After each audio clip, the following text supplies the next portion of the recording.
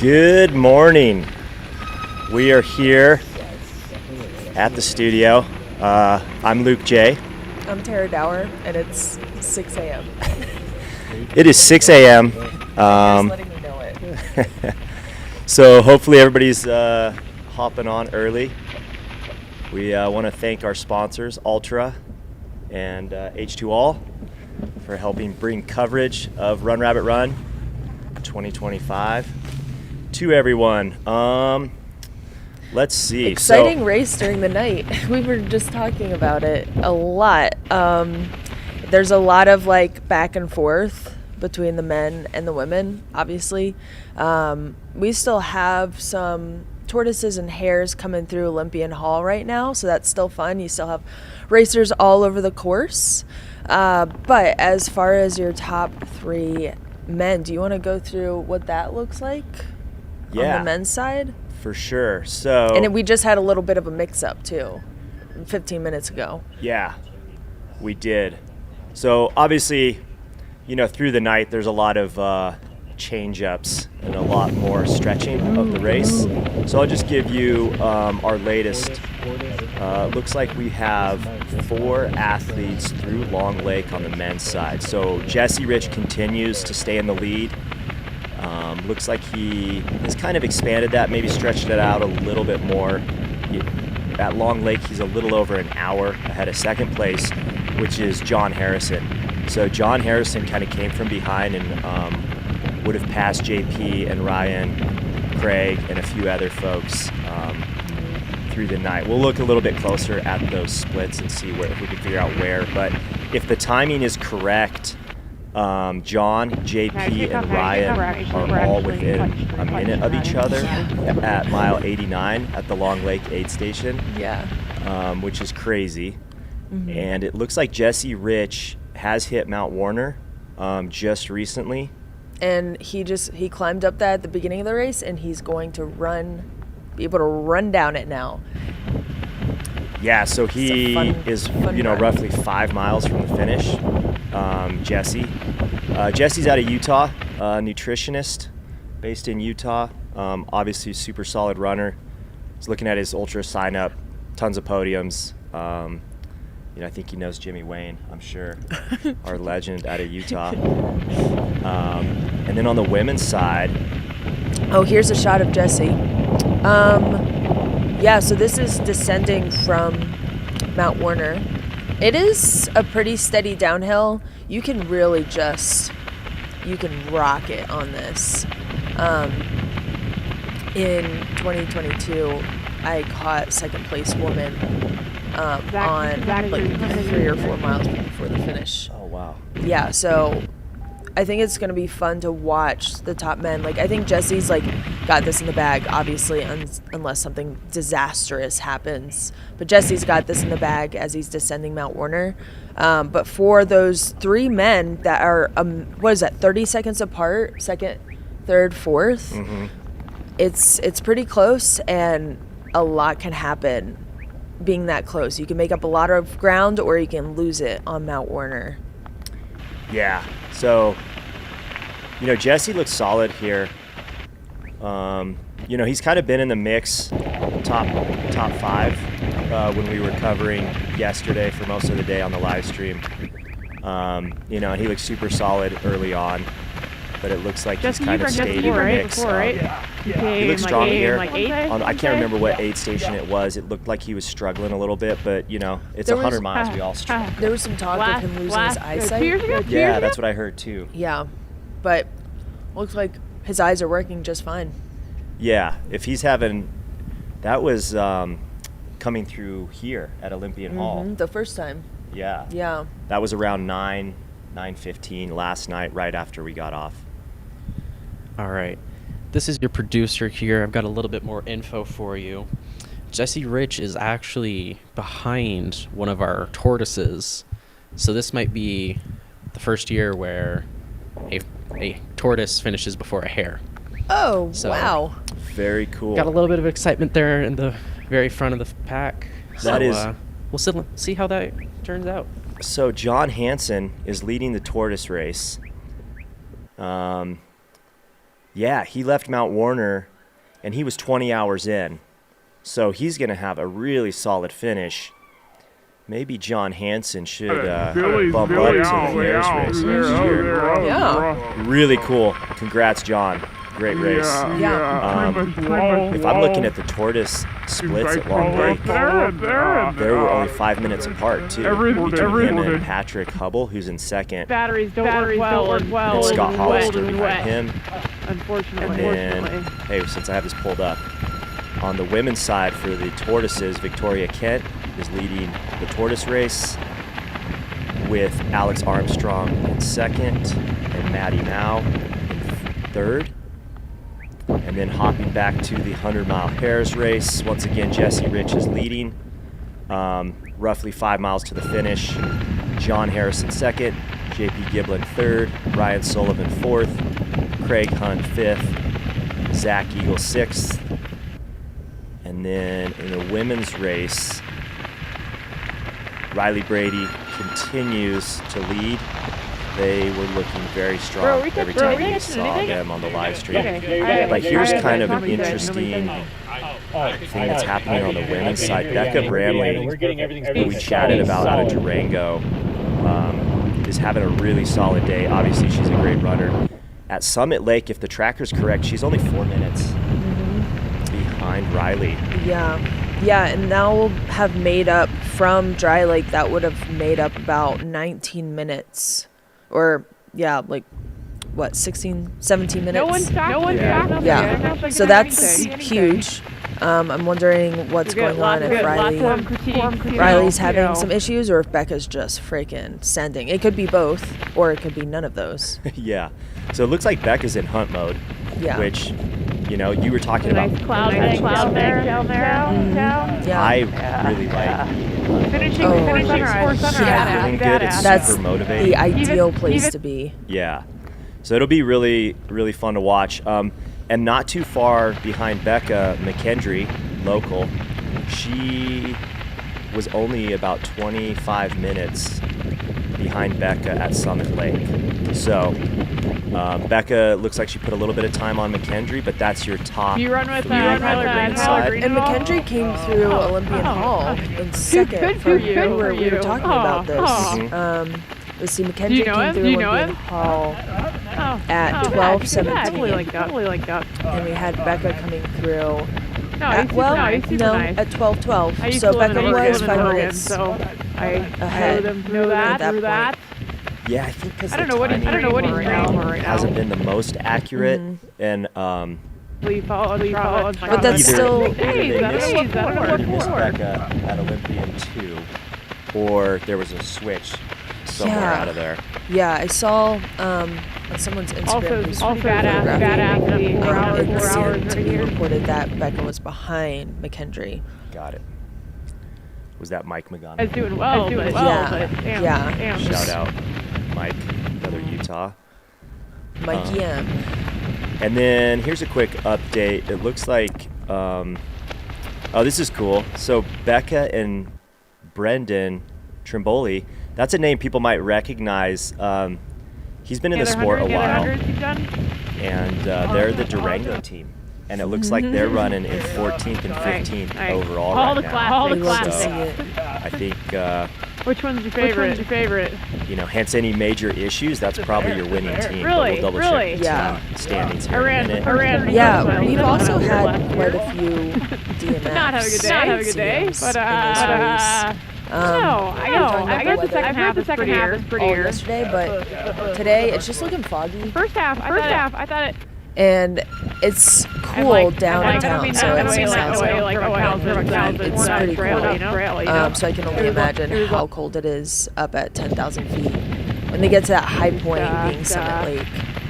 Didn't make for good footing, you know. Yeah, and you know, the weather that they were dealing with yesterday, I I mean, it was dumping rain here at Olympian. And we heard from people coming in, I wish you could Olympian see the first time, the right, last it was 30 really hard, daylight. people were cold. I've heard that. And I've then heard that's we were really here at pretty. Dry Lake, which tends to be Who one wouldn't of the know? Wouldn't know? high cold spots. That quite a few people ended up dropping from Dry Lake, and then Olympian won a little finally, we'll finally, update you on some terrible. drops, but around that reservoir. So Jenny Yeeman is in fourth. Also one of the Ryan McKendry McKendry I a couple spots. will say. McKendry and Pretty lame. Arlin, Jeff Stern, Carlos Rubel. And then Zoe Rom, who we've talked about being just a smart, steady runner. Yeah. She's in fifth. Yeah, she's been in fifth for, I saw her coming through the first time Olympian, and she was calm, cool, lots of energy. And I don't think so. I heard her ask her crew, she's like, where am I? You just have a whole entourage. She's like, sweet, and she was off. That's awesome. And then just scrolling through the names. Let's Looks see. like we got a tortoise here on the left that this Jesse's passing. There you go. I wonder if that's probably one of the top two or three tortoises. So again, on this screen, you have Jesse on your right, a tortoise on your left. Bro, you could have been. Jesse Rich is your N1. Megan is way down Mount Warner to the village, Steamboat. What's your name? John. Oh, you're crushing today, John. The finish. And he's got like 5 point. He's got like a 5.2 mile descent, so he can really rock it here. What's fun about this race too is that at least it's not for the top men. Some of the top men experience this, but as a top woman, you experience the 50 milers. Right. Coming up Mount Warner and like running through that like Long Lake area. The 2 years I've done it, I've been exhausted, and I've seen these people sprinting through the woods because they're only like 7-8 miles in. Right. And I wonder what time the 50 milers start. I'm wondering if this is some of them. Yeah, the year I did it, it was really cool coming down the road as the sun was coming up and having a bunch of the 50 milers, high-fiving. Oh, yeah. I mean, there we go. You see people throughout the race. Yeah. I'm guessing this has to be the 50 miler start. Yeah. Let's see here. So we're at 6:11 a.m. here in Steamboat. Yeah, we are. Tara's got her yogurt. Looks like she came straight from an FKT last night. We're at 17 hours elapsed on the Hares race and about 21 hours on the Tortoise race. 6 a.m. start. Okay, cool. Wow, So yeah, the Run Rabbit Run 50 miler started just a few minutes ago. Do you have brand supporting you? Nothing. Well, maybe. Yeah, so Jesse's likely getting a lot of encouragement from these 50 milers, and then also those 100 miler tortoises. See him waving there. He's also got a sweet follow cam behind him as well. Yeah, it looks like a few. I think they're working on the audio. It sounds like there was some audio coming from the bike. So we're, I think, working on that on the back end. I see Buzz Potts in the chat. Is anyone else up with us this morning? Buzz bought his first pair of Ultras because of you.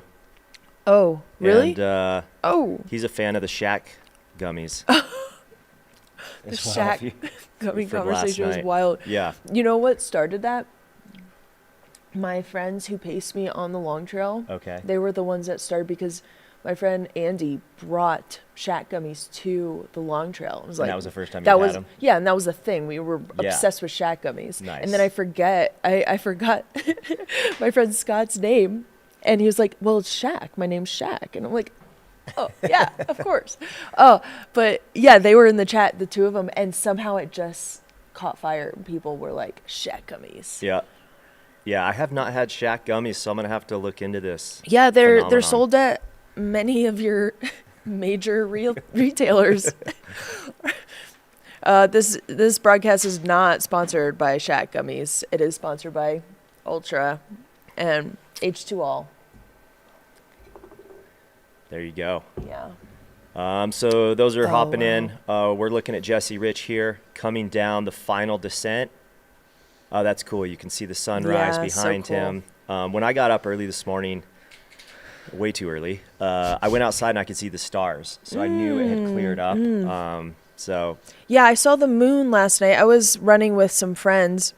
I ran with JP and as he was running out, and we had a beautiful big moon at like 11, between 11 and 12. I don't remember Cool. what it was. So you're buddies with JP. You're rooting for JP, fellow Ultra teammate.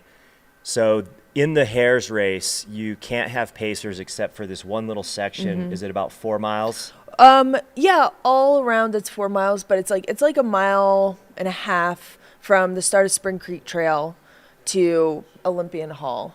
And that's for safety reasons. So Hares can have a pacer that meets them. Just for safety going through town. We're trail runners. We don't know how to contest with a car. So yeah, it's only a mile 0.6. All racers can have a pacer. But other than that, the Hares cannot have pacers, like unless Mount Warner here. So they can have somebody meet them at Mount Warner and run with them. The last descent. Yeah, the last descent. So there's those two spots that it's allowed. Yeah, that's cool. Yeah. So you ran with JP. Yeah. Cool. Yeah. And then, yeah, I think, shout out Borderlands. What's up, Josh? It looks like, I think you're right. He's probably will finish around 7-ish, roughly. So we'll kind of see. Yeah, I think his brother might be meeting him up there. As far as JP goes, his brother is in town for a wedding. Really? Yeah. That's cool. Chambers. So I talked to him last night. It looks like he might be wanting to run with JP down that final descent.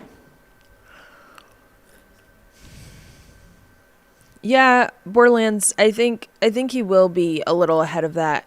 I project him maybe around I would say 6:45. That's a really rough guess. Not sure where he is in the descent right now. I would imagine maybe like a mile and a half in, maybe 2. So he's got about 3.2 left. So I'm guessing he'll be down between 6:40, 6:50. This footage is awesome. Yeah, this is so beautiful. What a beautiful place to be. Steamboat Springs is gorgeous.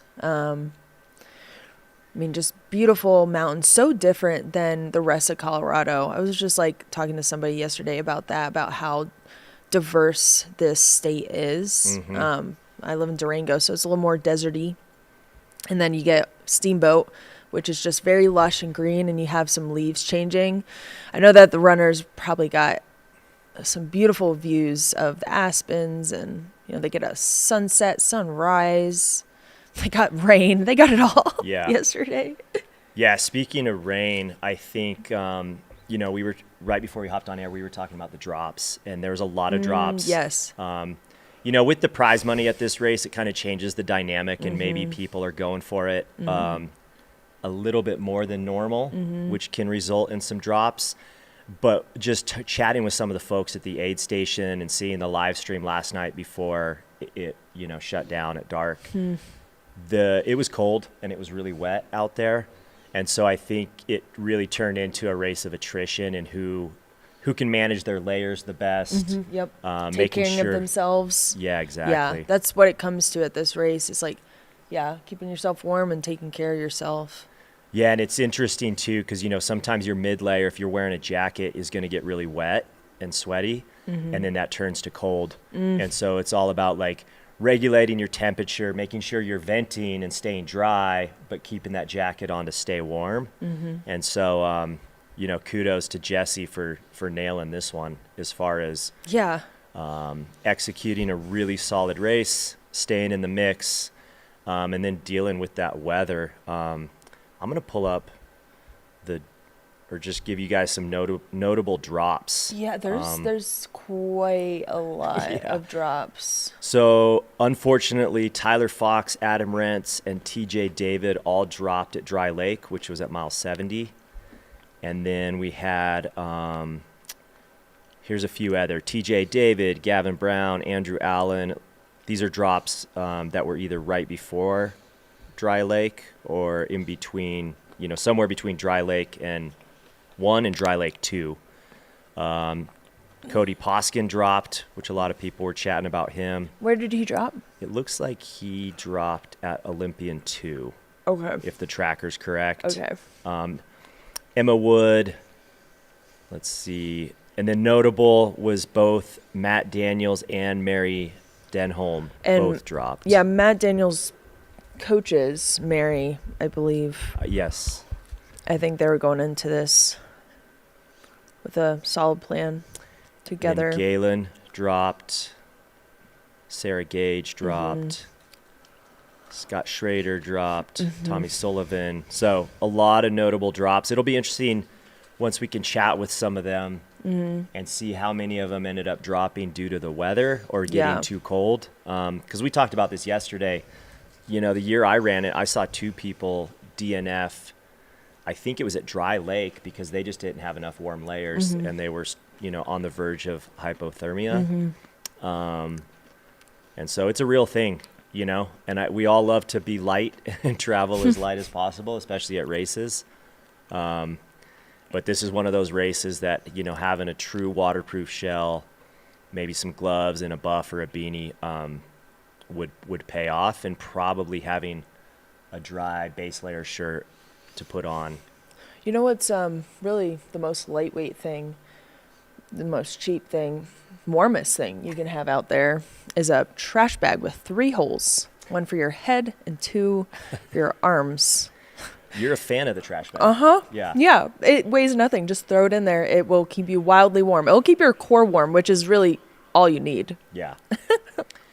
Yeah. I think keeping that heat locked in is key. So I think what's super exciting, it looks like Jesse's, like you said, I don't foresee anybody closing that gap. No, he's had a solid lead throughout the race. He could stroll it in pretty easily. Yeah. Here.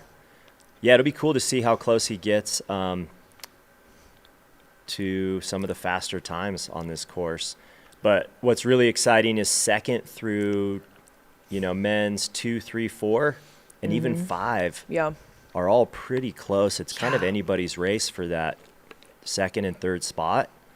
So, John, JP, Ryan Sullivan, Zach Eagle are all kind of in the mix there. They came in super close, like John, JP, and Ryan at Long Lake. They came in 30 seconds apart, which will make for such an exciting podium race. Yeah, and then anything could happen. Anything. And then super exciting on the women's side with Riley. They are leading the women's race with Becca in second, really close. Yeah, really interested to see where they're 4 minutes apart at mile 80, which is nuts. Yeah, really cool. And Riley and Becca and McKendry are making their way up in the overall standings too. Riley's not too far off the top 10. So if they keep this pace going, they could sneak into that top 10. I can see that happening.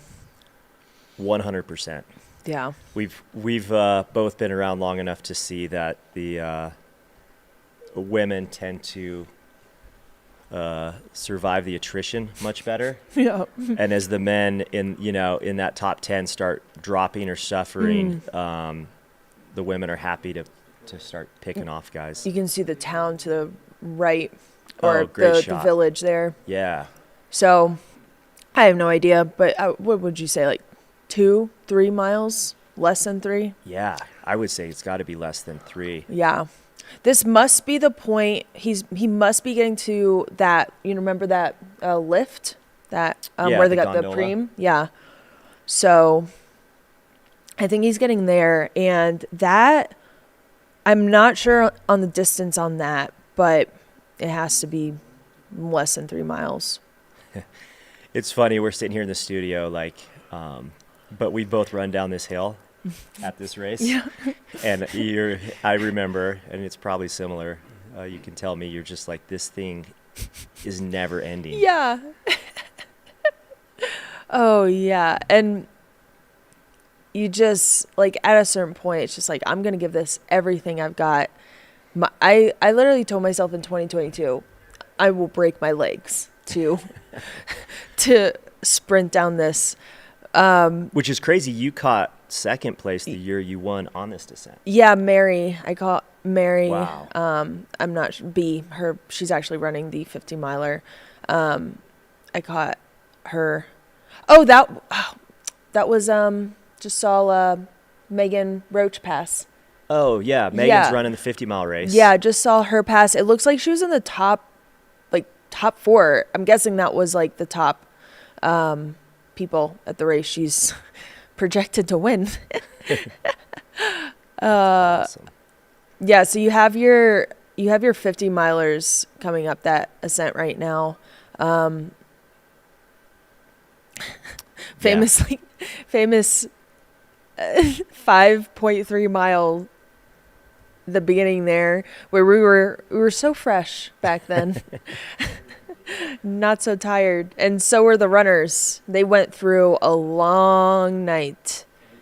I heard sleet, hail. Yeah. And then they got a pretty clear night, but it was cold. Jesse's been wearing this jacket since Olympian Hall. I'm sure it has not warmed up. Yeah. It's gotten so much colder.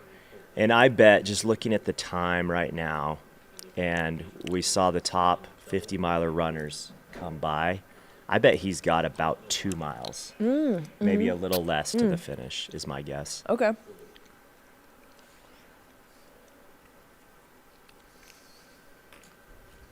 And if we're looking at some of the past times, so Jesse is at 17:25, and top times on this course, because the course did change several years ago.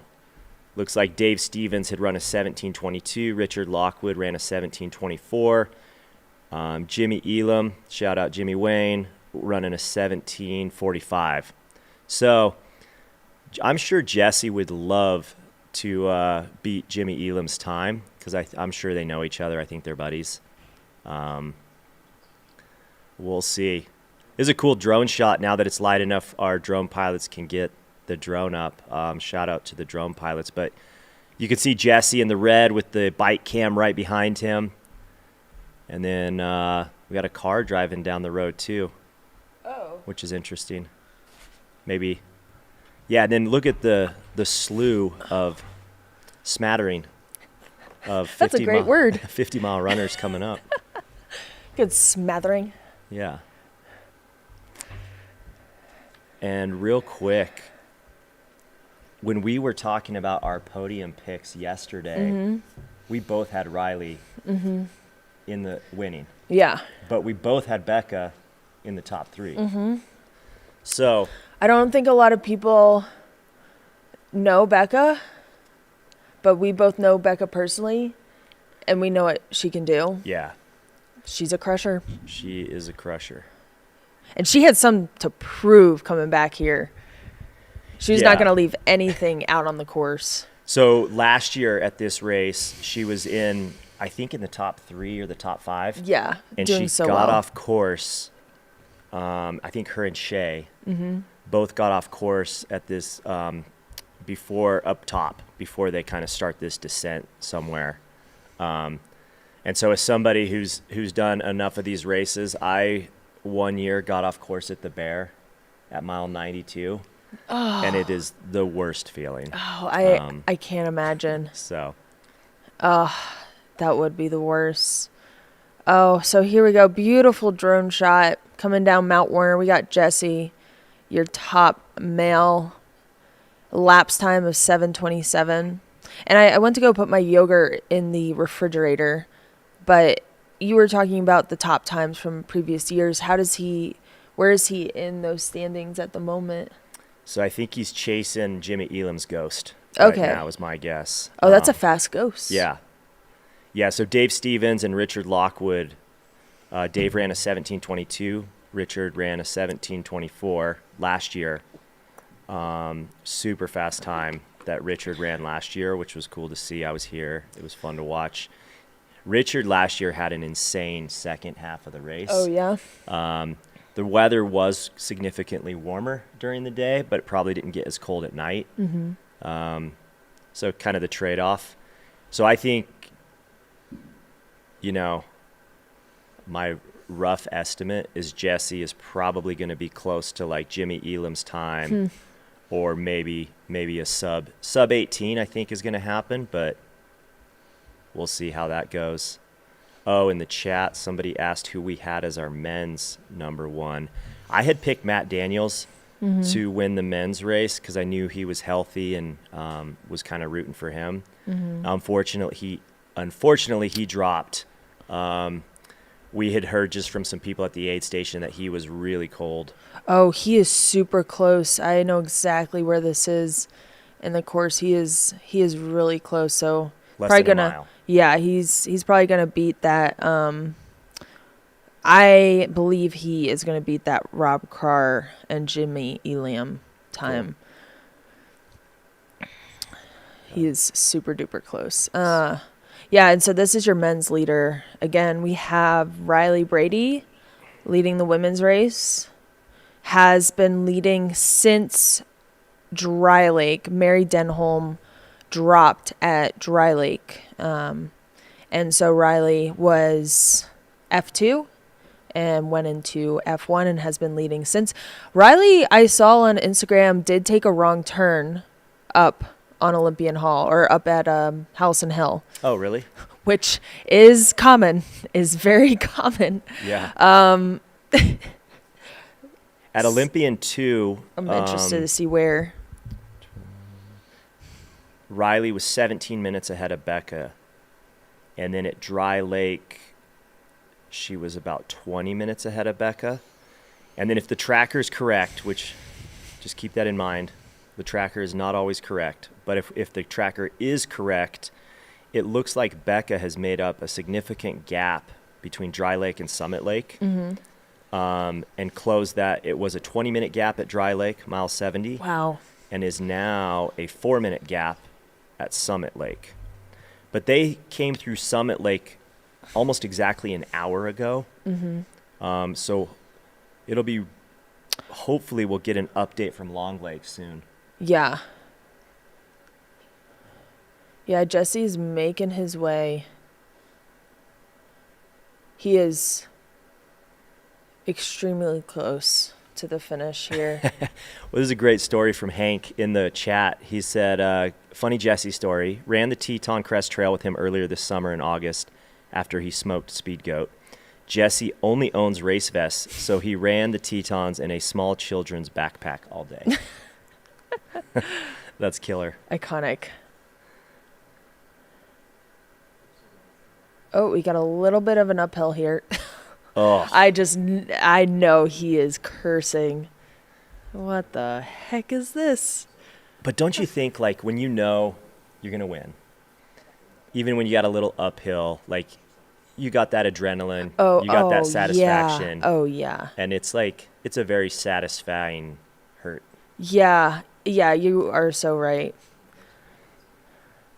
I tend to somehow in my head think, even with a large lead, I'm like, oh my gosh, something's going to happen. I don't know what happened, but somehow they caught me. Yeah. I have no idea what's happening. I mean, who knows if he knows? We don't know if he knows he's like this far ahead. Right. He might have been asking, but he could be thinking that somebody's on his tail right now. Yeah, and for as mentioned in the chat, Jesse is a coach and nutritionist. So, this is a great advertisement for Jesse and his Really coaching worked. and nutrition business. Really worked for him, huh? Yeah. Yeah.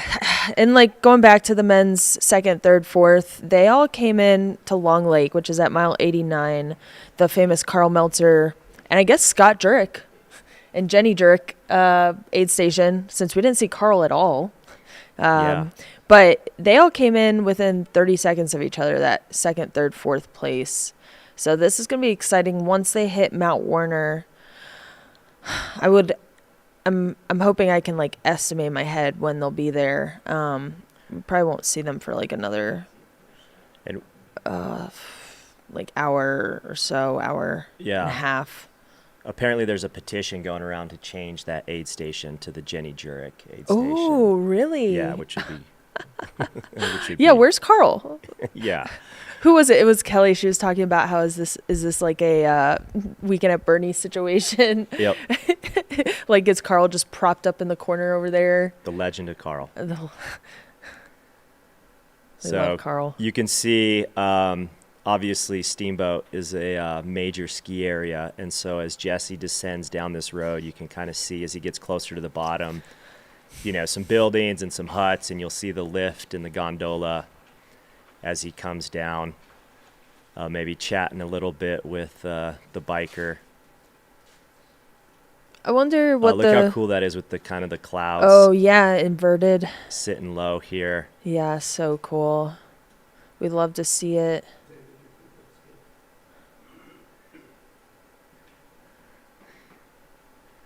Yeah, it looks like Jesse won Wasatch.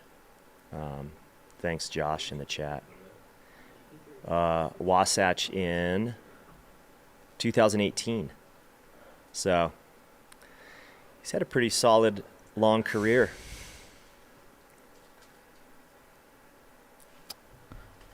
I wonder, let's see here. I've been refreshing the tracker to see if we got an update on Riley and Becca and McKendry, but nothing yet. And we're still waiting for some of those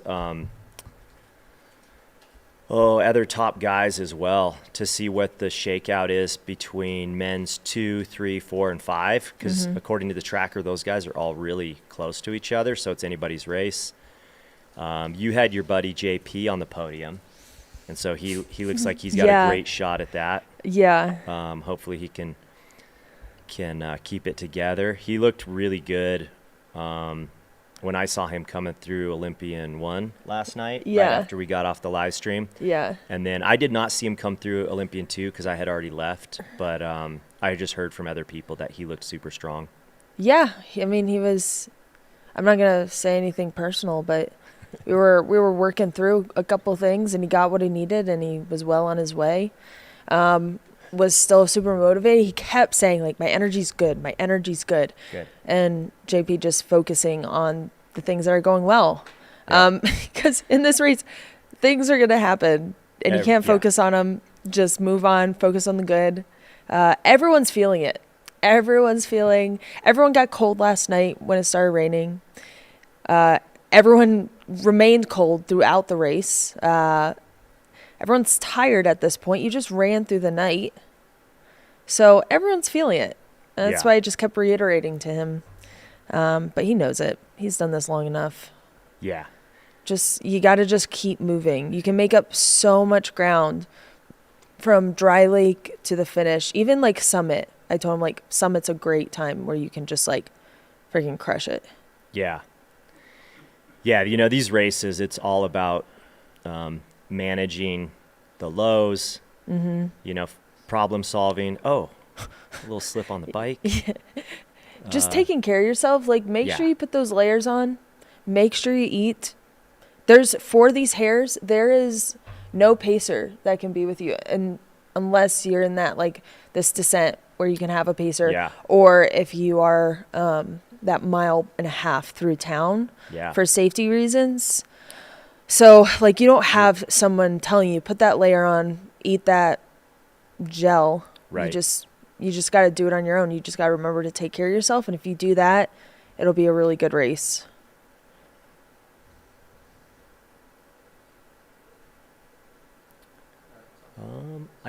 Let's see. Chris said this looks like a different downhill than previous years. Yeah, I was thinking that too. You know, these ski areas have kind of all these service roads zigzagging up and down the resort. And so it could be. I remember it scooting to the right before and not doing if this it's part. different, it's slightly different. But I think, to me, this looks very similar to last year. But Well, I don't know. We'll thought- see if we can find out. I thought they scooted to the right there and kind of went through those like fields on the right. I don't remember running on this road because I remember being really close to those apartments on the right. And then you kind of like hopped up and over this like water feature. Doesn't look like any water features here Nope. besides And maybe some tears. He is aiming straight down towards where you see some of those buildings. That's where the village is here in Steamboat, Colorado, where he will finish. So cool. Very, very soon. So good.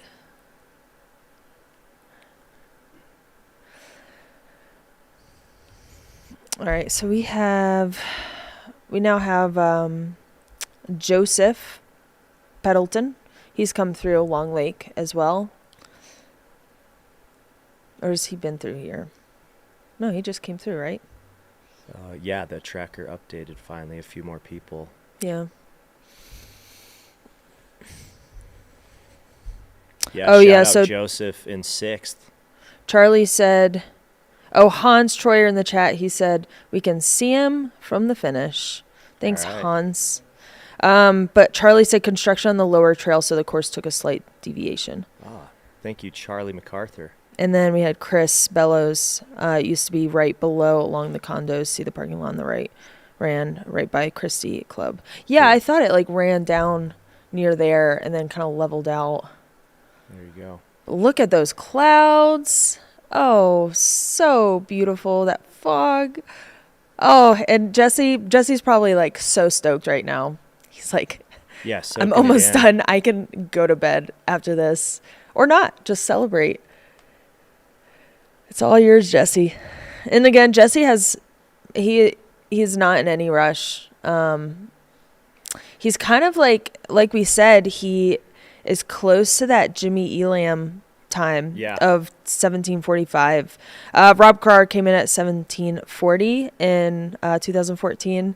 Let's see if he can beat the ghost of Jimmy Elam. It looks like he's moving right now. Yeah. He's super close.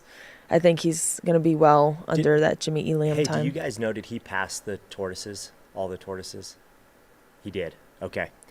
So we were, there's a couple really fast tortoises this year. And so we didn't know. Oh, that's cool. He's meeting up with his crew, it looks like here, to celebrate this last descent with him.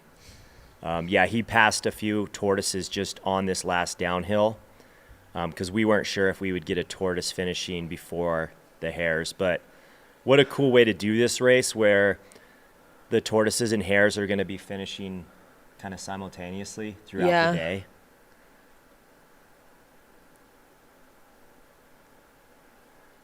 Yeah, Jesse, Rich, I enjoy. This is really cool to see. He nailed it. He sure did. He is probably so stoked. What a good execution of a race. He took the lead. I think he was kind of coming into the lead around Olympian Hall the first time he came through. Dry Lake, he was behind a couple folks. By Olympian Hall, he turned it on and has led since 51.2. I was going to try to see how many times he's run this race because I believe he's run this before. Oh, and he's got those glasses on, probably to protect his eyes. Smart. He did. I did see him at Olympian Hall the second time. He put some eye drops in. That was a good choice. Oh, yeah. Yeah, this course, but other ultras, you hear it too, of people Here we go. Getting some blindness, and so you'll Yeah. see people using eye drops or wearing clear glasses. If Yeah. Oh, if- there's that water feature. Here we go. He gets to puddle jump here. Yeah, here we go. And then Just straight be into careful. the chute for the finish. Most technical part of the trail. All right, here you go. This is your men's winner of the men's race, Jesse Rich, coming through at 6:42 a.m., ready to give a hug to finish the Yeah. race. Jesse Rich, your men's champion of the Run Rabbit Run 2025, finishing in a 17:43, Yeah. 17:42. He looks fresh. Congrats, Jesse. Yeah, making sure to stop the watch, important stuff.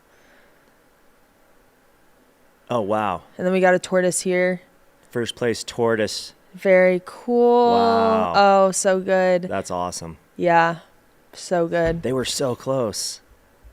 That guy ran that descent incredible. Mm-hmm.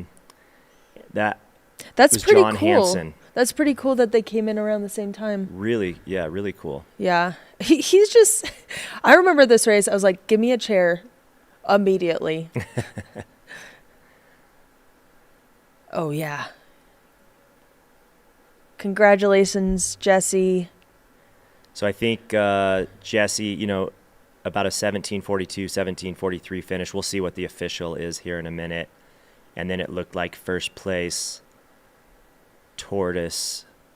That would be like, what, a 21 or 22 hour, which is super solid on this course. So kudos. He beat Jimmy Elam, He did. He can take that back to the Salt Lake. to the Salt Lake crew.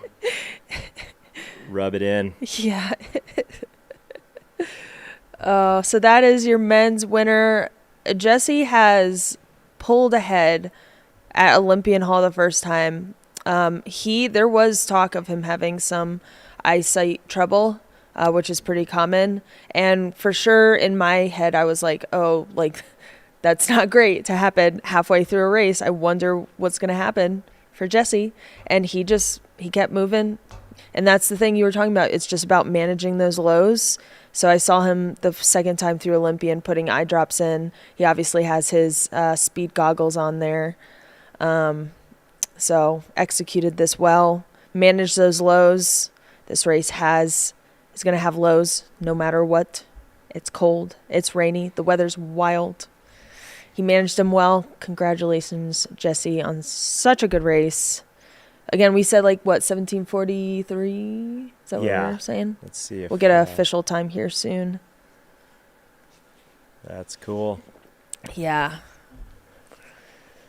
So, a few Utah folks have won this race. Mm-hmm. All right, so official time, 17:42:56 for Jesse Rich, your men's champion at Run Rabbit Run. Mm-hmm. Giving a high five to the winner of the Tortoise race, who finished John Hansen. seconds behind.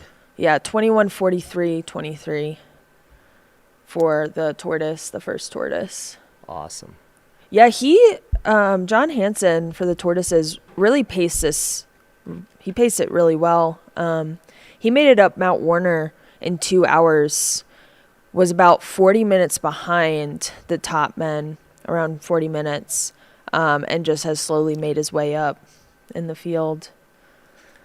Good and shot of his finished. crew. He's got the homies with him, soaking it in. I'm sure those legs feel great right now.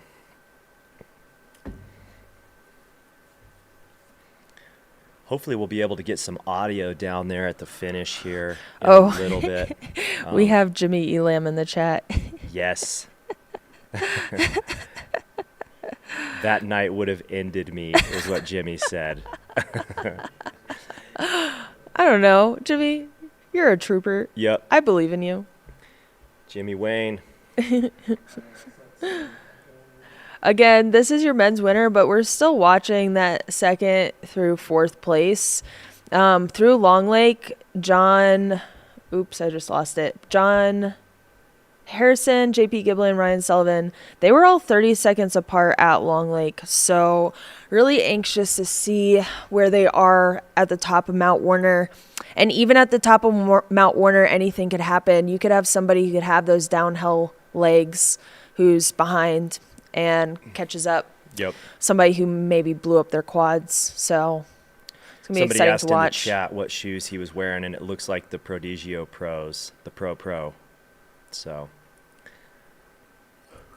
that looks like the shoe he is wearing. So there you can see we're going back to that drone shot, which is cool, kind of panning out up that long last descent of Mount Warner here in Steamboat, Colorado.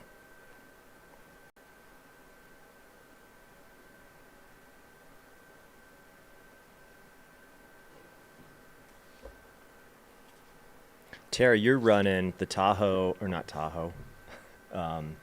Mammoth 200 in a couple weeks. So you were saying after we get off the live stream, you're going to go for a training run. Yeah, I sure am. You got to go get out for a couple hours or what? Yeah, I got to do 18 miles somewhere, somehow. I got like 4 hours of sleep, and that's fine because I was thinking on the Appalachian Trail, I did 4 to 5 hours every night for 40 days. And if I can do that, I can do 18 miles. Come on, you can do 18 miles. Yeah, that's insane.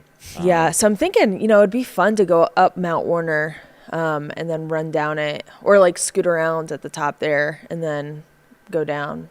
Yeah, see a bunch of the runners while you're out running. Yeah. And then your recent FKT on the long trail, what was your time? How many days was that one?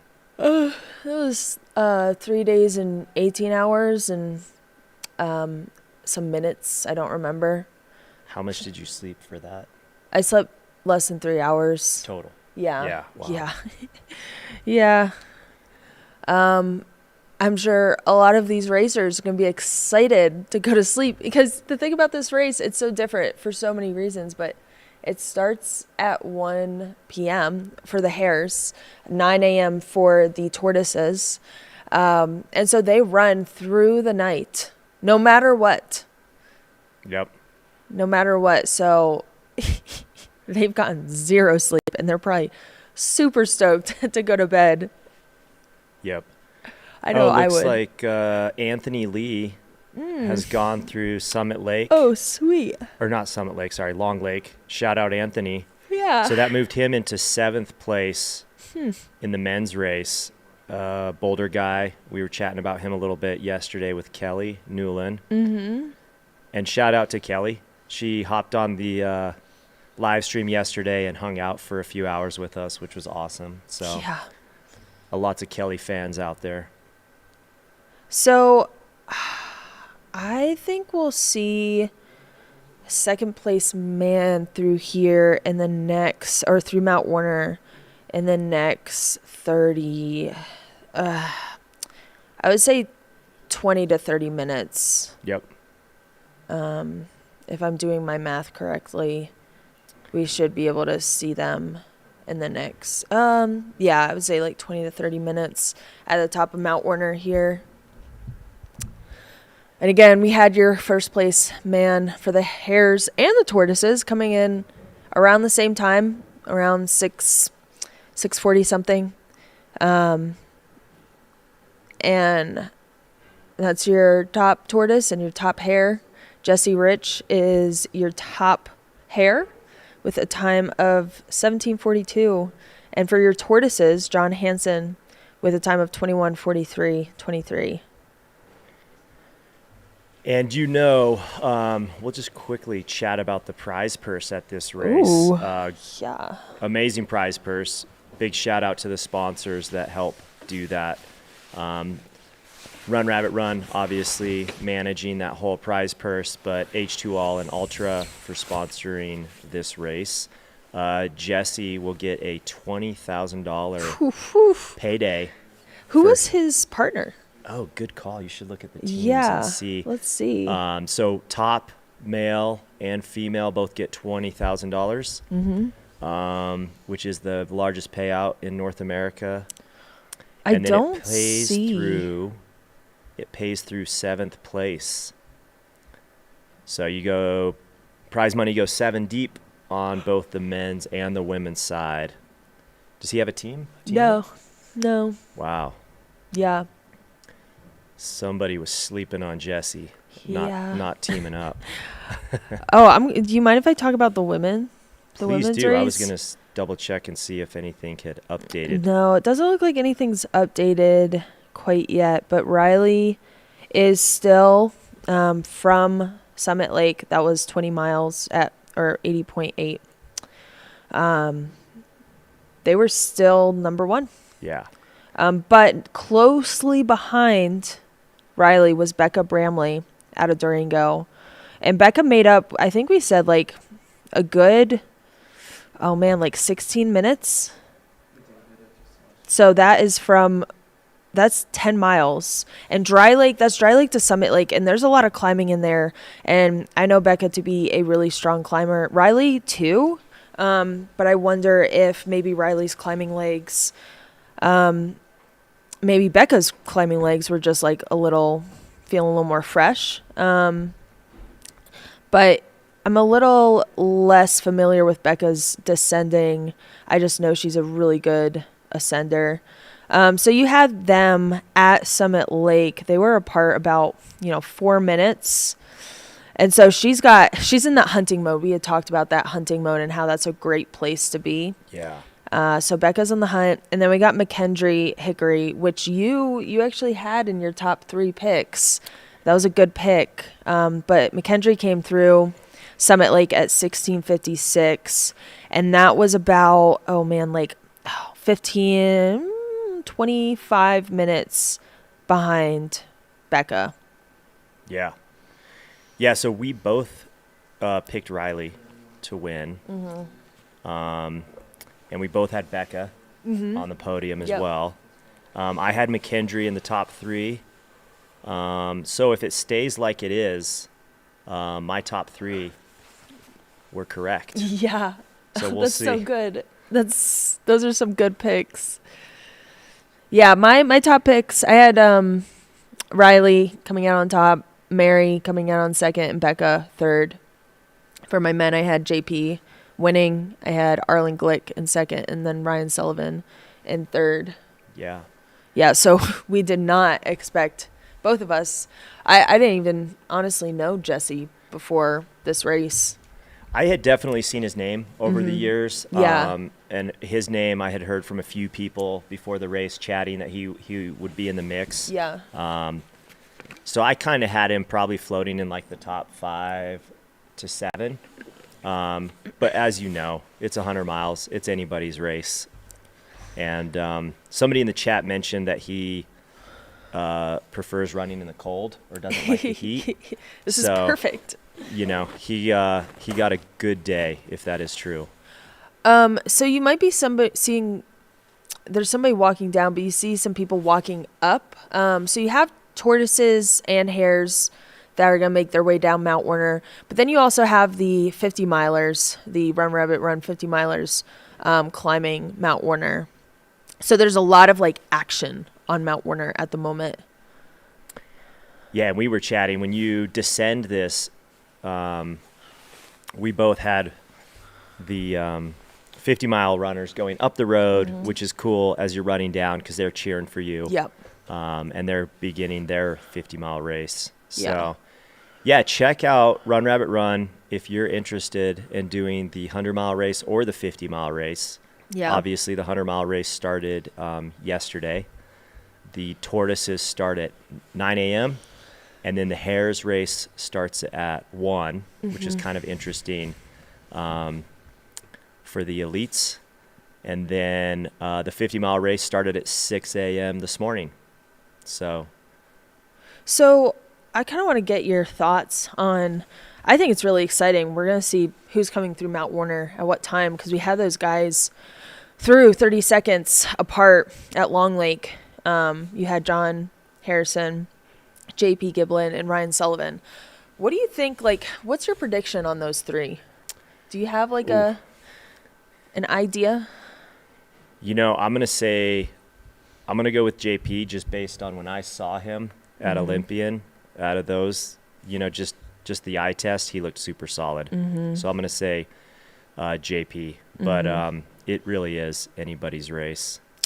Yeah.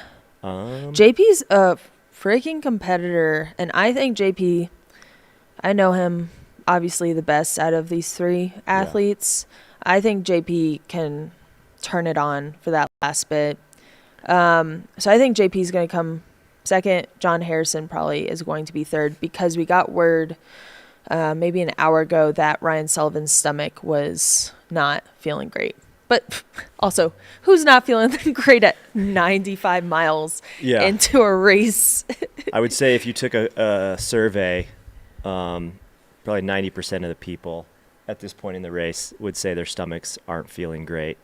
Do want to give a rundown on the rest of the women's field. So Riley in first, Becca second, McKendry third, Jenny Yeeman in fourth, Zoe Rom fifth.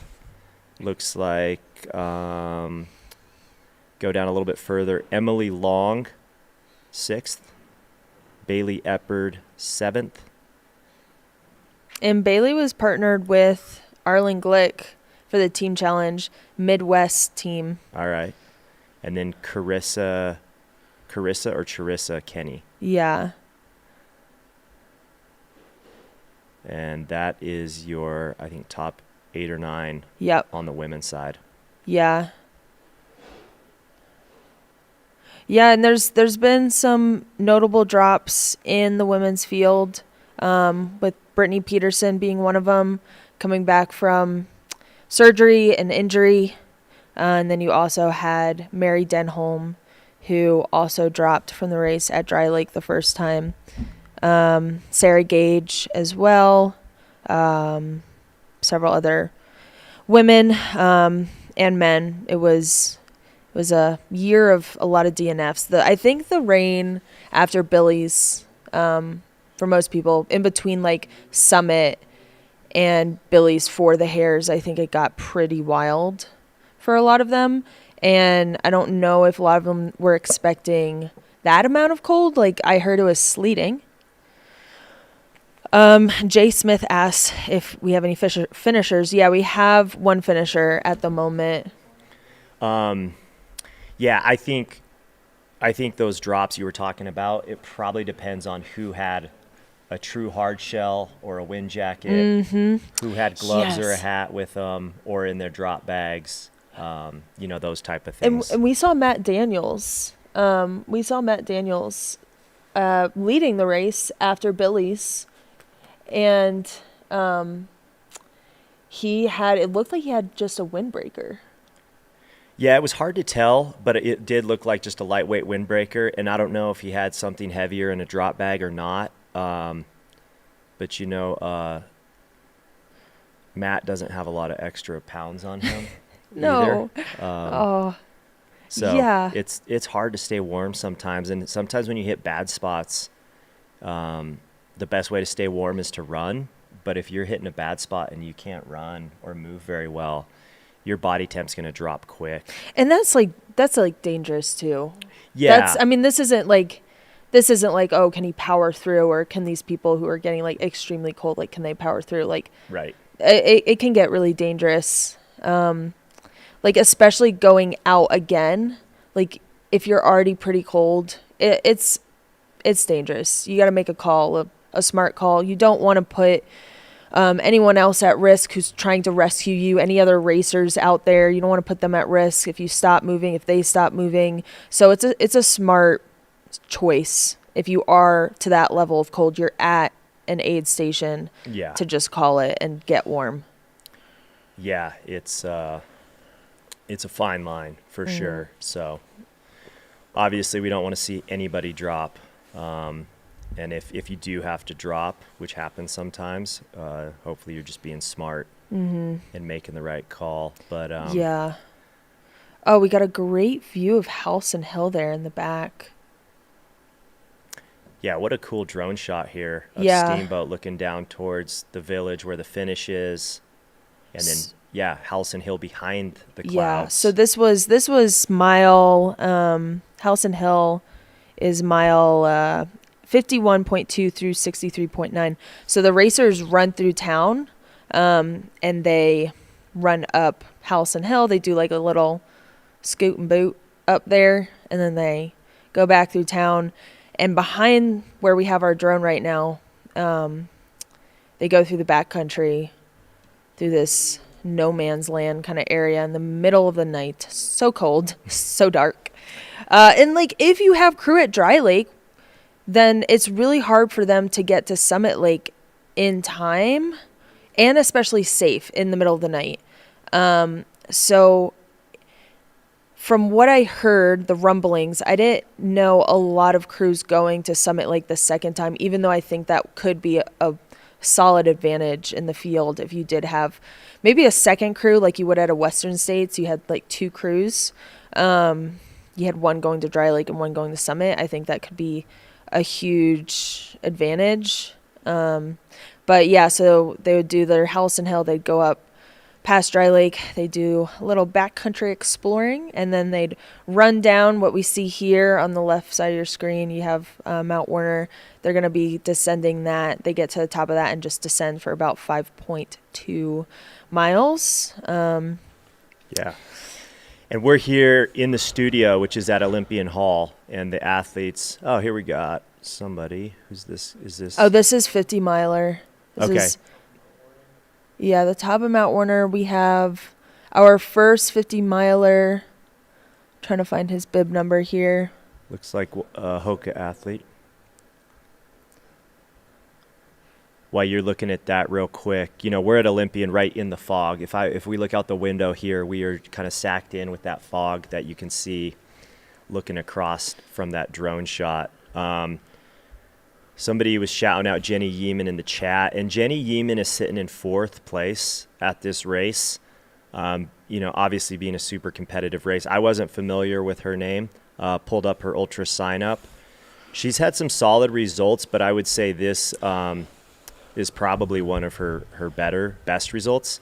I don't see any other 100-mile finishes here, so this might be her first 100. Oh, sweet. Which, Jenny? if it is, she Oh my nailed gosh. it. Shout out, Jenny. Hell yeah. Keep it up. So But she's done, let's see. She won Kendall Mountain Run, top 5 at Quad Rock. Kendall Mountain this year? Kendall Mountain last year. Oh, sweet. That's a freaking top 5 at the Pikes Peak Marathon a couple hard years race. ago. So she's solid. But yeah, this is big for her. That was Ryan Raff, by the way, at the top. Okay, cool. To the top of Mount Warner. Again, for those 50 milers, they have to do the same ascent that the 100 milers did. And this is a beautiful shot too. Oh my gosh.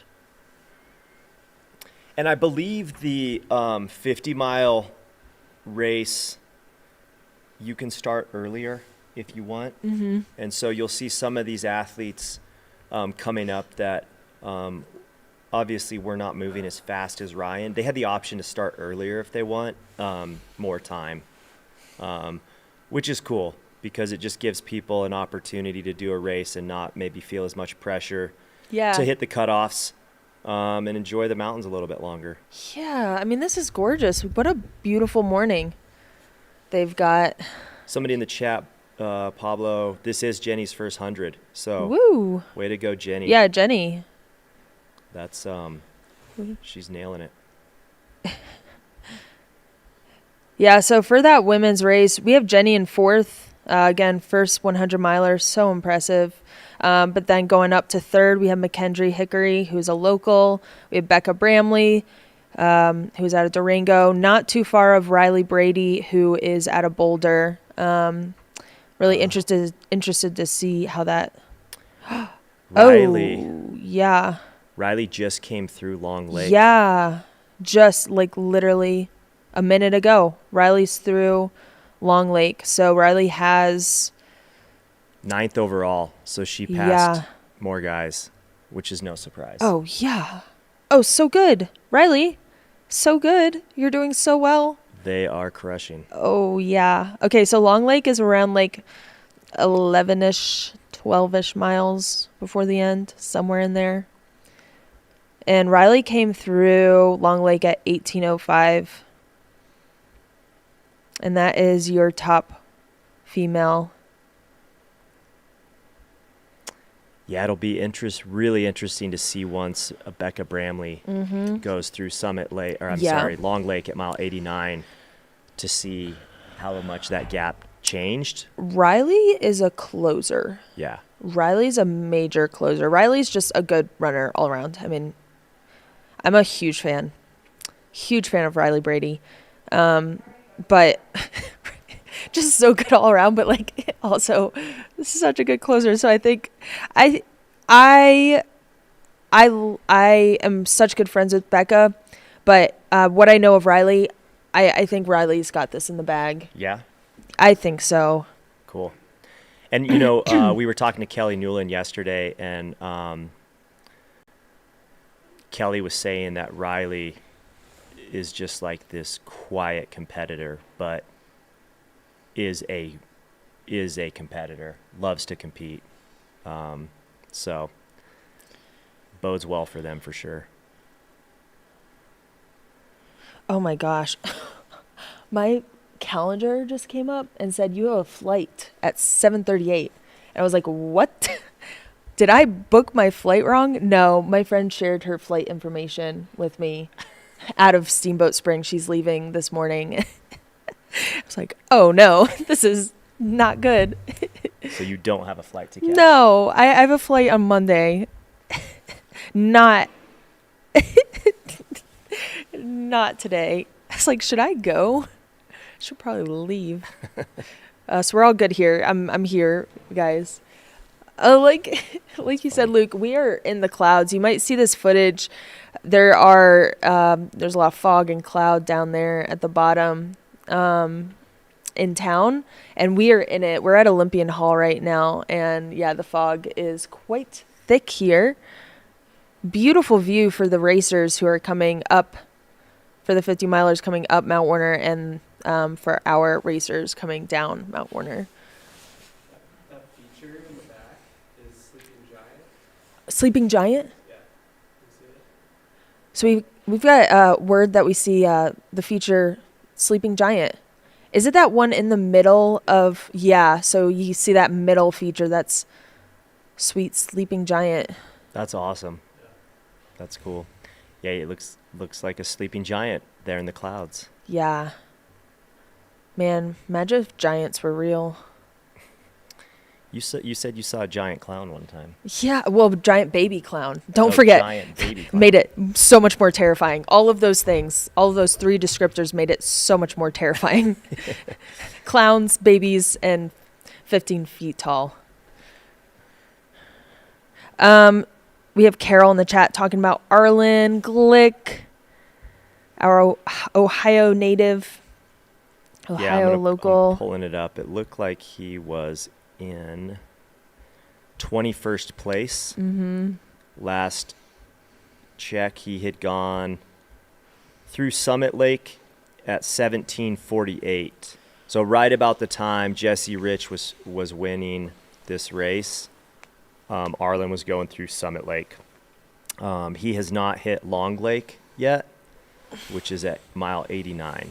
So we only have, looks like, 9 athletes that have gone through Long Lake, and the last one going through is Riley Brady. I feel like that's a tortoise. Yeah. This is a pacer of a tortoise. Yeah. Only pacers are only allowed 4 tortoises. It looks like we have maybe our second place 50 miler also coming up. Again, we have so much action on the mountain right now. There's so much going on.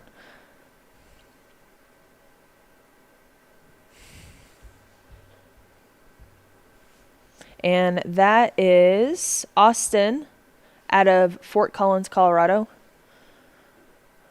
Figuring out where to go. Doesn't need water. Moving on along. So we had David Cunningham in the 50 miler race, coming up Mount Warner 59:19. Ryan Raff, an hour 04. And then we had Don Platt, Julie Burt. Oh, I wonder if these are also the people who started. Yeah, we have early birds as well. A note here. So we had Julie Burt, Laura Hermer, Kara Mars, Melissa. I'm going to butcher this. Uchalet Rogers. All early birds, including Jane Sindel. So for those 50 milers that are already up and over, it's David Cunningham, Ryan Raff, and Don Platt, not early birds. Somebody was asking about Drew. I think it's Antonise. We We were talking about him yesterday from Telluride. I met Drew at the Jemez 50K earlier this year. He passed me with about a mile and a half to go, like I was standing still. Oof. And I was still running like 7-minute pace. So the guy's got wheels. Somebody asked for an update. He's in 13th. So he's running a smart race. Looks like he went through Summit Lake at 16 hours and 27 minutes. So probably, his next check-in will be the Long Lake aid station, which based on his time, he'll probably be hitting Long Lake, any time between now and the next maybe 15 or 20 minutes, just kind of depending on how fast he's moving. Nice work, Drew. I like this guy's braids. Yeah, that's Jared Burris out of Breckenridge, Colorado. It's a good look. Yeah, good braids. We love to see it. Oh, is he a thru hiker of something? No, I was looking at his hat. Looked like a trail hat. Oh, yeah. With like the trail logo. Yeah. Yeah. So I'm expecting second place, third, fourth, any of those guys for the 100-mile Hares to come through here any minute. With that, I'm... Yeah. Oh, yeah! That's my coach. That's Megan Roach. Oh, looking so strong. Running up this hill. That's awesome. Oh, yeah, Megan. Just cruising. Yeah, breathing. It's good to breathe. Oh, is that Tim? From Altra. Yeah. It looks like it. Tim Chafin. So Megan's coming through leading the 50-mile race. Yes, Megan. Looking strong.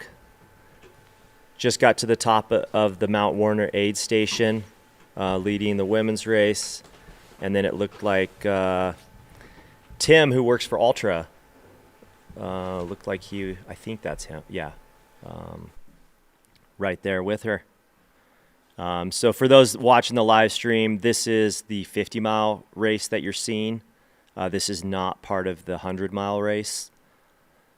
And then we will keep you updated on the 100-mile race, and obviously the cam will go to any of the 100-mile runners once we get there. So right now we've had one finisher. Jesse Rich is your men's Run Rabbit Run champion of 2025. Shout out to Jesse Rich. And according to the chat, Jesse's unsponsored. So any sponsors listening, hit up Jesse. And apparently he's a coach and nutritionist based in Utah. So we have John Harrison, JP Giblin, Ryan Sullivan, Zach Eagle in that men's 2nd through 5th slot. And last aid station, those guys were all pretty close to each other, especially 2nd, 3rd, and 4th. So we're kind of waiting for a check-in at the Mount Warner aid station to see who's in 2nd, who was able to run that section from Long Lake to Mount Warner the best. And then, we'll see. So you have a couple little punchy climbs, but it's kind of rolly, kind of runnable till you get to Mount Warner. And then you have a nice long 5-mile descent or 5-point-something mile descent to the finish. So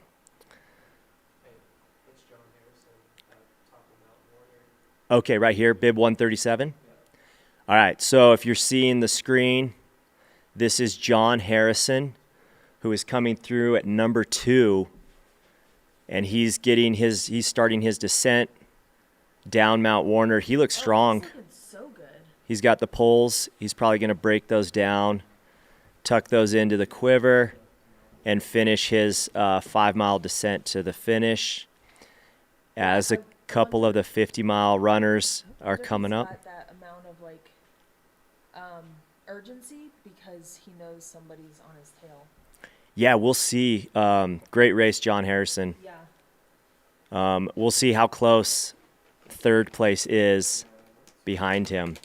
But yeah, he looks like he looks smooth, like he's running good. See what the split is here. Who do you have that? You think it'll be JP coming in next? That's my hope.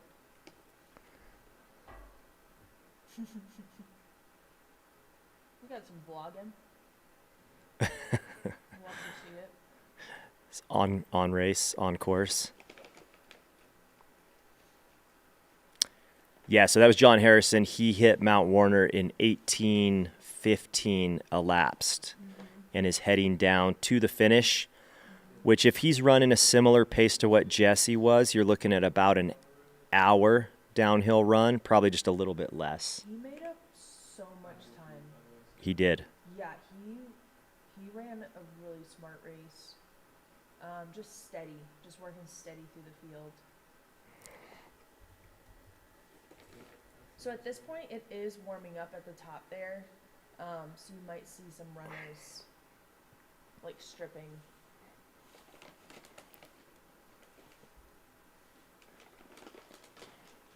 Yeah, John has some urgency running down. He's got some downhill legs. We saw Jesse.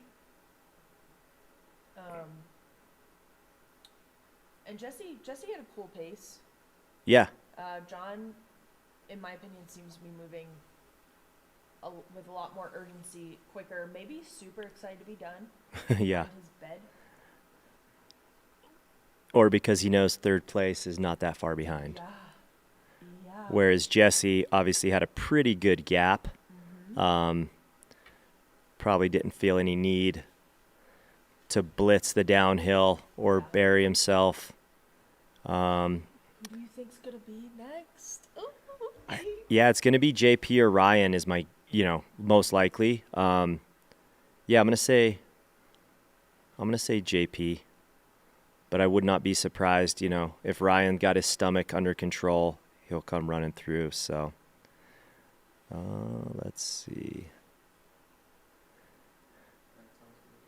Yeah, John is a super solid runner. I've seen his name a few times. I was going to pull up. Yeah, so this is a great drone shot of Jesse making that final descent to the finish. He's got about 5, what did I say? Jesse. Oh, John. It's 7:20. You got me. Keeping us on track. We have John. A lot of J names in the top 3 here. You have John on that final descent from Mount Warner, 5.2 miles to the finish. Lots of urgency. This looks like a really, really notable result for him. Pulled up his results. He's had some solid podiums, but nothing, too big. I will say this is probably his biggest finish to date. So good. Is Yeah, he really an cool. athlete? I'm not sure. He was wearing an on pack, and it looked like he had the on shoes on, but I'm not sure if he is an on athlete. Connor, the chat is saying my microphone is off. Is that better, guys? Can you hear me? Also, yes, I'm sorry. It's early, y'all. You just have to bear with me. I know. It's John. There's a lot of J names. You're going to it's 7:20. I got 4 hours of sleep. I'm working with like 2 brain cells right now. We're here, though. We're making it happen. Again, this is... I was about to make a joke and say the wrong name again. But this is John. Oh, Robert Reeves says he's a lowercase j, uppercase O-N athlete. Oh, a John clever. on athlete. Somebody got more rest than we did. Yeah. Robert Reeves seems to have gotten more rest. with his comments. There we go.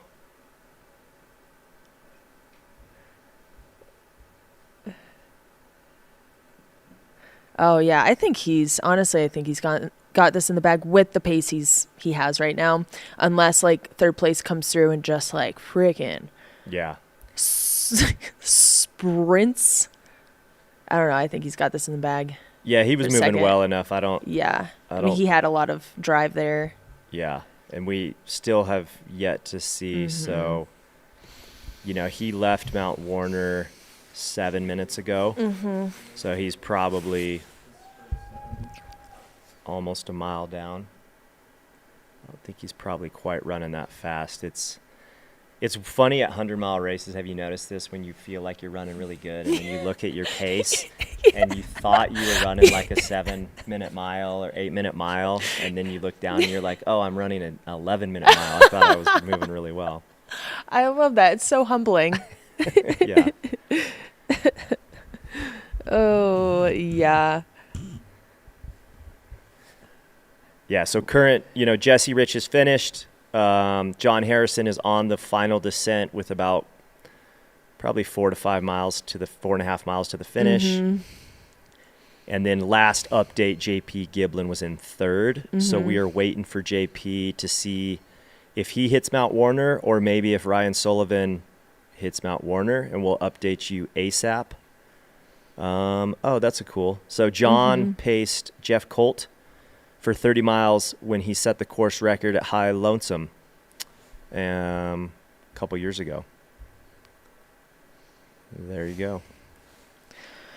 Yeah, so just to update you on the women's race, we had Riley Brady recently come through Long Lake at 18:05 elapsed time.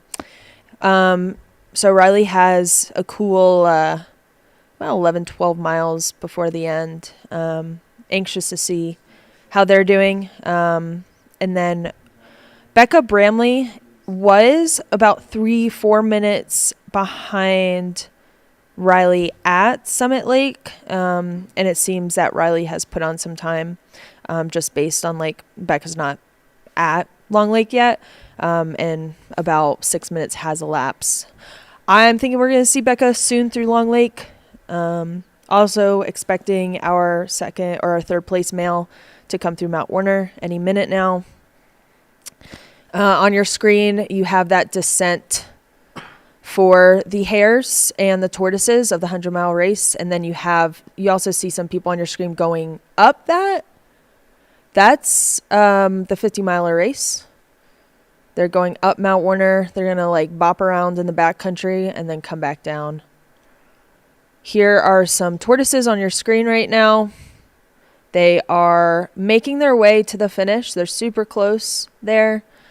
It's starting to get a little sunny, which means it's warming up a bit, which is really good for our racers who have been out there all night in the cold, 10,000 feet.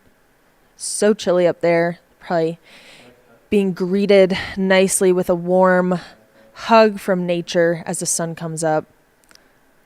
Is this one of the tortoises descending? Yeah, I think this is a tortoise descending either with a pacer Yeah. or with another tortoise. I'm guessing it's probably a pacer. Yeah. That's cool. I'm going to see if we can figure out who this is.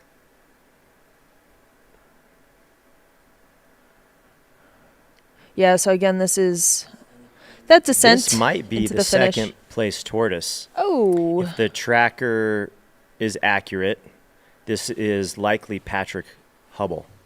Patrick. All right, here we go. We got number 3 coming through Mount Warner. Oh, let's see. That I'm doesn't unfamiliar. look like JP. That does not look like JP. Is that Ryan? That doesn't look like Ryan either. That might be Zach Eagle, which is so impressive. Oh, that's a pacer. That's a pacer. For a tortoise, because hares can't have pacers. Got it. Pacer So- throwing us for a loop. Yeah, my heart was beating really hard. I was like, who is this? I don't know Yeah. who this is. Help somebody. I don't know what's going on. shout out to Connor, who is behind the screens keeping us honest. Things rolling, keeping us updated. Yeah, we're. Oh, interesting. I wonder if he ran ahead to get things ready sometimes, or who knows? Maybe they fought and they're gonna finish separate. They don't want to see each other. His runner got zapped up by a UFO. Okay. Oh my gosh, it's JP. It looks so we got the tortoise JP. runner and JP. Yes. So JP is in third. Okay, I'm not biased at all. You guys can tell that Tara's rooting for JP. No. That's okay. No. I'm happy for everybody.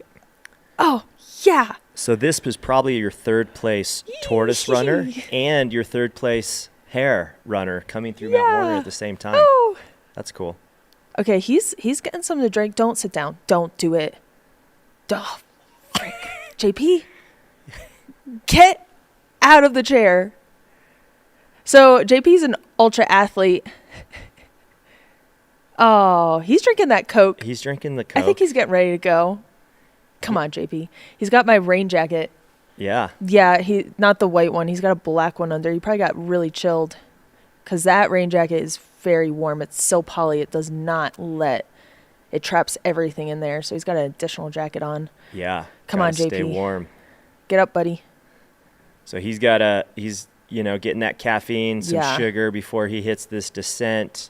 So that's your third place male through Mount Warner. He's got 5.2 miles. And this is not Long Lake. This is actually Mount Warner, 95.8 miles. Come on, buddy. The Coke's going to help him get to the end. He's got 5.2 miles. Come on, bud. Yeah, so here's a great Marlin in the chat said, it's interesting at mile 34, John was almost an hour behind JP. Okay, that is a tortoise. That's a tortoise? Yeah, he's probably wondering who that was. It's a tortoise, JP. He's got the stare going. Yeah. We've been there before. Come on, buddy. Yep.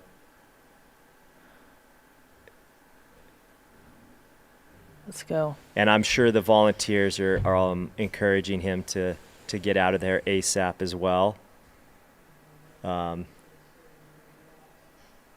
This is cool to see, but come on, JP, you got this.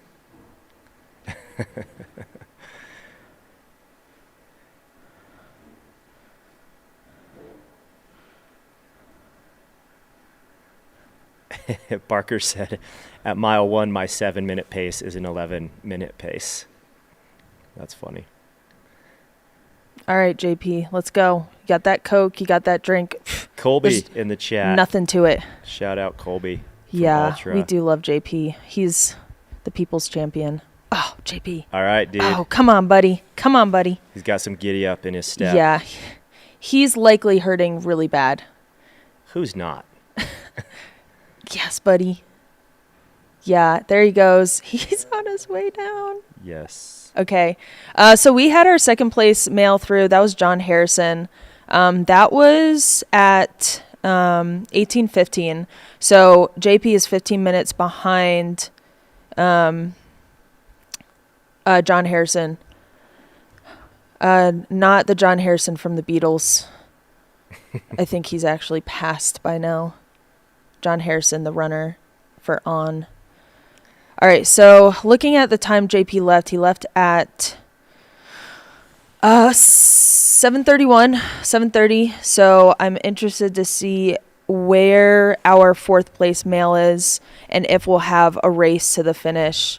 Again, these downhills, if you have those downhill legs, you can make up a lot of time. JP is keeling over right now. Come on, buddy. Oh, yeah. That's who I thought He's it was. throwing up. As JP was leaving, oh, yeah. Been there, too.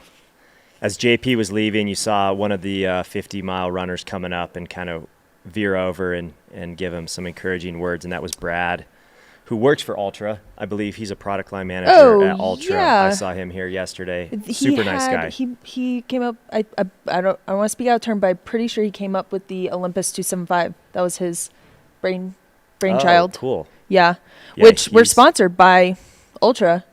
And H2all. Ultra. Kolb Dog. Appreciate you lots. We love Ultra. Colby Gold in the chat. He is a friend, basically boss to me, I guess. More of a friend. JP's going again. JP, you're so close. Just freaking do it, man. Do it. Tara's sending vibes through the screen. So many vibes. I just text him. I said, get up out of the chair and go. He looks like a little puke and rally because we Yeah. can see on that screen He's had some GI trouble.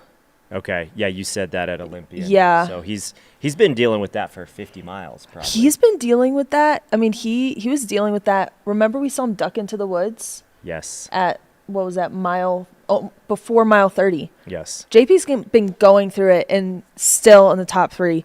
He's a competitor. He wants this. He is so thankful to be out here. He has been dealing with an injury. So I know his heart is in this. He wants this so bad. Dare I say, more than anyone out here? I don't know. I don't know people as well as I know JP, but he's got a big heart. If he just keeps moving smoothly on this downhill, he could come out with third place. Yeah, I think let's hope he can hold on to that. We'll wait and see how far back Ryan Sullivan is, but my guess is if JP knew that Ryan was that close to him, he probably wouldn't have sat down. That's a good point. Yeah. Yeah, that's a good point. Because that's such a good point. Usually if no matter how bad you're feeling, you're at least going to keep moving. I'm really hoping his brother has made his way up the mountain to meet him. Oh, yeah, to pace him. So, yeah. The Hares are not allowed pacers outside of a 4-mile section through town, and then the last couple miles of this descent. Yeah, you can kind of celebrate with your crew. Yeah. The last little bit. Yeah. Oh, yeah. Dan Ryan just walked in with coffees for Connor. He and came in with Tara and sauerkraut. myself. What are those, Reubens? Was that Reuben? A Reuben sandwich. A Reuben. He came in with Reubens and sauerkraut. Yeah, it was my first Reuben provided by Dan. And now we're getting coffee delivered. Thanks, Dan. Thanks, Dan. You're the man. Dan the man. You're the best. Yeah, for those of you that were watching the live stream yesterday, we were talking about hot dogs, and Tara revealed to everyone that she had never had sauerkraut, which was pretty insane. And so Dan, just being the legend that he is, showed up about 20 minutes later with a couple Reuben sandwiches, full of sauerkraut. Full of sauerkraut. The cabbage, what was that, a cabbage mixture? What is sauerkraut? Just like cabbage? Yeah, it's like pickled cabbage. Pickled cabbage. I dig it. Yeah. I would love more. Maybe one day. JP is moving down this downhill. I think he is likely experiencing a lot of things at this moment. Yeah. What would if you were on your final descent of the Run Rabbit Run 100, you're in third place, maybe you know where second is, maybe you know where fourth is. What would you be feeling at these moments? I would probably be feeling exactly like JP is feeling right now. Just hoping that finish line comes faster, trying to move as smooth as possible, even when your legs are wrecked. I don't know. I always try to think about, what that's going to feel like when I'm done, and I've just endured, 18 and a half hours, and I'm almost done. Just kind of try to focus and keep eyes on the prize.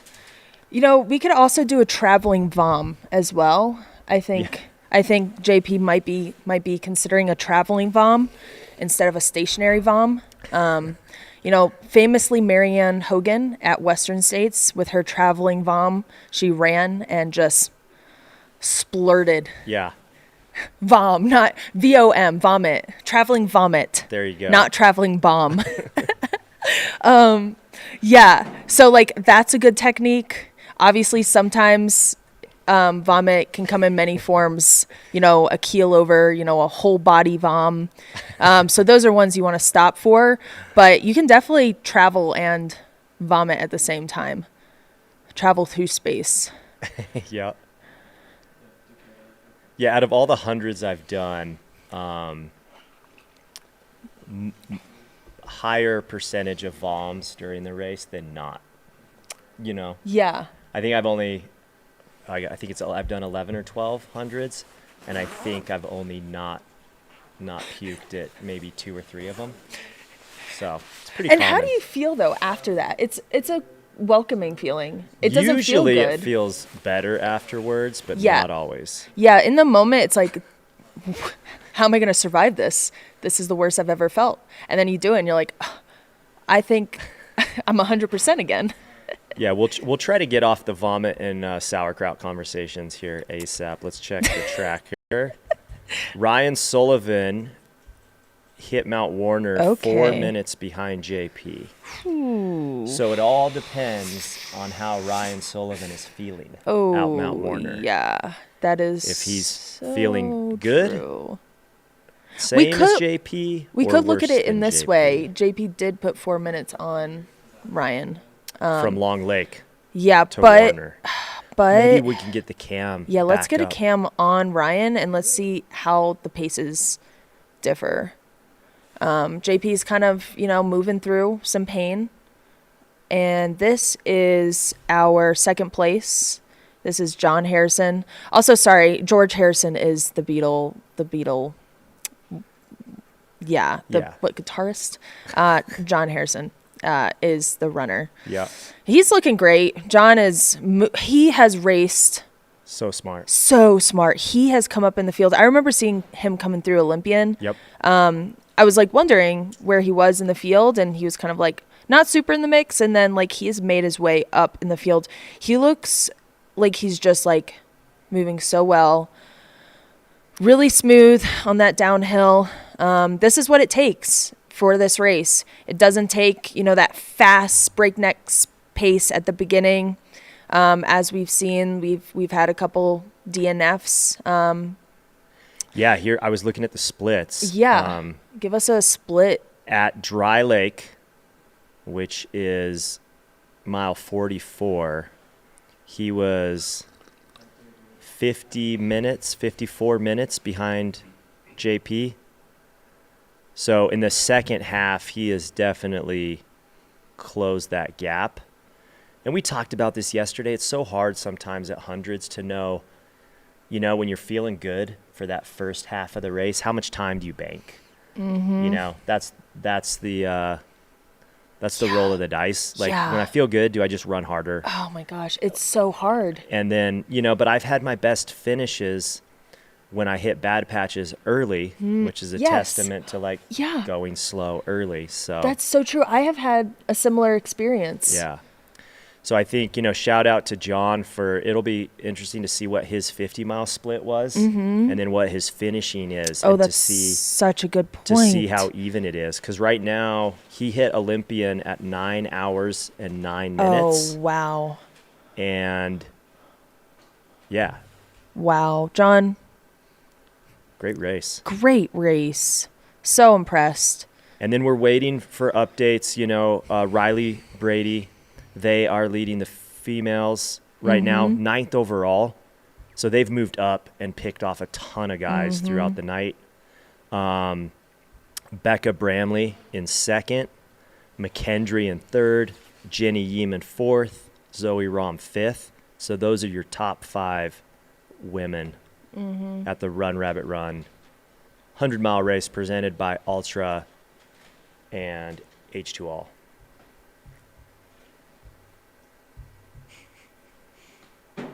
Oh, okay. Yeah, so I'm wondering where Becca is because we did have Becca 3 or 4 minutes behind Riley, catching Riley at Summit Lake. So I'm anxious to see what time Becca comes through. We have a lot of action here at the Mount Warner, top of Mount Warner. Yeah, so I'm much action. thinking does this look like Ryan Sullivan? No. That might be Zach Eagle. Zach. Oh, Remember yes. he has come up. He has raced super smart as well. Yeah, he was Remember we saw him with Mary? Yes. So he was kind of sitting in that 10th place spot earlier. And a really smart race. So my guess is Ryan is already on this descent. Mm-hmm. And then what bib number is that? 124? Yes. Yeah, so that is Zach Eagle. Very good. Man, Zach. those top, man, Great third, race. fourth, and fifth are close. Yeah. That's cool.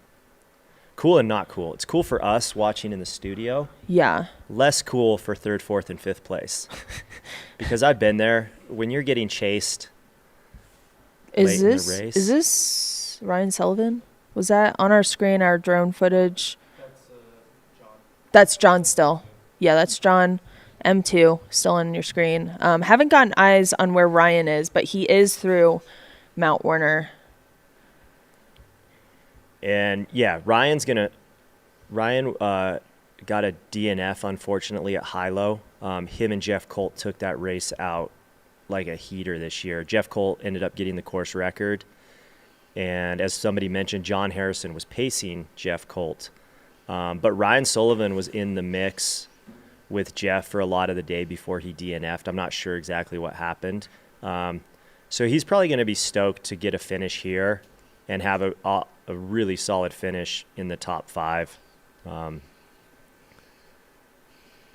Oh, man. What a race we got going on Mount Warner. You're really going to see who has those downhill legs. But the thing is, all of these guys are competitors. So if they do have somebody on their tail, I don't think they're going to just sit pretty. Yep. Yeah, Anthony Lee getting some love in the chat. Anthony's run a really smart race, too. We kind of saw him in the mix in that top 10 early on, and currently he's sitting in 7th. So, Also ran a really smart race. Yeah, and I think, my take on Anthony is he might not have the most foot speed, but he kind of excels at tougher courses. Yeah. And, he obviously managed the night and the weather really well. So kudos to Anthony Lee running a great race. And he's right there in that 7th spot. So, he might finish in the money. Yeah. If he stays there, along with Joseph Pendleton, who's in 6th, and then Zach Eagle, who we just saw leaving Mount Warner. Oh, Kelly said Anthony went off course for a bit and rallied hard just before Olympian won. Yeah, he did. There's nothing like a good get-off-trail rally. Oh, it's the worst. It's like, well, here we go. Yeah. Okay. Yeah, we have a battery swap on the drone, so we're going to get drone footage in just a minute. But right now we're at Mount Warner, sitting at 7:45 a.m. at the top of Mount Warner. These 50-milers coming through, going into the backcountry, they're probably stoked to be done with that uphill, and they're just going to boogie through the backcountry. How beautiful is that section, too? Like, yes. You get to the top of Mount Warner, and then you kind of have, like, that rolling section up high here. Mm-hmm. It is so cool. And then looking down, as the runners look back towards town, and where we are at Olympian, you see the clouds. It's such a cool course.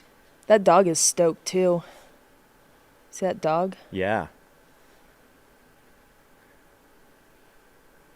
The year I did the High Lonesome stream last year, there was a dog on the live stream that was getting more love than any of the runners were, for sure. Well, so priorities seem to be aligned there. Pip's got some love going, right? Yeah. Right, Pip? Just hanging out in Olympian Hall with us. Got a furry friend. Pip? Pip's running around. Hey. Hi. Yay. Hello. Oh, yeah. Oh, yeah, that's a bag of food right there. That's a bag of food.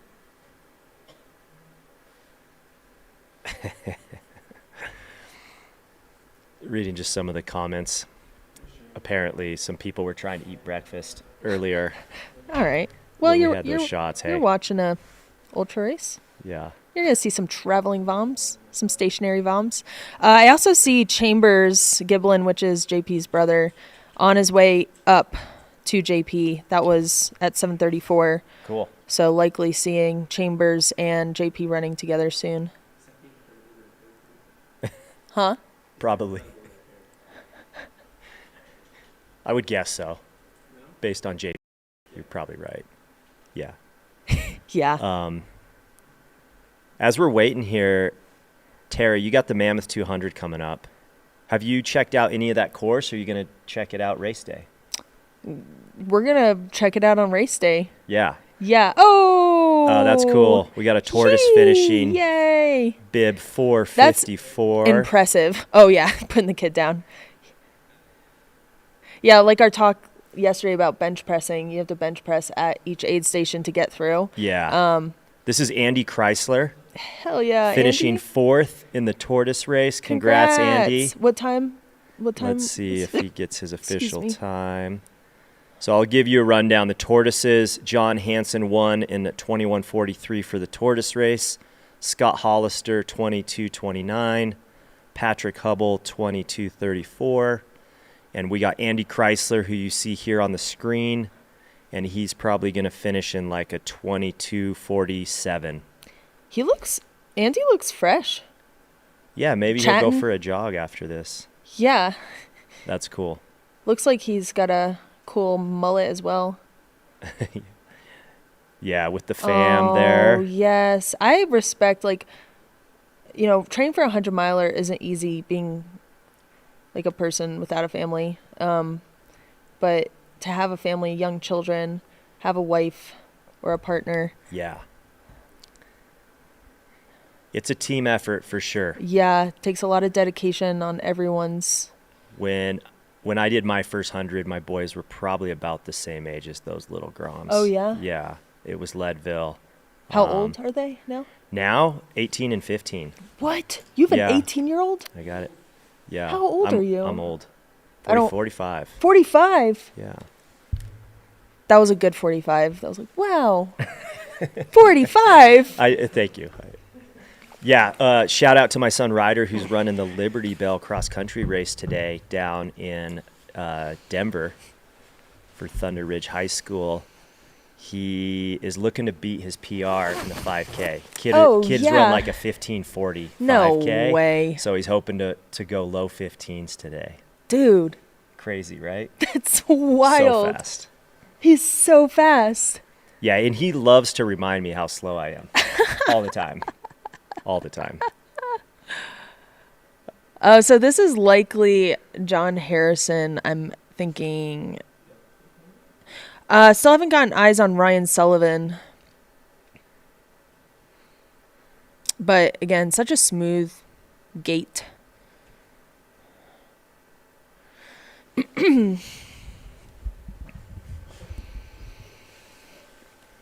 We have Marissa in the chat, who also has a dog named Pippin, who's a Chihuahua. And in the car listening, he's so confused right now.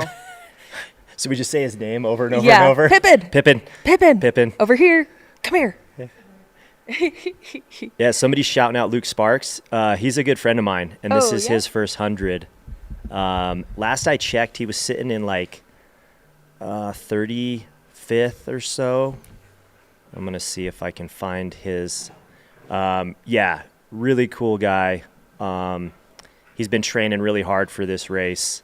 He recently moved to the Salida area, which is a killer spot to live. Let's see if I can figure out where he's at. But yeah, this is his first 100, so he was looking forward to it. Yeah, he's sitting in 35th place right now. So shout out to Luke Sparks.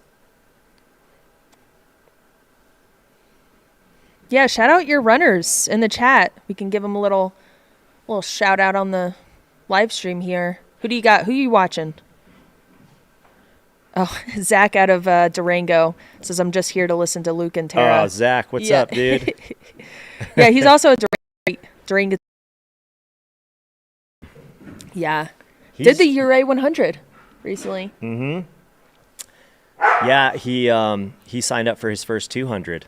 Oh, we just had... This guy he's fast track. The M6? Okay. M6 through Mount Warner.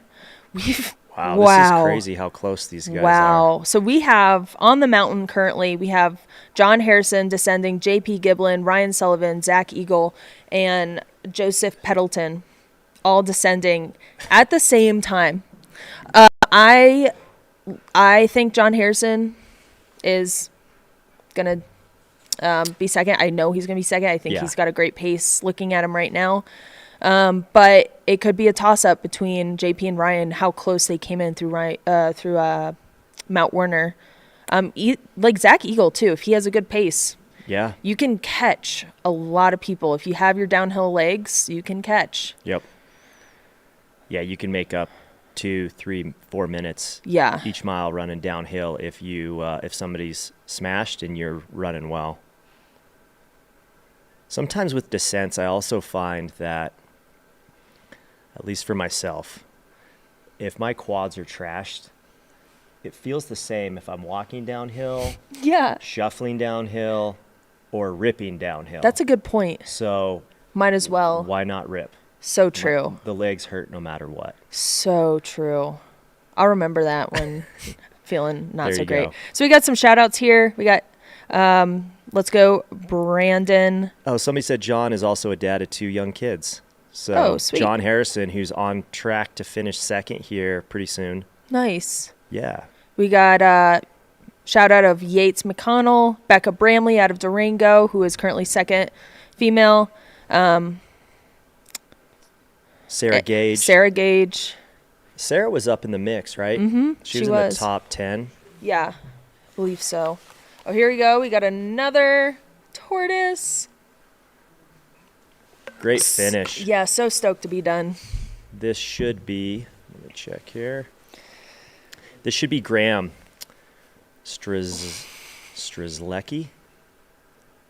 Congrats, Graham. Oh, Great yay. race. 5th place in the Tortoise. Oh, we got some happy friends and family. Love seeing it. Looks like Yeah. his crew. Yeah, Oh, that's a good feeling. so good. So again, we're going to update you on the women's race. Riley Brady came through. Oh, we had Becca and McKendry through Long Lake as well. So Riley is through at 18:05, and then we just had Becca Bramley through at 18:36, and then we had McKendry Hickory 18:48. So there's a good gap there. McKendry is gaining a bit on Becca. Becca might have had a hard night. She was about 4 minutes from Riley at Summit Lake, which was 9 miles before. So hopefully Becca can close this and lock down second place. But I think it's safe to say Riley's got first place.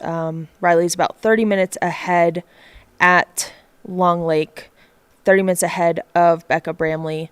So you got F1, Riley Brady, F2, Becca Bramley, F3, McKendry, Hickory. And then for fourth, we have Jenny Yeaman. We talked about her a little bit earlier. First 100 miler, we have Zoe Rom, who has been sitting comfortably at 5th place. Super consistent. This Yeah. might be Ryan Sullivan. Oh, yeah? I see the reddish orange shirt. Not Ryan Sullivan. Not Ryan Sullivan. That is John Harrison. Got it. My eyes have deceived me.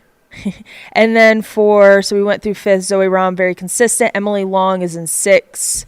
In 7th, we have Bailey Eppard. 8th, Carissa Kenny.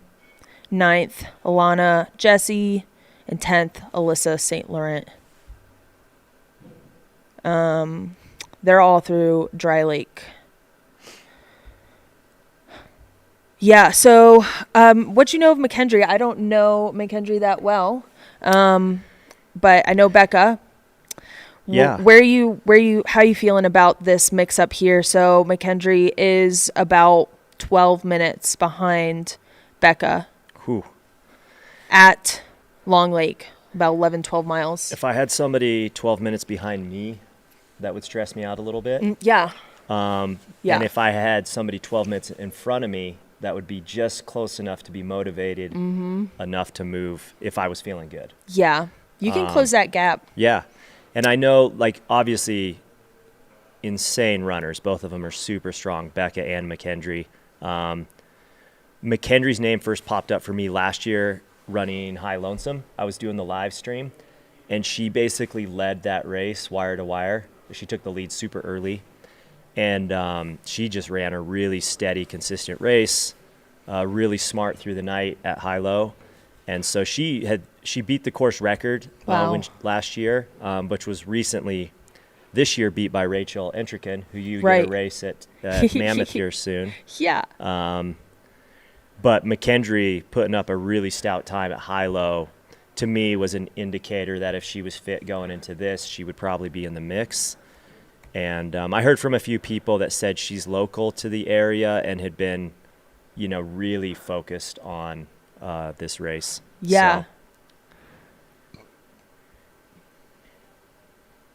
yeah, and I believe McKendry is racing in Mount to Coast shoes. So I work with Mount to Coast, and it's cool to see when, somebody that fast is wearing our shoes. Another shout out for a Steamboat local, Sarah Krakoff, in the chat. And then Amy says, Becca and McKendry getting closer. They were 25 minutes apart at Summit, now 12 minutes like you mentioned. So again, on our screen, though, that's that little uphill. I was like, who is that walking? Oh, yeah. Yeah, that McKendry is closing. It's going to be exciting. It's going to be super exciting. Yeah, anything can happen. It's fun for watching and commentating, having a close men's race for, second, third, and fourth, and on the women's side for second and third. I don't know if it's 2 coffees before 8 o'clock, but my heart is racing. Could be the race. It could be too much caffeine. Kelly Newland is in the chat. McKendry is a strong closer. She sure is. Seems that way. Wow. Cool. All right. We will be taking an ad break here, and we will be back with you guys in a couple minutes here at Run Rabbit Run.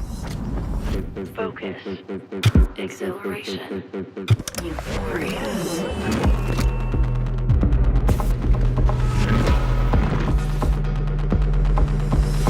Running is dope.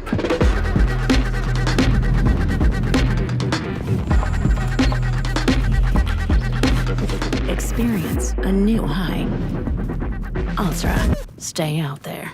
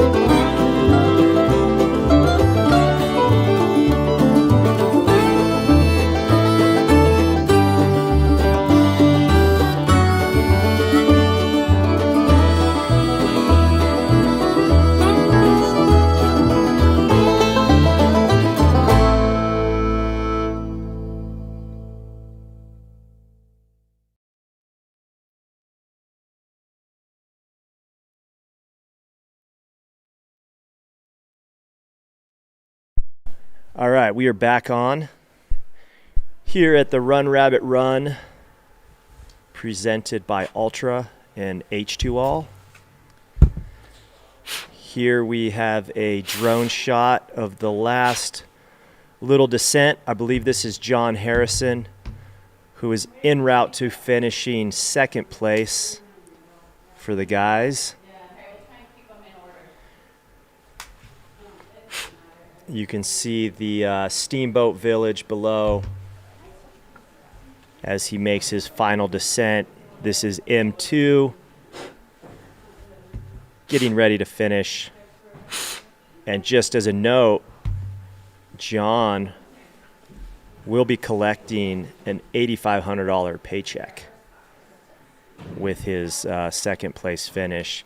John's run super smart, as we were talking about earlier. Really good second half of the race. So that is impressive to see. He was running super smooth downhill, really efficient. So we've had, let's just pull this up here. You know, John, let's see. John Hansen was our first finisher for the Tortoise division, which started at 9 a.m. yesterday here in Steamboat. Scott Hollister second, Patrick Hubble third. This is for the Tortoise, which I'm reading. And then out of the Tortoises on the women's side, we have, looks like Caitlin Tochi, Victoria Kent in second. So it looked like a change up there. And then Alex Armstrong in third. So that was your Tortoises. And then on the Hares side, we were just chatting about John Harrison, who's on his way to second. Jesse Rich is your men's Run Rabbit Run champion, running a really stout time of 17:42 here on this 100-mile course in the beautiful mountains of Steamboat. And then we're about to have our second place finisher. Woohoo! And then I'll just Congrats. give you a top 10 rundown on the men's side. So Jesse Rich, John Harrison. We got a good race for third, fourth, and fifth with JP, Ryan, and Zach. We have Joseph Pendleton, Anthony Lee, and Braden Ragau in eighth. So that's your top 8 guys, all running really smart races. Shout out. And then in ninth, Riley Brady. They are leading the women's race after passing a bunch of people. Riley Brady sits in first. Becca Bramley second, with McKendry Hickory a close third. And then Jenny Yeeman in fourth. So we got a really tight race for second on the women's side.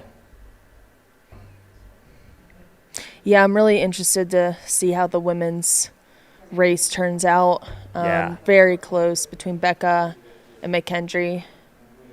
Anything could happen on Mount Warner. Exactly. And for those that are just tuning in, my name is Luke J, and I am here with Tara Dower. Wah, wah, wah. Yep. Tara recently set the FKT on the long trail. Yeah. 3 days. How was it? Great. 18 hours. This water feature and this rock hop really reminds me of the long trail that they have to. Somebody's giving him a beer. Oh, is that a beer? No, never it's mind. a phone. Phone. Looked like he was holding out. He's cold ready one. to finish. He's like, "Is this a rock feature I have to go over? What is this?" Yeah. So as the runners come down, He's boogieing. they get to do a little puddle jump across this river Yeah. right into the finishing chute. Yeah. He's, Oh, cool. Somebody dropped in some info. Legendary runner John from Eagle County. This is John Harrison Oh, here he goes. from Eagle County. Oh, let's get some eyes on him. His wife Genevieve is on the on team. There he is. Number 2. 1906. Congrats, John. Oh, John. What a smart race. What a freaking race. He closed so half. That's what it takes at Run Rabbit Run. Yeah. He ran so smart. Wow. Great run by John Harrison. So good. Congrats. So good.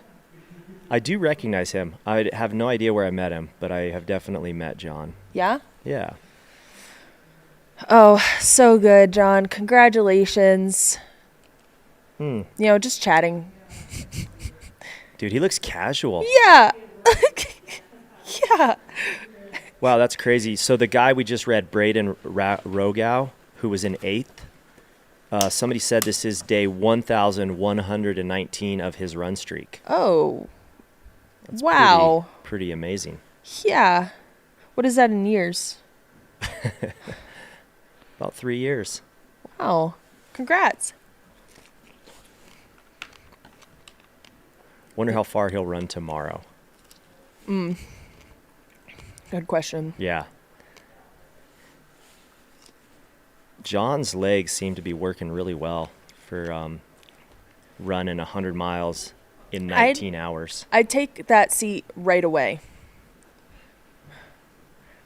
There he goes. So that is M1. We had Jesse Rich coming through, 1742. We had John Harrison.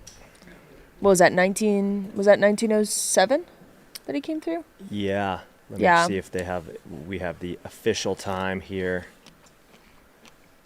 Not yet, but I think it was 1907. Anxiously or 1906 awaiting something. M3.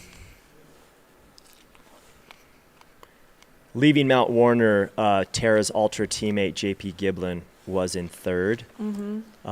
Had a little hiccup in his step, Stationary bomb. but he was getting it done, and so we are. Tara's hoping JP holds on to 3rd.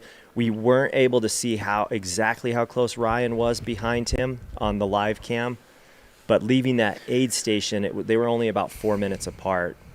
Oh, that's cool. There's the fam. Oh, so good. Oh, these are just such precious memories for this family. Your dad, imagine your father finishing a 100-mile race. My dad is very athletic. Yeah. But would not do a 100-mile race. Could you imagine? I mean, any athleticism. Yeah.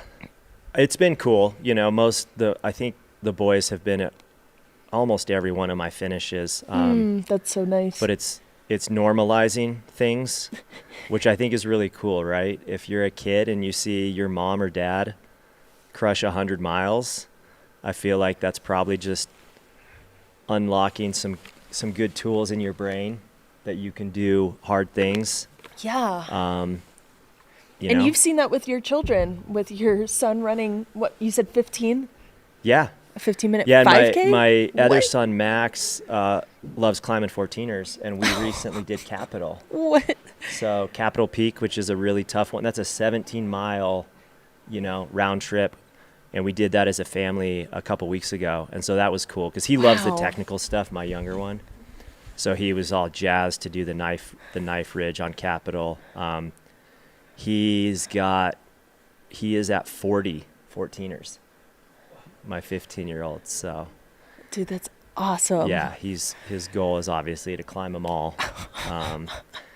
But now he's been eyeing a bunch of ridge lines. So he likes the real technical stuff. So he's like finding all these classic ridge lines. Like a few years ago, I did like the Gore Grand Traverse, which is all like class 4. And he really wants to go do that. So. We had Aid Station Molly asking, what have I missed? Well, you missed 1 and 2. We just had John Harrison come through, but Jesse Rich finished about an hour and a half ago in an incredible time, 17:42, making it into that top times. Let's see where he was in that top time. He got the 5th fastest time here. Nice. Yeah. Beating Jimmy Elam. Which is impressive with the rain and the weather they Yeah. had last night. Oh, yeah. Because that will definitely slow you down a little bit. Yeah. But somebody did say that Jesse does not like the heat and prefers the cold. So these conditions were suited him well. suited. Yeah. Yeah, so John ended up with a 19:06 finish. I have a feeling we're going to see our 3rd place male here in 15 minutes, finishing in 15 minutes. Oh, it's JP. There's your boy. And it's Chambers. Come on, JP. So you said he's with his brother? Yeah, Chambers. That's cool. Getting a high five from a runner, I think or a tortoise maybe, or not a tortoise, a 50-miler maybe? Yeah, or maybe just somebody out jogging. runner. Come on, JP. Yeah. Love to see it. He's got Chambers with him. Again, Hares cannot have pacers except for the sections through town, Spring Creek Trail, head through Olympian Hall, and then on this descent of Mount Warner. This is likely our third place male. Not JP sure. Giblin. Yeah, not sure where Ryan Sullivan is behind him. But again, anything could happen at this point. Okay. Oh crap! This is Zach Eagle. This is Zach Eagle cutting. I don't know. I don't know. That might be just somebody. Are you sure? I don't know. Let's see if we can figure It does this look out. like a large pack. Yeah, because according to the tracker, Zach was 30 minutes behind him at Mount Okay. Warner. But I don't know. Yeah. You think that could be Ryan Sullivan? Oh, that could be Ryan Sullivan. Or I mean, maybe there's a that's bucket his, hat looking. Could it be a pacer? Oh, buddy. It's hard. We don't know. It's hard saying. That honestly, that looks like Ryan Sullivan. Like the. It's hard. It's I so don't know. This looks like a race. Like he doesn't look like a pacer. Jimmy Elam Come on. said he would take the heat over this any day.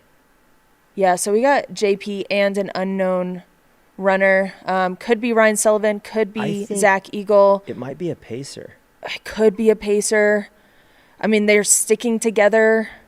When we say pacer, it's really friends and family can hike up a mile or two and run the last little bit with your runner. So, the term pacer is held loosely for this. It's not like they've been running Oh, for... and now we have another person. Oh, that's Hans. That's probably Hans Troyer meeting JP, another ultra athlete. I'm guessing that's Hans. I'm guessing this is a group. This could be Lucy, Chambers' girlfriend, Chambers and Hans. This could very well be that situation. Yeah, I think the body language would be different if we had another, if they That were does duking look it like out. Lucy. Yeah, I think in the black is Lucy. We got Chambers and we got Hans running with JP. Oh, This is cool. come on, JP. Yep. He So might he's be- got he his might be- crew. Doing a traveling vom in a second.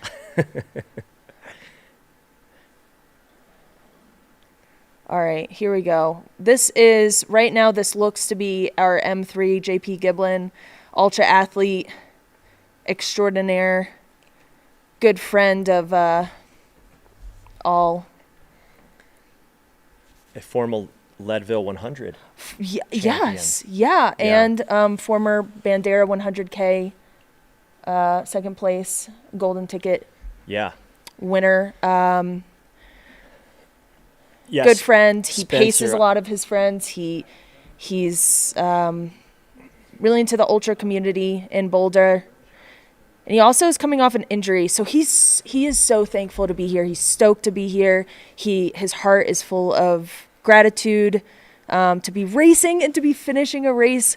I'm guessing mostly healthy. I mean, Yeah. you never feel like healthy at the end of a 100-miler, but Right. he's running well. I know the injury he had kind of impeded his movement quite a bit, and it looks like he's got a good smooth gait. And so we can actually see the finish to the right. So he's really just got to zip got on it. through there.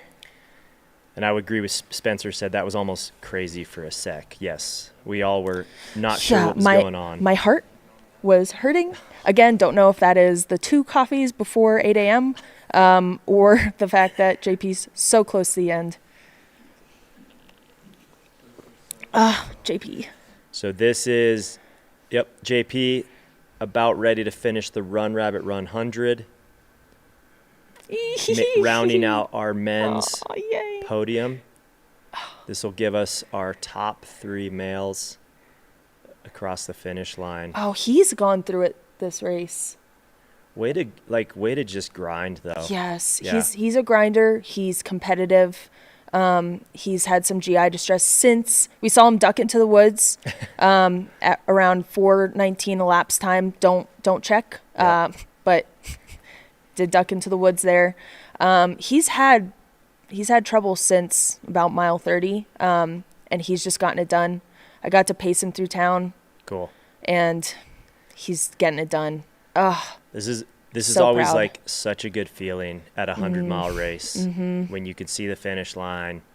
You kind of get those last couple moments to try to soak it all in before you finish, Yay. and you forget that it's only been 19, 20 hours. Yeah. It feels like always feels like a lot longer sometimes.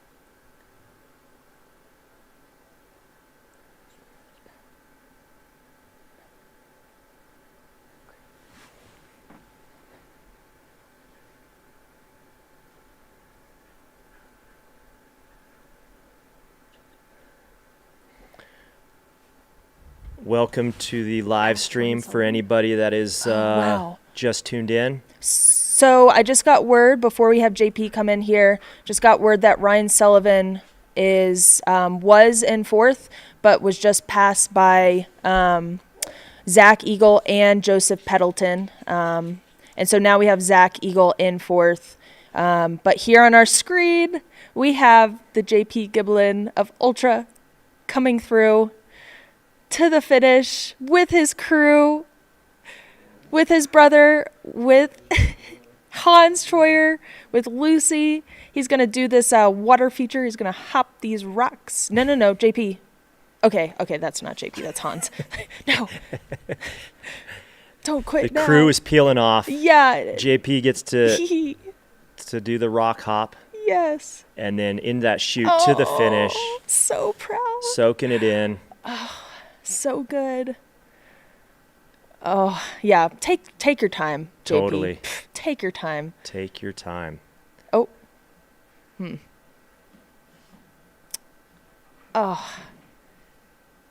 Oh. I'm Oh gonna man, cry. his legs are feeling it. I'm gonna cry. This You're is done, buddy. So beautiful. Great Oh, work. JP. Congrats, buddy. You did it. You got it done. Yeah, walk it in, Oh man. Oh, he is so thankful. His heart is full of gratitude. He finished this race. He got it done. Oh, Man, that look says a lot, doesn't it? yeah.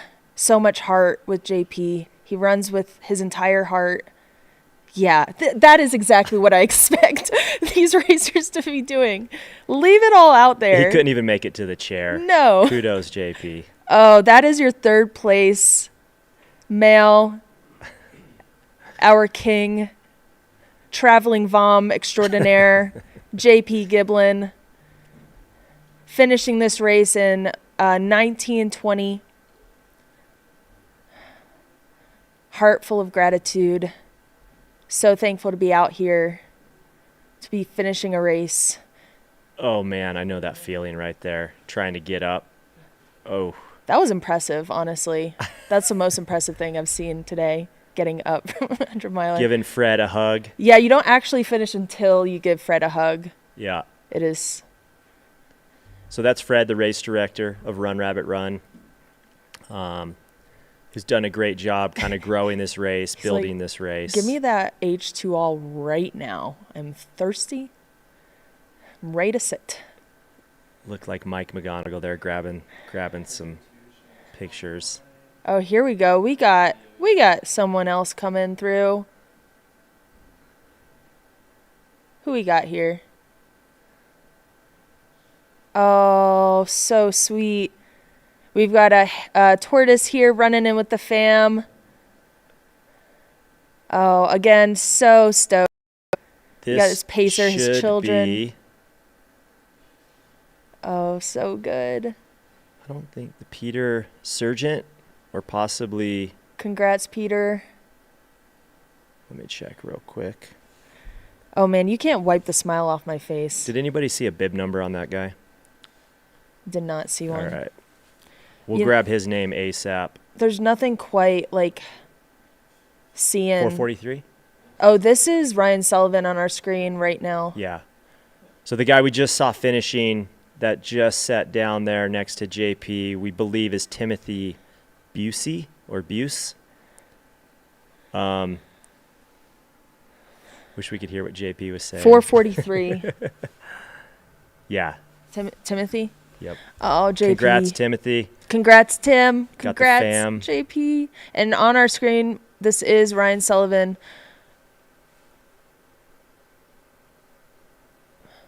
I believe, right? Yeah, it does look like him. But we did get word that he was passed by 5th and 6th, Zach Eagle and Joseph Peddleton. But this looks to be Ryan Sullivan coming in. So I'm wondering how accurate that information was. Yeah. It also could be a very close race. He could have very well just like turned on the jets. John says JP looks like Gary Robbins after his near miss at Berkeley. There you go. Yeah, I don't think there's much you can say about that look. Heartbreak. He's looking behind him. I'm 100% sure that's Ryan Sullivan looking behind him. I wish he had someone with him confirming where he's supposed to go. I'm always so anxious about this. Look how many trails there are. I mean, I'd be so anxious I was going the correct way. I don't know if he is. You don't know if he is? Oh my God. It'll funnel down. Yeah. Yeah, I'm almost positive this is Ryan. Making his way to a 4th place finish.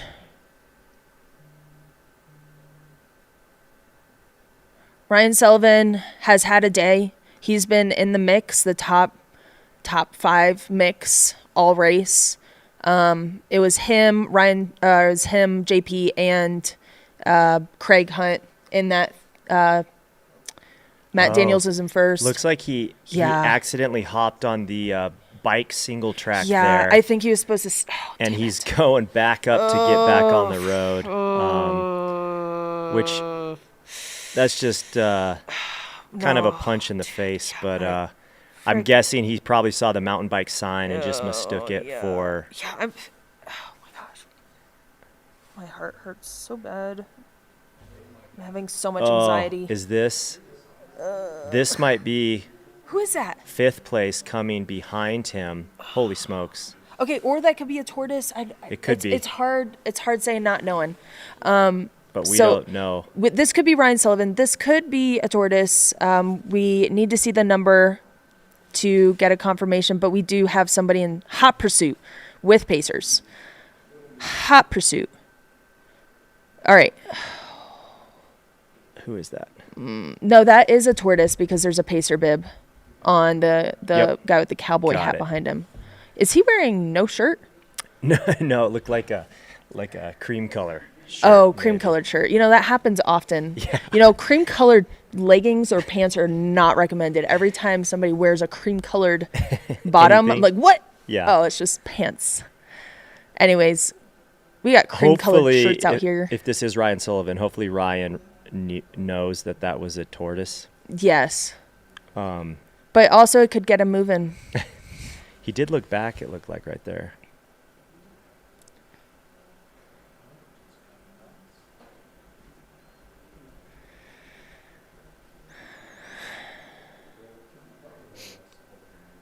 So this will be our 4th place finisher on the men's side for the Run Rabbit Run. Mm-hmm.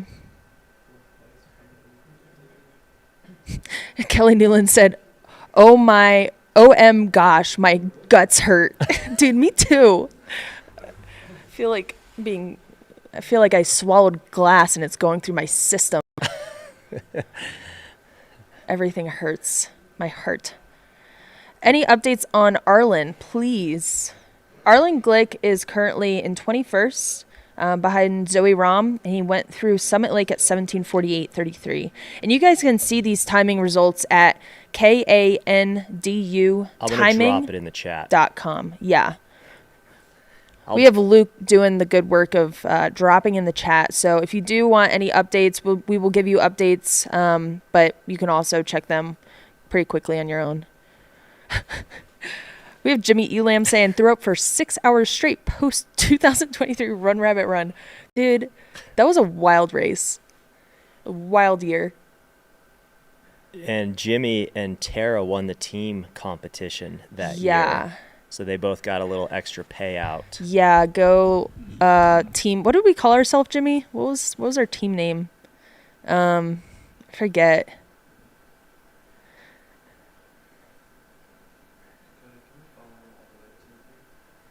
Yeah, we great drone shot here at the finish. Yeah, and it's really getting light out there. It's probably heating up quite a bit. I know when I got to the top of Mount Warner, I stripped off my trash bag. My 3-hole or 4-hole trash bag. Getting that off me. So hot. Again, this is the finish of our 2025 Run Rabbit Run. We had our top 3 men through for the Hares, and we have had quite a few Tortoises through. We've had about 7 Tortoises through. Yep. Last one was Timothy Busey in 7th at 23:21. The next Tortoise coming in should be Corky Patton. I met Corky yesterday because we have some mutual friends. Yeah. This is his first 100-mile race, so way to go, Corky, knocking it out of the park on your first 100. That's cool. The first one is always special, right? Yes. The first 100, you'll never forget it. All right, so I wanna say this is Ryan Sullivan coming into the finish over this rock feature, 4th place for he did the the Hares. rock jump. Yeah. Oh, Yep. It is Ryan. Congrats, Ryan. Also, so much heart. He's been in the mix all day. Congrats, Ryan, on a 4th place finish here at the 2025 Run Rabbit Run 100 miler. He has a pretty epic stash, but it looks like he decided on the beard this year. Yeah, maybe he grew it during the race a little bit. Great race, Ryan. Yes. Way to battle and from there's start to finish. JP and Ryan kind of leapfrogged throughout the entire race. These guys, they've been through the ringer, both of them. But yeah, man, it just shows you, even the best in this sport, it's hard. Whether you're first, middle of the pack, or last, this race, any 100-mile race is going to beat you up. Oh, maybe he is shirtless. Wow, not a flesh-colored shirt. Congrats. Is that Corky? I don't think so. Corky is... It's 780 for the Let's see. Tortoises. That is Andrew Ween. All right. He is your 8th place Tortoise. Oh, maybe he passed Corky on that descent is my guess. I'm thinking you're right on the money there. Jimmy said he's aged since the start, in reference to Ryan. Yeah, you see those before and after pictures, and if anytime I've seen pictures of me at the finish of a 100-mile, you definitely look not at your best. But maybe you do look at your best after a 100-mile race. Yo, what was his name? It was Andrew with the shirt off. I mean, power move. Yeah. I mean, Ryan Sullivan probably saw him and was like, oh no, is this a hare? Yeah. He's got his shirt off. He means business. Yeah. Oh crap, I just took a wrong turn. Here we go. Gonna boogie on to the finish. This looks like another Tortoise. Did not see the number. We will update you once we I'm wondering if see this that is number. Corky. Corky? This might be Corky. Okay.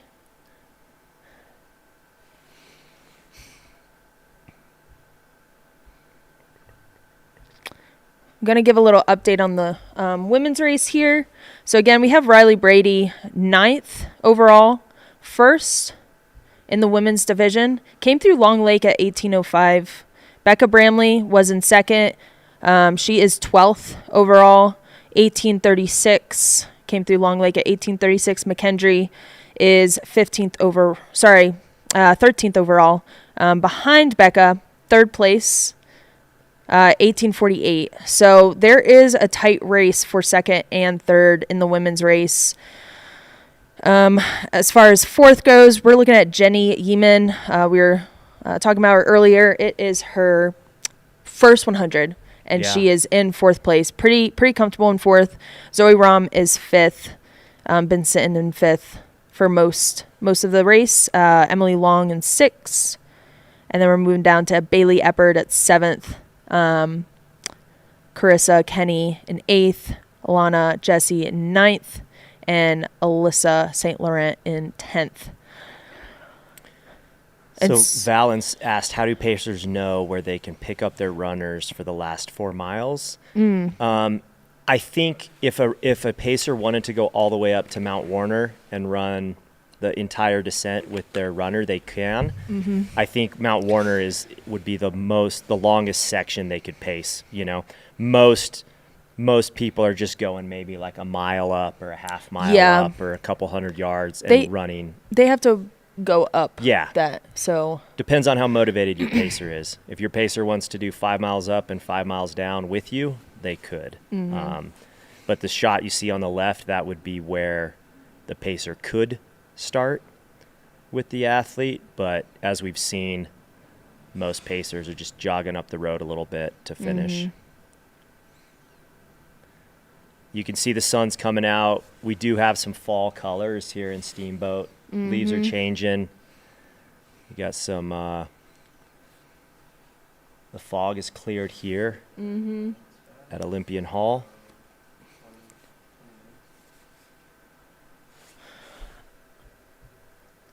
So I'm thinking we're going to see Riley here soon at the top of Mount Warner. They are making their way up in the overall results, sitting at 9th currently overall at Long Lake. Strong closer, strong overall athlete. Big fan over here in the studio of the one and only Riley Brady. I'm really anxious to see where they are in the field, overall results, and how they're looking on that descent. Ooh, this is Anthony Lee at the top of Mount Warner. Anthony! Heck yeah, Anthony. Yeah, Anthony out of Boulder, Colorado. Runs for Topo. There's another cool brand that he also runs for, or I see him wearing their stuff. It's called Can't Buy Cool Studios. I don't know a lot about it, but it seems like a cool kind of smaller indie brand that does some cool apparel and stuff. But yeah. Anthony looks like he's on a mission. Yeah, he looks lucid. So, do you think he's got somebody behind him, or do you think he knows somebody's not too far in front of him? I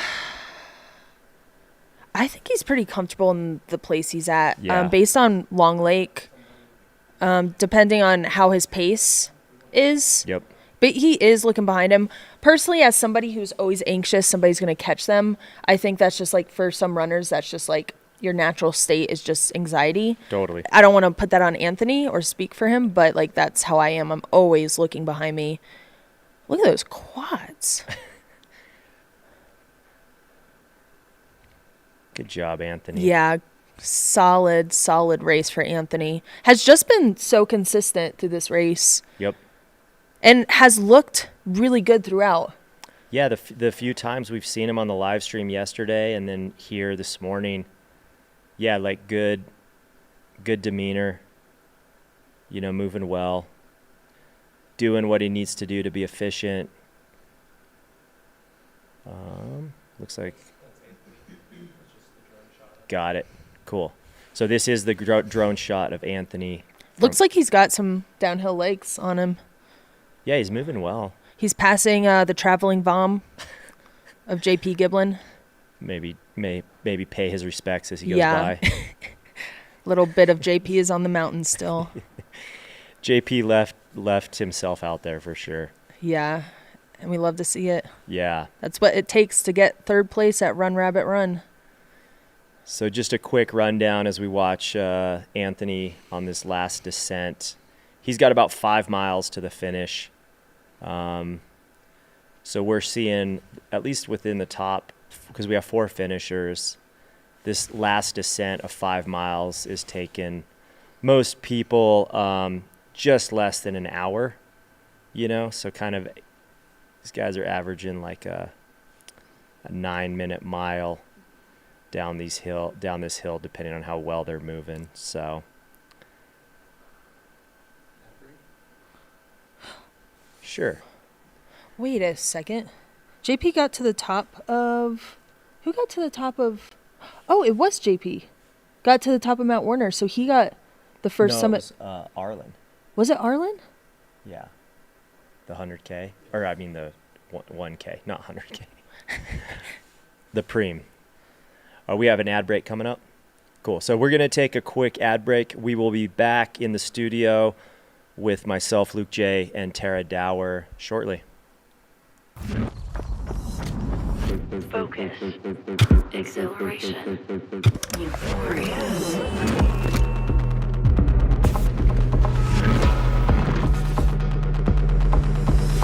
Running is dope.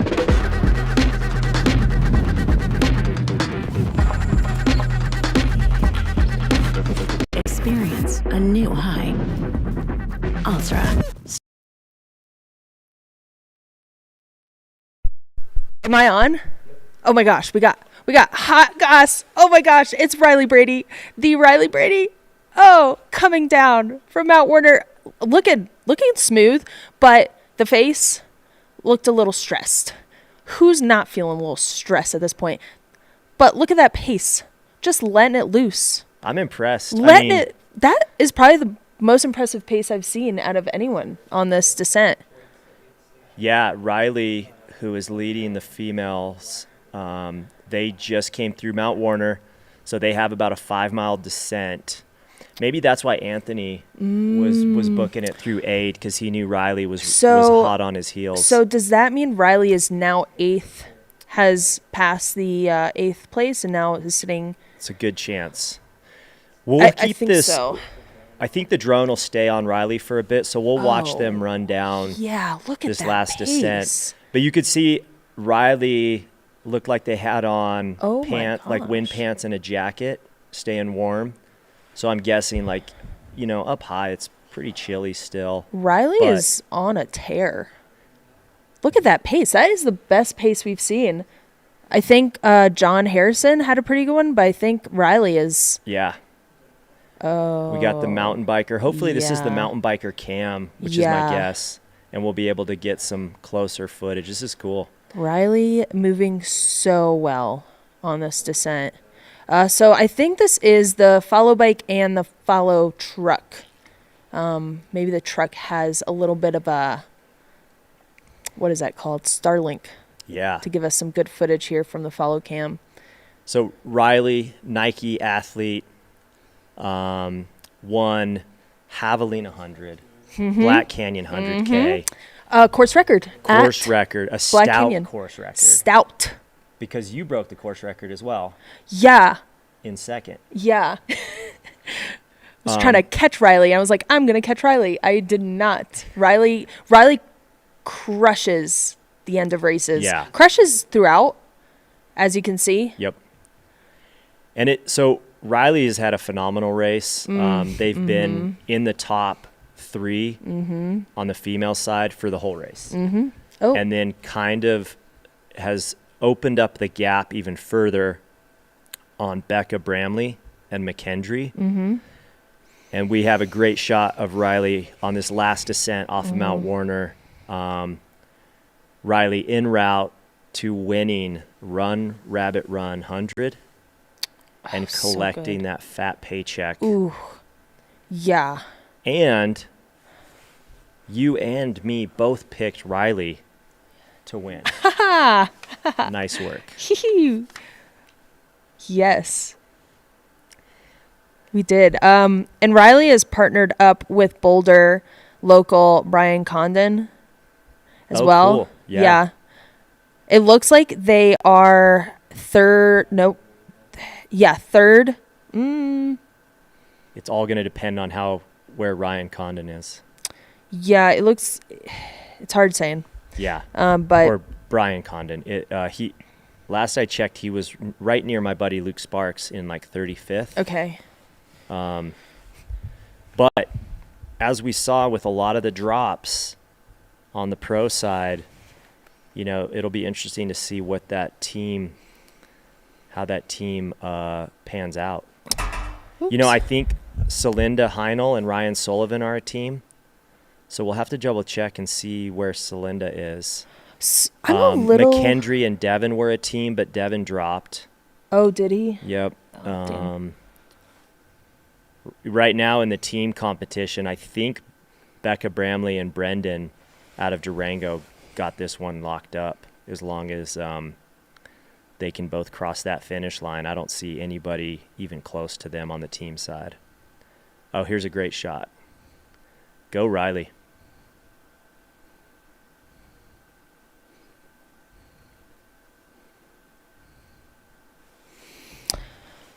I'm a little confused. There's several people saying that JP did get to the top first, but he got to the top of like the climb first, but was it the gondola or was it, because Arlin got to the top of the gondola. Good question. We could probably we can get that info pretty soon. Yeah. I know they took turns kind of leading, but once they broke out onto the road, JP was in the lead, but we had heard that Arlin got to the top where the timing mat was. So I don't know for sure. We'll figure it out.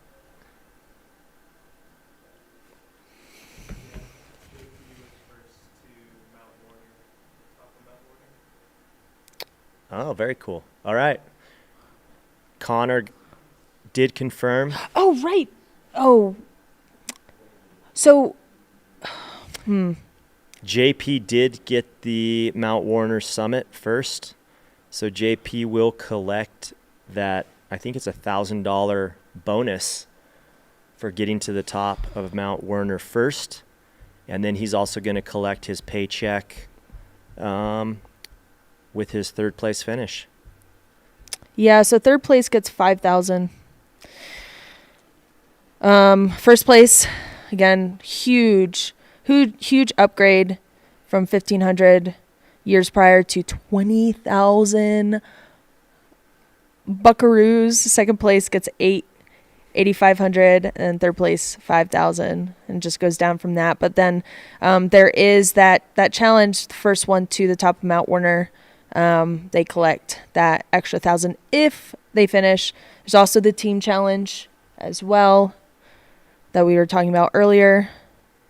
Yep. Yeah, Oh. I don't See, think a question in the chat. Isn't the competition to the top of the that's gondola? what I think it is. I don't think It's to the Warner aid station. It's just to the top of the gondola. I think it was to the top of the gondola. All right, jury's out.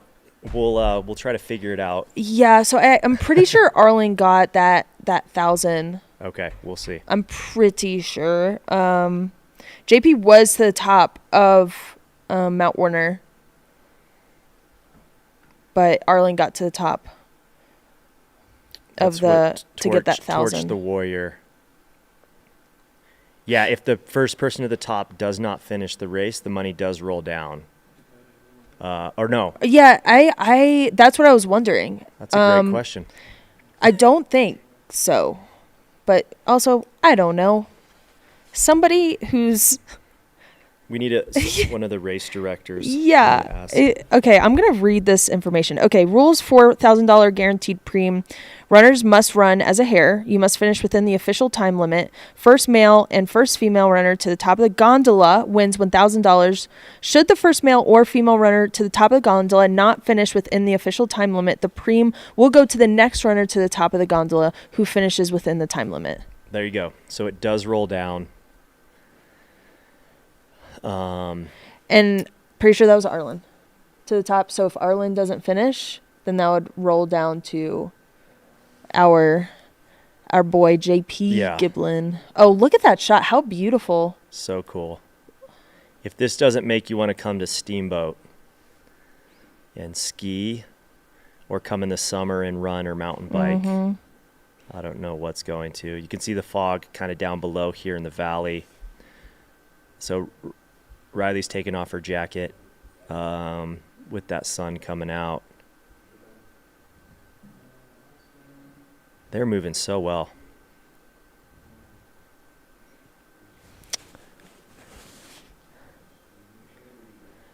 Yeah, so Arlin was to the top of the gondola at 31:59.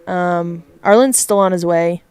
JP was at 33:27. And for those, for the women's race, Mary was to the top, but in close pursuit was Becca, and then Riley behind Becca. Oh, that's right. So Becca, if Becca finishes, which it's looking like that, Becca will collect that 1,000. Yeah, that's right. Because Mary was one of the drops during the night. Yeah. So again, this is Riley Brady out of Boulder, Colorado. Taking off layers because it's likely pretty warm. Yep. At this point. Looked like she might have like a wind jacket and then a waterproof jacket over that. The temperature fluctuations in this race is wild. We were talking about that earlier. Yeah.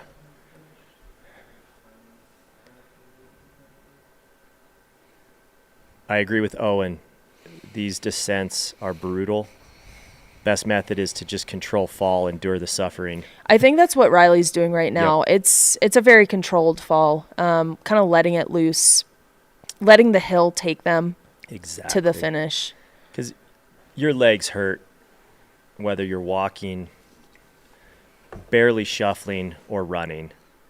And so you might as well run. Yeah, you said that earlier. It's like, you couldn't be more correct about that. I'm going to remember that in races now. All right. Yeah, Riley summited Mount Warner. We should get an update on that soon. At what time? And then we should also get an update on your second and third place. Tara, you got a question in the chat. Somebody's Wildcat Run is asking, what did you win in 2023? Oh, man, it was amazing. If Jimmy Elam's still in the chat, I can brag a little bit. I got first place, and back then it was $1,500. $15,000. Sorry, yeah, $15,000. And then you got the team bonus. Yeah, and Jimmy got second place, second male. I got first woman. So we split $5,000. So that's an extra $2,500. So that's. And you said that paid for your Appalachian record, right? Yeah. If it wasn't for Run Rabbit, this money can change your life. I mean, it did for me. I was able to stop working at REI and go for the FKT on the Appalachian Trail in the next year. So August of 24. So I did this race in September of 23, and then a whole year later I was on the AT. With that money. I was able to pay some crew, be able to pay for gas and food, and be able to just live out of the van in May and do some recon. That's a cool story. And Thanks it paid to off. Jimmy too. Because you got the overall record, and it's just changed my life completely. Signed some contracts after that. Yeah. So this race, we were talking about this earlier, but this is a life-changing race for a lot of runners. Not only are you getting the money, which is great, but you're also getting a lot of exposure. If you're not at UTMB, if you're not at, if you didn't perform well at Western or didn't go to Western, like, this is a great race to go to. And we're seeing Riley. I wonder when Riley signed up for Run Rabbit Run. I think it's always been on their docket. Yep.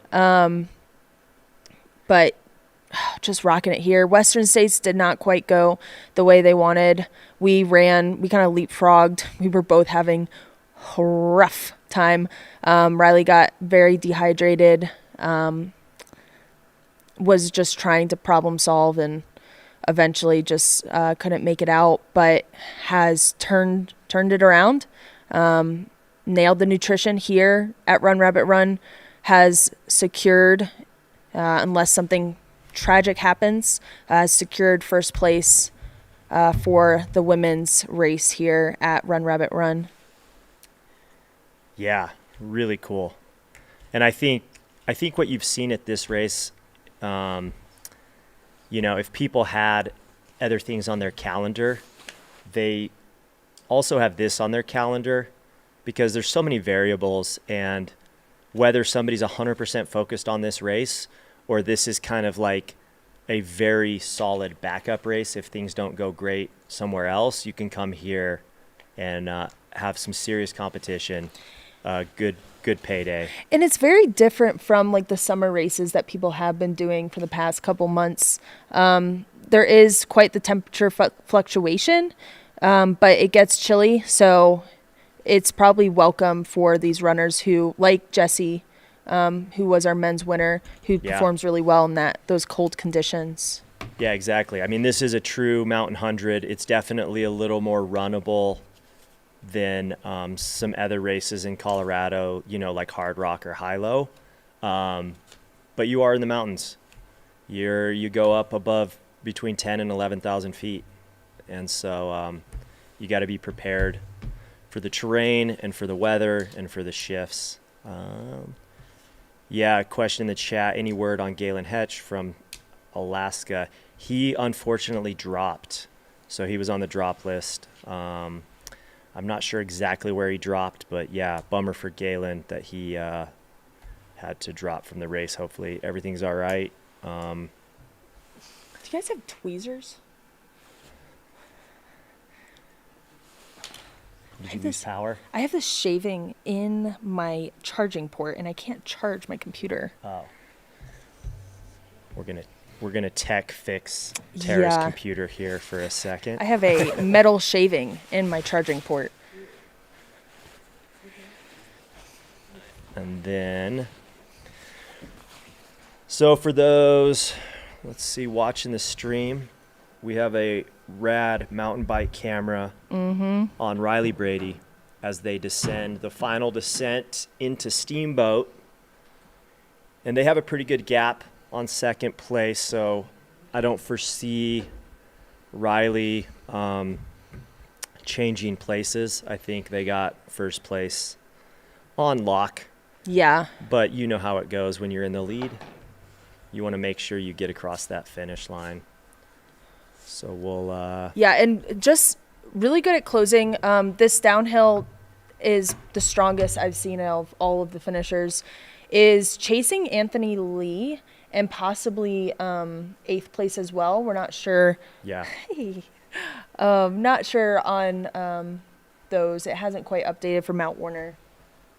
Oh, sweet. Yeah, the tracker is slow on updating right now from Mount Warner. So Riley could be in 8th overall or 9th overall, chasing Anthony Lee. So while we're watching Riley descend, I'll give you a current top 10. We have had we have had 5 finishers. Oh, did Zach Eagle finish? So, you think? Because we would have had that on the finish shaving line, Cam. Okay. Right. Yeah. So confirmed that we have 3 finishers. Jesse Rich wins, Run Rabbit Run. John Harrison 2nd, JP Giblin 3rd, Ryan Sullivan 4th, and sitting in 5th right now, Zach Eagle, Joseph Pendleton in 6th, Anthony Lee 7th, Braden Ragau 8th, and George Krieger in 10th, and it looked like Craig Hunt, I think, in 11th. And then I'll just give you a top on the women's side. You are watching Riley Brady. They are descending, sitting in 1st place. And then we got Becca Bramley in 2nd, McKendry 3rd, Jenny Yeeman 4th, Zoe Rom 5th. And then we got Emily Long, Carissa Kenny, Bailey Eppard, and Lana Jesse. So those are going to be your top women at Run Rabbit Run. And so we'll keep you guys updated here on the Mountain Outpost live stream. Brought to you by Ultra and H2All here in Steamboat, Colorado. Thanks for tuning in. You're in the studio with Luke J. and Tara Dower, and the computer is charging. We got the computer fixed. All right. Riley looks really great on this downhill. I'm so impressed. I mean, always impressed by Riley.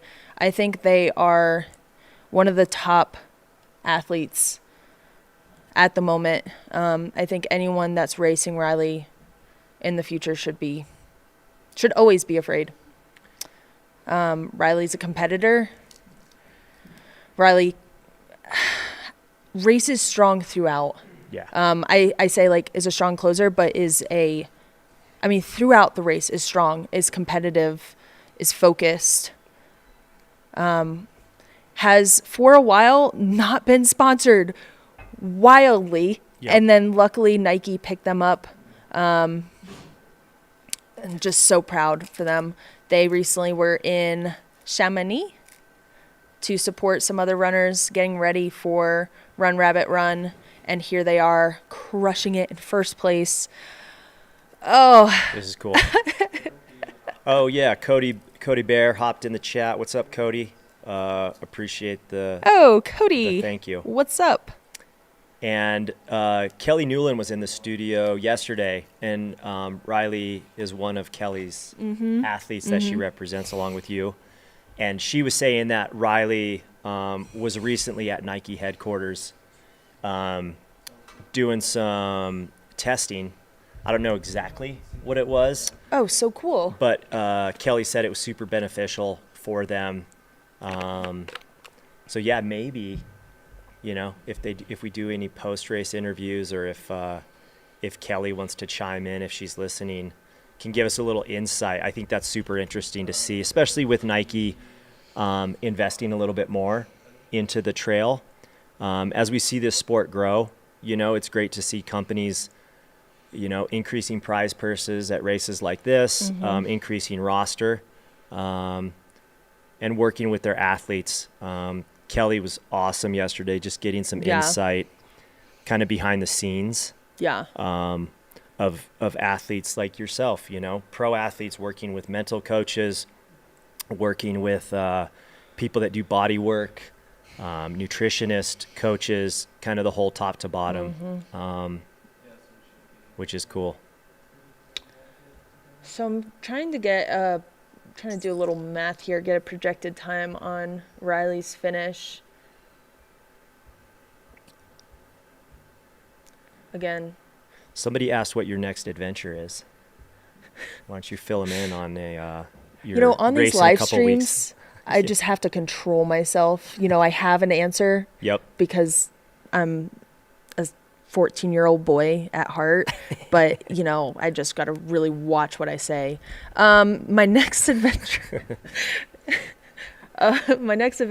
is Mammoth 200 miler, and then I'm going back to Javelina 100. I'm gonna go back and get some redemption. Try not to run into a cactus. It's everyone's favorite story. I hear it every time I go to any sort of ultra event. Everyone's like, "Oh, there's no cactuses here." I'm like, "Ha ha!" Haven't heard that one before.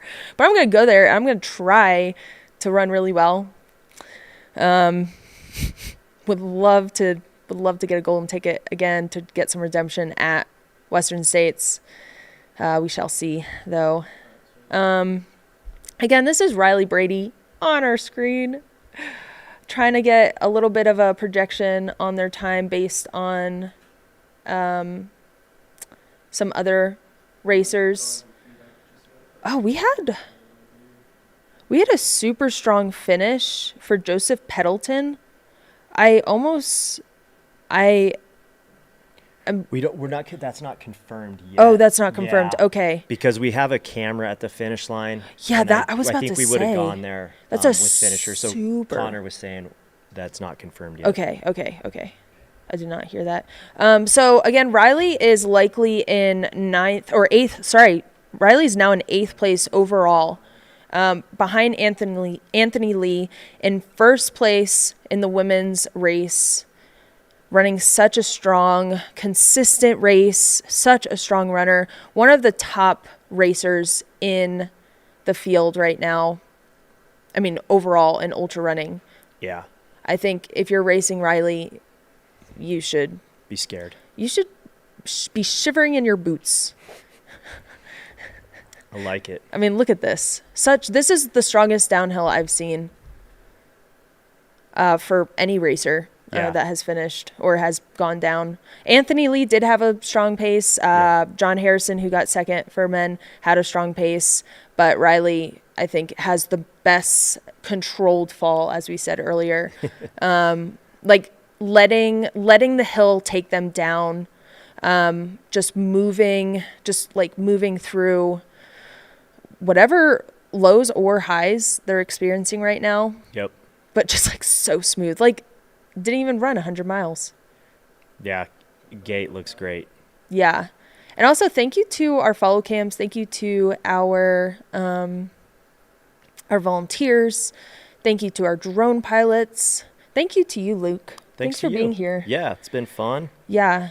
We've spent a bunch of time here in the studio following the race. It's been great. I know we've mentioned Altra and H2All as our title sponsors. Also want to thank some additional sponsors: Insight Global, Honey Stinger, Smart Wool, Ultraspire, and Chaos Inc. for their support of Run Rabbit Run, which allows you guys to watch the live coverage, the people at home, and also allows these athletes racing in the Hares category to win some cash. So, as we mentioned before, first place male and female at this race get 20 grand. Pays all the way through 7th place. You got a team race for an additional 5 grand. And yeah, sun's coming up. We still got some fog sitting here in the valley, which makes for a really cool view from up there on the bike or the drone.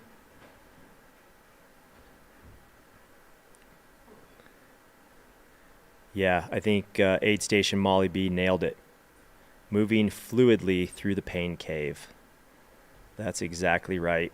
Everybody's hurting at this point, and Riley is definitely keeping it fluid.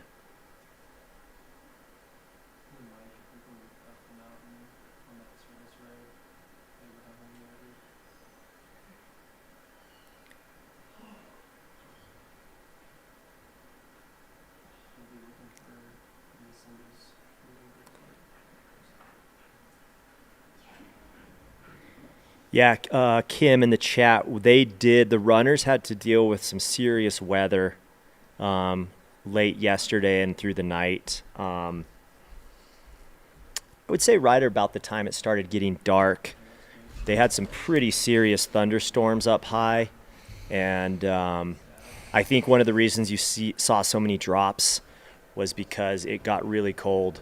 And, this course gets a lot of temperature swings. And so, they dealt with weather. I was at Olympian Hall where we are now, and my buddy Matt De La Rosa, who's in the Tortoise race, he came through about 9 o'clock last night, and he was telling me that he was freezing up there. Once he got down here, he had warmed up, and he was doing great. He was crushing it. Saw his family. We sent him out of here, but it was definitely cold, so... So for our 50-mile race, this is on a lapse time, but Ryan Raff sits in first for the men's race. They just passed, well, not just, I'm not sure really when this was, but 13.2 miles. He went through there at 2 hours. Austin Gliotone came through at 2:13, so 13 minutes behind Ryan. And then we had Megan Roach, first female, third overall, 2:19, 6 minutes behind Austin. In close pursuit was Jared Burris and Tim Chafin and Rick Davey, all close behind Megan in 4th, 5th, and 6th. Your second place in the women's division is Jill Seeger, coming through Long Lake at 2:26, and then Mary Bogman, who I actually ran with at the first 2022 edition of the Run Rabbit Run. She got 3rd overall, and she is in 3rd right now, 9th overall. Came through Long Lake at 2:26. So that's a close race for men and women and overall. Likely see a fun race for the 50 milers. We have some more runners on the screen. We have Riley just boogieing, just so controlled. Boogieing. Boogieing. Not putzing. Not putzing at No all. putzing. And then on the right, we have a drone shot. Thank you to our drone pilots. And thank you to our follow cams on the bikes. Yeah, huge shout out to the whole Mountain Outpost team. It takes a huge crew to put this on. If you guys could see what we're looking at, there's about 5 monitors in front of us, multiple cameras. Connor's back there running the show right now. We have mountain biker cameras. We have drone pilots. We have Dan Ryan coming in with the sauerkraut and coffee. Yep, we got Dan Ryan. You know. Good mixture for some heartburn, but we love it. Yeah. Dan and Pippin, right? Pippin? Yeah, Pippin. Pippin. Don't know where they went. Maybe we're getting Yeah, maybe he's bringing more us some food. more snacks. Yeah. Like a good assistant. If you know Dan Ryan, you know that guy's got a wicked sense of humor and is about as sarcastic as it gets. So, oh man, seeing a lot of people through Mount Warner, but again, we're not quite sure on the exact timing of all of this. As soon as we figure out, we will update you. On your screen right now is Riley Brady, and first for the women's division, and then second at the moment is Becca Bramley, and third is McKendry Hickory. I am positive that we're going to see, if they're not already there, Becca Bramley and McKendry. I have a feeling they are on the descent. We will get an update on that soon for you. But we have the men have finished. Jesse Rich finished at 17:42. That would be wild. 17:42, first for the men. John Harrison had a really great race, finished 19:06 elapsed time. And then JP Giblin, ultra athlete, 19:20. Great race to all 3 of these men. Ryan Sullivan came in at 4th. Was super consistent through the day, came in 19:29, and then we had Zach Eagle. Again, we are confirming those times right now on our timing website. It says he finished in 19:38. Again, have to confirm that. And Joseph Peddleton, waiting confirmation, finished in 19:39. there you go. And for our women's race, besides the top 3, which is Riley, Becca, and McKendry at the moment, we have Jenny Yeaman, 4th place, Zoe Rum, 5th place, Emily Long, 6th, 7th is Carissa Kenny, 8th is Bailey Eppard, and 9th is Alana Jesse, and then 10th we are sitting Alyssa St. Laurent. We are anxiously awaiting our second and third women to crest Mount Warner and to start the descent, and we're going to check out their downhill legs, see if they're as good as Riley Brady. Riley Brady has first place in, well, I just lost words, in the bag. Would you say in the bag? Yeah, First place in the bag? in the bag. Unless something tragic happens, like a UFO beaming Abduction. up. Abduction. Hoping that doesn't happen. But Yeah, I you think never know here at Run Rabbit. Riley could walk it in and win, I think. Yeah, right I now. think you're right. I can't wait to see what the update is from Becca and McKendry here any minute now. Somebody asked in the chat, who came up with the phrase pain cave? I first heard it in cycling years ago. I used to race bikes, road bikes and cyclocross, and that's where I first heard the term pain cave. But I can imagine it's probably been around for a while. I think Courtney popularized it, probably. For sure, yeah. That's where I first heard it. Really? Maybe popularized it for ultra running. For sure. Digging in that. Oh, yeah. Pain they said cave. Courtney was the first time I heard it. AI answer. The term originated in the early 2000s. Cyclists, endurance athletes, triathletes. There you go. Again, I'm Tara Dower here with Luke J. And we're our presenting sponsors, H2All. You might have seen their cans of water throughout the course. Aluminum on the live cans, stream. so they're fully recyclable. Fully recyclable. You can see your reflection in it. And it says every bottle helps bring clean water and a better health to someone who needs it. And you can scan the journey, creating ripples to create real change. So check out H2All and all the good work that they do. And they're based out of Steamboat Springs. Yeah. What do you got there? Oh, Some snacks? I got granola? some granola. You want some? Yeah, let me Oh, get a it's little so bit good. of that. This is really good granola. I like when That's I go good, places, thank I you. splurge. You can't buy it everywhere, but you can buy it at Whole Foods. And I was in Denver, and there's a Whole Foods there. We don't have one in Durango. It's Grady Organics granola. Not sponsoring the pod or not sponsoring the live stream. Ultra is though. Yeah. And Ultra just came out with the Olympus 275. Yeah, we have one here in the studio. Yeah. I've been checking it out. I know so Brad. colorful.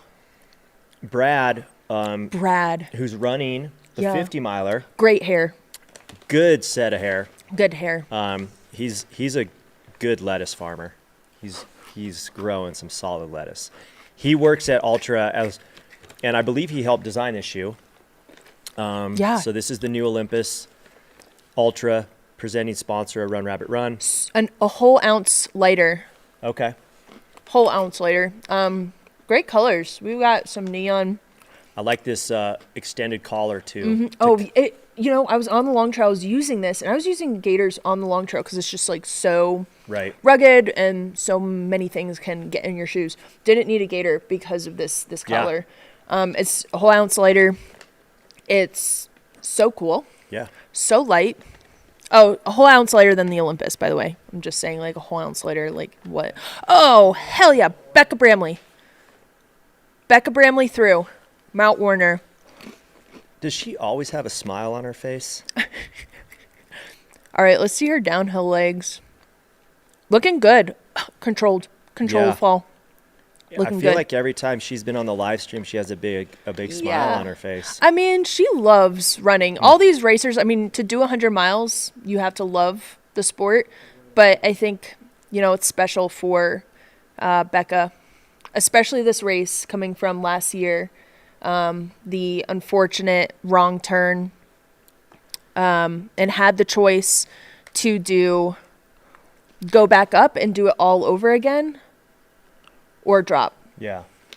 And that's a brutal place to be. So It's so stoked brutal. for her to get some redemption and come back and absolutely crush it. She's sitting in second right now. Mm-hmm. Not close enough to really close on Riley. And I'm not sure how close McKendry is, but second at Run Rabbit Run, insane result. She's going to collect a nice check. Mm-hmm. And let's see. Oh, yeah. So we'll go back to some shoe talk. Sean Kelly said JP was wearing the Carbons, according to his Strava. His trail name is Kenny Powers. Right on. Yeah. He was on the AT with me and JP cool. last year. Yeah. And then Jay Kenny Smith said, Powers. what's a good trail runner for Ultra for a big slow guy? I'm usually looking for some cushion. Oh, The Olympus would probably yeah. be either regular Olympus or 275 if you want to like a lightweight cushion. I think the 275 is one of my favorites by Ultra right now. There you go. Check out the Olympus. And then Valorant says, this is hyping me up for my 4-hour long run in the rain tonight, which is awesome. Somebody in the chat said they were watching the live stream on the treadmill. Oh. Which I've done that before. Has that encouraged you? It just gives me something to watch. Yeah, it's kind of nice. Sure. Because I like to hike on the treadmill. Like, I have a treadmill that goes up to, I don't know, like 20 degrees maybe. Oh, sweet. And I have like a block of wood that I put under it to get a couple more degrees of tilt. Oh, so cool. And I put the iPad or phone there and can watch. So good spot to watch the live stream. I like watching Hot Goss on YouTube. There you go. Yeah, I need brain rot because I hate treadmills. I don't hate them. Like, I'm thankful, but it's rough. The ultimate challenge would be doing a treadmill run with nothing. Oh. No music, no video. Staring at some paint cans like like our buddy String Bean. Yeah. Yes. Somebody asked if the times are collected electronically. Yeah, I believe there's a timing chip on the bibs. If not, a lot of these races have timing people at each aid station, clocking people as they leave in and out. But I've seen timing mats up there, so I believe there's an actual like chip on the bibs, and that's how they collect the timing splits. So Becca Bramley came through at 2015, and that is, I mean, Riley put on a huge gap. 15 plus 8. I don't know. 23? Is that 23? I think that's 23. 23 minutes. Close enough. Yeah, I'm a runner. I'm not a mathematician over here. But Riley, here's that famous uphill. Everyone's walking. Have not seen one person run up this because you are at the end of a race. Yeah. Riley's likely less than 2 miles to the end. Has like a fun little descent after this uphill into the village there to win the 2025 Run Rabbit Run 100 miler, collecting 20,000 buckaroos. 20 G's. 20 G's. Hey, Riley, congrats. And it looks like Riley has a buddy now. Pacers can hike up. They can hike all the way up to Mount Warner if they want to pace you for the full 5 miles. But what we've seen is most pacers are just going up maybe a mile or 2 or a couple hundred yards. So it'd be nice to see a friendly face to kind of get you through. It's actually runners 50 and all 100 milers may have as many pacers as they'd like from the top of the gondola building to the finish. Okay. So I'm not sure what the mileage is on the top of the gondola to the finish. Thanks for the fact check. All right. What do you think they're talking about? Oh, great question. I love this game. I think Riley's just like going over the race, going over the night portion. Probably like stoked to hear about maybe some food the crew has at the end there. Maybe stoked for a shower and a bed. Yep. Or they're just like chatting. Like, how was your night?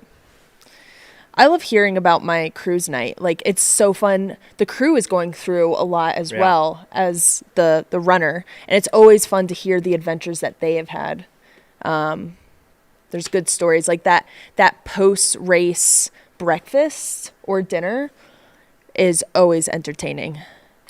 Yeah, shout out to all the crews, because if you've crewed a race, you know it's a lot of work. It's stressful. You're taking care of your runner through the night, through the day.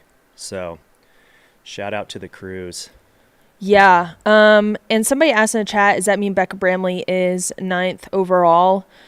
Still looks like she is sitting at 10th, but she has moved up into the top 10, which is something we see quite often with these races, women sitting in the top 10. So that's two 2 racers in the women's division that are in the top 10. And just a rough estimate, I think that means she probably would have passed 5 or 6 guys throughout the night. Wow. Which is cool. We still haven't seen McKendree through Mount Warner. Anxious to see where they're at. Again, Jenny Yeaman is 4th. And doing some quick math here. Jenny Yeaman was about 18 minutes behind McKendree. And as we've seen this race, you can make up a lot of time if the person ahead of you is not feeling 100%. And if you're feeling great, if you're motivated, if you're chasing, you can catch. Yeah, I think Jenny gets the Random Baller Award at this race. Yeah, for sure. Because I don't recall her name coming up much in the pre-race. Mm-hmm. Obviously, we love seeing somebody who we maybe didn't have on our radar or hadn't heard their name a lot come up. And I think one of the main reasons we didn't hear her name because this is her first 100. But she's absolutely nailed it, is sitting in 4th place at a super competitive 100-mile race. So big props to Jenny. Yeah, Random Baller Award, Jenny Yeaman. Congrats. Sitting right now at 31st overall. Zoe Rom, again, is 5th. Emily Long is 6th. 7th, we have Carissa Kenny. 8th is Bailey Eppard. 9th is Alana Jesse. And 10th is Alyssa St. Laurent. On our screen right now is likely I know the race isn't done until it's done, but your likely women's champion, Riley Brady. They got the downhill legs, the entire downhill. They have just been rocking. Smashed it. Rocking and rolling. And, early on, both the men and the women, top 3 on both sides, were under course record pace. Yes. And we saw Jessie, not break the course record, but a really stout time, top 5 time. And, Riley's coming down to the finish. They will not get the women's course record, which is 1948. So I think that means the night was extremely challenging for these athletes. They had rain, they had cold, they had wet, fog. So I would guess that it became much more of a race of attrition than speed because they all had the speed early on. And we all know how fast Riley is, that if they had a good race, I think that course record is probably in the mix for them.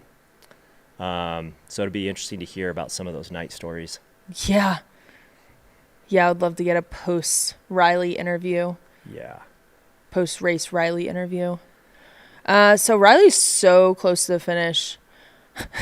And I was looking at my time from 2023. I got 20 hours and 32 minutes. You guys would have been close. Yeah, Riley did not beat the 1st, 2nd, 3rd, 4th fastest time here on the course, but will likely beat me at 20:32. There's 7 minutes. I think they're going to do it. What's crazy, right, is Jesse Rich from Utah was chasing Jimmy Elam's Ghost and just beat Jimmy's time. And we got Riley, who might just beat your time. Yeah. From Colorado. Yeah. Oh, man. My heart. Is Again, this a first place Tortoise, or that was a pacer? So we got one of our other Tortoise finishers, 6:26, which is Yates McConnell. Yates. Congrats, Congratulations. Yates. What place did he get? 12? The timing isn't updating. It looks like we have about 15, maybe 18 finishers. Oh, this is Anthony. Anthony Lee with a huge smile on his face. Oh, Anthony, 7th place overall. Congrats. That's congrats. Awesome. This guy, he loves ultra running. He loves it. Loves the sport. He's done a lot of hundreds too, which is impressive. Yeah. I think I remember talking to him once, and he did 300s one season, maybe 4. What? Anthony, Solid runner. congratulations. He's got to be stoked. Yeah, he's got to be stoked. It is cool to see the time and how.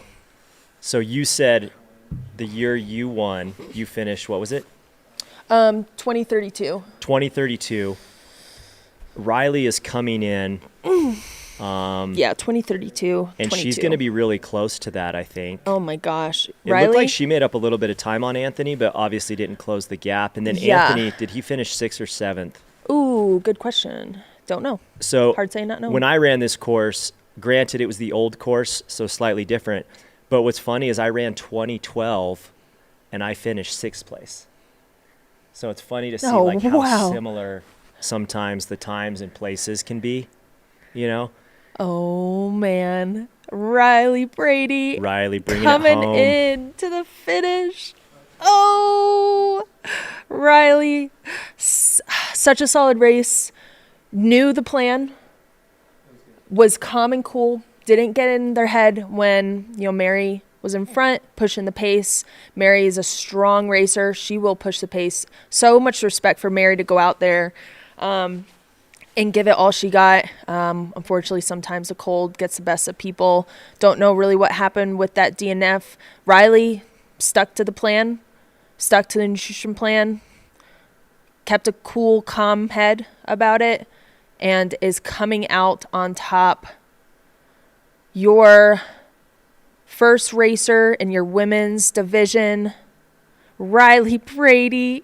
Oh, this is amazing. Your champion, the people's champion, Riley Brady, about to do a nice little rock hop, little technical section here, and then it's going to do a little uphill, and is going to finish the 2025 Right on. Run Rabbit Run 100. First place, 2029. Congrats, Riley. Yes, right into the hug. Oh, yeah. It's Fred, the race director of the Run Rabbit Run, giving And there's Riley Kelly a hug. Newland. Oh, Kelly Newland. Congrats, Riley. Yeah, What big a- congrats. What a gutsy race. One of the best ultra runners in the sport at the time. Watched a masterclass of grit. Kelly quickly grabs the glass cup. Smart. And we got word that McKendree is through Mount Warner. And so we have Beck on the mountain going down Mount Warner, and we have McKendree going down. But this is first place in the women's division, Riley Brady. Congrats, Riley. We are so proud of you. That's cool. So Riley wins. We're starting the descent. So that's your top 3 Yes, females at the Run Rabbit Run. we had Randy in the chat asking, can her friend hold her fluttering jacket? That is not legal. That's considered muling. So Yeah. you would have to carry all of your gear. So I think No we're going to muling. try to get a camera back on. Luckily, hopefully Becca in second place is where we're going to go. Oh, cool. So we got a shot of McKendree, who just left the Mount Warner aid station a little bit ago, starting the descent. McKendree's a local to Steamboat, has won High Lonesome in the past, last year, and has had a really good race. She was sitting in like 8th or 9th early on, and so she's obviously just ran her own race, Yeah. ran super smart, Yep. handled the weather very well throughout the night. If this is a testament to how to run this race, I would look at for anyone wanting to run this race in the hare division, even in the tortoises, watch what McKendree did and watch what John Harrison did. I mean, obviously watch everybody, but I think for the women, McKendree has run such a great race, stayed consistent, moved up in the field, really smart, John Harrison, too, moved up in the field really well. McKendry's booking. Yeah. Yeah, good downhill legs. So what do you say? You think her and Becca are about 10 minutes apart? A little more. A little more? I would say about 13 minutes Okay. apart. I think with that, based on Becca's downhill legs, I think Becca has second place in the bag. Yeah. Third place goes to McKendry.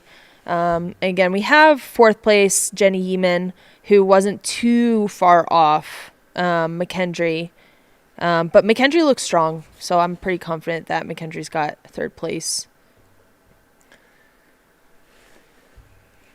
Yeah, and I'm just going to brag about myself because I picked these 3 athletes in the top 3. And so we got proof of it because I've, on the live stream, saying it yesterday. I picked Riley to win. I had McKendry picked for second, and I had Becca picked for third. So that's the only thing I got wrong was Becca and McKendry's places, Yeah. We'll see how it shakes out, but I think you're right. I think Becca's got number 2, locked in for seeing anything major, and I think McKendry has third locked in, without any major issues. We'll try to get a shot of Becca here soon as well, because I know people want to see our number 2 female ASAP. Dan, the man with the snacks, just walked in and held up a pretzel that's about as big as a Frisbee. Yeah, the biggest pretzel I've ever seen. Oh my gosh, where'd you get those pretzels? There's a farmer's market. Oh my gosh, big news here. We got farmer market pretzels in the house at Olympic Hall. Oh, yeah, we have 6 pretzels. Connor's hyped. Dan's hyped. Tara's hyped. I'm hyped. Pip looks hype. We're all hype here. That's A-okay. We are totally fine. I don't think I could eat that whole thing. Thank you, sir. Oh, wow. That's beautiful. That's good carbs. Yeah, that's high carb. High carb. We have a pretzel the size of my face, bigger than my face. I have water.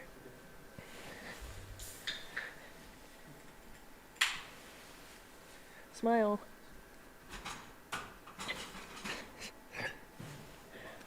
If you want to look at my story, I'm going to post a photo of me and Luke, our pretzel we're sharing.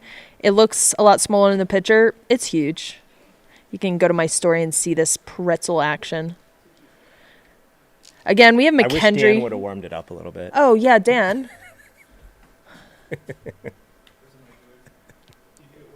No, totally joking. Oh, okay, so there's a video of JP that Mountain Outpost posted. It looks like he slipped into the water, slipped on the rocks. Again, JP was your third place. Men. His legs were trashed. They were trashed, and he got it done, as he does. Hopefully, maybe we can try to get a drone on Becca. I'm just throwing that out there.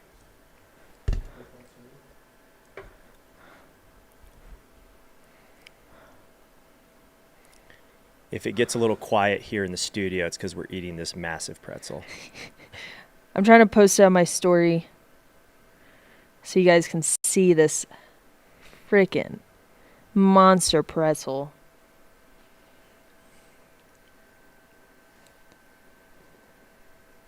Here at the Run Rabbit Run headquarters. Is it good? It's delicious. Thanks, Dan. Thanks, Dan. You're the man.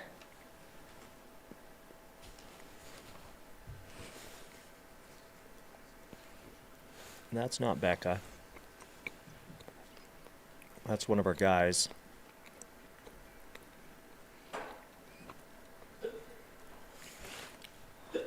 Becca's getting a lot of love in the chat. I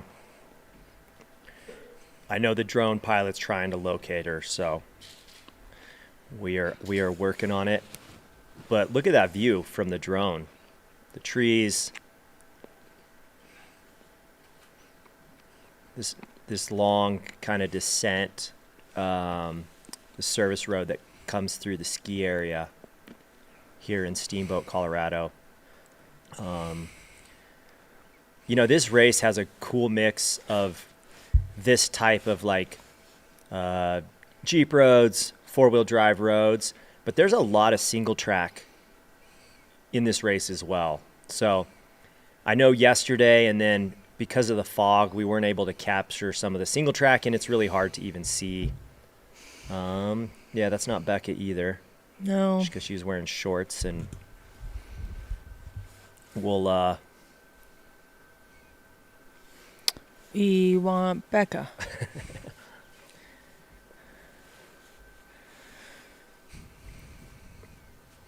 So proud of Becca. Just like from last year to this year, she was ready to race. She was locked in. She was locked in.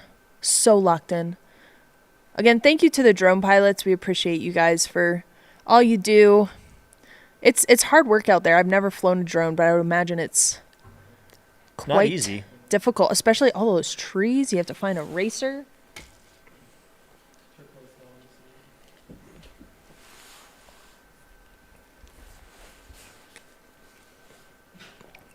Pretzel's so good, by the way.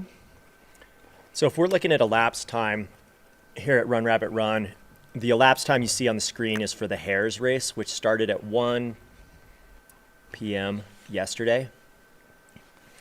And then the Tortoise race started at, here we got one of our Tortoises finishing. I think that's 4:68. That is Brandon Cruz. Good job, Out of Brandon. Asheville, North Carolina. Wow. Oh my gosh. Coming and crushing it at Yeah. altitude. Heck yeah, man. That's what it's about. Easy day for him. Big smile on his face. Yeah. He's a male masters. Congrats. You can see a handful of finishers here at the finish line. Anthony sitting there at the finish with a big smile on his face. What an exceptional person to have in the sport. He finished, was it 7th, Anthony? I believe so, yeah. Let's see. We currently have for the top 10 overall, we have Riley coming in 8th overall, and Becca Bramley is currently at 10th overall. Yeah, so Anthony finished 7th, and then it looks like we probably missed this finish of Joseph Pendleton unless the timing is off. So we'll try to figure out if Joseph finished ahead of Anthony and if the camera wasn't there at his finish or what the deal is there. So we're not sure here in the studio, but we'll find out. We currently have Becca on the descent, Becca Bramley out of Durango, Colorado, sitting in 2nd, and then McKendry Hickory in 3rd, and Riley Brady, who finished, let's see, about 10 minutes ago. Yeah. Is your champion of the Run Rabbit Run 100-mile race here in Steamboat, Colorado. Little update on the 50 milers. We are seeing Ryan Raff currently on our Can Do timing. You can check the timing of the race. There is a chat pinned at the top, the white chat. Can Do timing. You can see the results or you can see the timing there. But I will give you like a little rundown here. A little rundown as they call in the business. The biz, as they call it in the business. Yeah, give us a rundown. Yeah. So Ryan Raff, he's first currently. He's been through Dumont. That's 22.3 miles in, 3:17. He is the only one. Oh, we just had Justin Gliotone through. Literally, I had just pinned 3:36. So looks like Ryan is sitting pretty, about 9 minutes ahead. We have the Megan Roach, first for women, 3rd overall. Went through Long Lake a little bit ago at 2:19. So I'm expecting to see her in just a bit. with Jared Burris, Tim Strafen, who is an ultra rep, and then Rick Davey. They're in close pursuit. That is 5th, 6th, 7th. And then Jill Seeger, who went through Long Lake at mile 13.2 at 2:26. And then Mary is 9th overall, your 3rd place woman, currently at 2:26. So those are the results so far for the 50 milers. They're nearly halfway through the race, so we should be seeing more information on them soon. And they're working hard to get a shot of Becca here ASAP. So I know we're all wanting to see where she's at. I mean, and how she's looking. This is one of our other humans tortoise runners, maybe. Really meant to, be in the sky like this with eyes, but we're trying our best, and our drone pilots are the best people for this job. So they're doing their best they can. I know we're all anxious to see Becca.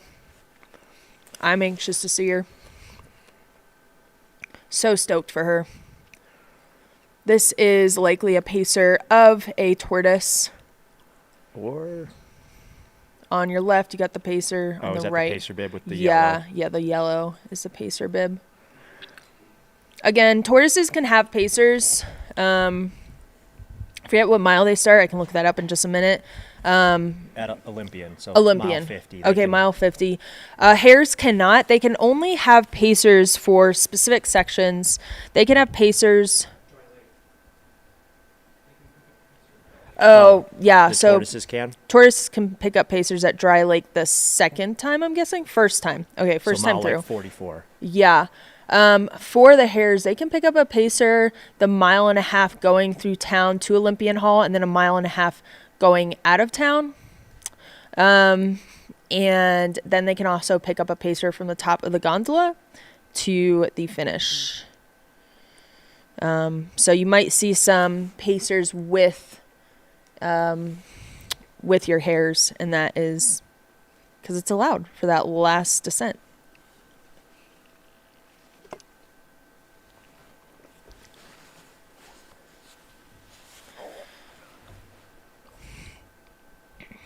Yeah, so we don't have eyes on Arlin Glick. He is still in the backcountry. We don't have access to those backcountry shots.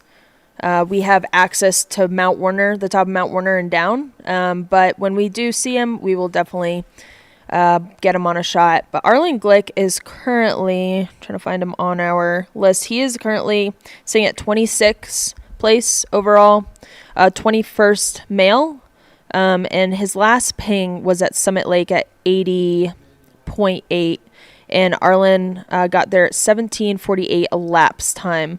So we're going to see him ping at Long Lake here soon, along with Grant Barnett. Likely to see them. Probably Grant first, and then Arlin's going to probably pop in there a little later. So that is where Arlin's at the moment. Yeah, Sherry, we have drones all over, but we do have a camera on the finish line. So when we get finishers coming in, we'll definitely get eyes on them. But this is our drone footage we have at the moment. We have a tortoise on your left and on your right. Not sure. We're still moving through the top 10 overall place. Riley Brady was 8th overall.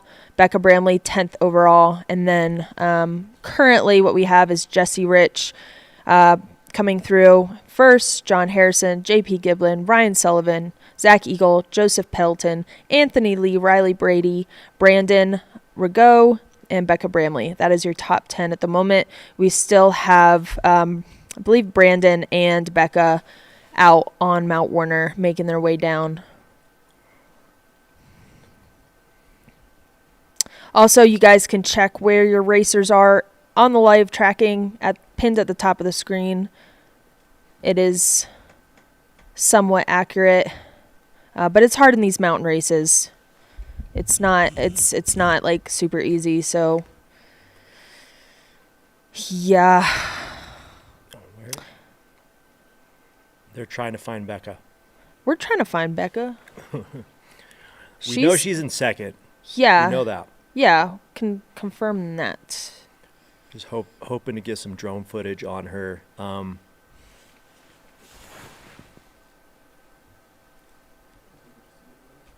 it looks like we have, it looks right now Braden Rogow should be your next finisher, I believe, if the tracking is correct for the hares. So it gets a little tricky at this point once you start mixing in some of the tortoises and hares to figure out who's who. So what you guys can see is exactly what we see. So we'll do our best from the studio side, and hopefully we can catch as many people as possible.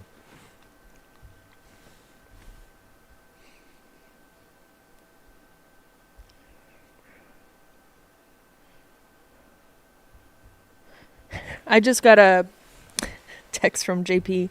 Asked him if he took a shower yet. He said it was miserable. That is probably the case for everybody. The chafe is real here.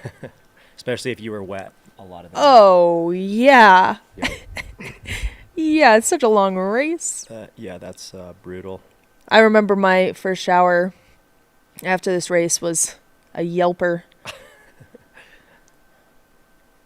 Oh, this is a new strategy. It Not was going over the big pioneering a rocks. new route. Yeah. Nope. Left. Oh, dog. No. What are you doing? No. Oh, he's baby, getting the kid. baby. I like it. Yeah. Okay. Yep. That's cool. Yeah, I love that. I like that move. Oh, yeah. Good job. Let's try to get a bib on this. Yeah. I'm looking with my eyeballs. I think this might be 540. Nicholas Hilton. Woo! Full Lion King hold up at the end there. Yeah, Nicholas Hilton. Congrats, Nicholas. Way to get it done. Great job. He looks great. Yeah. Yep.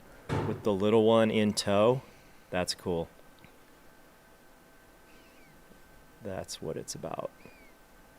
And then this is either going to be our next tortoise or possibly next hare finisher here. If anybody recognizes who this runner is.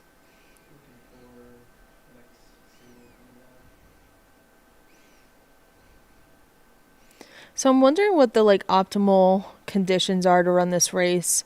Because last year we were talking about how hot it was, but we saw the women's course record go down so drastically. Yeah. Oh, this is F4, likely Jenny Yeeman through Mount Warner on your screen right now. Looking strong. All the women have had strong downhill legs. Yeah. From what I've seen. Yeah, if you take the percentage of the women that look solid on the downhill compared to the guys, the women take the win. Yeah. For sure. I wouldn't expect any less, honestly. Yeah, so that's likely Jenny Yeeman. And then I think when Becca kind of hits that last finishing stretch that we've been seeing the drone shot from, we'll probably be able to get a shot of Becca there. But yeah, if this is Jenny, she's crushing it. I think it is.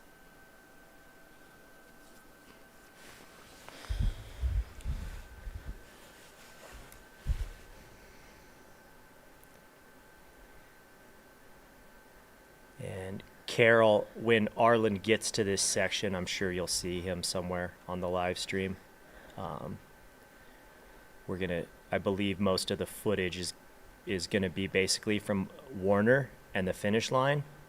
And so that's where you're gonna see people. For anybody watching the live stream, if you know runners running and you are hoping to see them or hoping to catch them, you're gonna see finish line footage drone footage on this road, and possibly some footage from Mount Warner down. And that's it. It's pretty amazing that we can do this from the studio and live stream this.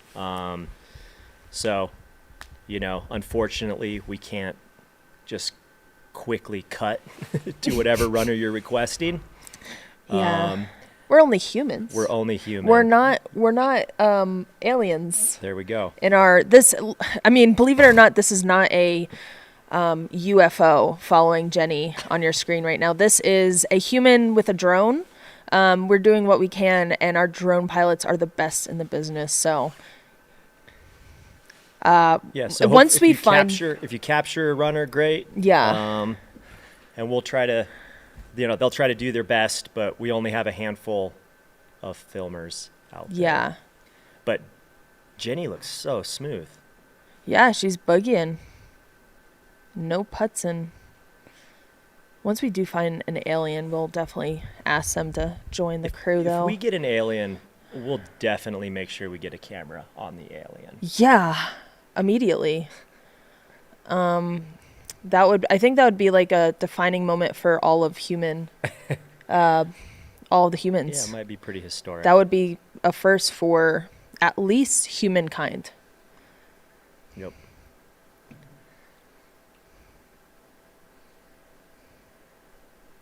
So we will also,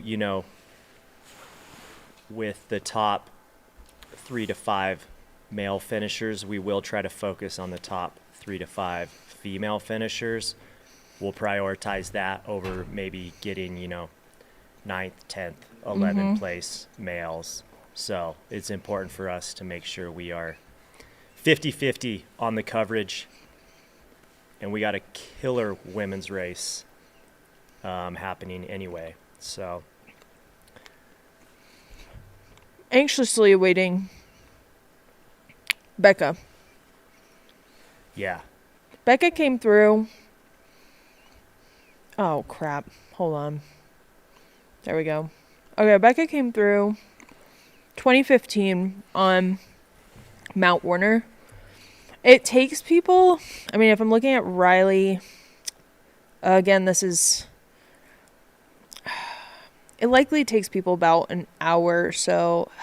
To make that descent. Yeah, it's hard to say with the timing how it's going, a little less than an hour.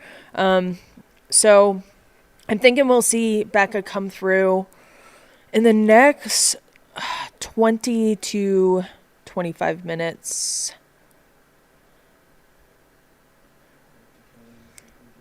Maybe a little less, so maybe 15.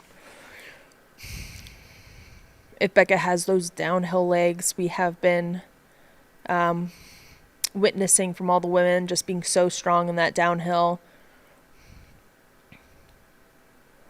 Again, this is a shot of likely Jenny Yeaman, your 4th place female, descending Mount Warner to the finish of the Run Rabbit Run 100 miler. I'm going to kind of go over the course a little bit, what they have experienced in the last nearly 21 hours.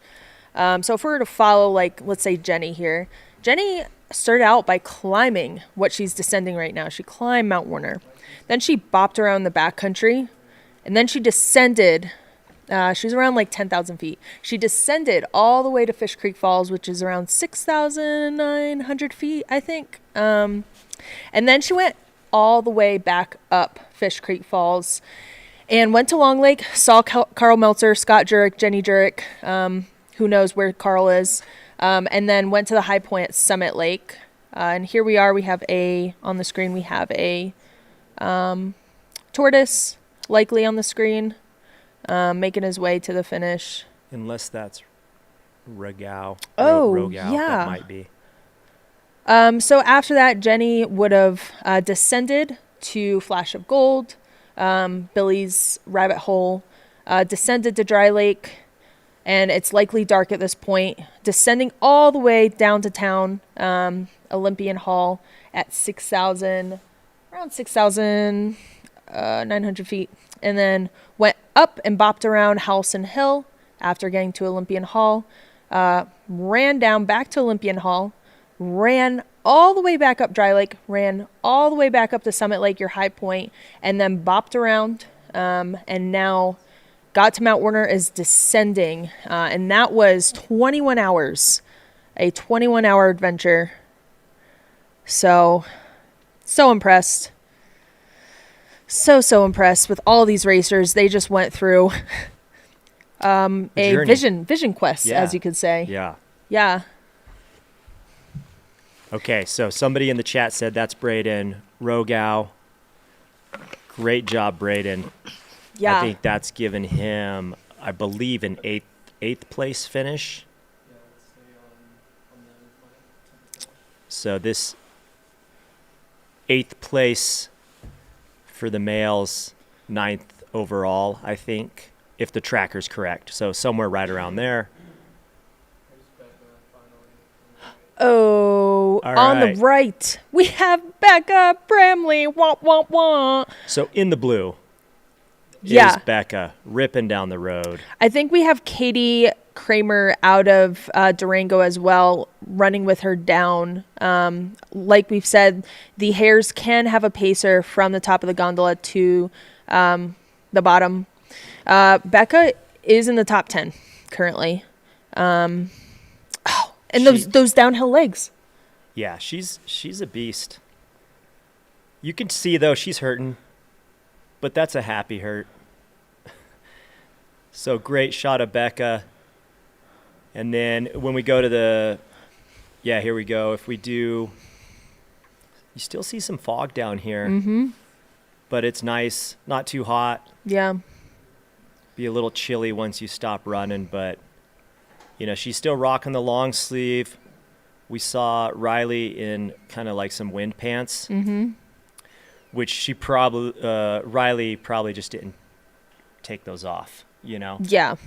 You don't want to take the time necessarily to take them off. So they just decided to leave them on, is my guess.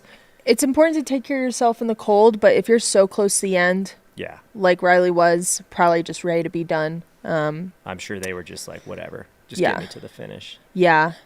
And again, this is Becca Bramley, Durango, hero, and local. Coming in for second place on the women's side. After running a really good race here last year, she ended up getting off course, and kind of just a huge bummer. Didn't get a finish because of the mistake of getting off course. So this is gonna feel extra special for her to nail it with the second place finish, but kind of get that redemption after last year. So.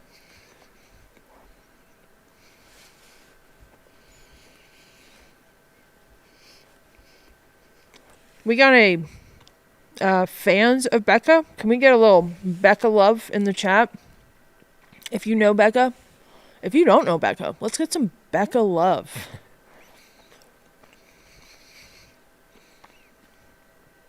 I don't know. What's an emoji we can do?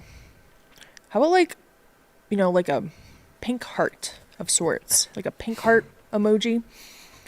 And congratulations to Becca for rocking the 2025 Run Rabbit Run 100 miler. And real quick, Becca with this second place finish is going to collect a check of $8,500, which is going to feel real good. And then right now, I think her team has she's teamed up with Brendan. Yes. And I think they have the team on lock. I actually think Brendan could lose many spots and they would still win.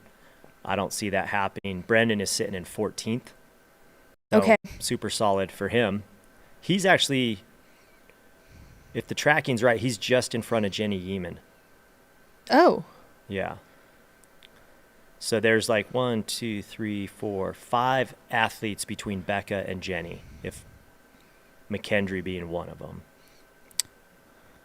But cool shot here. Yeah, we've got a lot of love from Becca, or for Becca, here in the chat.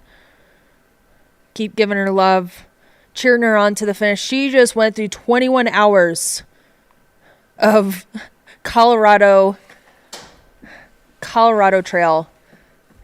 multiple conditions.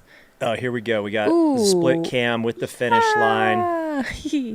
Let's see who. Brandon? No, this is going to be. Braden? This is Braden. You're right. Braden Congratulations. Rogow. Congrats. That's a 9th place finish for him. Top 10. Nice set of shorts. Great work. Yeah. Also standing, Yeah. talking, full conversation. Getting that H2all water. There's that reflective can we were talking about. Congratulations, Braden, on a 9th place finish here at the Run Rabbit Run 100 miler. It's a good. He might be a random baller too. Yeah, eighth male, 9th overall. Yeah. Random baller extraordinaire. Fun shorts haver. Yeah, that's a great finish for Braden. Yeah. He's definitely gotten some love in the chat too. So. Okay, so Becca is running up that uphill that we've seen everybody walk. Look at her. Okay, Becca. Maybe somebody told her that everybody else is walking it. Everyone, even Jesse, Yeah. 1st place male.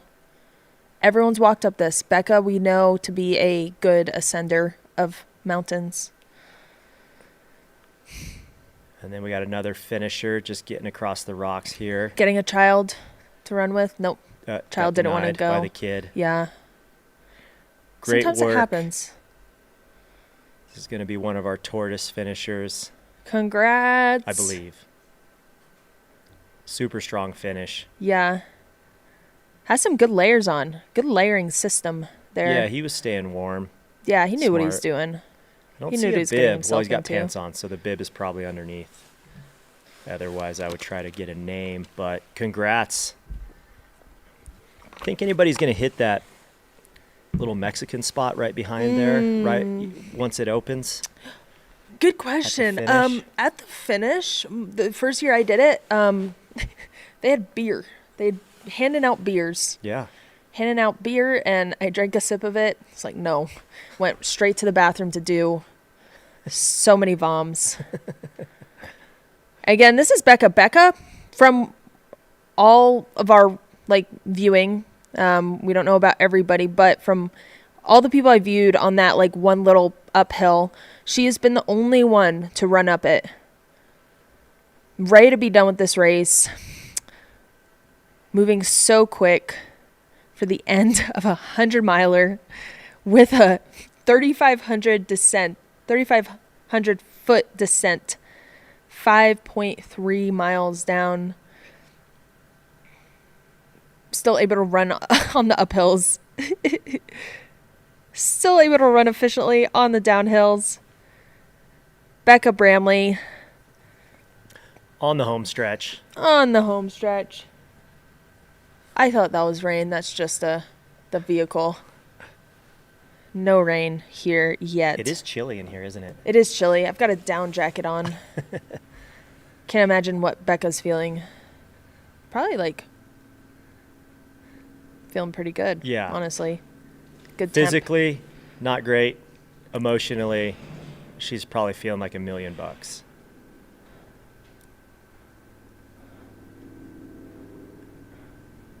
Oh, good question from Ellen. I don't think this is her first 100. We mentioned her not getting a finish at Run Rabbit Run last year, even though she ran the whole distance. There was an issue with her getting off course with one other athlete. Oh, Shay? Yeah. Yeah. So I don't know. We'll have to look that up and see What? if it's Becca's first 100 finish. Oh, yeah.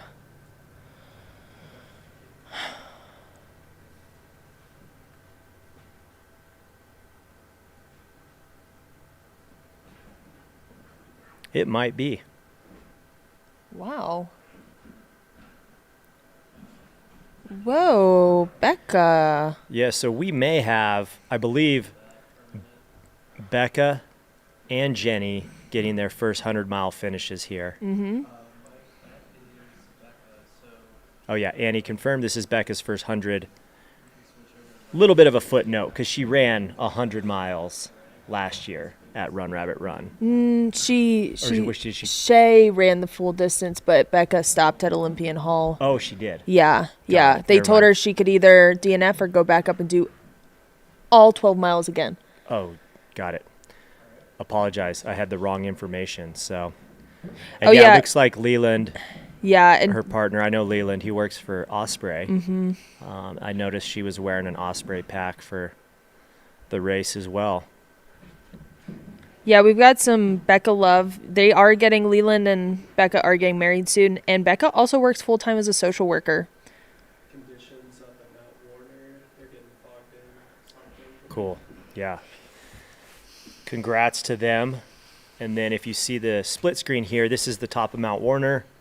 It is now, the fog has rolled in and visibility is a little bit trickier here. We may see some rain. I'm not sure what the forecast says, but we got fog. I got it here. It says scattered showers and then showers. But today, a little more detailed. Showers and thunderstorms likely, then showers and possibly a thunderstorm after 1 p.m. High near 66. Chance of precipitation is 80%. Yeah. It's going to rain. Somebody said Ryan Raff could go sub 7 hours in the 50-mile race. He is moving so fast. Somebody running a sub 7 on this course for 50 miles would be pretty nuts. That would be insane.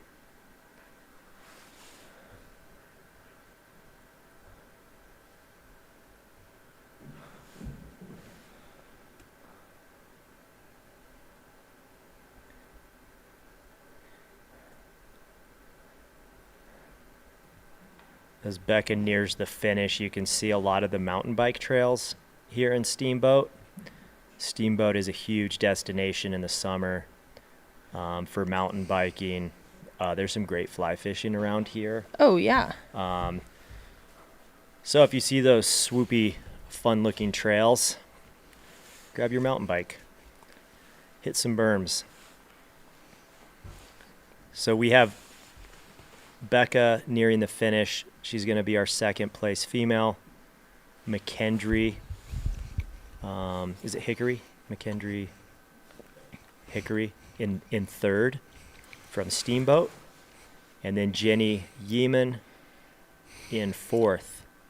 So it just shows you, as this sport gets more competitive and the fields get deeper, you know, to have second, third, and fourth all on the final descent together. I mean, that's close. After a 21 hours of racing, that's a pretty tight window.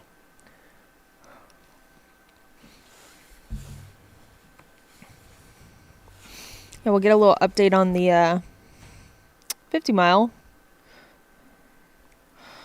Again, Ryan Raff.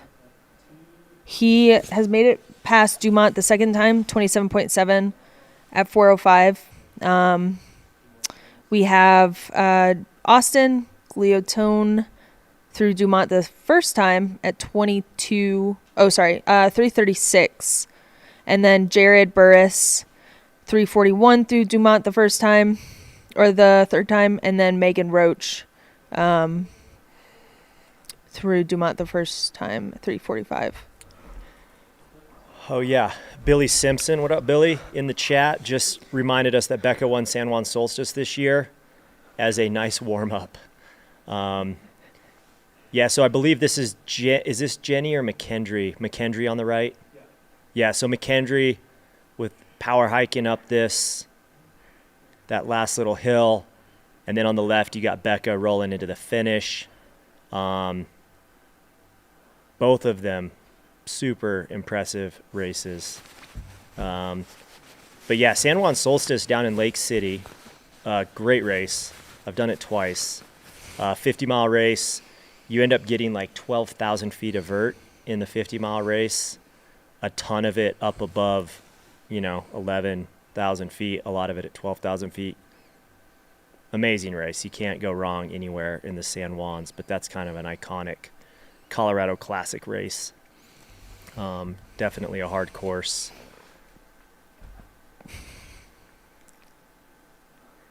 Here we go. She's cruising in with her crew. She looks a lot smoother. Yeah, you know, your legs start feeling a little better when you can see the finish line. Yeah. It's crazy. Oh, Becca, congrats. And you said you've run with her because you recently moved to Durango? Yeah, we run together. This summer we haven't ran a lot together because I've been away. But getting ready for Black Canyon, and a little bit after that, we were doing some runs together. Cool. And me and Robin Lesh run with her. And Robin Lesh and I are. Robin runs for Vibram. I run for Ultra. Becca is not sponsored. And Becca freaking crushes us on the uphills, has full conversations on the uphills, asks us questions. And I'm like, Becca, I'll talk to you when I get to the top. I am out of breath. I don't know how you're doing this. She is an incredible climber, incredible runner, racer, competitive, overall athlete. Yeah. Great community there in Durango. As you can see here, there's Leland, her fiance, and Katie Kramer out of Durango as well. Great community came out here to support their shining star, Becca Bramley, your second place racer in the women's division, sponsored by Ultra, Run Rabbit Run, sponsored by Ultra. This broadcast sponsored by H2All. This is awesome. And as somebody who's is also not a sponsored athlete, I love seeing somebody like Jessie Rich win this race as a non-sponsored athlete. Yes. Becca Bramley getting second as a non-sponsored athlete. I don't know. It just is a good nod to, like, you know, our sport, and you can excel. And here we are. She's going to do a little rock hop. She's going to finish this race 21:14. And some change. Nice Nice oh, work. Becca, you're second place woman here at the 2025 Run Rabbit Run 100. Becca Bramley out of Durango, Colorado. Congratulations. Big smile. We love to see it. Oh. Big hug from Fred. That's cool. Having a full conversation. Looking so fresh. And here we go. This is McKendree. Man, they were close, huh? Yeah. So much of the race. Oh, there's Leland.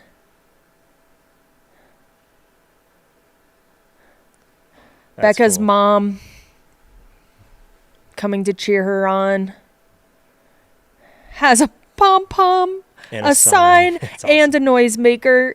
Oh, I know. She's just so proud of her. She's really close with her mom, her sisters.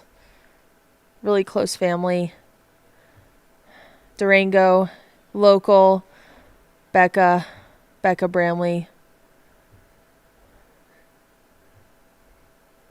Just a really solid race. Moved through the night really well. Kept her composure. Still standing. Cool to see Eric Skaggs in the chat, too. If anybody recognizes that name, you know.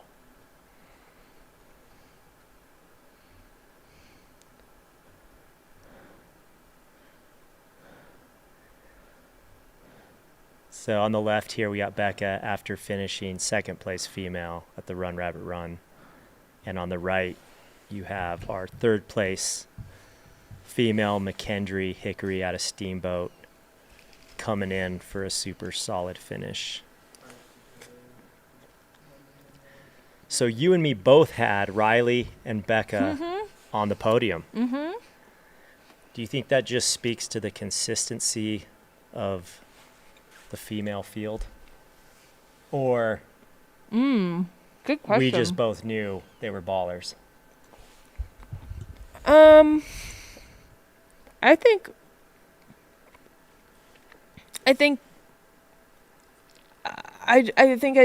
I knew they were both ballers. Raced against both Becca and Riley, and trained with Becca. Definitely just was like, they got this. Yeah. Also raced against Mary. Mary DNF'd at Dry Lake the first time, but was on her way to. She's on course record pace. Oh. This is McKendree. We have, it's a little confusing here. There's a lot of different trails you can go down. I think there's like these signs telling mountain bikers where to go. Yeah. So you see some arrows because a lot of people just mountain bike recreationally I here. wish we could get somebody to run with McKendree. Yeah, I and wish there was a way to. That's not a fun feeling late in the No. race where you're like, am I in the right spot? She's on her way. She's okay. Yeah, she just she's needs on- to stay on that main road and we'll be good. I'm just not sure if she knows that right now. Yeah, and that's the same thing we saw with Ryan Sullivan. Yep. He kind of got off here, so hopefully she can just stay on track, not get on those mountain bike trails. Just keep on this straightaway down this road, and she'll be Yeah. A-okay. Shout out to Aid Station Molly B. Thanks for hanging out with us as well, and you are welcome. Take care. Seeing love for McKendree in the chat as she cruises in. Oh, Carlos finishing. I've raced against Carlos at the San Juan Solstice a few years back. Super nice guy out of Colorado Springs. Carlos is a solid runner. Super nice guy. That's cool. He had a solid finish too. So good job, Carlos.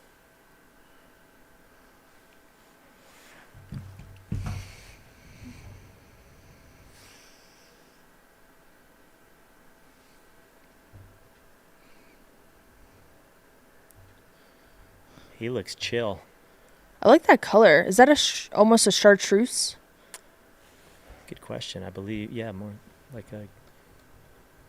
I think chartreuse is brighter, maybe, Okay. but I don't know.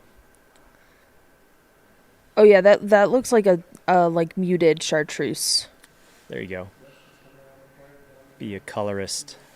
All right, I think we're gonna try to go to. Yep, you got McKendree here. Yeah, she looks so strong on this downhill.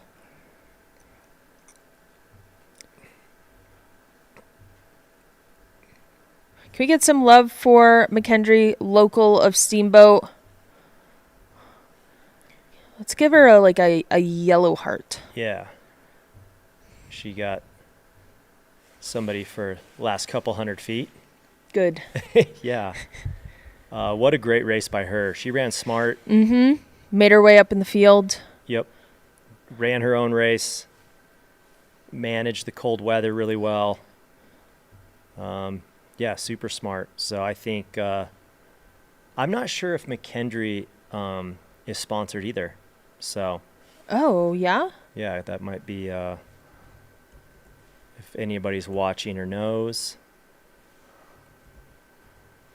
Here she is, your third place runner in the women's division. You had Riley Brady, Becca Bramley recently came through, and then McKendree, Hickory, local to Steamboat. Doing a little rock hop, little hop over some rocks, and then she's going to make her way to the finish here. Big smile on her face. Stoked to be done. Let's get some hearts in the chat for McKendree. Congratulations. Stellar race. One of the smarter races. There she is. Solid. Your Congrats. third place. McKendree, Hickory.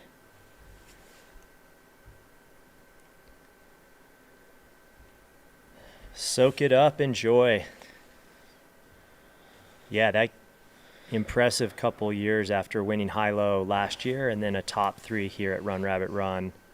I mean, obviously she has other results too, but yeah, kind of establishing her name as somebody to keep an eye on. That's cool.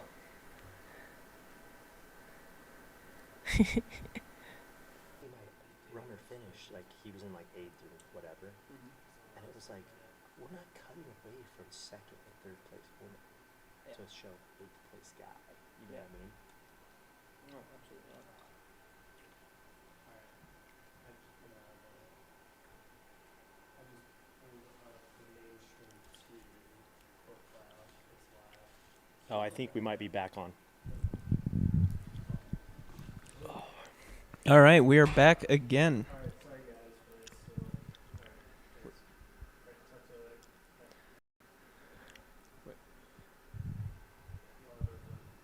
I think we're good. Yeah, I think we're back. Okay, Sorry, you guys can hear us again, right? all right, maybe we'll wait for a confirm in the chat that people can hear us, but I think can. they should be able to hear us. Well, good. Yeah, we needed a little reset. Thank you. Okay, the live stream is back out of the chair and back on the trail. Yeah. Yeah, we are back at this. I'm not sure who this is finishing. We're going to start to see quite a bit more finishers on the rabbits, the hares and the tortoises here. So it'll be kind of a mix of finishers, but you know, camera operators will do their best to kind of keep panning back on the road. So hopefully you can see your runner on the descent or into the finish here. So real quick, we'll give you a rundown. Once again, Mountain Outpost live stream. Luke J here, joined by Dan Ryan. Dan Ryan and myself will be with you for the next little bit. We have bib 135 coming across the finish. That is George Greiger. I believe that puts him 13th overall in the hares category. So solid run by George. Yeah, nice work, George. Congrats.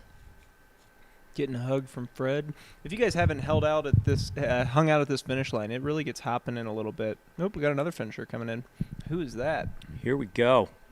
Probably I believe one of our tortoise finishers. Bib number, yeah, he's showing the bib number. This guy knows what's up. Did you say 168? I thought it was 106 maybe. Matthew Bitters of Nederland, Colorado. He's not 33. Nederland. 139's coming in. Nederland, which is outside of Boulder. Jeffrey Hearn of Gunnison, Colorado. Right on. Another finish with the kiddo. Yeah, got a stream of people coming in now. Yeah, look at this. Nice work. 787. Eric Wright of Edgewater, Colorado. He was wearing a BP Run shirt. Shout out to our friends over at BP Run in Wheat Ridge area. Yeah, somebody said the live stream vom is complete. Yeah, we're back. We took a little break, and we're here. Puked in the bushes. Yeah, it was good. Yeah. Again, thanks to our partners H2All and Altra for putting on this great live stream.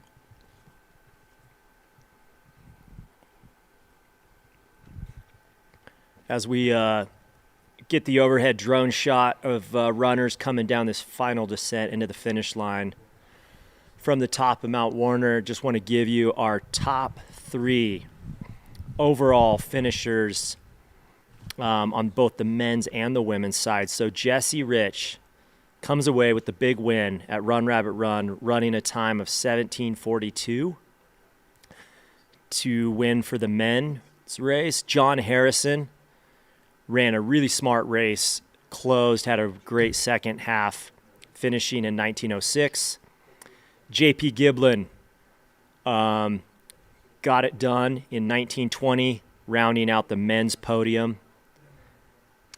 Top 3 for the ladies is going to be Riley Brady in first with 20:29:12, 8th overall. Second place was hang on, I'm reading this. Was McKendry Hickory in 21:21. And here's Brendan Trimboli out of Durango finishing. If you've been around, you've seen this guy's name. I've run a few races with Brendan going back to even like 2013, 14, 15. That seals the deal for the Durango team, taking the team win. Does it? Yeah, because Brendan and Becca were teamed up. So they'll each get another $2,500. They will each get $2,500. That's awesome. And then in third was Becca Bramley. In maybe that hasn't updated yet. Did I get Becca's my order? in second? Becca's in Yeah. second. Okay. The order on the tracking site is mixed up, so I apologize. And then it looked like our tortoise, Eric. Oh, no, we had that. That was Eric Wright already finished. So I did not catch the bib number on that last one. Sorry. Yeah, chucking the poles, hands up. That was sick. Nice work. Just yeets him.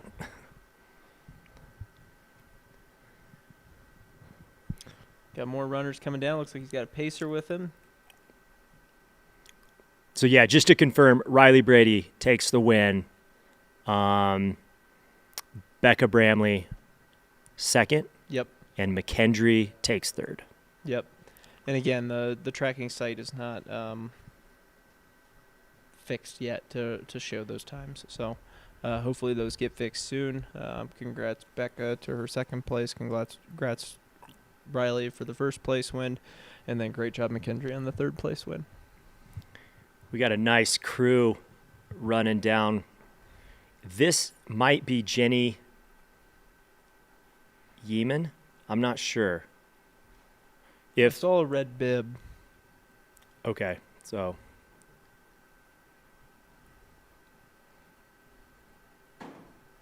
Jenny Yeeman, potentially, of fourth.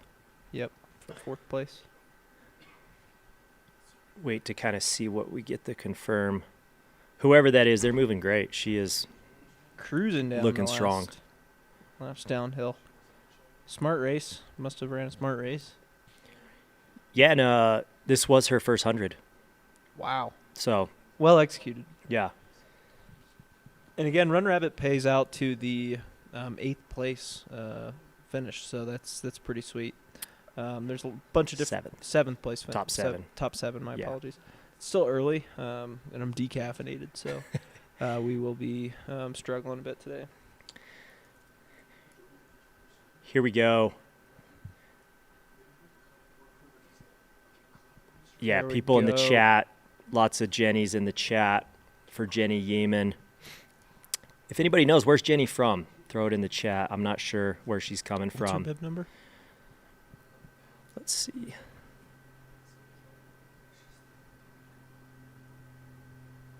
$31. Jenny Yeeman of Colorado Springs, Colorado. All right. Harvey's pick. 32 years old, 9th at Gorge Waterfalls, 5th at Quad Rock 50, and 5th at the 2023 Pikes Peak Marathon. Okay, so super strong work from her. Her teammate is Tommy Sullivan, Okay, and they're called the Speed Hogs. all right. Always So got to get them Great hogs. finish from Jenny.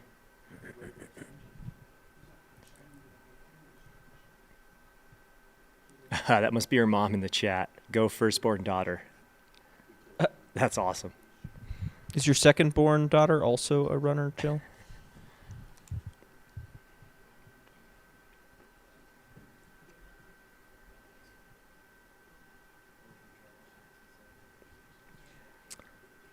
Will we be seeing Arlin Glick here soon? He was in like 20th, 21st last we checked. So I think it'll still be a little bit. Still be a while. Yeah. Because Brendan, who finished, and then Jenny were 14th and 15th overall. Okay. But also, like we said, the live tracker or the tracking is having some issues. So it's not 100% accurate. But because we saw Brendan and Jenny and Becca and everybody else finish. Yeah, and Arlin has yet to go through Mount Warner. So. And what we're seeing, too, is like when you see your athlete or runner hit Mount Warner, the fastest descents we were seeing was maybe like 45 minutes or so. So, you know, most of them in like the 50 to 60-minute range. So keep that in mind. It is downhill, but it is at the end of a race, 100-mile race. So... Yeah, and it's a little bit steep there in those first few switchbacks, and not terribly rocky, but it is steep. So if your quads are shot, it's kind of hard to go down that. I know I was having major troubles going down that one. Really? Yeah, it was a backwards walk. It was one of those days. Did they go the right way? Are they going to come back across the bottom? Yeah, they kind of loop back around. And according to the tracker, and it's been this way for all morning, is Zoe Rom is in 5th place. So I think she will be the next woman we see coming in. But I'm not sure. We haven't gotten a Mount Warner update anytime super recently, so we're not sure if she has gone up and over Mount Warner or if she has yet to hit Mount Warner. So we will keep you posted here at Mountain Outpost. Looks like there you go. She just hit Mount Warner at 21:31. So Yeah. Zoe Rom, our 5th place female, has started her descent. So we should be expecting her, I would say, in about an hour. headed down the hill. Yeah, it looks like a lot of people are hitting that and doing it in about an hour. Yeah. Even the first place male did it in about an hour, just under 54 minutes. So we'll be seeing more runners coming through. Lots of hares coming through. Lots of tortoises coming through. We've got you all the coverage here at Mountain Outpost. I just had a great idea. $1,000 preem for the descent. Ooh, The final descent from Mount Warner to the finish line. that would be good. Yeah. That would be awesome. I wonder if anybody would just save their legs the whole time to absolutely bomb the last descent. Yeah, why not? Why not? I mean, If you knew you weren't in the mix yeah. and you Open it up to the tortoises too. Open it up to everybody. everyone, Yeah. everyone. That should be the only preem that's because nobody's gonna save their legs for 100 miles just to maybe bomb a downhill. I think that would be really fun to watch. All right, we're putting it out there. If anybody who puts on this race is listening, or any companies want to sponsor this preem, For the last runner, they should give a preem for most amount of course markers collected. there you go. Just come in with like 40 course markers. But what if you're yo-yoing with somebody and you're both collecting course mark, and then you both get off course because the other person Yeah. What's the most ridiculous prize money we could offer for something during the race? I did this race Most blisters popped? years ago, and I don't even know if it's still around, but they had an orange rock Oh. that was a little bit about the size of a watermelon, Oh, jeez. and it was spray painted like gold or silver or something, and they put it 5 miles from the finish. And so the race director told everybody, hey, there's going to be a rock somewhere between 3 to 5 miles from the finish line. The first person that walks across the finish line with that rock gets $500 cash or something like that. And so, we got another finisher here. I'll stop my dumb story so we can acknowledge the finisher. For sure, though. Coming into the finish, what bib number we got here? Got a pacer with him. 779, I think. 779. We got Tim Widmer of Steamboat Springs, Colorado. We got a local coming in. This is his 4th Run Rabbit finish. Yeah, congrats to Tim for getting it done and getting it done in great time. You said his 4th finish? Yeah, Impressive. that's awesome. All right, so continue this story. You had to carry this rock across the finish Yeah, line. so a couple people tried. They picked up the rock and would carry it for a few hundred yards and then decide, nah, I don't want to do this, and drop it. Next person comes along and is like, I'm going to try this. And I think the 3rd or 4th person that picked it up was the one that carried it across the line Oh my gosh. and, got the cash. But I was like, that's a great idea. Yeah. We should do that at Hard Rock. Yeah, Yeah, do it. You got to bring a Hard Rock across the finish line. There you go. Throw it at Dale. That would be that's a pretty great idea. Well, I know like the Waldo 100K. Mhm. If you jump in the most lakes, you get a prize. Oh, really? Yeah. So there's a bunch of lakes along the Waldo. How do they keep course. track of that? I have no idea. I think it's honesty. Okay. So, or like you're just wet all day. But if you jump in the most lakes, I believe you get a preem of some sort. Yeah, prize. there's a cool 50K at Staunton State Park put on by Suffer Better.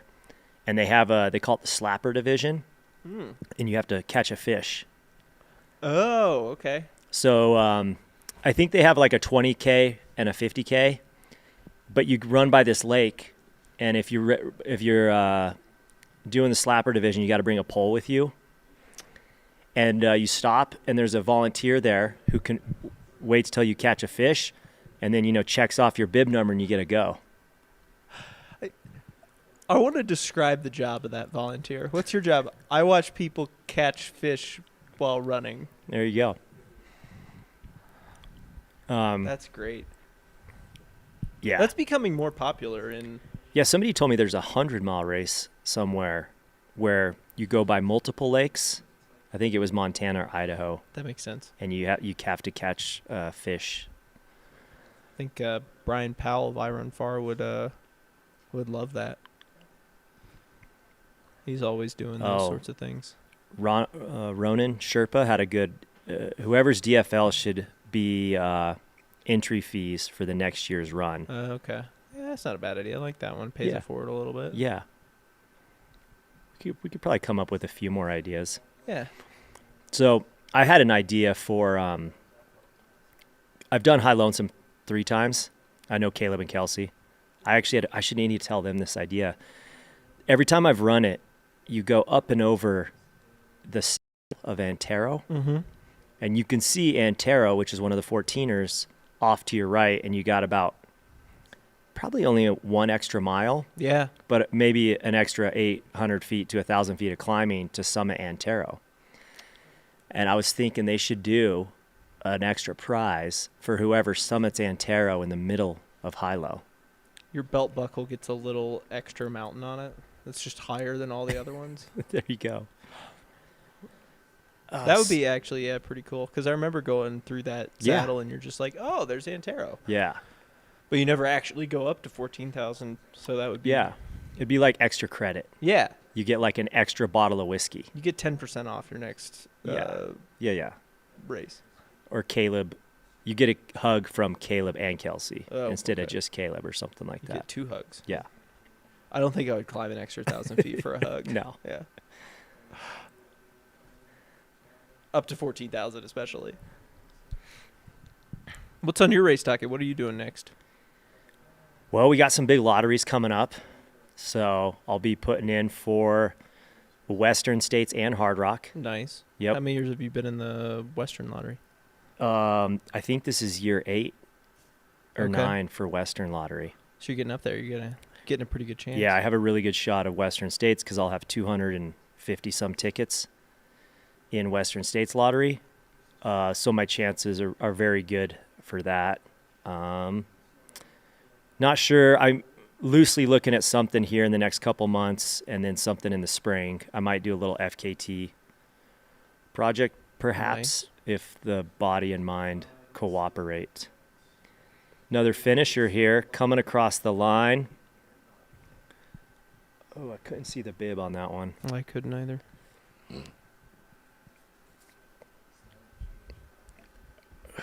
Contrary to what that banner says at the bottom, I am not Terradauer. I am Dan Ryan. He's still Luke J, though. Unless he wants to be Dan Ryan, he can be, too. Yeah, Dan Ryan and Dan Ryan. Yeah. Yeah. My name's Luke J, and over here sitting next to me is Dan Ryan. And earlier, Tara was in here. Me and Tara did the live stream for several hours yesterday. And then this morning, Tara took off to go do a long run. What, 163? Ooh, that's Drew. Or was that 103? Drew Antonise from Telluride. I recognized him. Drew Antonise, Telluride, Colorado, 30. He was 4th at San Juan Solstice this year. That's a great result. Won the Pinhoti 100, great classic race down in the south, as well as first at the Cruel Jewel in 2024. That's a beast of a race, too. Yeah. So, nice work. Solid runner. Duked it out with him at the Jemez 50K. Did you? When I came down and stayed with you. Yeah. Yeah. On my couch, spare bed, I can't remember. Yeah, so he passed me with 1 point something miles to go. Oh, man. And I was in second, and he passed me, and I was running well, and he was running much better. Wow. And so he smashed it. He's a solid runner, super nice guy, lives in Telluride. Jemez is a sleeper race. Like, such a cool race. yeah, people need to come run and experience that one. It's a classic one. It's had some big names come through it. I mean, Carl, Scott, all of those guys have come through it, as well as some studs. Yeah, I ran it this year. Was that in May, June? May. Me and my buddy Sam went down. We stayed at Dan's house and ran, and it was such a cool race. One of the best 50Ks I've ever done. That's good to hear. Yeah, promoting the local race it's put on. It's a great little old school, I'd say, event. Totally. Grassroots race.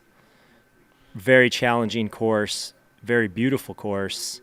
Aid stations are great, except the one you were at. That one wasn't very good. Yeah, no, that's the worst one. And then we don't want people to be comfortable and stay a while. it was cool at the end, too. People just hang out for hours. They have a cool little park there where the finish line is, and they're grilling burgers, serving beers and beverages, and people just hang out like a good classic old school race. What's your take? So lots of chatter about pacers, no pacers, and we've already talked about this. The Hares are not allowed pacers outside of a couple very short sections at this race. Tortoises can have pacers from basically mile 44 or 50 on. But, you know, the races you've done, have you used pacers, no pacers? So I guess I'm not racing to do well at this from a competition standpoint. I don't care about competing with people unless they're my close friends. Yeah. I don't really care about the competition aspect of it. I'm just out there to prove that I can do these hard things. And I think that having a pacer and getting to experience some of these events with your friends is kind of what makes the ultra running community special. So I think that if you're not out there truly going after the win and having a pacer actually set a pace and pace you, then they shouldn't have them, right? Because then it's a competition advantage versus somebody like myself who's just out there to enjoy the mountains, enjoy the experience, enjoy the community. I think that it's cool to share those moments with your friends. Also, I work with Hard Rock a lot, and I think it's a runner safety thing.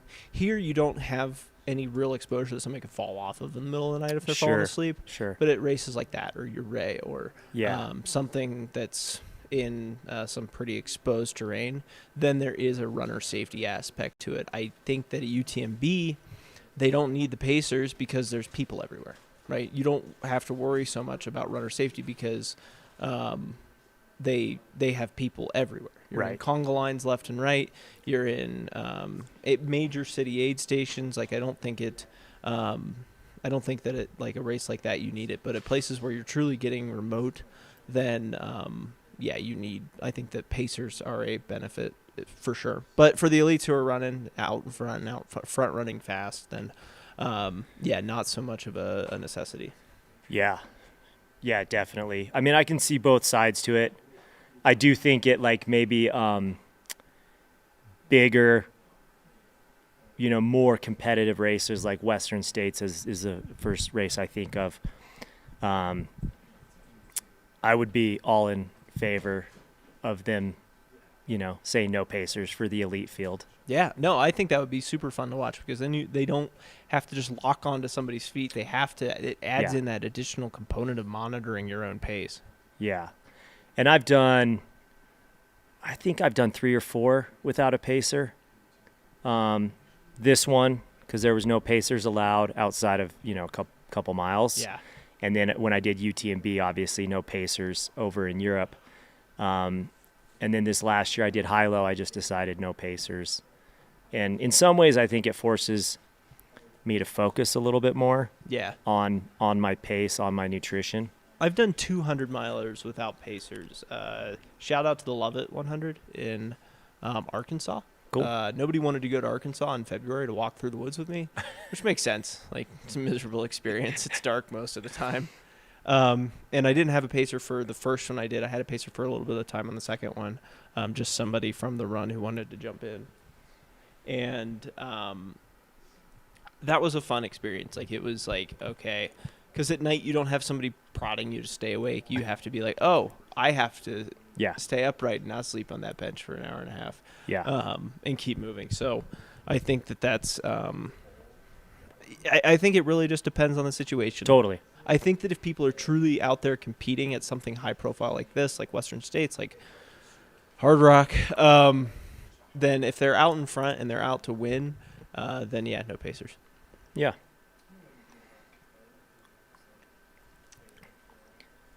What are your thoughts on not allowing poles at races? I know there's a couple that still do it, but this one swapped their rules. This one said poles are allowed for the hares now. In the past, they haven't been allowed poles. Yeah. Are you a pole guy? I'm a fan of poles. Yeah. I think as you get better with them too, you can see. I remember watching the live stream during UTMB, and I was watching CCC, and David Sinclair was running the downhills with poles. Oh, wow. And he's a Nordic guy, so probably as good as it gets with poles. And that was impressive to see because, he ended up finishing second at that race. So.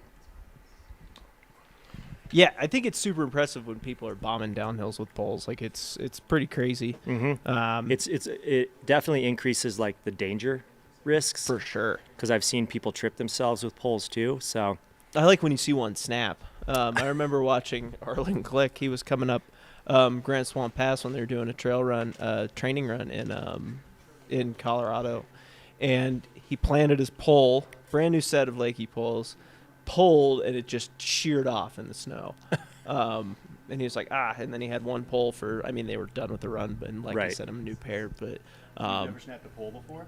No, I'm very gentle with my pole. The first time I ran a race with poles, I snapped one. Really? Oh. Yeah. I was running Tushers Yeah. up in Utah, and coming down from Delano Peak, the high point of the course, I was just getting kind of lazy and sloppy with my legs, and before I knew it, and I bought aluminum just because I wanted to see how they felt. Oh, yeah. And sure enough, boom, like halfway down the mountain, and I was already in a bad mental state anyways. That did me no good. Yeah. I have yet to break a pole. I have yet to break a pole. That's something I have over you guys. It's the only thing in this sport I might have over you, but Hey. Also, we're being joined in the studio by Chris Warden, everyone. Yeah. Good morning, everybody.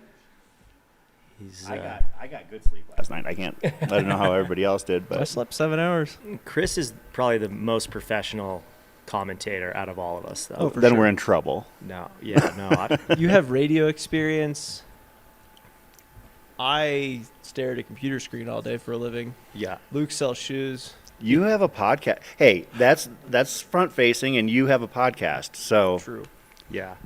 I do host. I'm going to throw it out there. Yeah, go give the Hard Talk podcast a listen. It's a great source of information and lots of great stories out there if you like hearing about ultra running. There you go.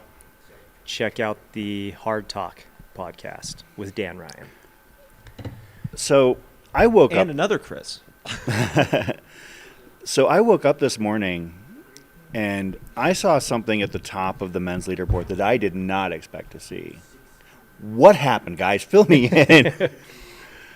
You know, it's hard looking at the tracking to figure out exactly what happened, but there was definitely some mix-up. Although Jesse Rich did leave Olympia in first place, and he stayed in first place all the way till the end. Yeah, that I saw, but John Harrison must have come out of nowhere. He did, because we looked back. If you look back at going back to like Dry Lake, for example, John was an hour slower than Jesse at Dry Lake. And then even compared to JP, who finished third, you know, John was an hour or 40 minutes behind JP at 1 or 2 points. So John just had an absolute killer second half. Master of the race. class. Yeah. Super well paced, smart racer. And he didn't pass JP until, you know, JP left Summit Lake 5 minutes or 10 minutes ahead of John. And then John passed him, or no, they left Long Lake around the same time. So, yeah, late charge by John to grab that second spot. Yeah, that was super impressive. I mean, we covered, you know, basically by the time we went off the air last night, the runners had hit Olympian for the first time, so about mile 51 or so. And in somewhere on the Lane of Pain loop was where they were when I went to bed. And when I woke up this morning and I'm looking at the updates on socials, seeing what happened with John Harrison finishing second, I'm like, I don't think we mentioned, Dan, his name the entirety of yesterday's broadcast in the first half of the race. No, we didn't. That was stunning to me. Like, when I saw the picture, I actually went like right to the tracker because I saw it popped up on a social media platform, and then I was like, wait a minute, what happened here? And and John Harrison, I would love to hear somebody break down with him in the days to come about how he ran the second half of that race, because there's got to be a lot of intel and learning to be done from that. Yeah, he definitely closed super well. When we saw the footage of him running in and out of Mount Warner, his gait was really smooth, and he was running this last descent, you know, significantly better than Jesse and JP. Even though Jesse got the win, you know, you never know exactly how to pace these things. Yeah, at no point, you know, up until I would say it looked like he maybe started to make his move, you know, around the Summit Lake area. That's where it really seemed to come into effect for him.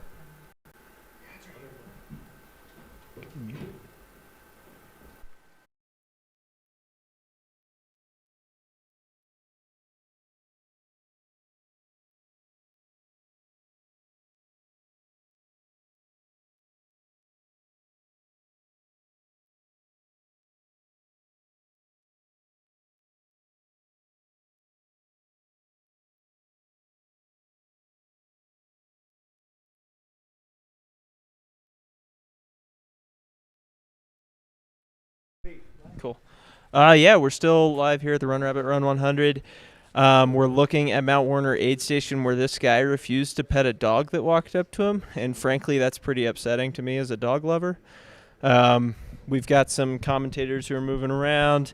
We're going to have some new special guests on to help us go through the rest of the day. We're here for all the coverage of all those finishers.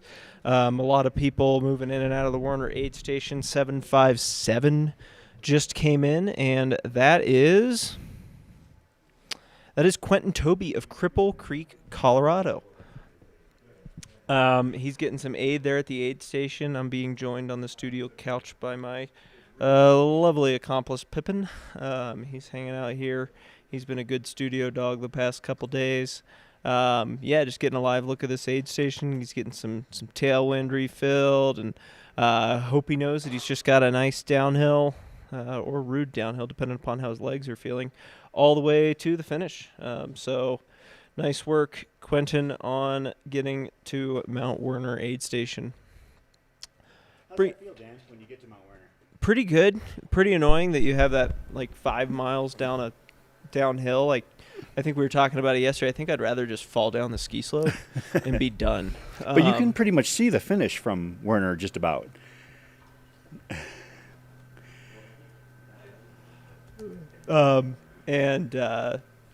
Yeah, no, you can pretty much see, you hear the finish for a really long time. Frankly, it's kind of a nightmare. The amount of times that you're switchbacking down that mountain. And for me, I had really sore quads at that point, so I ended up, my IT band was just blown up, so I couldn't really go downhill.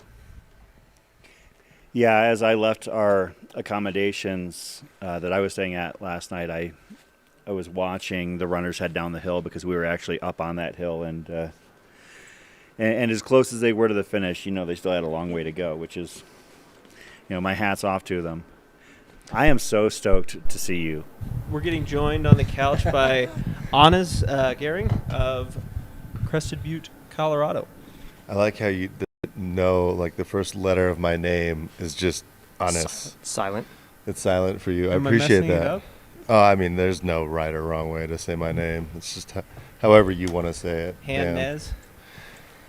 A lot of times I say it's like Johannes without the yo. Okay. Hannes. All right, Yeah. I'll get it right eventually. Hey, is the finish line cam still working? I'm dressed really well here. Maybe we just split For- screen. You're not on camera. Okay, Yeah. good. Perfect. That's better for everybody. Man. I do have to say, Somebody wants to see Pippin. Dude, That's he fair, is too. So cute. Yeah, so I think we're going to try to get a split cam here. So we got the finish line Perfect. as well as Mount Werner, which I think is a good call. Thank you, Come on, Bear. Connor and team. You smell like hockey. Yeah, Connor and Trevor have been doing the work this weekend. Yeah. Behind the scenes. I want to shout them out. They do a great job at all of our Mountain Outpost events. But this one we've been kind of shoestring, and I got to say, as far as the number of producers, they've had to tag in and out, and Yeah. and I don't know if either one of them have actually left the premises since the start of the race. Although I did see that they had a pretzel, and maybe they walked over to the farmer's market and grabbed it. There you go. Or Dan brought it for them. Or Dan brought it for them. Yeah. That's a great little farmer's market right across I the know, way, isn't it? Yeah, I bought a bunch of pretzels. There's like 6 in my van right now. Nice. So on the live stream, it says in studio with Luke J and Tara Dower. That is not true. I'm Luke J. I am here. I'm joined by Chris Warden, Dan Ryan, and Hannes Gehrig. So we got a full studio. So 4 opinions, 4 mouths. But are any of these opinions any good? No, of course the not. question. Are they ever? Everybody in the live stream is tired enough. Yeah. You know? Yeah. There's enough air to fill. So Hannes, you were in Steamboat crewing for somebody? Yeah. No, we had my buddy Devin Olson, but he got sick like the day before the race, so he was feeling pretty crummy before it started, and yeah, I think technically he did not make the cutoffs to Fish Creek, Oh. Okay. which I think Devin's gotten 4th in this race before, so Right. he's like pretty fast and super competitive guy and does Yeah. really well, but just I think was kind of coughing his way to Fish Creek. Yeah. Yeah. So. Yeah, we heard, you had told me, but, not rumors, but word floating around was that Devin wasn't feeling good. Because, I think a lot of people obviously had Devin in their top 10, and some people had him in their top 5. So the guy's super talented runner, local. So bummer to see him not be able to. His floor, as they say, is pretty high. There you know go. what I mean? Yeah. Like his worst race is pretty great still. So he just wasn't going to be his day. But I know, he's local. He wants this to he really wants to do well here again, which I think he already has, but I think, he has even bigger dreams. So Yeah. more power to him for keeping that he's tried so many times, and I know he'll be back. I'm not sure when or what year, but I know he's going to do this again. I can guarantee you that.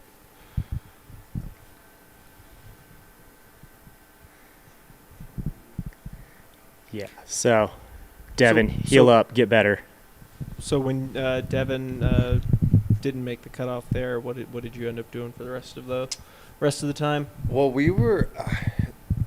I mean, it's pretty rare for him to be chasing cutoffs, especially that early in a race. So we were getting a little bit worried just because we waited so long and it didn't really like make a ton of sense. We kind of know where he usually comes in for races, so I had been sent down to go check if he just like sent it home and said goodnight and went to bed.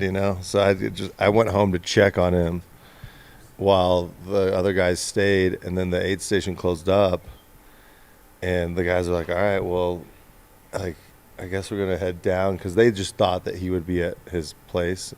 He wasn't. He was still on the trail. Oh, so they must have left. Like, they ended up turning around and going and grabbing him. But, yeah, we just kind of hung out in the rain for a while. Yeah, so we have a shot of the finish line here. And, yeah, good point in the chat. So I think we should see the first tortoise female coming across the line in probably the next, 10, 15 minutes or so. So we should be able to keep a cam here on the finish line, so you guys can catch your runners. That's Bib 765 right there. That is Chris Valleca of Littleton, Colorado. The same name, but not the same person as the former Chicago Cubs middle infielder, as we found out yesterday. Oh, yeah. Yesterday, Chris thought that a Chicago Cub was running the Run Rabbit Run 100. He was thrown off because there's a D1 wrestler, two-time national champion, who's running. We talked about, there were all sorts of... like, oh, there's a pro baseball player running, too. I'm like, Chris, it's not... I don't think that's true. It's probably just a coincidence. But we found out that he was, he's 3 or 4 years older than the professional baseball player. I mean, and Chris Valleca is like a deep dive if you're a baseball nerd. Like, you're talking about a guy that played like maybe 3 years in the bigs as a utility guy. Got it. But yeah, it was during a discussion where we were talking about people jumping over from other sports and into ultra running, and we were talking about like the runner in the race, in the tortoise race, that is a 2-time NCAA wrestling champion, and And then all of a sudden, I see Chris Valleca. I'm like, why do I know that name? And I Googled it, and sure enough, same name, same spelling as the former infielder, just a few years difference in age. That's wild. Do you guys know of any other? We got a basketball player here that's found his way into ultra running. Any other names come to mind of people that came from other disciplines that found their calling in this sport? There's a lot of people that were in other distance type events. According to Walter, being a cross country skier, and Amelia Boone was kind OCR. of the queen of OCR stuff, and like really fell in love with ultras as well. Yeah, Dylan Bowman was like a collegiate lacrosse player. That's right. Yeah. But it would be cool to see if anybody has actually played pro. He's a lax bro, right? Yeah. It would be cool to see if anybody's actually played a professional sport like baseball, football, soccer, and done 100. Is it Nathan Fuqua? He's in the Pacific Northwest. I thought he played in the MLS. Like he played for the Seattle Sounders, maybe. That name sounds really familiar. Dude, he's done really well at Run Rabbit. He's done super well at a lot of ultra races. Okay. And I swore he was doing them like before retirement. Like he was still mid MLS running ultras, which I thought was really cool. That is pretty cool. Yeah. Wasn't there somebody he finished Western States? Wasn't he a band member of? Ben Gibbard from Death Cab for Cutie. Yeah. Oh man, I just saw his new shoes. Oh man, they look sweet. The new Speedland. Ben Gibbard. We talked about Eric Burns yesterday, former MLB center fielder who ran Western States as well. Yeah. Maybe some people in the chat know. Well, I think they just need like something to focus on, because I assume people in those fields are very driven, right? So ultramarathons definitely give you that thing to to go focus your time in on after you're done with your Major League Baseball or Major League Soccer career. Super impressive that somebody who's an actively touring band member was able to complete a 100-miler. Yeah. That's got to be a pretty hectic schedule to be able to just go do that. And Ben, he's been involved in running for a few years. This wasn't kind of like a one-off. I'm going to do this. He's done a bunch of ultras. I've seen him across the years down in Phoenix. Yeah, exactly. A couple times he's run Black Canyon, I know. Exactly. Yeah, he's kind of found another community within ultra running. Somebody asking, didn't Lance Armstrong pace an MLB player at States? That was Eric Burns. Oh. There you go. So, yeah, I mean, there are people that cross over here and there, find their way into the sport. But, yeah, talking about, Dan, when you mentioned the drive, I mean, to succeed in this sport, you just have to be built different. I mean, and I don't mean succeed as far as, like, becoming an elite or pro ultra runner. I mean, to have a career to your own satisfaction in this sport is success because it's not easy. Otherwise, more people would do it. Yeah. Yeah, I think, running a marathon or any ultra, especially once you start getting into a 100-mile race, like, anybody can do it. But unless you decide, like, in your heart and soul that you want to do it, you're not going to be able to do it. And sometimes people who dive all in, being involved in pretty extensive running communities where I'm from, you'll see people jump in, like they'll start, with their first trail race maybe in January, and then all of a sudden they're registering for their first 50K 4 months later, and then all of a sudden the next spring they want to run their first 100-miler, and then by the end of that second year they're not doing it anymore. Right. Like they burn themselves out.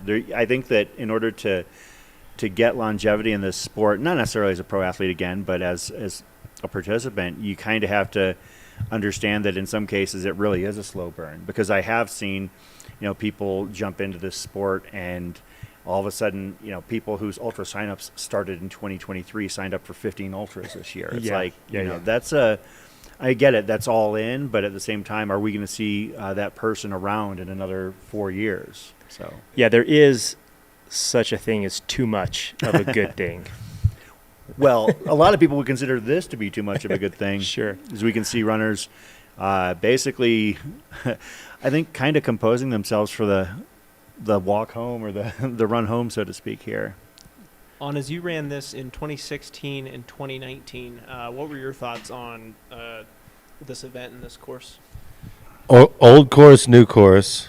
So the first time was my first 100. And I was just like here to party, you know what I mean? Yeah. I just was Sure. trying to get to How the else end. party? Yeah. No, I think I spent like an hour total at like aid stations just doing nothing but hanging out, like just being with my crew. So that one was eventful in the sense of like, I don't know. I just was excited to get my first 100 done and wanted it to be like not painful and felt like I did well at that. So I think I did it in like 24 hours that time. And then in 2019, that was a new course, at least to me, from the old one.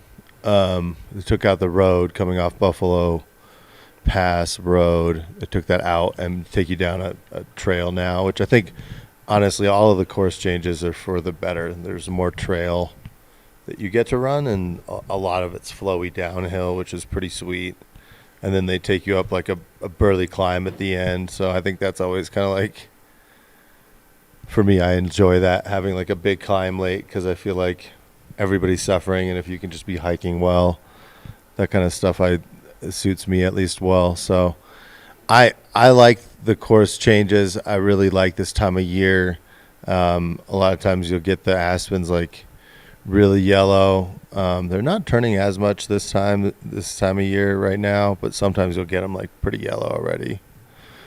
Yeah, I just enjoy the event. It's like world class, where you have half avocados in single serve doses, like at every single aid station. It's pretty, it's just really, really well ran. It's, it's for a good cause too. So just like a very easy to like race.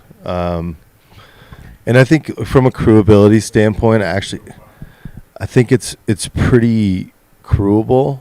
I don't know, like, I guess that's why I came this time, so that's why I'm thinking about that. But it's just not super hard to crew. You can get from aid station to aid station really easily. It's nice where you have Olympian here, where you get to see a runner twice in a row.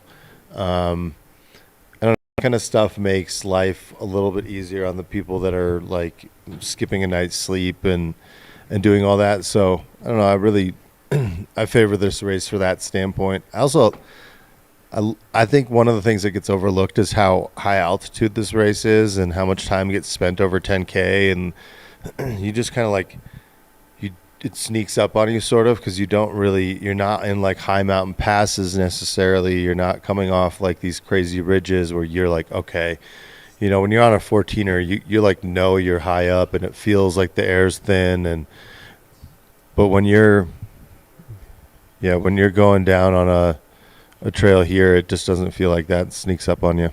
Yeah, you're not above the tree line, like for instance with something like Hard Rock or something, but you're still up there enough where maybe it's disguised because of the fact that you're at 10,000 versus 13, but you're still at 10,000 for a long time. A very long time, and a very exposed 10,000 feet. I want to say there's like 60 miles that's above 9K here of this race. It might be even more than that. Fact check me, but I think it's really sneaky in that sense. Normally the heat, I think, plays a role. This year it was, I think, the opposite, where it was really cold and people didn't – I don't know what each runner did individually. It's always hard to know for sure, but looked like some people weren't necessarily leaving Fish Creek. I was there just waiting for my runner, and I didn't feel like people were leaving there dressed. They might have stuff in drop bags. They might be really well prepared somewhere else, but leaving there, people didn't seem to be preparing for potential in weather. And then I think it really turned pretty drastically. It got really bad there. And I do think it was like very like small pockets of rain, because it would be like we were just driving and then all of a sudden the rain would stop, but we could see behind us it was still going. So I think it was almost like really dependent on where you were. And so I do think some runners were probably impacted by just a lack of layers at the wrong time, maybe some luck, bad luck. I don't know. It's tough to be prepared for every single scenario. You try your best, but I mean, it sounds like Ryan Sullivan went from Summit Lake. Brian told me that he had a jacket in his drop bag, and he didn't take it and ran to Dry Lake. And when he got there, he was purple and blue, and they had to put him in the car and warm him up. And that took about 15 minutes to get him like warmed up and out of that aid station. Another 5 minutes, so he lost 20 minutes in that aid station. I'm not sure what the final splits were, but taking a jacket could have cost him third place or something along the lines, right? He might have felt better for that downhill and been able to cruise a little bit better. But yeah, I felt like I saw people not going prepared enough out of some of those aid stations. I saw 2 or 3 people in a trash bag, and it's like, this is a mountain ultra. You got to take a rain jacket at a minimum, I think, when you're going up above 10K. I think that's to our point earlier of just being like sneaky mountain trails where it's exposed, you're up there, but you don't necessarily see like a prominent peak to your left and right, and so you don't notice it quite as much. And I think it gets underestimated a lot on that kind of a factor, where if weather does roll in Steamboat and you're up on Wyoming Trail,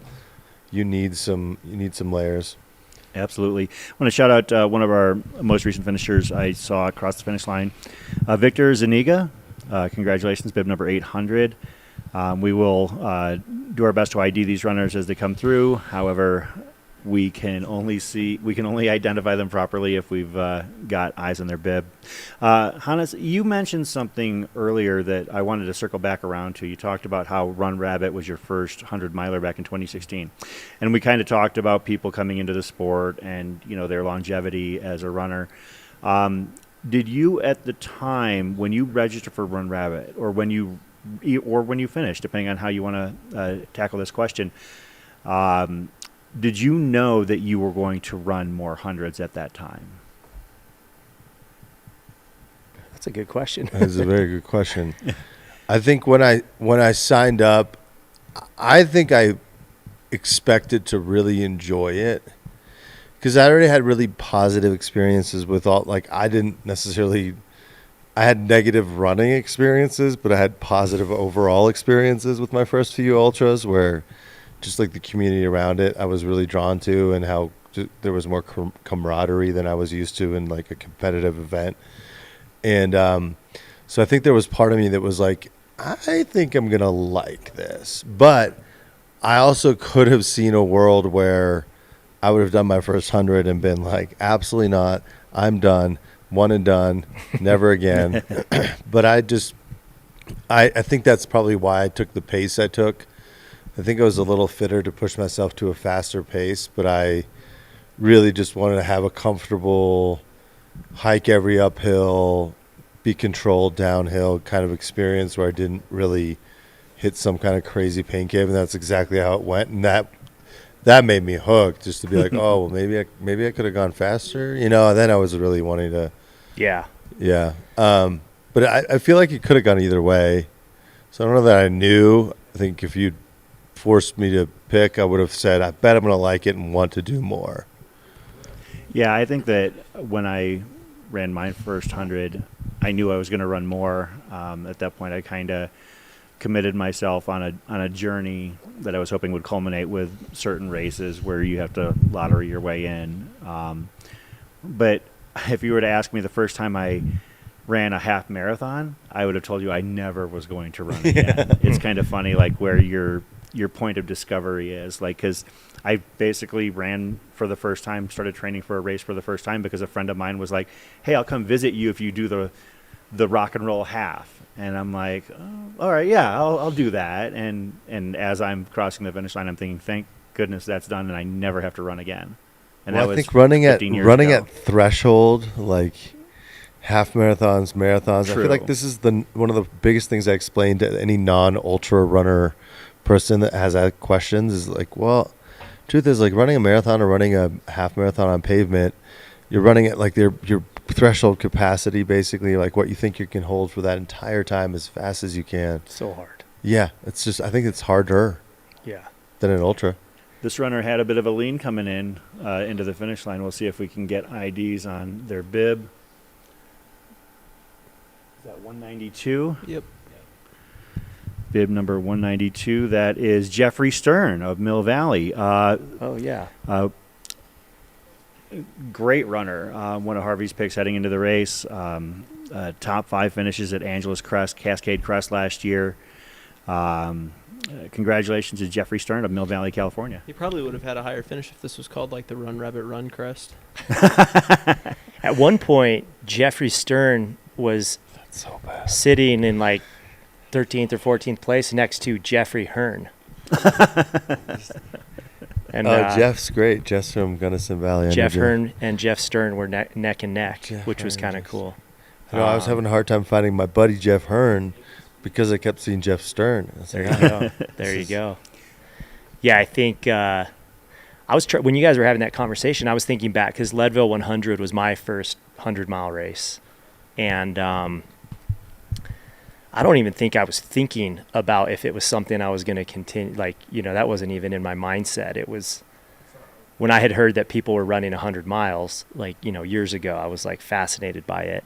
And then when I finally got to the point where I was like, oh, I'm going to try one of those, it was really just like full experiment, And I don't think I had any idea what the magic is or like what that journey, full Vision Quest was going to be. And so then I think once you finish one, either you're hooked or you're like, I'm good, I'm one and done. And for me, it was like just unlocked something in me where I was like, this is incredible, Well, it's an amazing experience. The journey there is incredible. The training, all the stuff you get to see in that, and then the stuff you get to see during the race, and I always used it.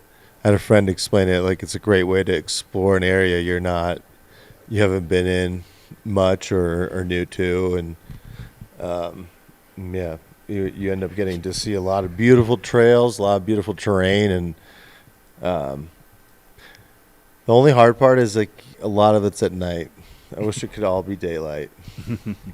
But you can learn a lot about yourself, day or night. That's true. The night's actually really fun too. Yeah. Yeah, some of my fond memories of running ultras is like this guy staring at the camera.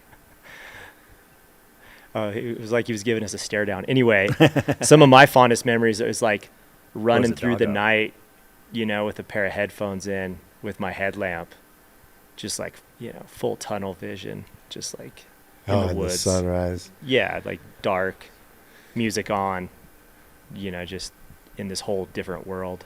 Do you guys get, like, when you see the sunrise, like, this is the way I get, like, I start falling asleep more once I start to see, like, twilight, like the morning daylight coming up. I don't know why. Like, Yeah. I think it's because my body's like, why aren't you in bed, you weirdo? Yeah. But it's... Oh, we got Zoe Rom There's Zoe Rom. coming across the finish. I believe 5th place. Nice Female. work, Zoe. Just a cruel little water crossing there at the finish. Oh, man. Did you see I know. JP No. going through there? Oh, poor Nice guy. work, Fell Zoe. a few times. Zoe with a really strong race. She was running Yeah. consistent all day and night. She Give looks it like she's credit, huh? feeling it right now, as we all do at the end of 100. But She looks like she's going through it a bit, yeah. I can't wait to hear her post-race wrap. I think she is one of the most entertaining people in our entire sport. She paints with the best brush when it comes to her words. that's awesome. Congratulations, Zoe Rom. With Great job. that, this is Luke J, and I'm going to be signing out. I'm heading out of the studio here, so handing. You guys have already been here, so I'm not really handing it off. But peace out. Thanks everyone on the live stream. Thanks for the whole crew here. It's been fun. Thanks to Tara for joining me, and Kelly Newland as well. Good seeing you, Hannes. Always. See you later tonight, Luke. Somebody was asked. Focus. Exhilaration. Euphoria.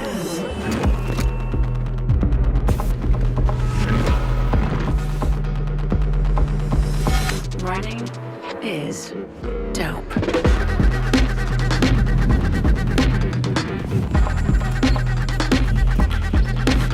Experience a new high. Ultra, stay out there.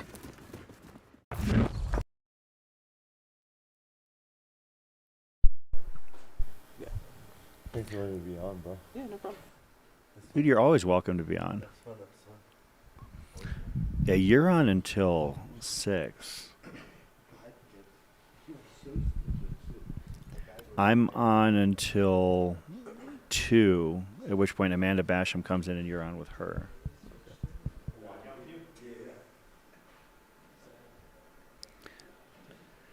We back? We are back here at the 2025 Run Rabbit Run 100. We've got Hares and Tortoises coming across the finish line. I'm Dan Ryan, Chris Warden. and we are going to be taking you guys through a bulk of the Hare and Tortoise finishers. I'm with you till about 5 or 6 o'clock tonight, and Chris is with us till 2, and then he'll come back and close up the live stream. There we go. I got a little bit nervous there.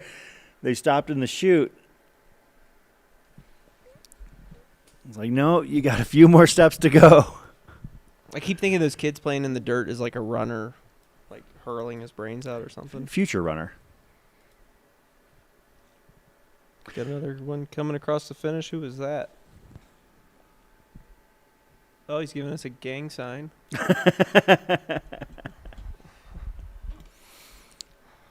He just hang up the phone on us? Is that what he did? It's not a very scary gang. You better call somebody.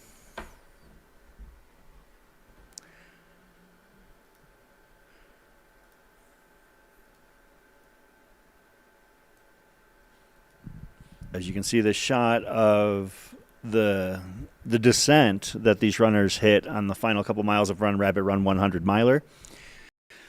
Special thank you to our presenting sponsors, H2All and Altra. H2All has definitely kept us hydrated here in the studio. I've drank a lot of H2 all over the past 24 to 48 hours. Shout out to Luke J. and Tara Dower for the work they've done this weekend in helping us cover this race. We definitely have appreciated all of the efforts that all of our Mountain Outpost crew team have done, all the pilots, the follow filmers, everyone that has brought this to you. Getting a beautiful view of Steamboat Springs there.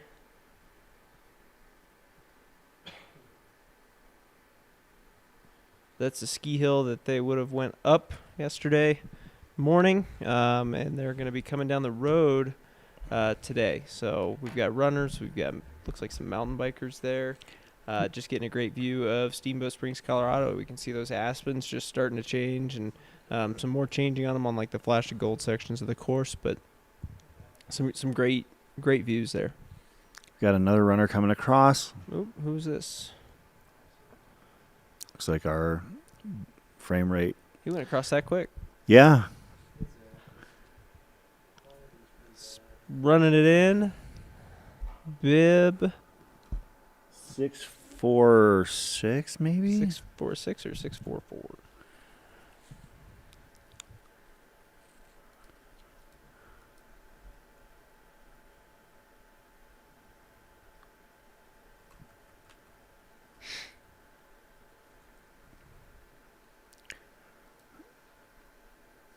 .441 Hayden Burge.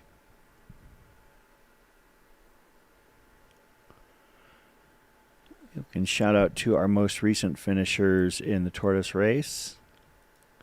Looks like Penn Lukens finished just a little bit ago. Nice. Of course, we spoke with Penn's mom yesterday. He is a Steamboat local. Oh, this looks like the first female tortoise finishing. Victoria Kent. No, actually, I think Victoria Kent just finished. This might be Alex Armstrong. We'll confirm, though.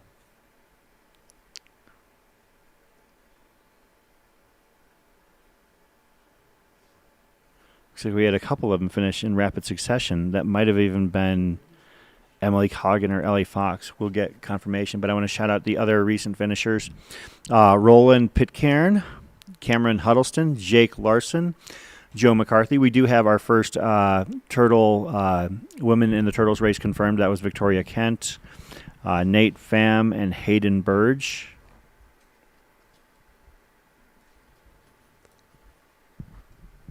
Are a tortoise and a turtle the same thing? No, but I don't know the difference. If anybody in the chat can tell us the difference between a turtle and a tortoise, that would be great.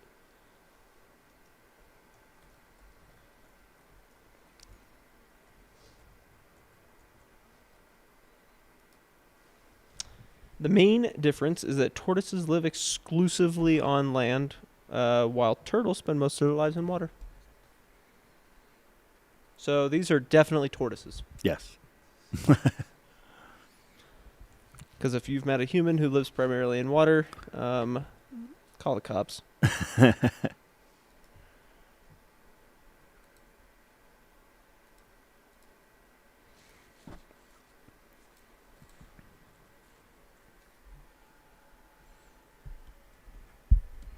Got more finishers coming through.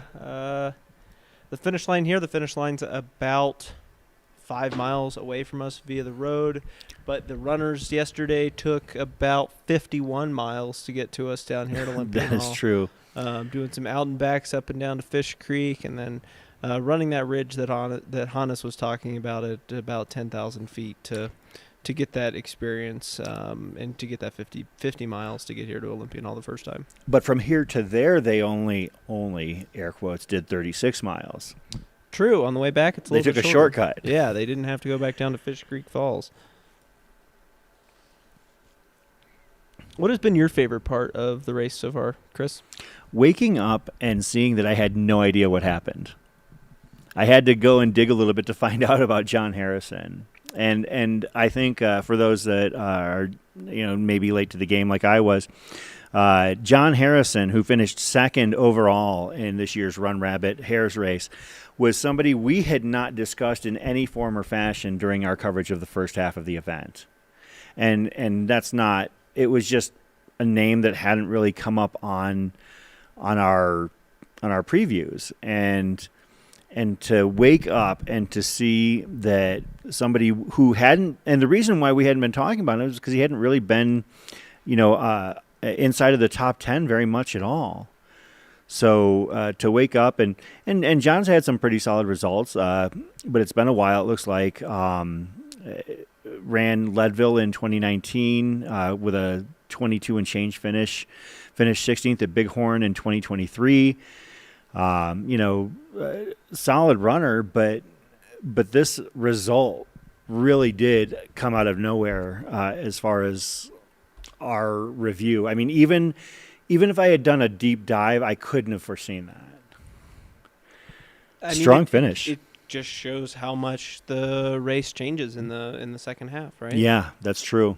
I mean, he's got experience in the high country, mentioning Leadville and Bighorn finishes for sure. And I mean, it's similar to Leadville in that second half, right? Because he's Yeah. just running some fairly runnable terrain and focusing on ticking off miles quick. So what you're seeing on the left is the final checkpoint for these runners before they head down. What you see on the other side of the screen. And I'm glad that JP Giblin stuck the landing too. Me too. Like I said, he's the kind of guy who, when he runs these races, he runs all out, and it's either gonna be something to talk about or it's gonna be something to talk about. So, but for entirely different reasons. And I'm glad to see JP have an excellent race this weekend. Well, I think at Javelina we saw him. That was the first time. Okay, so I've seen JP go out and watching Bandera where he won a golden ticket. A couple weeks later, going out to Black Canyon where he led out from the front and did not have a good day. I think the Javelina was the first time I can think of where he actually had a great start to the day and maybe kind of a dark point in the middle, and then came back and still finished fairly strong. He finished low 16s and 10th overall. But this was or 10th in the men's race rather. But to see him, basically hold his position the entirety of this race was pretty good. Yeah. And I was also happy to witness Riley Brady yet again. Oop, we got a wrong turn. Uh-oh.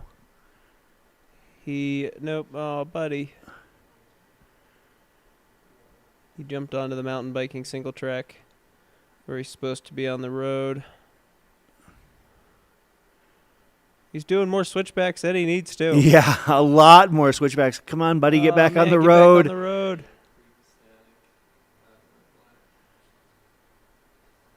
No.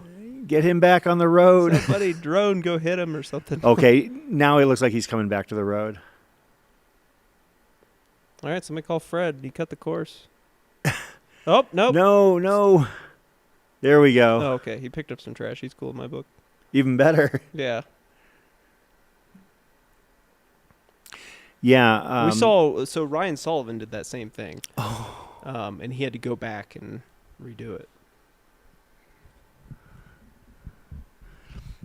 Yeah, another thing that's been great to see this weekend was to see Riley Brady win the women's race. I've seen them win multiple events. I've seen them place first, second, third on the podium at Javelina, winning Black Canyon, now winning Run Rabbit. Over the past couple years, Riley Brady has proven themselves one of the top runners in the sport. Live look here at Mount Warner. More. So somebody's also asking about Jesse Rich, if Jesse picked off a bunch of people at the back end. Jesse made his move right around Dry Lake, perhaps. I mean, he was like not like there were 3 or 4 guys that led out at the front. I remember J.P. Giblin, Ryan Sullivan, and I think Matt Daniels were your 1, 2, 3s for a lot of the beginning of the race. And then you saw Jesse Rich kind of jump in alongside them, maybe a minute or two back around Long Lake, Summit Lake, so about mile 25, 30, but was never early on among the very lead of the lead runners. Then at Dry Lake, he had moved up to second. Then at Olympian, came in 18 minutes quicker, or at least registered. Maybe he hit the timing map before everybody else did, but was to Olympian 1 and then 2 much faster than everybody else. Had started to open up a lead. And yeah, Jesse Rich, both the M1 and M2s started their surge later than most of the other runners. Yeah, and I think that late surge is just so important. Like people can go out hot from the front, but Sure, it doesn't usually pan out. No, and I really am looking forward to, maybe them getting interviewed by sources that are going to go over what happened.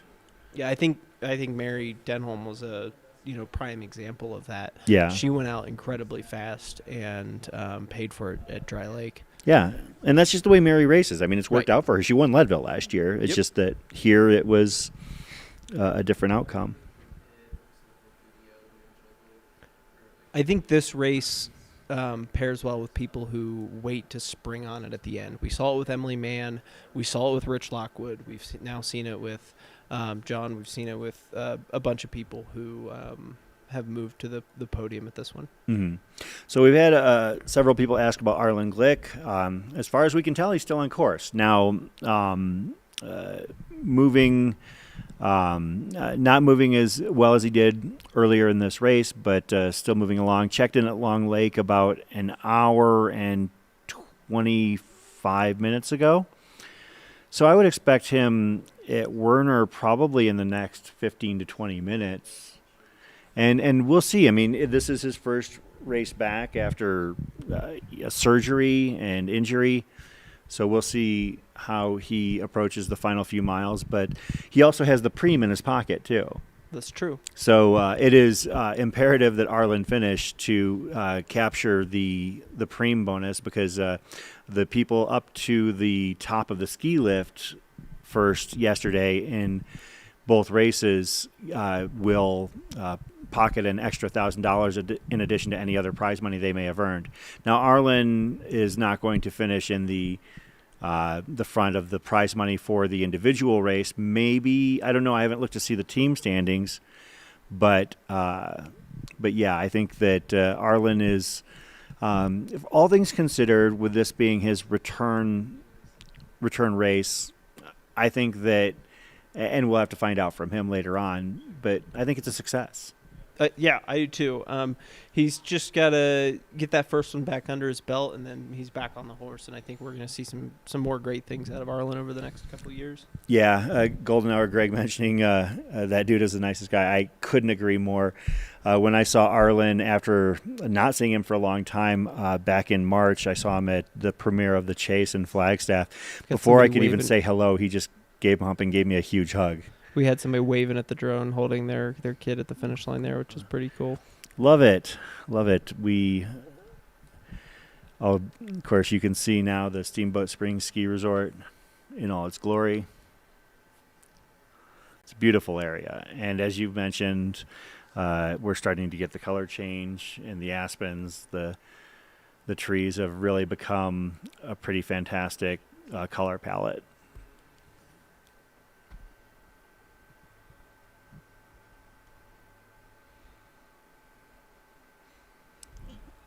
So our most recent finishers in the Hares race, Ted Bross coming in 15th and Reed Snyderman in 16th. The next few runners, perhaps those runners in the Hares race who have hit Mount Werner but not gotten to the finish line would include our current F4, Becca Bramley, Jesse Rosales, Brad Orr, and one of my pre-race picks to watch, Craig Hunt.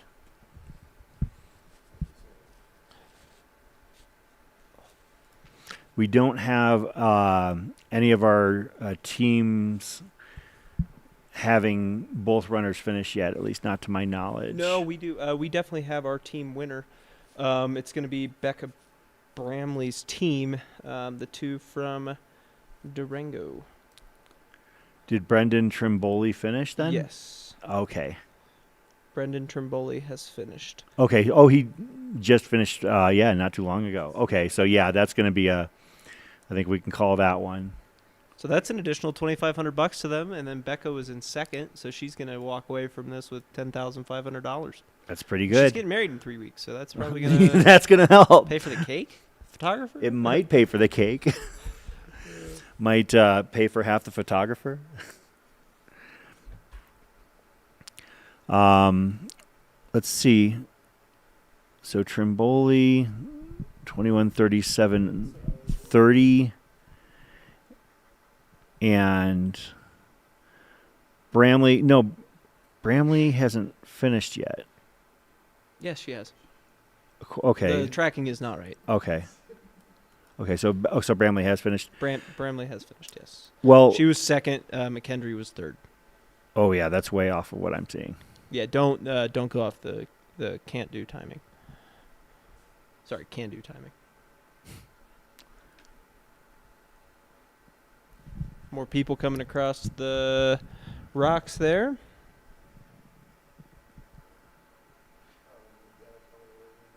Yeah, it looks like in order for them to have been passed, Brian Condon would have to finish like yesterday.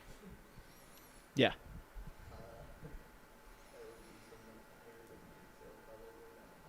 Yeah, I think it's mathematically impossible for them to now fall out of first place in the team competition.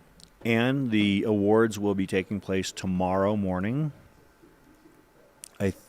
I'm not sure. Let me verify if we are going to be carrying the award presentation. If we do, it won't. Okay.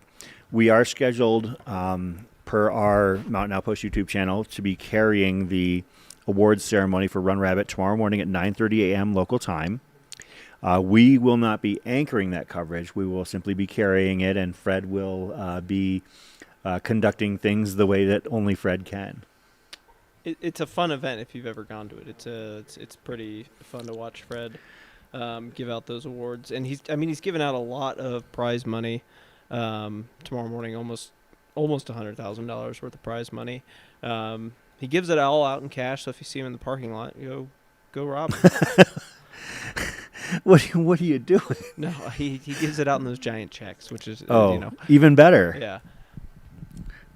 Then you can go to the bank like Happy Gilmore style and try and cash the giant checks. Technically, as long as it has an account and routing number on it, that's a valid check. Because you could technically write a check on a napkin. On a napkin, yeah, if you wanted to, if you knew the numbers. absolutely. That was something that we definitely learned in college. Yeah. We had a professor that did that one time, and he's like, "Does anybody want this?" And there was a check for $1. As far as an update on our 50-miler race, looks like our lead men have hit Dumont. That would be Ryan Raff off to a big lead, about 24 minutes ahead of M2 Austin Gliatone. Jared Burris in third. In the women's race, no surprise here. Megan Roche, in her return to high-level racing, is leading the way. Her lead on F2, Jill Seeger, is about 18 minutes at the 28-mile mark, and our F3 is Mary Bauman. So that's where we stand in the 50-miler. So they are going to have a much shorter day than the rest of the runners. And in this case,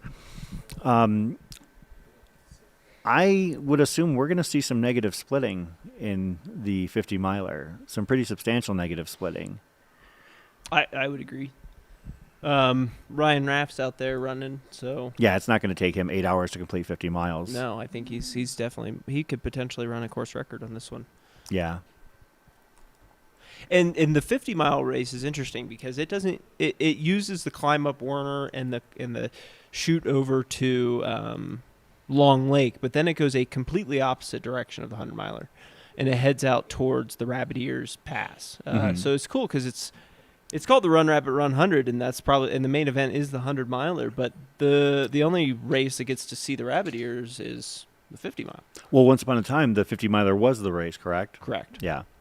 So the current course record for the men in the 50 miler is Cameron Clayton from 2012, and followed shortly thereafter by a very familiar name to longtime fans of the sport, Jeff Rose. So Cameron Clayton ran it in 7:09:04. On the women's side, Joelle Vaught ran an 8:08, and based on what we've seen, the interesting thing about the men's race, as we see the Water bottle in the water. water bottle trying to cross the creek, the Oh, I hope he's H2 taking up all. that hill. There he goes. Okay. I think that in the men's race, only one of the top 10 times has been done in the last 10 years, Here comes the H2 all bottle into the finishing chute. with a time of 22:57:48. That's a lot of time to run in that costume. At least we know he's hydrated. Oh, you've been out to Javelina 100. Like, Oh. there are people that wear full body costumes for 25 hours, like those Cold. Green Man type suits and Yeah. stuff like that. And in the case of the women's race, I think that both the men's and women's records in the 50 miler are going to be under duress here this afternoon. We'll be following that to the best of our ability. We are focused on the 100-mile finishers here as they come in. And we'll be with you through the 50-mile finishes. I mean, Oh yeah, we got everybody, and it's fun to watch the 50-mile lead finishers because they're coming down that mountain so fast compared to everybody else. You'll see them just basically pick off tons of runners as they head down.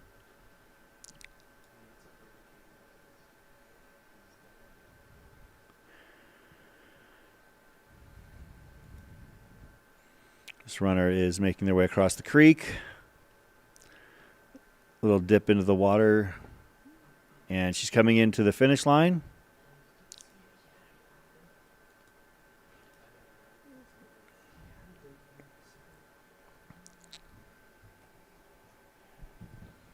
Couldn't catch a bib number. It looks like it might have been on the back there.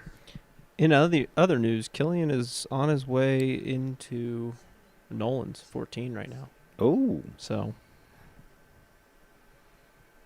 Of course, he's got quite a few peaks yet to bag. Our and most man, he's had some crap weather too in that.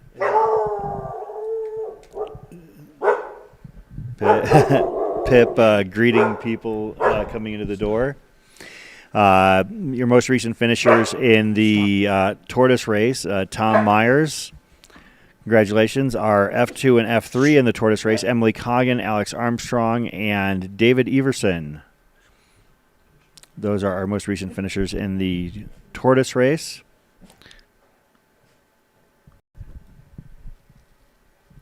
Laura in the chat is asking how Matt Daniels did. He unfortunately dropped at Dry Lake last night. Yeah, he was moving very well, but there were a handful of lead pack runners who you could tell the conditions hit pretty hard, and Matt Daniels, Mary Denholm were both among their respective leaderboards when they got to Dry Lake, but it was rough out there. It was rough. Yeah, it was. Those conditions last night were incredibly tough, and they had to deal with some very cold temperature swings and some rough conditions had there across the ridge. So they tried their best, and they ended up dropping at Dry Lake. We thought Mary was going to leave. She looked like she did, maybe, and maybe returned very quickly.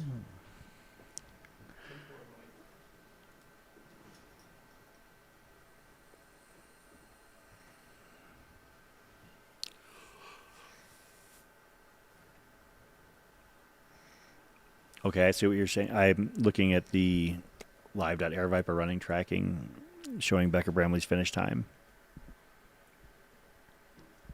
Yeah, Becca ran a really strong race. McKendry was closing in on her there at the end, and Becca was able to pull it off. She finished, I think, 10 minutes in front of McKendree. McKendree was charging hard down Mount Warner, so kudos to them for closing out the race. Most recent finishers in the 100-miler include Dylan Domro and I think I mentioned David Everson. A few runners have hit Mount Werner and are on their way down. Looks like about 20 or so, more than that. One of them being Matt McDonough. Oh, or a wrestler. Yes. Matt McDonough, two-time NCAA wrestling champion in the 125-pound division. Expect to see him fairly soon hit Mount Werner at 25:37. And they are at about the 27-hour mark in the Tortoise race. So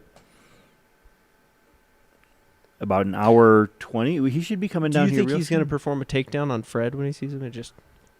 I would retire. Yeah. If that happened, there would be nothing greater that we could do in coverage of this sport. So we can see some runners leaving Werner. I don't know why I waved back at the TV, but that was good. So that runner just waved at us at the camera, and Dan here in the studio instinctively waved back. Yep. It has reached that point in our presentation here, folks. It's that guy hitting him with a cowbell there at Warner, or is he shaking something? I think he's shaking something. Is it a Polaroid picture? That's a dated reference. Have you seen me? You're not that old, Chris. Oh, I'm closer to the finish line than the start line. So. Oh God. We could all be closer to the finish line. I'm just trying to not negative split. That's the thing. Ooh, that's a good statement about life. Don't negative split life, everyone.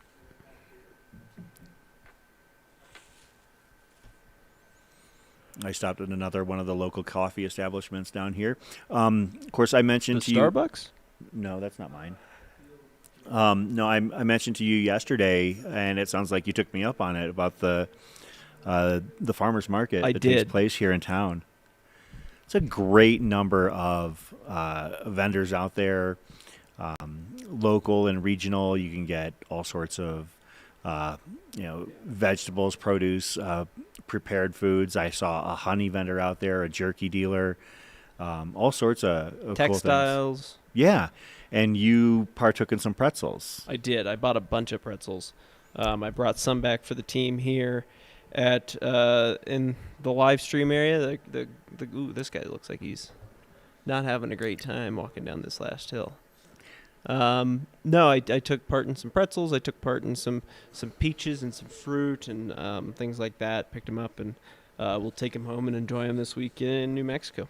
Nice. Of course, that runner, as you can see, he can look down, and if he squints really hard, can see his destination.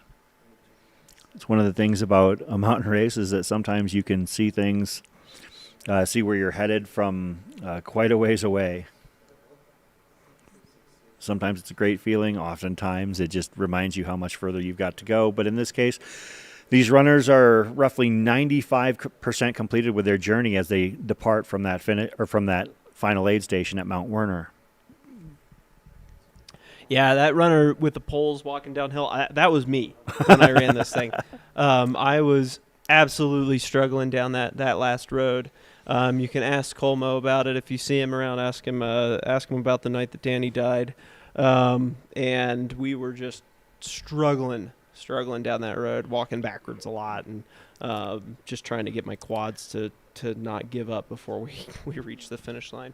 Looks like we got another guy coming through Warner. That was bib 558, Vaughn Jankiela of Carbondale, Colorado, in the Tortoise race, going for his first rabbit run finish.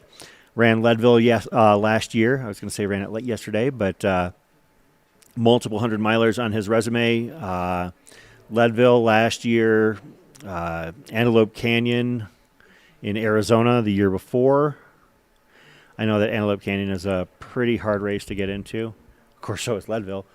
But Vaughn on his way to the finish. Yeah, if he just ran Leadville yesterday, that would be impressive. That'd be something. Oh no, it's not just flies in here anymore. There's a yellow jacket. Uh-oh. The flies in here have been annoying. There's a huge aid station right next to us, and we're out in really the edge of wilderness here. We're not in the wilderness at all. We're in between town and the wilderness. There's like big forests. Like if I were any good at golf, I could hit a shot to the trees. I'm not good at golf, but I probably should have taken it up instead of ultra running. I'd probably be better at it. Yeah, but aren't you glad that your journeys go through such beautiful places as this? True. I do love headed through the mountains and being out here. What bib number we got here? 105, perhaps? 108, 106. You start naming numbers. It was a 6. It was sure of it. 106. So if that was bib number 106, that would be Matthew Bitters of Nederland, Colorado, going for his first Run Rabbit finish. Finished Never Summer 100K earlier this year. Nice. Ran Leadville last year and Bighorn in 2021. Again, definitely no stranger to high elevation running. Matthew Bitters, we'll see you down at the finish line in just a little while. That dog's getting some love. Getting some belly rubs up there about Warder. That's adorable.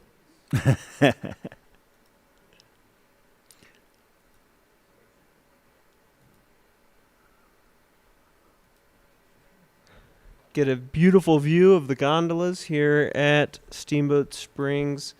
Here in Steamboat Springs, Colorado. That's a ski resort there. World-class skiing, world-class running, and world-class mountain biking for sure.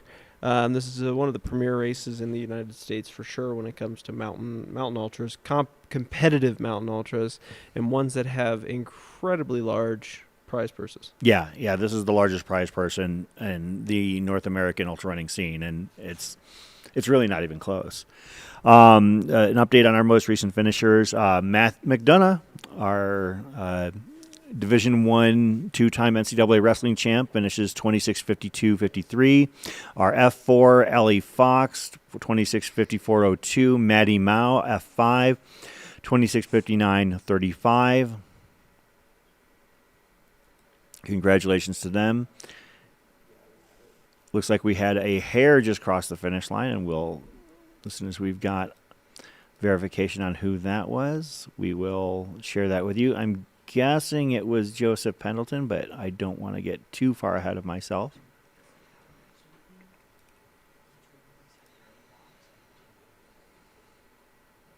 Well, somebody mentioned that the runner at the top of the mountain might have been Zach Boyle, bib number 108. Ah, we had one of their numbers right.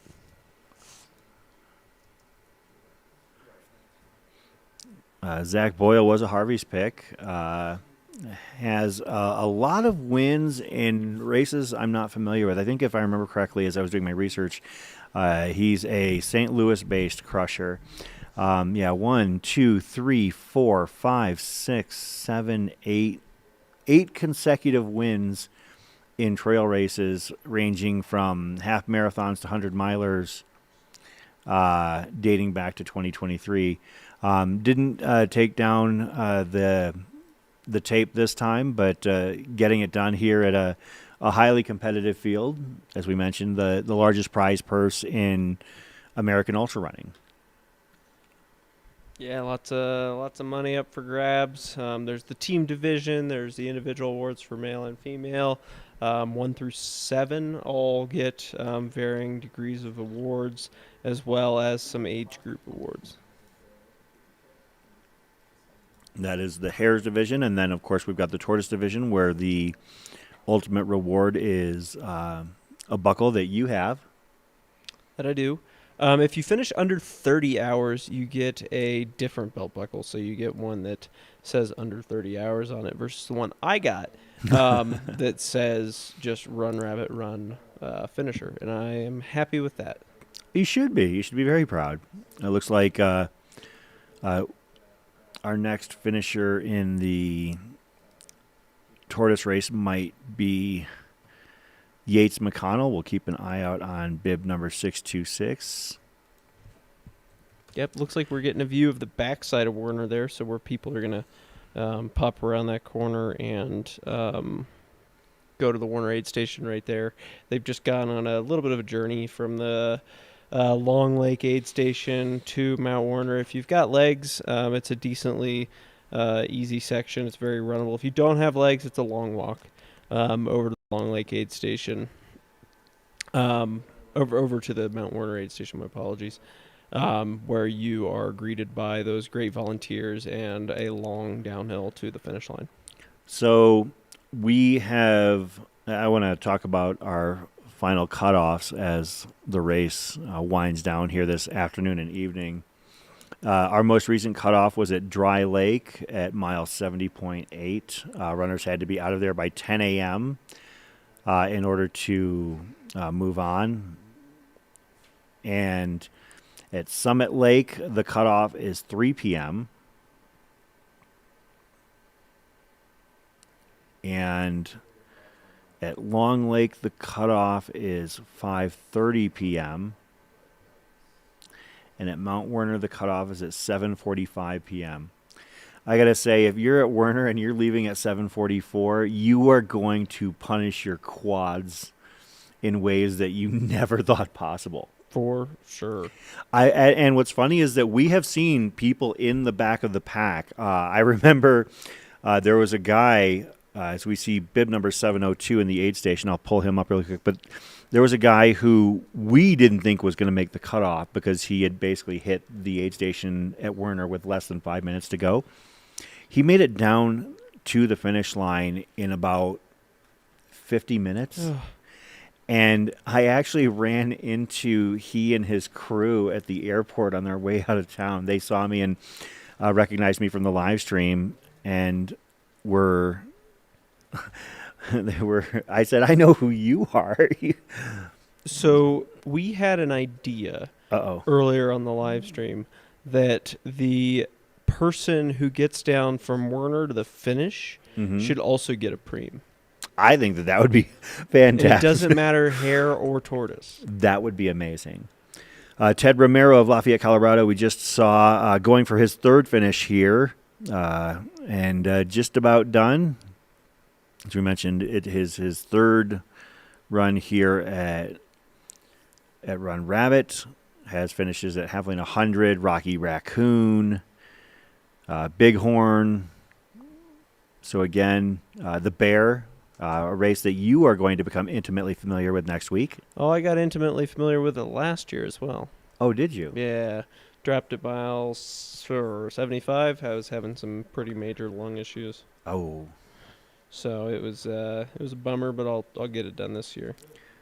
Looks like we've got another runner, bib number 735. 735. And see, that is Carl Solomon of Longmont, Colorado, going for his second Run Rabbit run finish. When you know that Mountain Outpost is going to be on the call here at a race, make sure your bib is highly visible because we would love to talk about you. We'd love to give people your backstory. Write the number on your forehead. Tattoo it. Tattoo it on your forehead. It'd be a gross tattoo. Great shot there. That is 7. I think that was 726. Possibly. Cross-reference that with people who have recently hit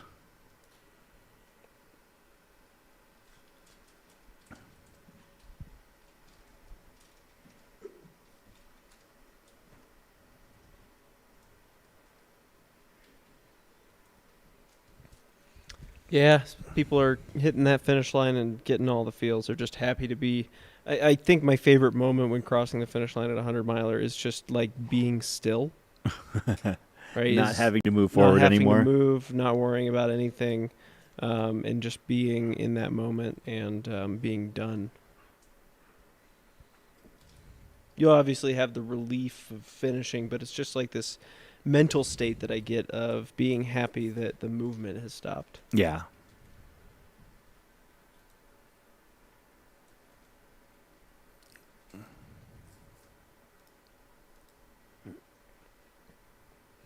Got another runner finishing there. Nice work. Yeah, I'm looking at the Hares race, and I tell you, Dan, it's just absolute carnage. So I mean, there was some this weather was not easy to deal with, so I completely expected to see a higher percentage of drops than a normal year. It'd be interesting to look at the statistics to see what the drop rate was last year versus this year. Last year was a historically hot year. This year was a historically rainy year. So it just kind of shows that Run Rabbit can kind of vary across all of the spectrums. last year there were 52 finishers against 40 DNFs. Oh, wow. This year there are... It's going to be tricky to try and figure this out, but we'll see what I can do.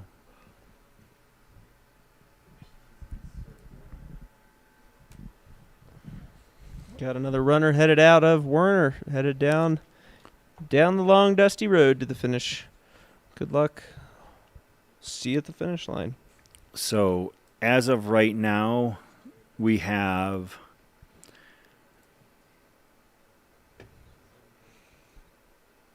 61 runners still active at this point. Okay. And we know that is not including several people who dropped earlier on. Devin Olson, for example, is part of the runners who have not shown under our list as DNF, but 48 drops confirmed.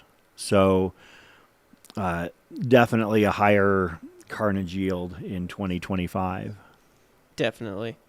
And I think we know what to attribute that to exactly. That weather was last night, yeah. No joke. And I think they're going to get some more of it today if they aren't done by 1 o'clock. Jesse Rosales, our most recent finisher in the Hares race, 23:12:30. Congratulations to Jesse, 16th male, 21st overall. Most recent finishers in the Tortoise race, Nathaniel Orders, 27:09:25. Peter Steenhuis, 27:15:35.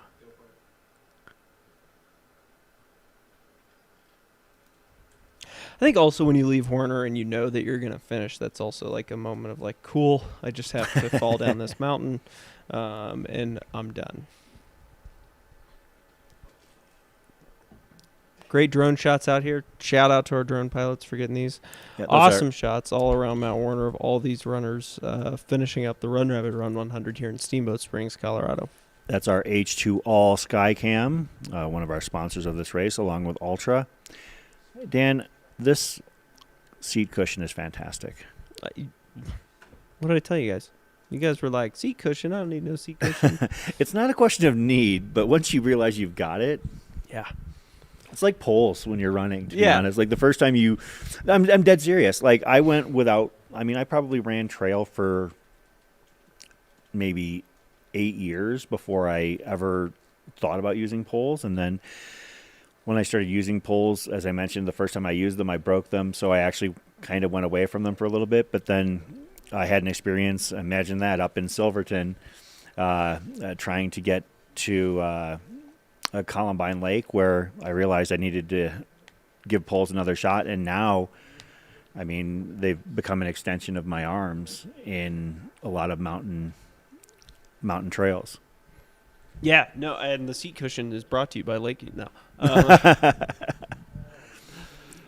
So the seat cushion has now become an extension of my body. It's pretty great. Definitely happy to have it in cars and in I've taken it on planes a couple times. So that's my emotional support seat cushion for sure. I can't speak to the battery life on the drones, Andres, but I know for a fact that all of our drone pilots are carrying tons of batteries on them. And so they're swapping them out furiously. I know that they've got portable chargers and generators, I think, that they're plugging them in the batteries into as soon as they land the drones. Our objective is to try and, keep as many drones in the sky as we've got the capability to do. So, shout out to our drone pilots at this year's event for doing everything that they can. I think that Dakota, Sarah, and Mike are our drone pilots this weekend. Shout out to David Usling and Shad Burkholz for being our boots on the ground. Yeah, big shout out to them for being out there, commentating yesterday and getting us all that great field reporting and information. And shout out to Shad for running all the equipment for it.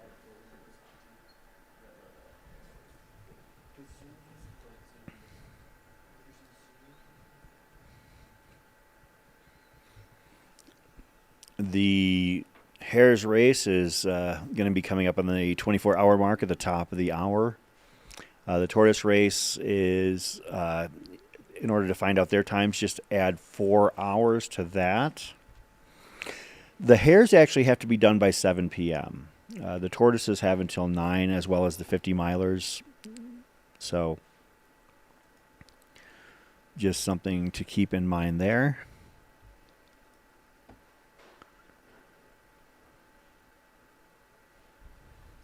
Yeah, it's the Tortoise race. They definitely get that. They have that extra time, and I believe seniors will be, they have 37 hours. So that's right. Yeah. I don't know when we'll see our first one of those finishing. I'll take a gander through the results and see what the most recent time update we have for one of them is. So we have our first 2 runners in the 50-miler through Long Lake.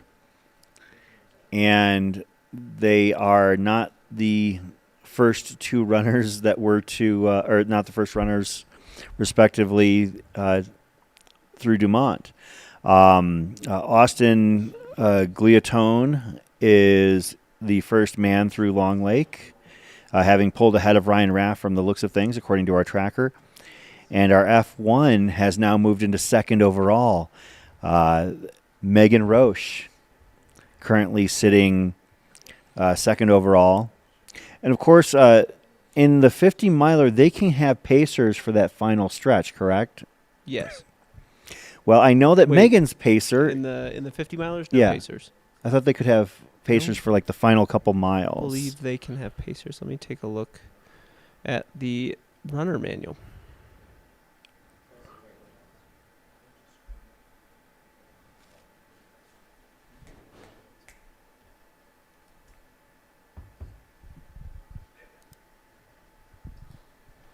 All right, so if I'm looking at the runner's manual, the course, there's great information in there. 50-mile, describing the... All 50 and 100 milers may have as many pacers as they'd like from the top of the gondola to the finish, the last 4 miles or so. Cool. Because I know I spoke with Megan's pacer. And he's going to be... And he is going to be trying to help her hammer down to the finish. Gee, Mr. Warden, who is that? I think it might be somebody who travels with Megan quite extensively. Yeah, it's like they're married, partnered together. Couple kids together, yeah. Kids, live in a house. So we will have, as we're following the race, we'll probably have a David Roche sighting alongside Megan. Now the question is, how recovered is David from his most recent race, and is he going to be able to keep up with Megan, because she looks like she is on a tear today in her comeback race. How's she doing out there? Very well. She hit looks like she she's on her way back through Long Lake. Yeah, she's on the Long Lake 2 in 6:16:42. That's insane. And that's at mile 36, so you're talking she's in second place overall. 13. So she's got about a half marathon to go, and she's chasing the course record, which was, we said, 8:08.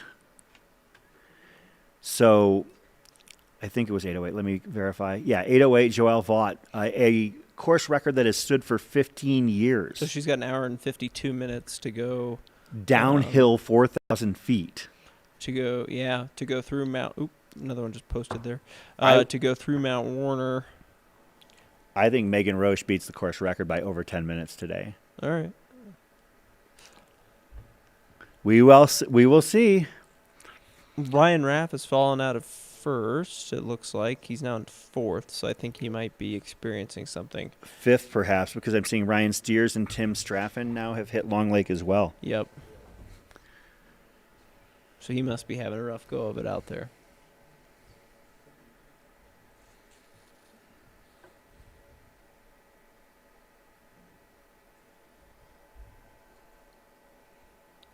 Got our next finisher here is. Can we catch that? Okay.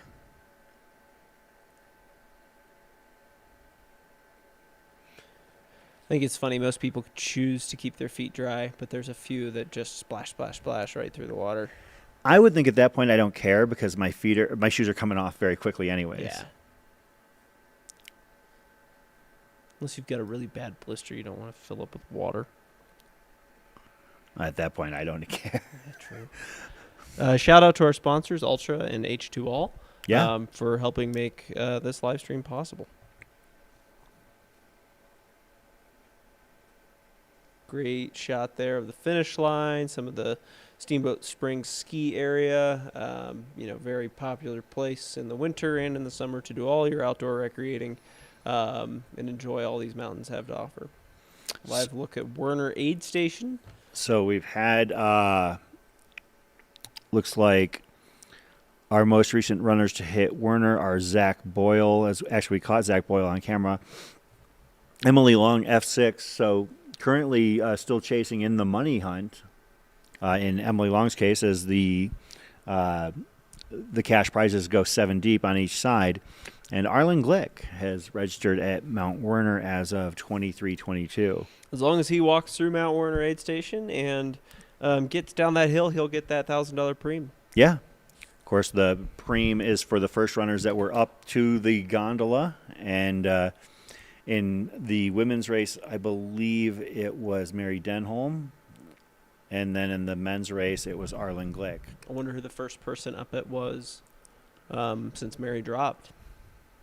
Riley was right behind her. Oh, okay. So Riley Yeah. Brady is. Oh, wow. She's walking away with $21,000. Well, I don't think she gets the preem. Like, you have to be the first person and you have to finish. Like, the preem doesn't pass down. I thought it passed down. Does it? I thought we read that today. That runner is looking good. Moving. Do we know where is that outside of Werner? Yep. That's upstream of Warner by like 100 yards. Wow. That's not a 50 miler, is it? Could be. Already?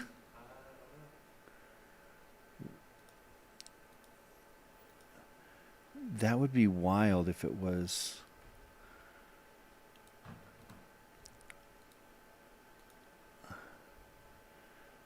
Well, 602. They started at what? Oh my goodness. That is Ryan Raff. So Ryan Raff's bib did not hit at Long Lake. Wow. So Ryan Raff is hitting, oh my goodness. Dang. That's pretty wild. The preem will pass down. Okay. Thank you for clarifying. There he goes. Wow. Flying down that hill. So Ryan Raff, they started at 7 this morning? Yep. No, way earlier than that. Or no, 5. they started at.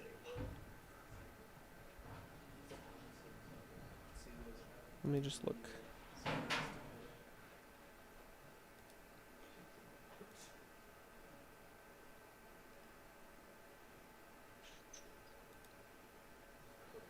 The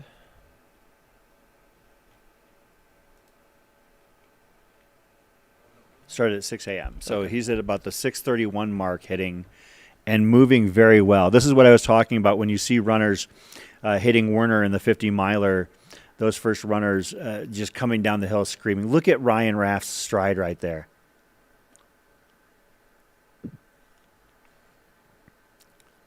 blowing by 100 milers. I bet Yeah. he passes 10, 20. 100-milers on their way down the hill. Yeah, Ryan Raff has world-class speed. He's a Flagstaff, Arizona runner.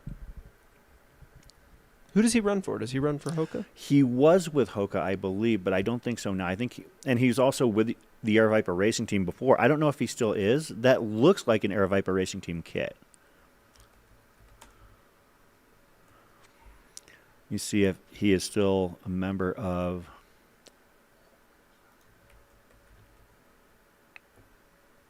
No, and maybe that's not an Air Viper racing team kit. He was previously on their roster, though.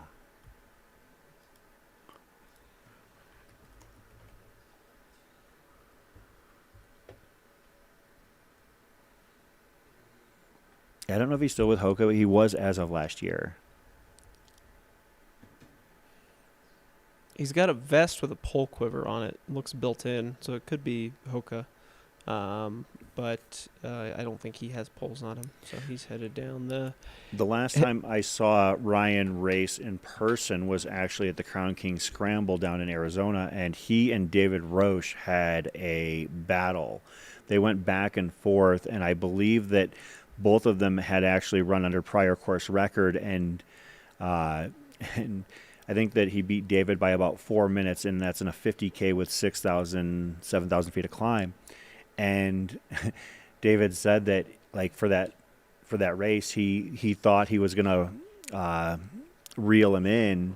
There's a climb about 4.5 miles out where you gain another 1,500 feet over the course of 2.5 miles, and David was convinced that he was going to reel Ryan in, but then Ryan just turned on another level and just basically blasted into the finish. But yeah, Ryan Raff going to be presumptive to be well ahead of the field based on what we know. That final aid station is about just under 6 miles from the finish, and you drop, what did you say, about 3,800, 4,000 feet? Yeah, about 4,000 feet. Nice hug there. Walking across the finish line. Nice work getting it done.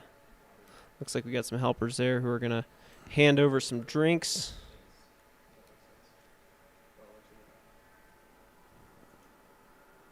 Bib number 709 coming across the finish. If we can see him, we do our best to call him. That is Anthony Saviola of Golden, Colorado in the Tortoise division.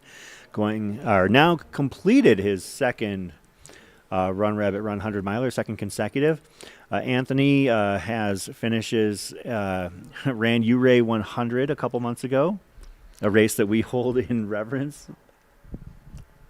And ran Cocodona last year prior to his September Run Rabbit. This is our M2, having hit Werner Aid in the 50 miler.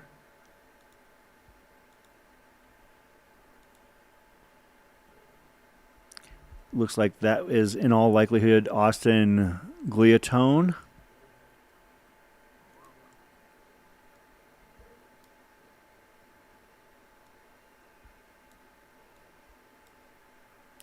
Yeah, we were thrown off as Ryan Raff did not his tracker did not ping at Long Lake, so we were a little bit in the dark there, but Ryan definitely moving down the hill at an absolute scorcher of a pace with about 6 miles to go, 4,000 feet of descent. He hit Mount Werner Aid in 6:30:11.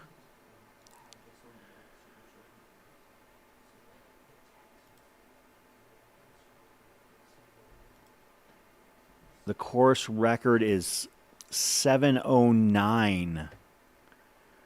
So you're talking about 6 miles in 39. You're talking about basically a 39-minute 10K to put pressure on the course record. I don't know if that's possible, but at the same time, that 4,000 feet of descent really throws off the math. We'll just have to stay tuned in together and watch to see if Ryan Raff can can chase down that course record, which has stood for 13 years. Cameron Clayton in 7:09:04.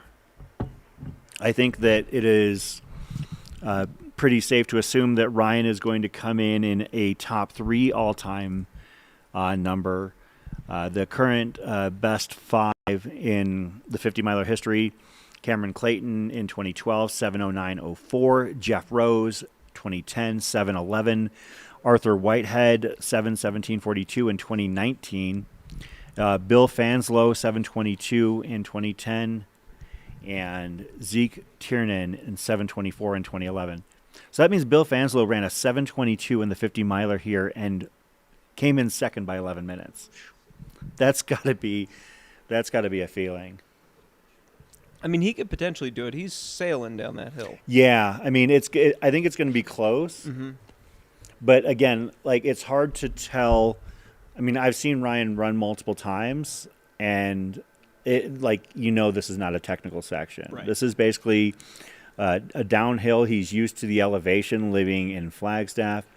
It'll be interesting to see if he is able to chase down that course record, but he looks really good right now. I mean, when he came into that last aid station, he was absolutely flying. He didn't stop. Yeah, no. He's got great legs, a former competitor at the NCAA Division I Cross Country Nationals. Wow. For Northern Arizona University. I believe that he placed top 100 the year that he was at Nationals. So Wow. he's got speed to burn. Let's see if as he long can as use it. Yeah, This is going to be fun to watch as he finishes this thing out.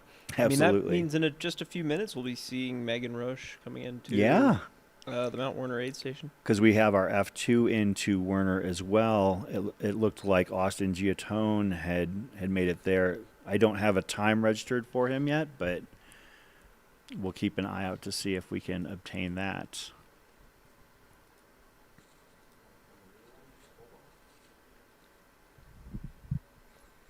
We have our most recent finisher in the 100-mile Tortoise division, Tatum Rask, 27:35:45. Congratulations to Tatum.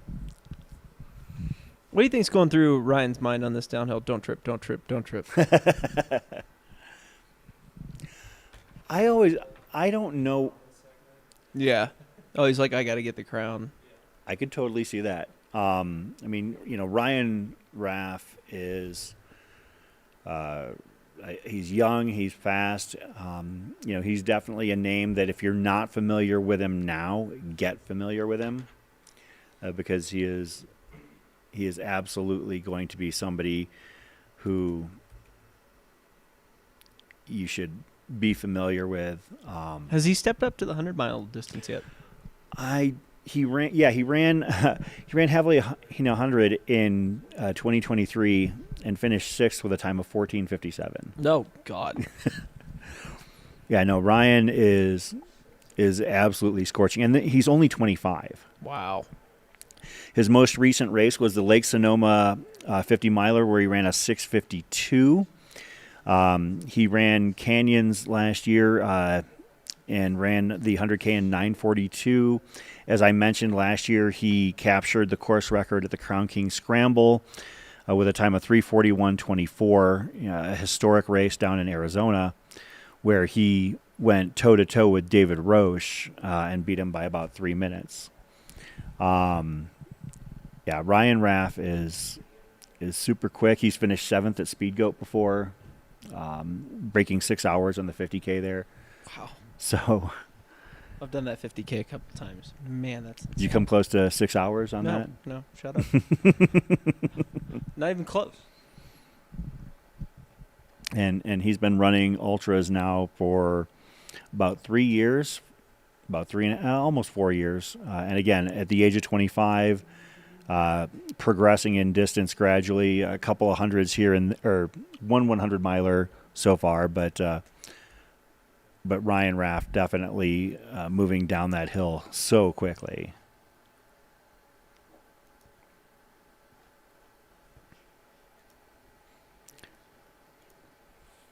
See if we've got I don't have a time registered for Austin Gliatone. But as soon as we've got one, we will relay it. Look at him moving down that hill, though. Yeah. Good grief. We had to zoom out. You can see he's going to come out of one of the groves.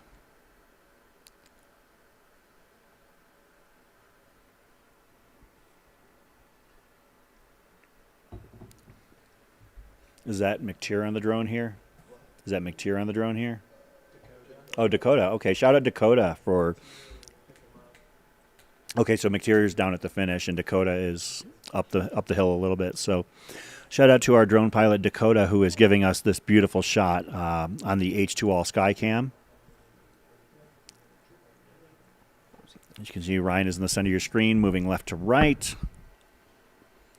Heading downhill, this final section from the last aid station at Mount Werner is about 4,000 feet of vertical descent. So if Ryan's got the legs to fire up, then he could definitely put pressure on that course record. He would have had to have done that final 6 miles in about 39 minutes, which seems incredibly daunting, but we're talking about a guy with absolute high-end speed. Looks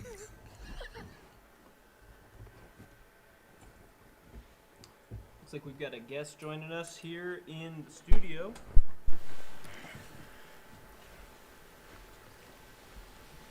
This is Jesse. He wanted me. Have a seat. Is he using the blue mic? Awesome. Probably not as good as you. Jesse Rich, thanks for joining us. Welcome to the show. Thank you. Thanks for having me. So, You're moving way too good to have just ran 100 milers. 100 miler. How you feeling? You should have seen me a couple hours ago. I'm just coming around. Yeah, a hot shower and a little sleep went a long way. So Nice. Congratulations on your win. thank you. Appreciate that. yeah, you ran a great race this weekend. We were following the lead men's pack generally winnowed bit by bit over the course of the first 30 miles, and you were not right at the front until maybe about Long Lake. It seemed like that's where you really kind of made your move. Did you run your race out there, or were you being dictated by what else was happening out there? Yeah, this year the focus was like not really focusing on the field, and I did make a move at Fish Creek and was in first for a little bit there, but quickly realized I wasn't quite ready for that. Let 3 guys pass me at that time, and eventually Matt Daniels too. So I was hanging in 5th for a little bit, and yeah, just not trying to burn too many matches there at the beginning. I've done this race before, so I know you can. A lot of carnage this year and a lot of carnage every year. So I knew that would be happening. So I just tried to stay patient and run my own race. How did you handle the weather last night? Like, what was that? How was that for you? What was the rain like, the cold, the wind, all of it? I think if it had been a little bit longer, I would have been in trouble. I had like a windbreaker and some gloves. I had my real rain jacket with my crew a little bit later on, so I didn't have that accessible. So I think an hour more with just the windbreaker of pretty terrible storms would have been potentially bad news. So I feel like I actually handled it pretty well, got my jacket on pretty early and got the gloves on so I could stay warm. But yeah, it was nasty there for a little bit. Jesse, now you've had success at this race, but you've also had times where things have not gone your way. Yeah. Of course, I'm alluding to last year where you had to call it a day earlier than finishing. Yeah. What changed for you last year versus this year? Because this year was much more adversarial when it came to the weather. Yeah. I was sick last year. That was my biggest problem. The temperatures dropped, and fortunately had to go into it with a cold, and thought I could fend it off, but the cough and throat just kind of started swelling up on me. I'm not going to blame it only on that. I also burned too many matches, went out too fast for part of that year too. So a lot of lessons learned. I think you just got to be really conservative at the beginning of this race because it's a grindy course. It's kind of, it's a lot of uphill, downhill for 15 miles at a time. So you have to be a bit conservative. So, yeah, I mean, last year dropping at 50 was really tough. I think it was the right decision. I was really hacking up along, but it definitely made me want to come back, and I had unfinished business. So now finished business. I think I'm good here now. I love this. I love this race though, and the race directors are awesome people, and the live stream you guys put on, I had so many friends and family that were just like so impressed with how, I mean, and just being followed by the bike was a pretty cool experience. 2 different times just cruising behind me and having conversations with the bikers, and like that's pretty unique thing that you guys do. I don't remember that from last year. I don't know if you guys are continually just adding more stuff, but it's super impressive. So yeah, the bikes nice are new work. here this year. So. Was it new? Yeah, that was fun. What do you think was your favorite moment out there in the past 24 hours? Oh, man, that's a really good question. I think when I was at Dry Creek, I got in there in 4th place, and one of the bikes was about to follow. He was following me, and I was like, why? What's going on? He's like, you're leaving as the leader. So I got into the aid station in 4th and left as the leader, and I'm like, okay, I need to execute on this. So that was probably the most exciting point of the race, when I knew that I was in the lead and I just had to stick it out. It's like, this is crazy. I had no idea this would, in one aid station, going from 4th to being the first to leave.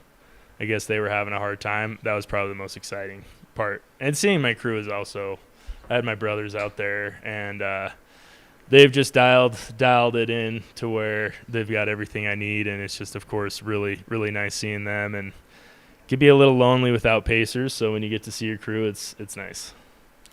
Jesse, you've been running 100 milers for several years, and you've run this one for several years. Have you seen an increase in strategy, or maybe a way that you've had to change your approach to these races in recent years?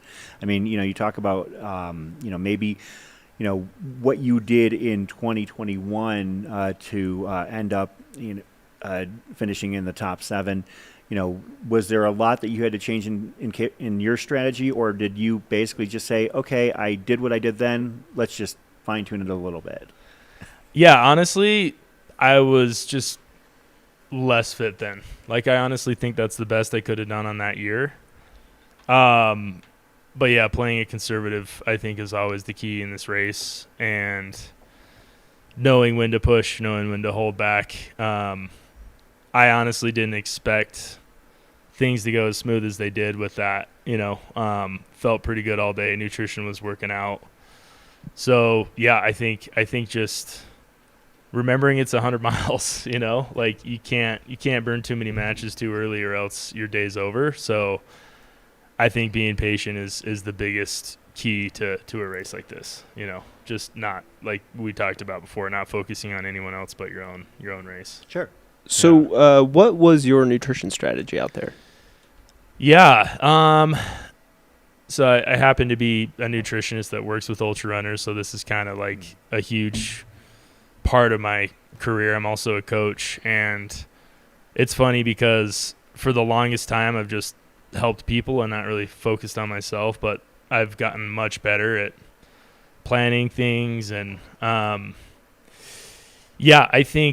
I think people overlook stomach issues with hydration. And just because it's cold at night doesn't mean you decrease your hydration that much. So I was really staying on top of fluids even when it wasn't that warm. And yeah, just keeping the carbs coming, nothing crazy. I think 80 grams an hour is a good spot for me. So that was kind of my goal. It's so hard to stick to a plan, though, and sometimes you get to the point where you're just kind of going off a feel. So I did have a plan, and I stuck to the plan for the most part. But, yeah, and then not forgetting about electrolytes either.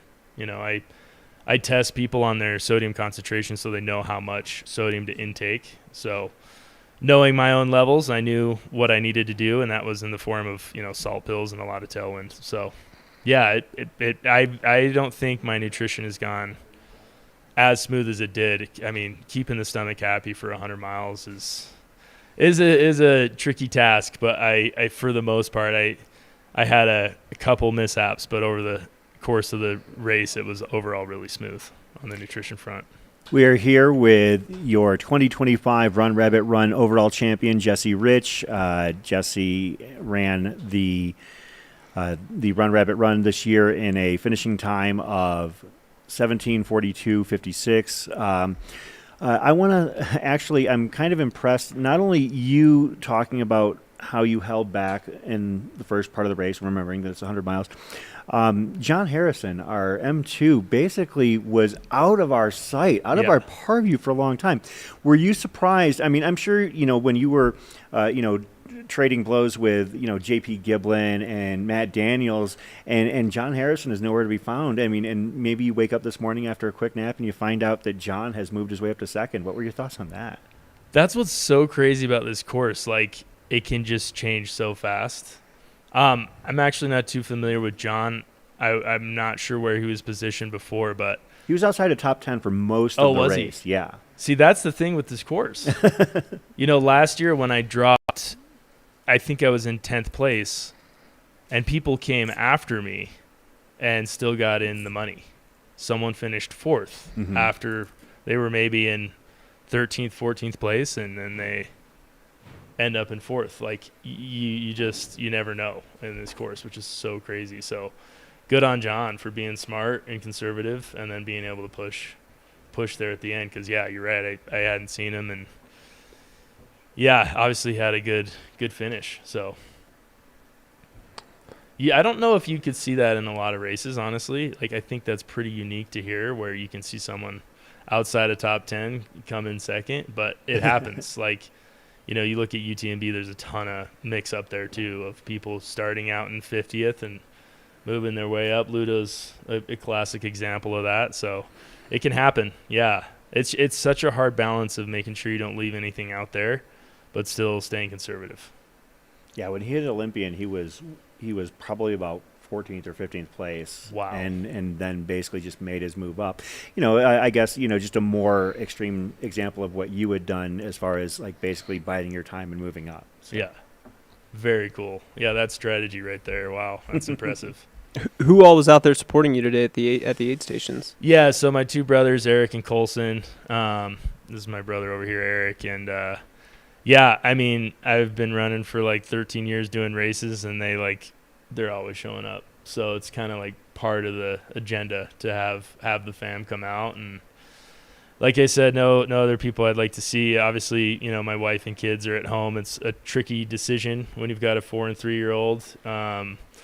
Is that just going to cause too much stress? Is that it's putting a lot of stress on my wife to have her take care of them the whole time. So there are shorter races where we'll come out with my wife and kids, but big races like 100s, it's like the brothers and parents and things like that. So obviously it's kind of tough not seeing my wife and kids at the finish, but it would have been exhausting for them. It's a lot to put on the wife. So yeah, and then immediately we just FaceTime right after, so at least there's that.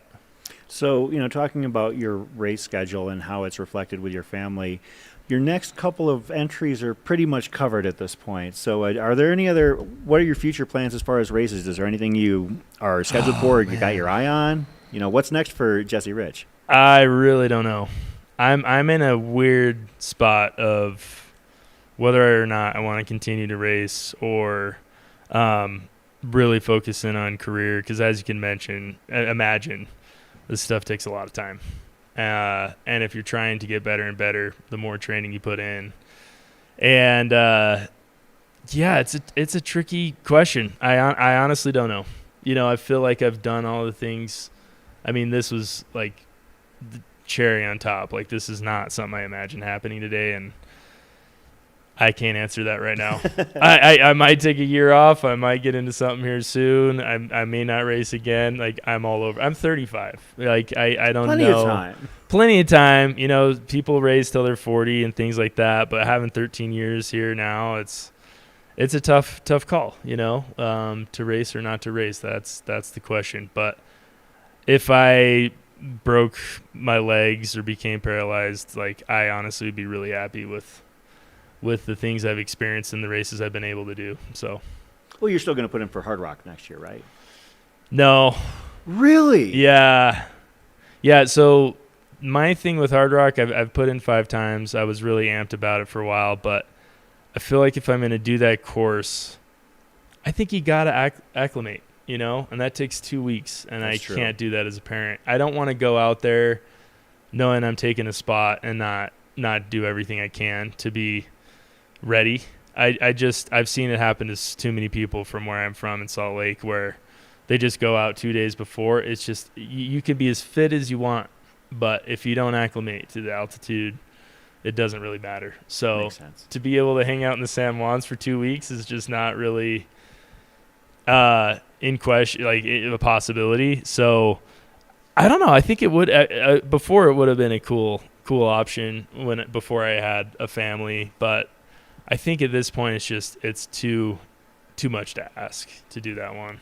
I have to admit, that's an amazing response. It really is, because it's not what I expected. I figured Yeah. you'd say, oh, well, yeah, maybe what happens. But no, I have to admit, like, I'm super impressed, because you really seem to, be taking the weight of the slot seriously, and also the fact that you've got so much going on with your career that maybe you're at a crossroads. And I hope that, over the next few years, we still see plenty of you at races, but hopefully on your terms. Yeah, time will tell. We have a rule with my family that we don't really talk about racing for at least a couple days after a race, because I can't tell you the amount of times I'm like, this is the last one, like hurts so bad that I think I'm done. I've done that so many times now. It's just like a broken record at this point. But I think we all know how that works. Ultras are a funny thing. You literally are like, I can't do that again. That was miserable. And then you're signing up for a race again. So it's a tricky balance. We shall see. Anything else that you wanted to? I don't have any other questions. I think it was Jesse, excellent anything response else to the you Hard wanted to Rock share with question. us in reflection of the way this weekend went for you? No, again, that was pretty special day. And yeah, I think you got to be ready for this course. I think it takes a couple years, for the listeners. I think it does take some time to get this course and really figure it out. And yeah, come out. It's a really fun experience. I used to, even last year, the 1:00 start was tough, but this year I actually should really enjoy the later start. Like, it's kind of nice to just wake up, take your time, spread all your nutrition out. So yeah, come out here and run this race. It's a good one. Awesome. Well, again, Jesse Rich, congratulations on winning the 2025 Run Rabbit Run race, and hope to see you around soon. Thanks. Appreciate it. Yeah, thanks so much. It was a great discussion with Jesse. I have to admit, it feels like he was, very in tune with setting out. He set out to accomplish something. He did it. And now it's like, oh, well, we're going to take a step back and see what happens next. And again, I was really kind of blindsided by the fact that I thought I knew how he was going to answer the question about entering Hard Rock. And he said, no. Yeah, and I think it's important to take that time after a big race like this and really think about what you want to do next and take your time to recover, let your brain get back and wrap around what you want to do next. Of course, we are here at Olympian Hall, and I do see that we have another guest lined up that we'll be chatting with in a little bit here. But I want to shout out some of our recent finishers in the 100-miler. It looks like Garrison Hammer, 23:46:53. These are Hares. Brad Orr, 23:53:58, and Samuel Collins, 23:54:45. On the Tortoise side, our recent finishers include a handful of runners. Blair Aker, 27:41:16. Carlos Rodriguez, 27:43. Joe Shea, 27:43. Lucas Hager, 27:44. Matthew De La Rosa, 27:45. Adam Ferdinandson, 27:47. Anthony Chavez, 27:47. Hayden Bove, 27:47. Conan Blakemore, 27:48. Quentin Toby, 27:56. Ryan Larson, 27:57. And Scott Dudley, 27:58. And we're definitely trying to get our eyes trained for what is going to be undoubtedly an exciting close finish when it comes to the 50-miler. Ryan Raff and Megan Roche chasing numbers rather than people. They are both leading their races by pretty big margins. We're hoping to catch Ryan Raff here. If he is to break the course record, it is going to happen in the next few minutes. He would have to finish in the next 5 minutes and 50 seconds in order to hit that course record. Yeah, we're going to hopefully get a drone shot to see if we can see Ryan Raff headed down the hill with that red shirt and white vest on. We gotta see how he's coming. If he's within a mile, I think he's got it. Yeah, it's going to have to be close. It always has to be close. We need the suspense. Yes.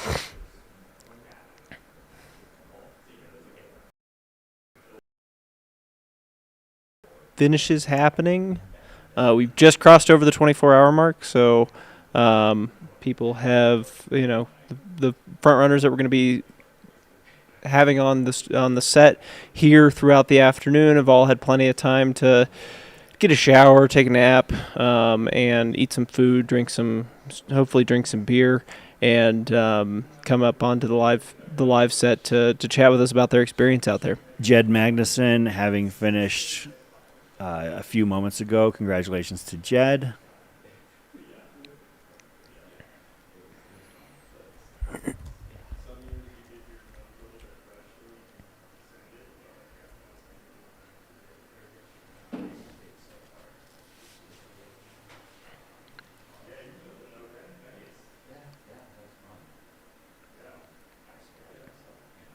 We did have eyes on Ryan Raff. We're going to see if we can get our eyes in the sky to chase him down.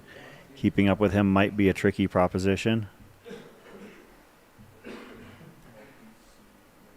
Yeah, those drones can't even keep up with him. He's moving.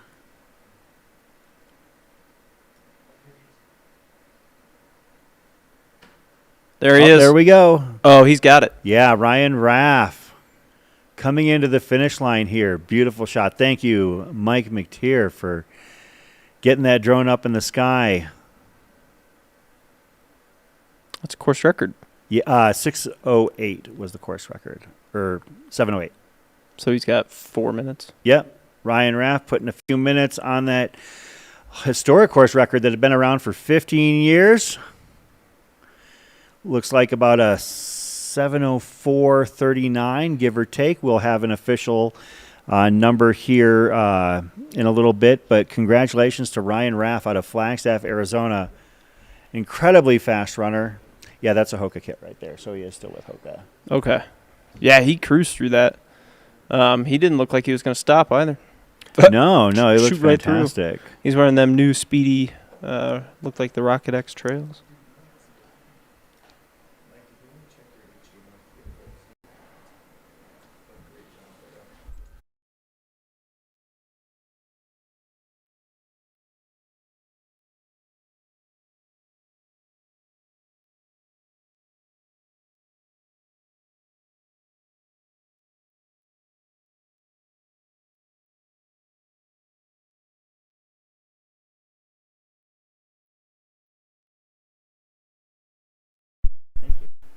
Cool. We just saw a historic performance from Ryan Raff in the 50-mile race. He ran like a hare on fire and set the course record here at the Run Rabbit Run 50-miler. He cruised down for Mount Warner. I mean, we were watching him come down the whole time, and my thoughts were, wow, look at him just galloping down that. What were your thoughts on it, Chris? Well, we were talking about like what kind of pace he would need to maintain. Well, he was running a sub 6 minute pace because he hit that final aid station at 6:30:11, and he finished and it's just under 6 miles, and he finished that final stretch from Warner in about 34 minutes. So obviously, as we mentioned, that section, if you've got legs, is absolutely runnable. You're talking about a 4,000 foot in elevation drop coming down from Werner Aid, perhaps 3,500 maybe. But and also because you were coming down the road as opposed to the single track, Ryan was able to turn on the jets. We will see who we end up getting eyes on next, whether it be Austin Gliatone, our M2, or Megan Roche, our F1. Austin was ahead of Megan at Long Lake by about 14 minutes, but we'll see what happens. I do have a final official time for Ryan Raff, 7:04:37. So Ryan put 3 minutes and 3 minutes 23 seconds on the course record. Wow. One that stood for 15 years. And the 50-mile course on this event has not changed a lot. Yeah. It's been pretty much the same event the whole time. And this event is, the 50 miler, as we mentioned, that was the Run Rabbit main event. God, that dog. We're going to keep eyes out for our next few finishers as well. I know that there are people looking to see Arlin Glick come across the finish line. We are eagerly anticipating that as well, as it is his comeback race from some pretty devastating injuries and some pretty invasive surgery. So we'll keep an eye out for Arlin Glick. But right now we are joined in studio by our M3. And I got to say, I love watching you race, and I can't wait to talk about this. JP Giblin, welcome. Oh, thank you. That was a crazy race. That was so much fun. You always race crazy. Like, it's so much fun to watch you. Like, yeah. I remember the first time I really got a chance to witness how you roll on a course, and that was at Bandera when you came with a golden ticket. Yeah. And I was like, man, that was fantastic. And then 2 weeks later at Black Canyon, you would come out same way, like as if you still needed the golden ticket. And the one thing that I feel like I've observed, and correct me if I'm wrong, but it's like you're going to go out there and you're going to dare everybody else to do what you're doing. Yeah. And it's going to either go great or it's not. And today it went great. Yeah, I think that's my style. I like to go out from the front and not kind of be scared and just kind of dare people to come along and kind of push the race. And, yeah, sometimes it works out, sometimes it doesn't. But when it works out big. So, yeah, I just like pushing it and racing out there. Yeah. What were some of your favorite moments from the night out there? You had an amazing performance. What was going through your mind? What was some of your favorite parts?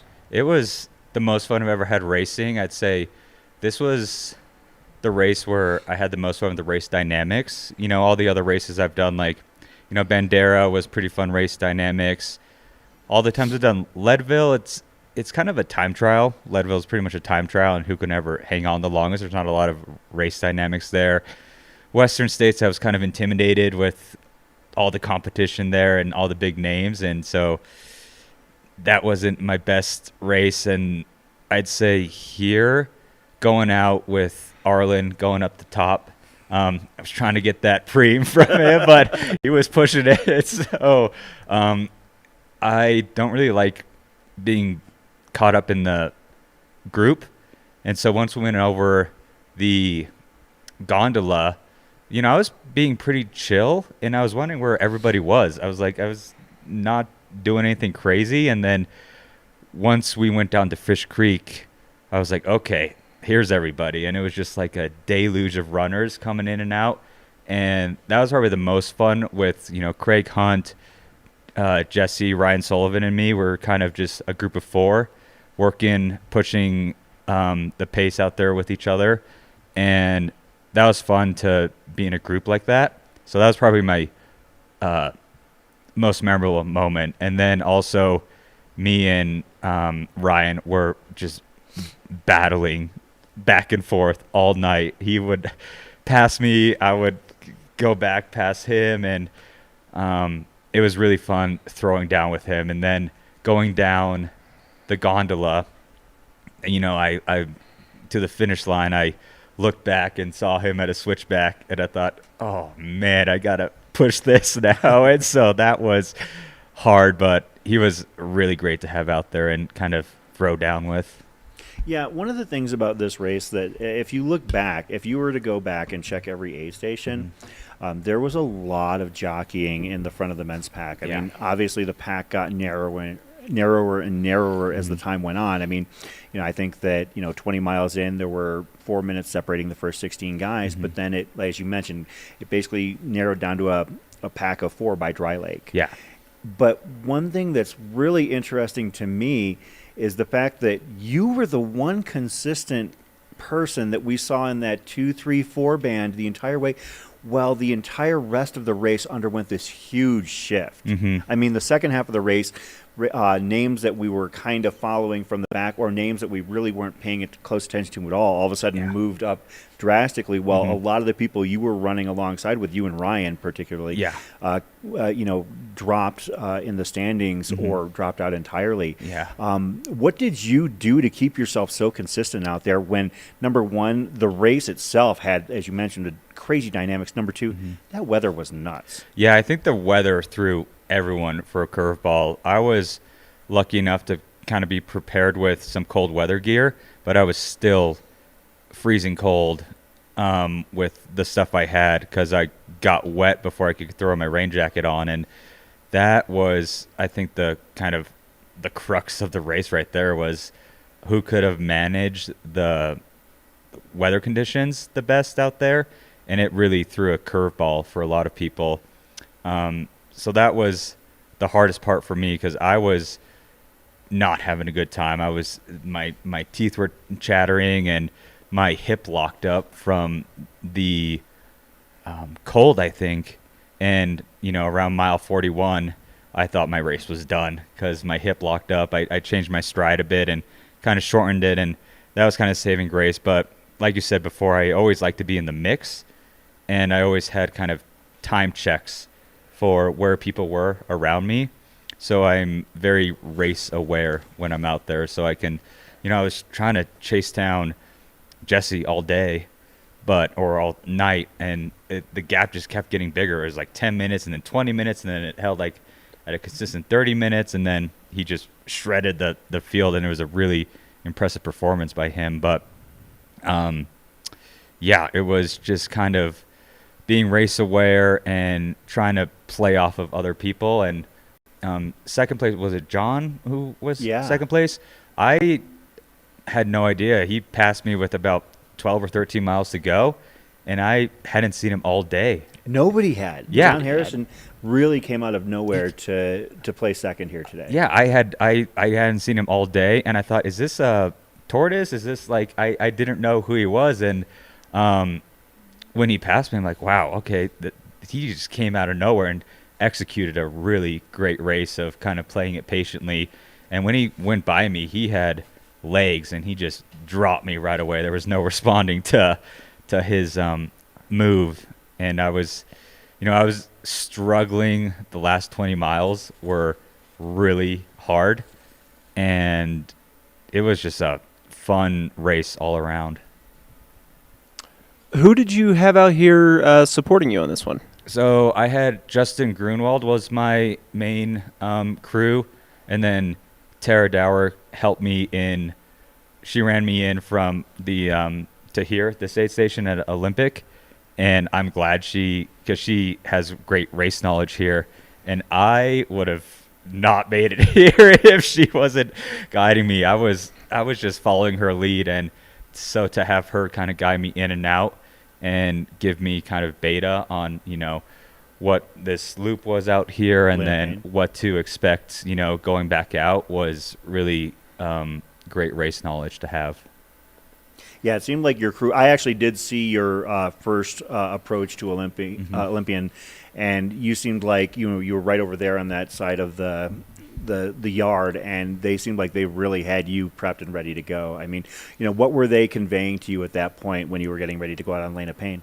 Yeah, so they were. Tara gave me kind of beta on like what I could run and like the conditions of the area, and then, I KISS, I keep it simple, stupid. I keep it very simple with the nutrition and what I want, and they just gave it to me. and it was quick because, these aid stations are becoming more crucial in, you can't just hang out. Like, it's got to be quick if you want to be in the race, because you can't, the clock's running, so you got to be quick and efficient with it. And they were really on top of it with having dry clothes ready for me, different coats, all sorts of stuff. And so having a good dialed-in crew is, half of the race, essentially, if you want to be in it. Following up on the nutrition, what was your general nutrition strategy out there? Yeah, I just took in gels all day and, a scratched electrolyte mix with water. I was having some pretty bad lower GI issues all day, which was, looking back on it, I think it might have been like the 1 o'clock start, just having to eat throughout the day. And that was something new to me, is kind of like trying to figure out, light foods, but something that would kind of fill me up for the race. And I was having a pretty bad time out there with the lower GI issues. And I'm sure I heard the drone got a good little vomit comet action when I was going down the gondola section. But yeah, just gels and sugar water, essentially. Nice. It's interesting that you mentioned that the late start might have kind of made things more complicated for you. Jesse Rich was the exact opposite. He loved the later start. Is this the latest that you've started a race like for 100K or longer? Have you ever had any like night starts or anything like that? Is this that first time? No, this was the first time. And, I don't, it was nice to have a whole nother night's sleep, because the most stressful thing is like having that 2 a.m. alarm before race starts, and you're really only get 1 or 2 hours of sleep a night before. And so to just kind of wait around till 1 o'clock, it threw a little curveball and things. Like, I was kind of getting nervous, excited, had a lot of anxious energy just in my hotel room. Like, what do I do for, till 1 o'clock in the afternoon? And it's unique. It's a cool format they have, and it was the first time that I've ran through the dark, which was an experience, because I don't know if you guys saw, but my headlamps ran out of battery. I had like 4 or 5 different headlamps, and I had to use my phone from 5 to 6:30 until the sun came out. And so I was running around with my phone, just like try to find the trail. 6:30 a.m. Yeah. So like as you're trying to come down from Werner. Yeah. Yeah. Oh, wow. So some 5 to 6:30, I had to use my phone for light, which was a curveball that I was not expecting. But you kind of have to think on your feet out here, and it's dark out there in the trees, so it was the only thing I could do. Well, that's what ultra running really is. It's basically problem solving stacked on top of itself. Yeah, and this race was all about problem solving, from the weather to nutrition issues to, finding moves and running with people and kind of assessing risk versus reward on things. And it was a super great race and one of the toughest courses I've ever done. So I think this might be a staple of my year, every year, to try to come back here. What do you have up next? Do you have anything on the radar or anything that you're eyeing that you would like to do? Yeah, I'm signed up for Javelina. Hopefully with my fixed labrum, I can have a better race, because all of last year it would lock up around, the 50K mark. And I didn't really know what it was until I got it diagnosed, and got a PRP injection on it, and it seemed to work. Well, it worked out today. So it was kind of a rushed training cycle. I only had about 5 weeks of training going into this race. And so hopefully next year when I get back, I'm going to have more of a structured, longer build-up to this race to be more prepared for it. Nice. Well, you had a pretty respectable run at Javelina last year. Yeah, thank you. You did, I believe, a 16 and change or so, about 10th place or so. Yeah. Does this race give you confidence that you can improve upon that and maybe, come away. Okay, actually, let me back up a little bit. Last year, heading into Javelina, I was asking why people weren't all the golden ticket discussion. You were on the fringes of that, and I was like, "You just won a golden ticket 2 years ago.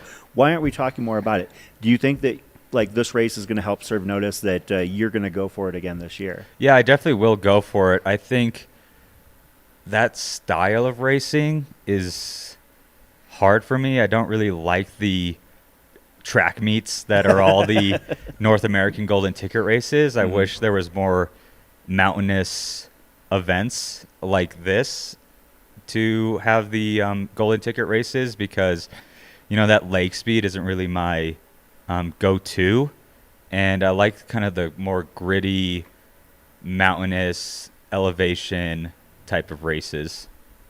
So I don't know, this definitely gives me confidence. I'll definitely switch up the training a bit to more speed stuff, but it's just a different beast all in itself. And I probably won't go out like a wild man like I did last year. Yeah, and again, that's one of the things that I've noticed following your career over the last few years is that you're going to do it your way, and there's a lot of admiration for that, and basically you're almost daring people to get out of their comfort zone to either watch you head off into the distance or keep up and see what happens. Yeah, well, it's like the days of holding back until a certain mile marker are done. You have to race the race from the start. Yeah, the race begins at exactly is obsolete. Yeah, you have to race it from the start. You can't wait and hope for other people to blow up, because people are too dialed in now with everything, and you just can't have a group of 10 guys go out and hope that 8 out of 10 of them blow up, because that's not happening anymore. So I'm a big proponent of racing the race and seeing what happens and unfolds from there. That's all I've got. Is there anything else? I don't have any other questions. JP, is there anything else you'd like to share about your experience here this weekend? It was great. I love the environment. I love the feeling of this race in the community, and it's really awesome what the race directors do for the elite field and putting up that huge prize purse. It's nice incentive to have for getting professional runners and giving them money for their achievements, and I think every race should take notes from this race. It's really a cool, special thing. Well, JP Giblin, and plus because it's an ultra race, you represented totally. Yeah, it was fun. Yeah, I'm glad I could represent the brand. So yeah. Well, great job, JP Giblin. Congratulations on your third place finish, and I guess we'll see you at Javelina. Yeah, I'll be there. Awesome. I got to say, Dan, I really enjoy having conversations like that where I get to basically let someone know that I've been watching what they're doing for years and say, this is what I've observed. Am I right? Am I wrong? And I'm just as happy to be told I'm wrong. But it sounds like I had kind of learned something from watching him race these last few years. So thank you. Yeah, it was a great conversation with JP. Sounds like it was a good day for him. It sounds like he got a lot of stuff dialed in, and we're just grateful we're able to have him on here to talk and chat, and hopefully his recovery goes well, and he goes and has some good food and a beer maybe. Yeah, and hopefully we will see him, as we mentioned, at Javelina. Most recent finishers in the Tortoise race. Albert Bean, 28:16:59. Dylan Reese, 28:24:20. Congratulations to Albert and Dylan. I don't have information on any more hare finishers. I am thinking we would see them coming down the mountain. I believe we had Arlin. Did we? Okay. Somebody in the chat mentioned Arlin Glick, so I've seen people mention him. I just don't know if it was because they saw Arlin or if they were, because I've been keeping an eye on, well, basically we're in the same shot that everybody else has out there, but I haven't seen Arlin come in. He's through Warner. He went through Warner at 23:22, so we should be seeing him within the next 5 to 10 minutes. Yeah, okay. So, I mean, if he's taking his time coming down, it would stand to reason. I mean, even if he's, jogging 10-minute miles would put him down here right around the next few minutes. So we'll see. And plus Arlin, his first race back from a huge injury. He's got the preem in his pocket. Probably doesn't want to do anything, crazy or unsightly. But I know that Arlin probably wants to be off the course as quickly as possible too. So we'll keep an eye on Arlin. Yeah, and we're going to have a lot more finishers coming in to sit down with an interview for us, to chat with, and to talk to about their experience out here at the Run Rabbit Run 100. We have our first men's finisher having completed the 50-miler, Ryan Raff, setting a course record, 7:04:37, knocking 3 minutes and change off of a 15-year course record. We are fully of the expectation that we're going to see the women's race record come down as well. Megan Roche was running well under what she would have needed to do. She would have probably basically needed to run about a 1:45, 1:50 half marathon for those final few miles. And as we've mentioned, the final 6 miles are a screaming downhill if you've got the legs left to do it at about a 3,500, 4,000 foot descent over the course of those final 6 miles. Looks like we've got another finisher here. If I get eyes on the bib, I will give them a shout out. Otherwise, I'll wait till their name hits on the runner tracker. I didn't see a bib there, but congratulations to that finisher as well. We'll give them a shout out as soon as we can get an identification on them. A lot of runners between Mount Werner and the finish line in the Tortoise race, and a few in the Hare race as well. We are still watching for the final runners to actually come away with cash prizes in the women's race at Run Rabbit Run.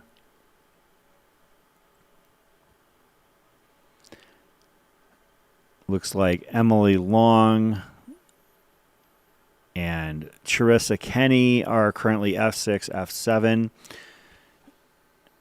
and F8. The race pays 7 spots. Bailey Eppard, currently F8, was about 34 minutes back of Charissa Kenny when they hit Mount Werner aid. So with 6 miles to go, that's a pretty steep deficit to overcome. But if there's anything we've learned from covering these races, anything can happen in the final few miles.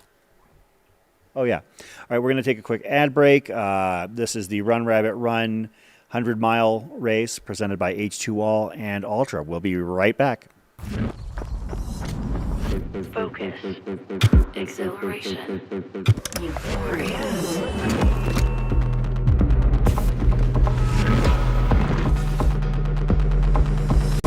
Running is dope.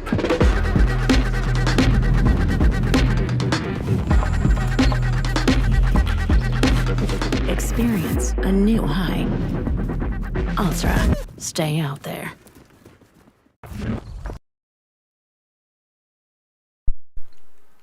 And we're back here at the finish line. Chris Warden, Dan Ryan hanging out at the Run Rabbit Run 100-miler, and the 50-miler is underway. As we mentioned, we have our first finisher in that race, and that was Ryan Rath, new course record holder of the Run Rabbit Run 50-miler, breaking a course record that had stood the test of time for about 15 years. Pretty impressive stuff.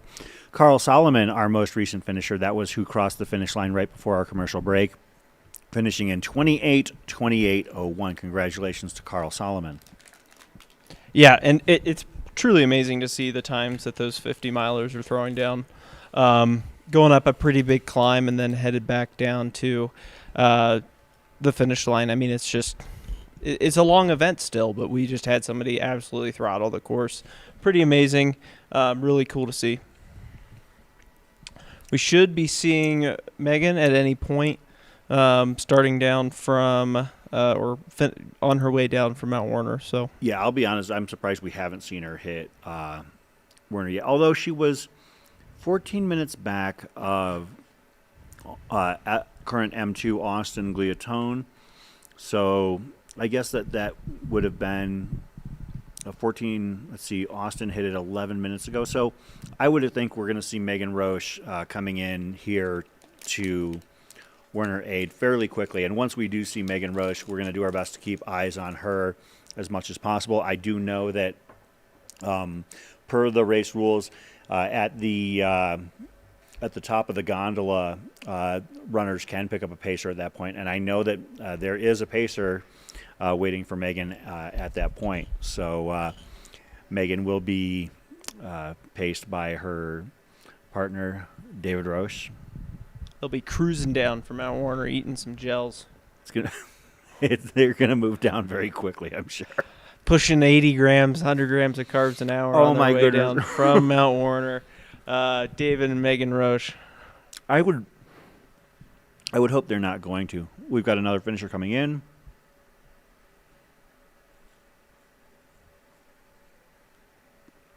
I didn't catch a bib number, did you? I didn't either. We'll do our best to give that runner a shout out. Again, thanks to our winners of the 100-miler, Jesse Rich, and our third place 100-miler, JP Giblin, for joining us so far. We're trying to get as many interviews as we can with athletes. For those just tuning in the 100-mile Hares race, Jesse Rich, John Harrison, JP Giblin were your top three. In the women's race, Riley Brady, Becca Bramley, and McKendry Hickory. Yeah, a lot of fast times out there. We didn't see any course records broken, but it was still a quick year. I think the weather played a bit into the non-record breaking year. I think if the temperatures had been what they were, like if we had the overcast with these temperatures, then we could have potentially seen a course record fall this year, I think. Yeah, and we knew that they were going to get pretty well slammed yesterday afternoon. Yeah, I mean, hammered. It was pretty ominous, the entire hammered. Yes, that was the term you used. We saw the clouds coming in fairly early on in the race. Yeah, and it's looking a little ominous out there right now. I'm not going to lie, it's looking a little dark. Maybe not over at the finish line. Looks like there might be a little bit of a cloud coming over the area. That's what happened a couple years ago when I ran it. Was a freak thunderstorm moved in really fast and hit everybody by surprise. They're like, wow, it was really bad down here on the ground. And I'm like, it was pretty bad in the cloud with it too. So we got another runner moving into Mount Warner aid station. Looks like they're moving over to get to the aid station and then start their way back down to the finish line. Manuel Alfaro was our most recent finisher, bib number 403. Congratulations to Manuel.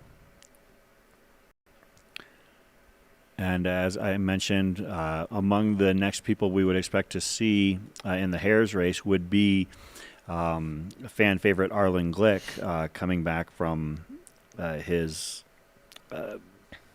devastating injuries and surgeries. So we'll keep an eye out for Arlen. Yeah, he ran Cocodona. Yeah. And then went into surgeries. Yeah. I think it was basically a situation of, well, running isn't making it worse, so go ahead and go get that 250 done because you're not going to be able to run for a little bit while he was recovering from those injuries. So shout out to Arlen for coming back stronger, coming back healthier, and getting to the finish line of the Run Rabbit Run 100. Yeah, Arlen has a second-place finish here in 2022 and a third-place finish in 2023, so he's had ample success here. And this year he's not walking away empty-handed, assuming he finishes, because he's got the Preem in his pocket.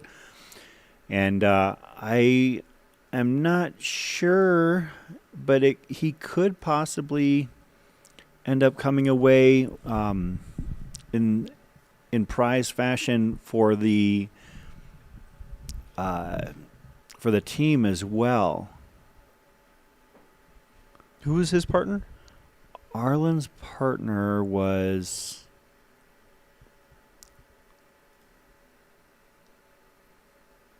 It was somebody... Bailey Eppard. And Is Bailey, this Megan Roche? that could very well be Megan Roche. She's coming into Werner right now.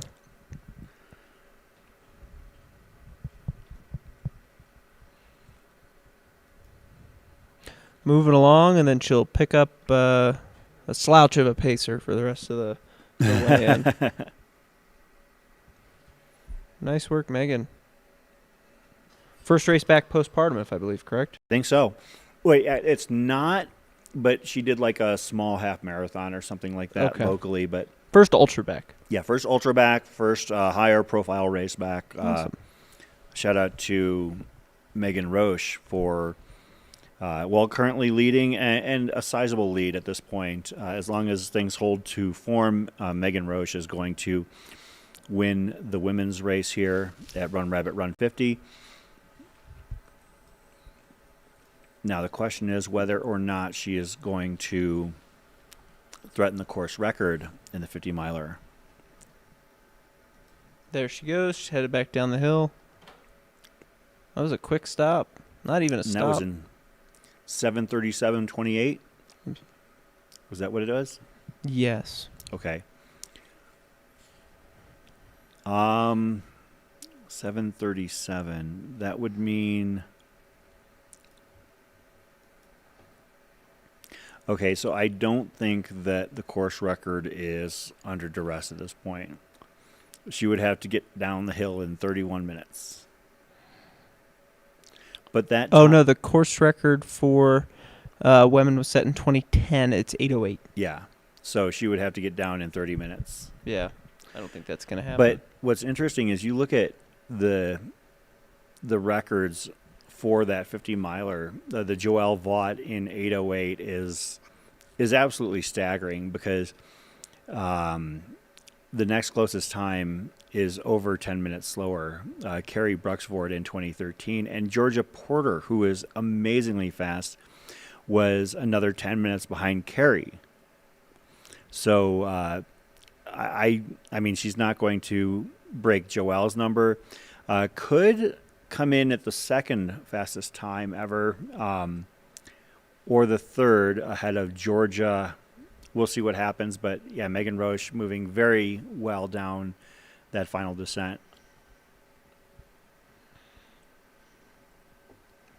yeah, just looking at all the historical performances here over the year, this race, the 50-miler started in 2007, with them adding the 100-miler in 2012. And the 2012 one has Carl Meltzer, Dylan Bowman, Tim Olson, a lot of well-known names in the top three there. Dylan was just a kid. He was 26.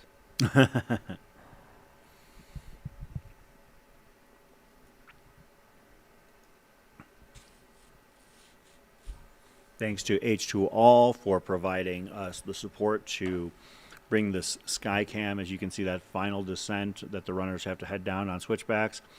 At the center of your screen, if you can see a little bit of a dark shorted dot. Oh, nice shot right there, Megan Roche. Got another finisher here. That is bib number, I think that was 23 perhaps. Or 28. That would, or maybe 20. That would have been Emily Long.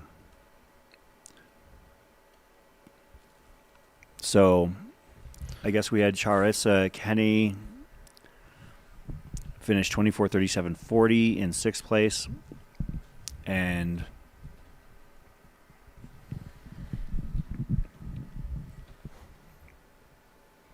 could that have been Emily Long? Was that 20? Yeah, I would agree that it's Emily Long of Frisco, Colorado. And that would round out the cash prize section of the women's race. Riley Brady in first, Becca Bramley in second, McKendry Hickory in third, Jenny Yeaman in fourth, Zoe Rahm in fifth, Charissa Caney in sixth, and Emily Long in seventh. I got my H2O.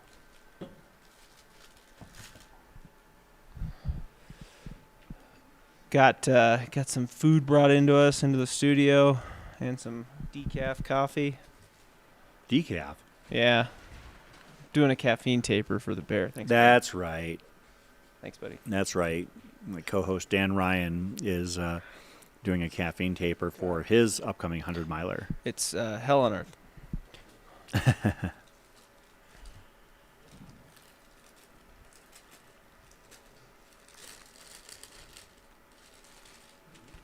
Got some food brought into us into the studio as well. It's like college game day out here.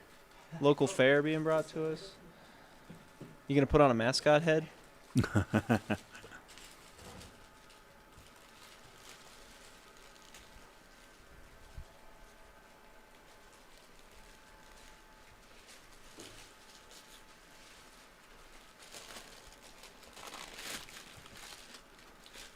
No, that is not me unwrapping a sandwich as I'm sitting in the studio. Absolutely not.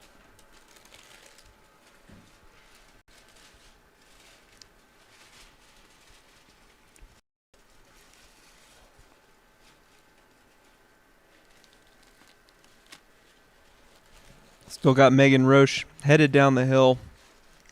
First place female by a lot. Cruising down the hill there.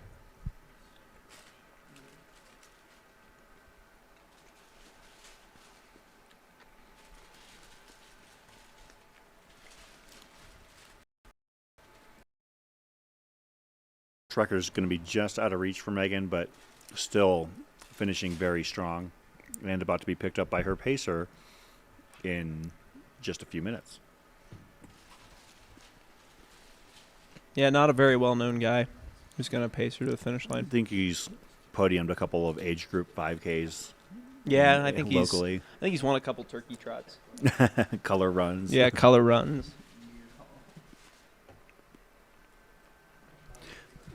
So, yeah, confirmed times in our most recent hare finishers: Zachary Garner, 24:37.18, Charissa Kenny, 24:37.40, and Emily Long, 24:39.56.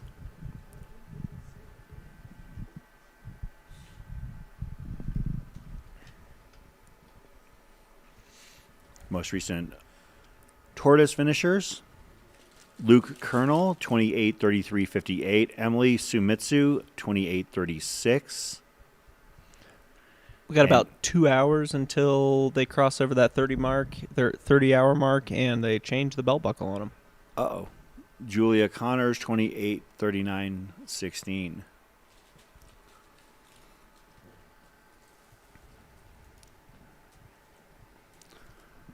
Our next upcoming aid station cutoff will be at Summit Lake, mile 80.8, and that'll be at 3 p.m. local time. So about an hour 15 before we get to that point, and we start to have those unfortunate discussions that we don't like to have. And it's a bit of a drive out of there from Summit Lake. It's not it's a bumpy ride, so you definitely want to get through there so you don't have to go through the pain of sitting in a car for a while. It's much easier to run that 18 than to drive it out of there. Was it Brian or was it Hannes last night who basically said, nobody loves me enough to drive out there if I was going to drive? That was me. Oh, was that you? Yeah. Like, I'm paraphrasing, but it was basically like, if somebody's going to go and pick you up out there at that aid station, it's going to be because they really love you. Well, we had Brian's hot take that was the hares should not have crew able to go there. We've heard from a few people saying having the pacer through town and the pacer from the top of Warner down has been a benefit to them. Yeah, J.P. Giblin said as much. He said that basically sharing that little stretch with Tara Dower definitely helped him get his mind right and reset. So, yeah, and it's also been interesting to hear runners with their varied opinions on the start time situation. Jesse Rich was like, "Oh, I love the 1 p.m. start," and JP was more like, "Yeah, that kind of messed with me." So, I guess it's maybe a bit of experience because of course Jesse has run this race before, so he knew what he was in for. Whereas JP said he's never started anything to that point, and interestingly, I didn't circle back around to it. I wish I would have. JP's very fast, and he has run, many races. Like, he's run Leadville, he's run Javelina, 100-milers as well. But if you're running Javelina and you're starting at 6 a.m. and you're running that in 16 hours, you're going to be in the dark for maybe 2 or 3 hours. Like, this was a new experience for him to have to run through the night, and so it shows that even, very high-end talented runners are still learning things. It's one of the things that I know that when certain runners step up in distance, where they understand almost like the mentality that some of us in the back of the pack have to encounter, where we're out there for a day and a half, or somebody who does hard rock, for instance. You're out there for a day and a half. It's wild. Brian Kulmo is here in the studio with us. He's just hanging. He's more than welcome to talk about whatever you like. So yeah, happy to rejoin again after a long journey overnight. Definitely have some more thoughts about Summit Lake. That drive, that drive's a doozy, especially when we did it in the middle of the night. Shout out to Ryan Sullivan's crew. I just sat in the back and slept, but our boy Whit drove all the way around the mountain. It's a long drive, like 2+ hours to drive all the way over there, mostly on paved roads, but it's just a long way. And so shout out to any crews that make it out over there. I'm sure your runners really appreciate it. But yeah, it's a journey. So I actually am just getting some intel, and I wish I would have seen this sooner. Shout out to Zach Marion, our director, but mentioned that Jesse Rich, we did talk about him being a coach and nutrition expert, but apparently he once experimented with an all-potato diet post-race to help his gut. That's fun. I could kind of see doing that. It depends on what kind of potato. Like post-race, you're saying? Yeah. Okay. So he just ate French fries? Well, that's what my first include. Like, okay, are we talking like? It sounds like he's messing with Zach. He's like, yeah, I ate some French fries. Like, yeah, me too. But yeah, no, it was fun at Summit Lake. I ended up actually hopping in and helping crew Jesse as well as Ryan Sullivan. So I got to see both those guys and help them through that stretch. Jesse looked really strong. Ryan was going through some battles, but also looking strong, and came in right with Ryan and JP came in right together at Summit Lake. I know there was some weird discrepancies on the timings of things, so you guys were probably very confused, but yeah, they came in together, left within a few minutes, and so that's why that gap was close, leaving there and kind of towards Long Lake as well, and so they were definitely in a battle that whole last stretch, and cool seeing John come from behind too and kind of make his way up through the battle as well. Yeah, you were here with us last night, and we didn't mention John Harrison's name once. Like, as somebody who we were following in the top 10 or anything. Yeah, that's your job, is to pay attention. I know. I'm just over here trying to give gels out and things. I was trying to, keep eyes, and halfway through the race, you're thinking maybe 10 deep is a deep enough dive at that point. But no, John Harrison. Again, shout out to him for a second place finish and a master class in handling a race plan. I like I said, I would love to hear, one of the great podcasters out there, interview him and talk to him about his approach. We've got another finisher coming in.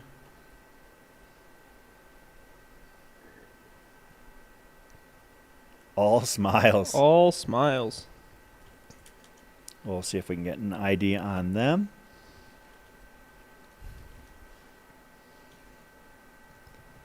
Ooh, looks like it's getting a little nasty over there. Yeah, the storm is brewing outside for sure. It's going to be like 22 when you and I were coming down. Yeah, those runners coming down the ski hill are definitely seeing the clouds in the distance and are trying to get down to the finish as quickly as possible. I guarantee that. So I have been asking Dan about his experiences here in the Tortoise race and what it was like for him to run from various checkpoints. I'm going to ask you from a different perspective. No. So what's it like to pace a runner during the final stretches of this race? And, as you're heading down that hill, you can see from, shortly after departing Werner, you can see where you got to go. And having to, still encourage your runner and keep them going, what was it like to pace Dan down that hill? How much of a stoic, unbreakable individual was he at that particular moment in time? He was pretty broken, I would say. Yeah, completely agree with that. But he was like post broken, I would say, where it's just like nothing matters anymore. Like we've established that the brokenness exists, and we're just gonna keep getting it done. And we did. But yeah, I was a really bad pacer, maybe a really good pacer. My strategy was to just not charge my phone or my watch and not know where the course was at all, and just wildly speculate on distances between aid stations. So it's like, Brian, how long do you think we have till this next one? He's like, oh, it's just around the corner. And Yeah. it was like 3.5 miles. But that's, sometimes you have to know your audience, and he's a very precious boy. Yeah. So like to know how to approach, pacing Dan through the final stretches of this race is probably pretty critical. I had a pacer one time who basically lied to me the last 10 miles about everything because he knew that it would just make me want to get done. Yeah. So- Yeah, if Danny's mad at me versus mad at the course or mad at himself, that's a win. So, like, you can take that brunt and make yourself the enemy as a pacer. That's a win. Welcome to the roast of Dan Ryan. Yeah, we're it's just getting started. effective strategy. But yeah, no, that strategy was definitely not intentional. It just just forgot to charge my stuff. And it kind of worked out because, like, as a pacer, you can either be like, I'm super hyper prepared, I know all the splits, I know all the course, everything, or you can be like, none of that matters, just go as fast as you can, man. Like, at the end of the day, like, that's probably the more effective strategy is, like, I don't know, just put one foot in front of the other, let's get this done. Like, Yeah. And that was my constant thing. And yeah, and there was a little bit of lying or just like selective overconfidence, I would say. Like, oh yeah, it's only a mile in the next state. No substantiation behind knowing what that actually is or not. Well, the thing is as much as we joke about Dan, he still had a very good race that day. I mean, it wasn't like he was in danger of missing cutoffs or anything like that. And I think that maybe that's why you're able to kind of do that kind of approach, where it's basically you just want to get this done. You want to make sure that they get it done, feeling, at least somewhat decent. Whereas, maybe people who are at the back of the pack actually do have to start paying attention to their watches or their phones or anything. You didn't have to do that with Dan because he was moving well enough. Yeah, it's brutal to have to do math in the back of the pack as a pacer. I mean, like, that's a lot of things to calculate and sort out, and stress to have to take off your runner. And yeah, I mean, I think the strategy is the pacer takes on all the math and the runner just goes as hard as they possibly can. Yeah. And that's really, and then probably the pacer just needs to internalize those splits and not maybe tell them selectively in right moments. But yeah, it's the runner just needs to go as hard as they can. Oh, I was hammering that section. You did pretty good. Yeah. I just remember going down from Werner was just a trial because I couldn't really run downhill anymore at that point. Yeah, no one can really at this point. I don't know. You see that most of these people have. Yeah, as we see top people on the top of the hill right now at Werner, little do they know what they have ahead of them. They think, looking at the course profile here, you look at this last descent and you're like, sweet, like 5 miles downhill on a fire road. This is going to be awesome. I'm going to like rip off 8-minute miles, 6-minute miles, 10-minute, whatever it is. It never happens like that.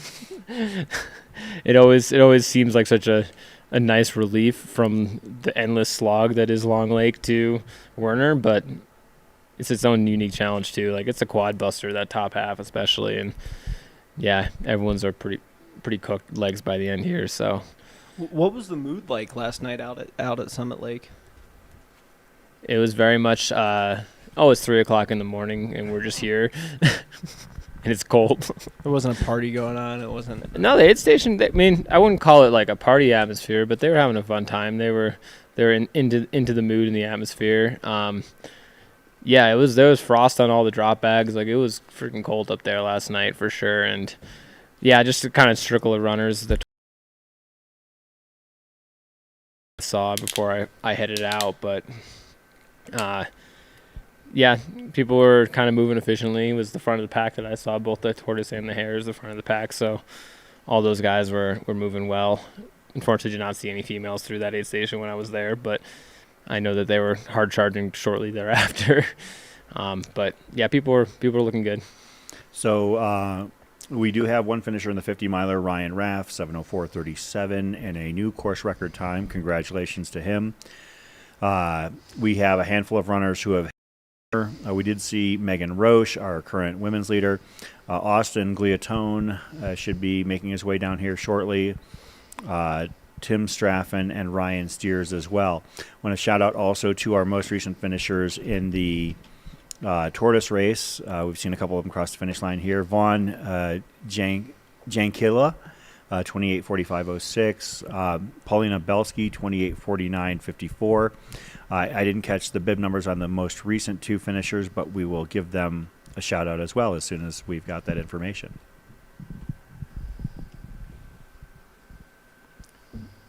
That looked like a 50-miler stride right there. Yeah, you can usually tell from a distance, especially the pacers too. Like, oh, that's a pacer, that's not a runner. Especially we were trying to analyze headlamps at Summit Lake last night. That's always a fun game. Yeah. Try to figure out who was who based on just a headlamp based off in the distance, maybe, because you can see probably at least a mile down the road there. So it's fun to try to figure out who was coming in.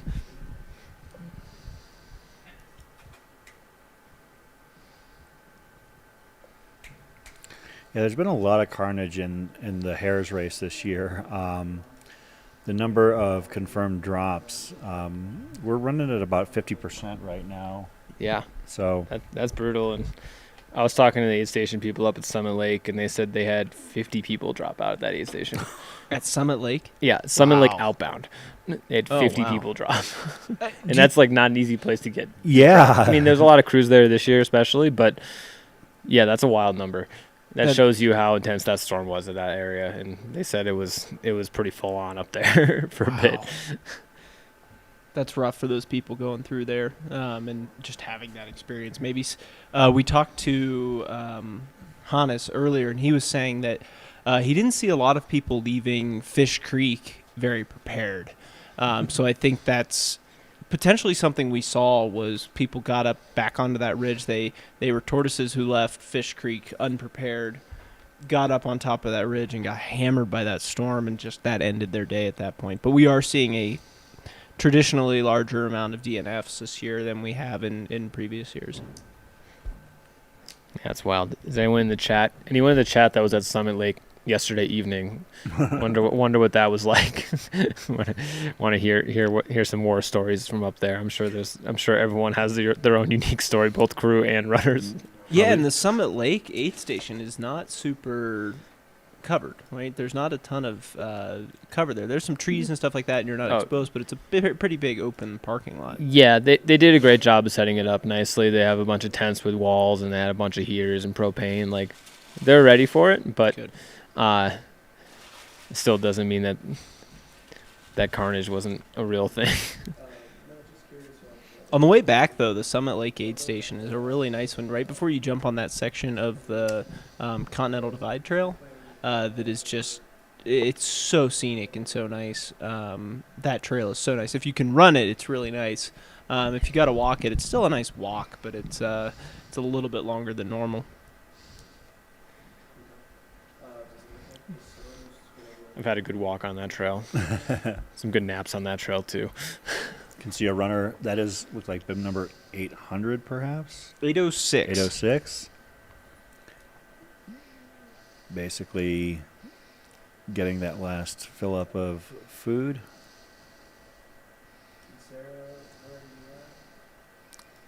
Maybe it wasn't 806.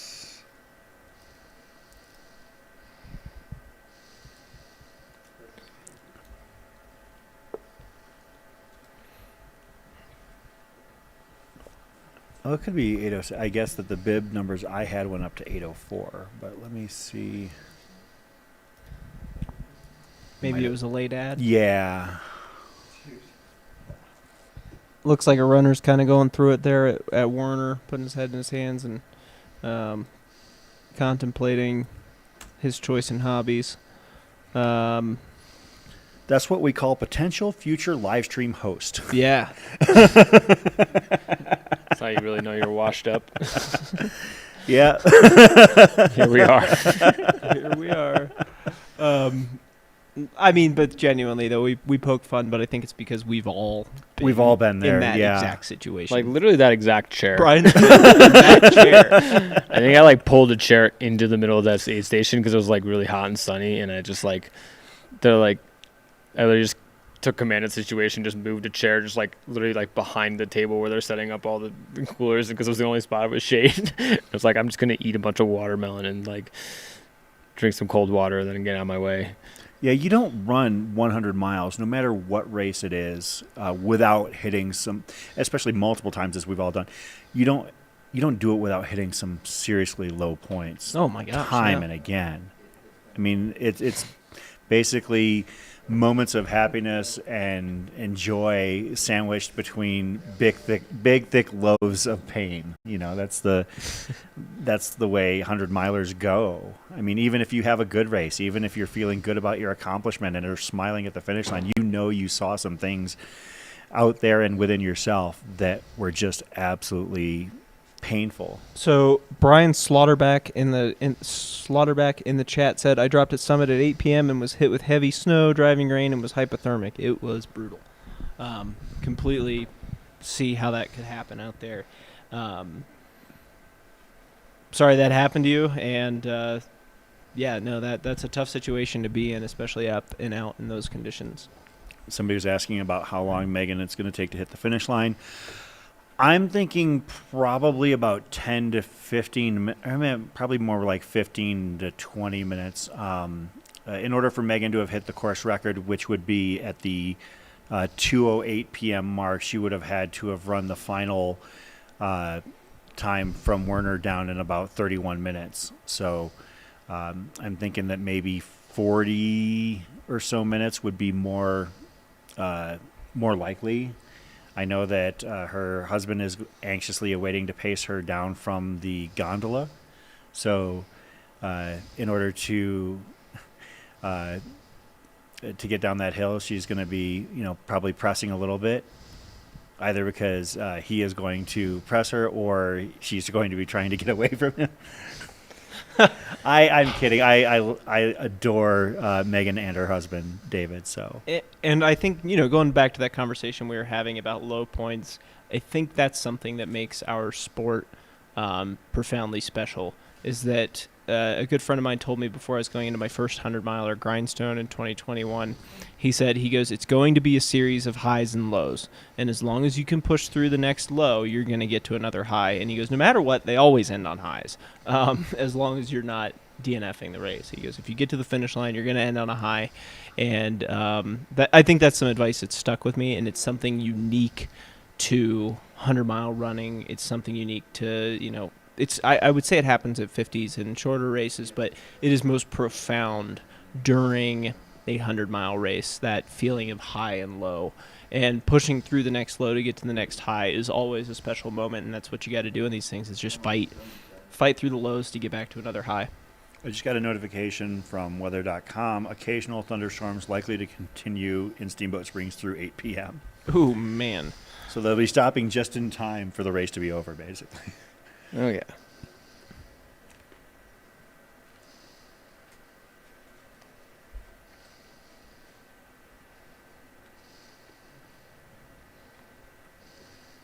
Did you see any animals out there, Brian?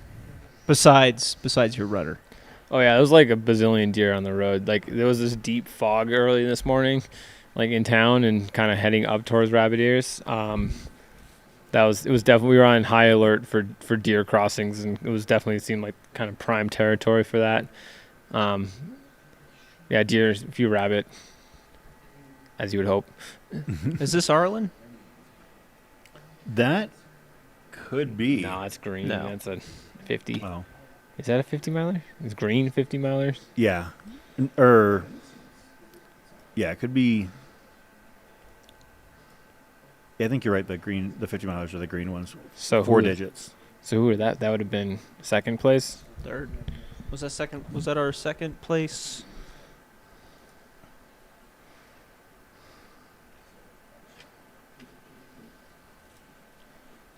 Could that have been Austin That looked like Gliatone? Possibly. Yeah, that could be Austin Gliatone, which means we'll be seeing Megan. There's Arlen finishing. There's right now. Arlen. There we Right go. there. There's Good boy. catch. Pride of Ohio. Pride of Ohio. Arlin Glick, 25:05, about 50 seconds. Another finisher here. That's bib number 702.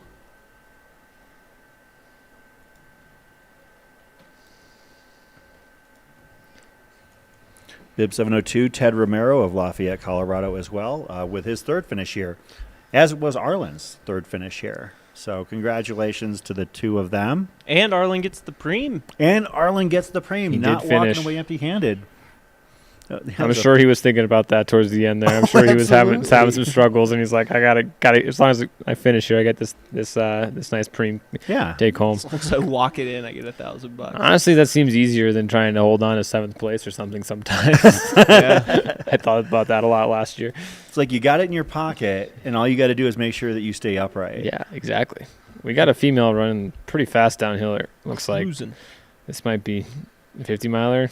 I don't know. They got gloves. I don't know if a 50-miler that's moving that fast would have expected to need gloves, but a lot of people need gloves when it gets cold like this and the bone-chilling air that's happening. I think it's I see a green bib. I think that is a female, like 50-miler. Is that second F2? Yeah, it would have to be.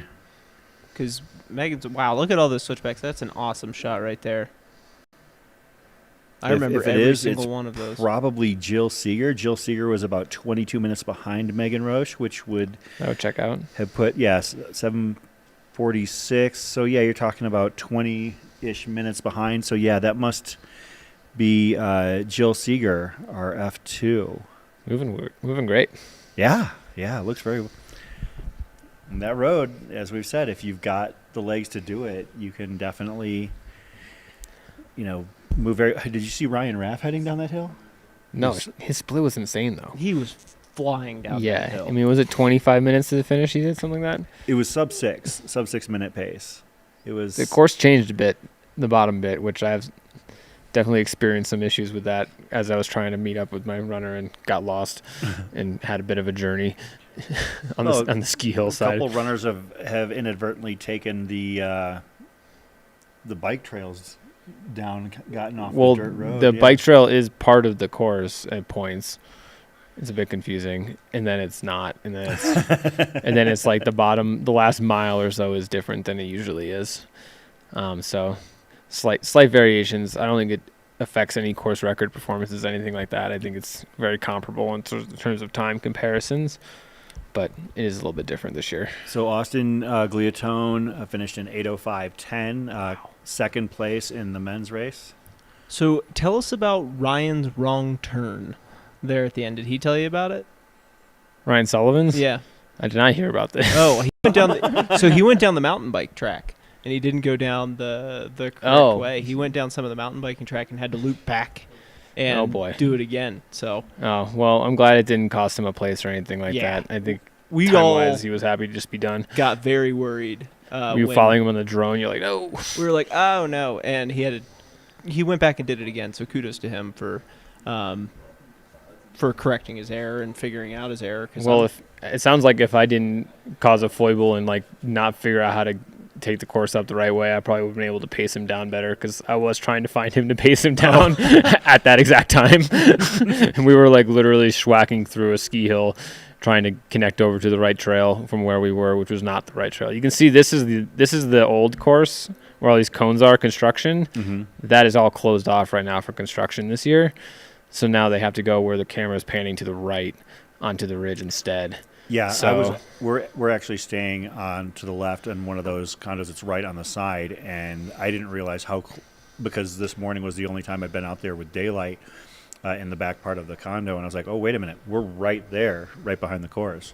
We should have just set up the stage out right there on the porch. Somebody told me that it was within walking distance to get down to the bottom.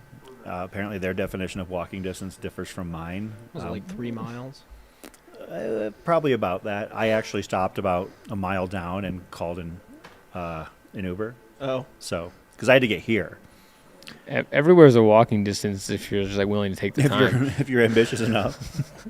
Yeah, I had to get here, so I thought that I would be able to walk down, watch the finish for a little bit, and then catch an Uber. But no, I learned really quickly that wasn't going to happen. This is Megan, maybe. Someone's moving fast. Oh, could be. No. Wow, she made great time down that. That might not be. No, that's not her. It looks like it is actually raining at the finish line now. Yeah, we just got word from one of our drone pilots, so I don't know how long we're going to have eyes in the sky up there. Um, And it's starting to get even darker here at Olympian Hall, so I bet we're in the... it's raining here at Olympian Hall now. You can see it out the window. And for those online, at Olympian Hall, we are about maybe 5 miles as the bird flies away from the actual finish line.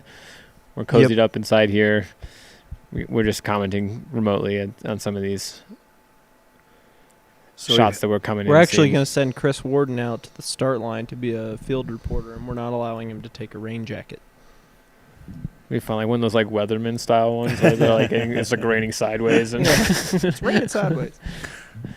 We have had our F3 and F4 hit Werner.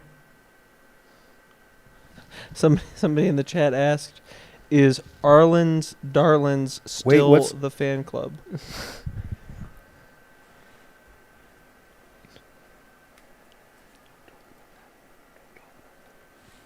No, I know.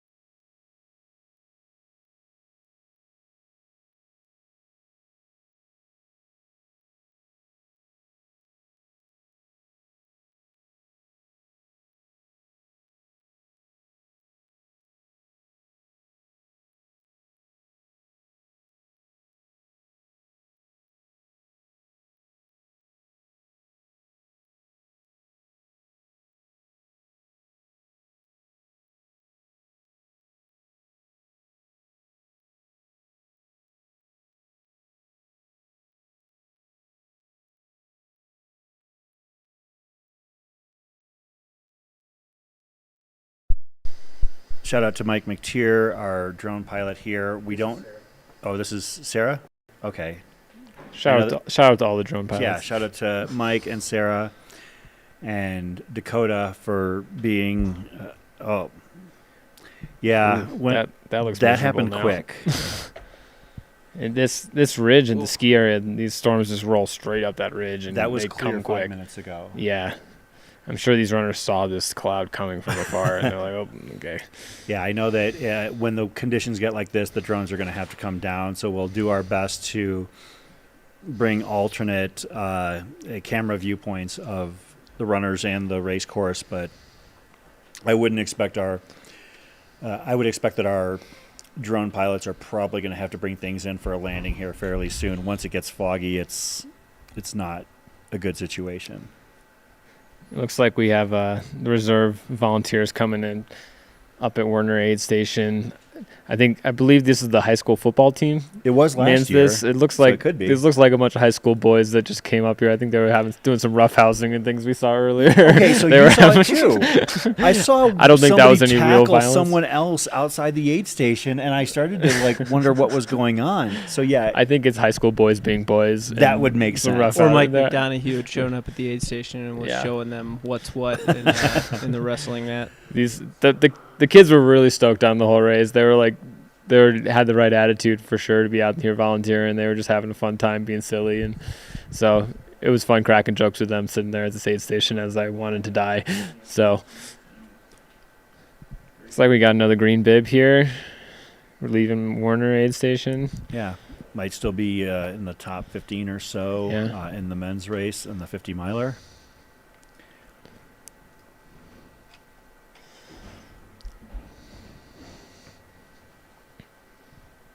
Is that creek crossing at the end the biggest creek crossing on this course? Yep. It's the only water crossing on this course. Yeah. Our- So, Unless you count the bridge that goes over Fish Creek. so yeah, if you wanted to keep your feet dry on this course, you could. Our Not with this rain. Yes, with this rain, yes. Our most recent finishers, Josh Branham, 24:56:57. This is the Hares division. Tim Hoppin, 25:01:31. The aforementioned Arlin Glick, 25:05:46. And Luke Sparks, 25:11:05. In the Tortoise division, let's give a quick rundown of some of our recent finishers there. Kelly Mays, 28.56. Adam Goss, 28.56. Jeremy King, 28.57. Joe Michaud, 29.04. Ted Romero, 29.06. Esteban Maldonado, 29.10. And Bridget Noon, 29.13. So they've got a little bit more time for those buckle changes. Looks like we got some serious thunder going on now at Olympian Hall. So they're going to be getting hit hard with that over there at the ski hill because those clouds are just going to wrap right around there and hit them hard. Yeah, you can see on the ground there already that it's turning into a river. I bet some of those runners are just like, good grief, please turn off the sky. They're taking the wrong turn. Nah. We got to have a bystander fixing that. There's a lot of bike trails down here now. Like every year they keep adding more and more. It's quite a bike park. They're like the 6th or 7th people to take that wrong turn. I think it should be a free-for-all. Just choose your own adventure down here. See what the best route. I would have fallen down the ski slope. Just push me off at the top and I'll roll to the bottom. Yeah, that's basically what I did this morning at one point. Did you go all the way up to Mount Werner this morning? Oh, no. I woke up at about 7 a.m. with about 1 hour of sleep. Ate some leftover chicken tiki masala, and then immediately left, and then got dropped off at the finish line, and then started running up the hill. And that was my morning. Again. He's done that a couple times where he will wave back. Yeah. We should have like a picture-in-picture so they have a TV there that they can see us waving at them. Look at us, warm and dry. Look at you, cold, miserable, and sore. That would be a fun like experiential moment as someone who is an experiential designer and things and thinks about these moments and things. If you had a live camera booth maybe at the finish line of a race and fans and crew can kind of stand there and wave at their runners as they come through a particular aid station. It could be really fun. Like someone's going through a rough moment, and then you have like a little booth at the finish line, and you can have your crew. The camera. There we go. We can wave. Showing us.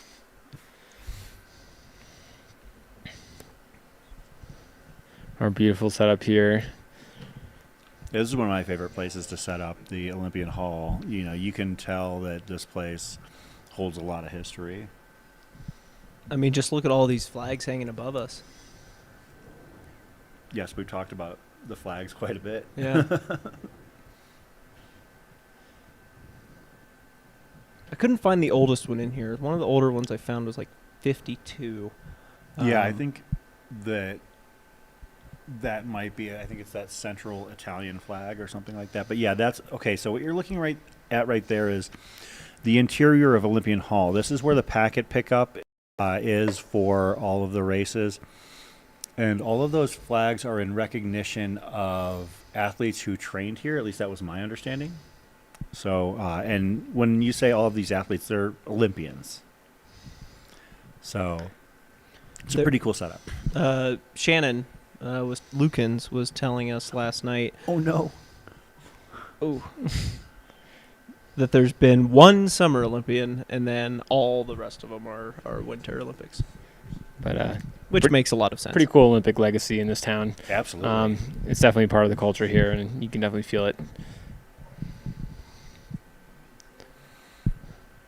Also, I got really confused by the country flags. I thought that meant that the person who trained here was from that country.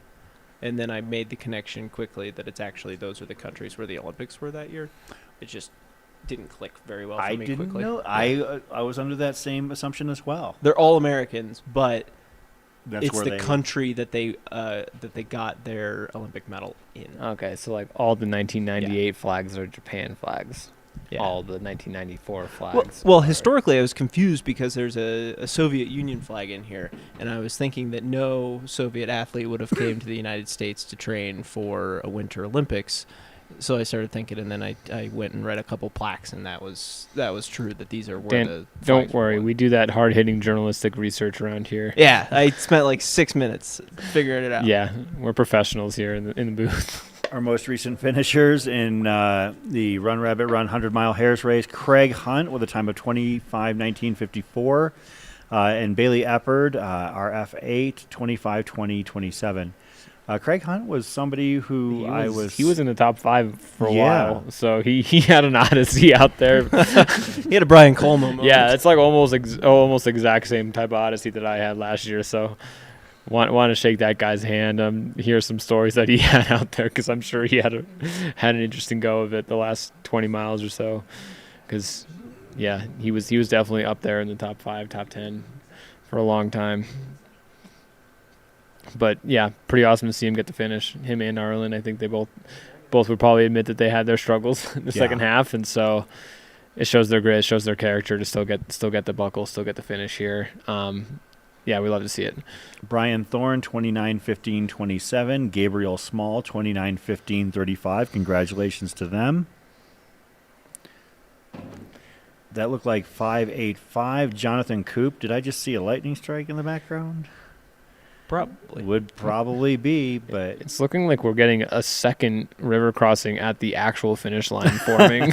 There's quite a puddle.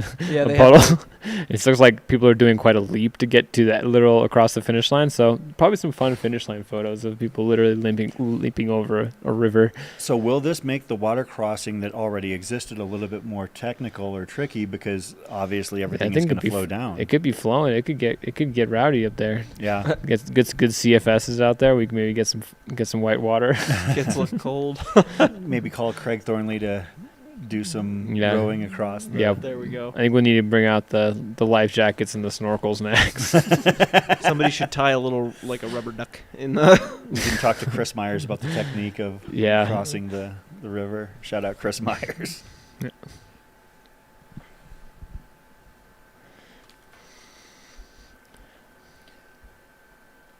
Currently hailing at Mount Warner from one of our field cams there.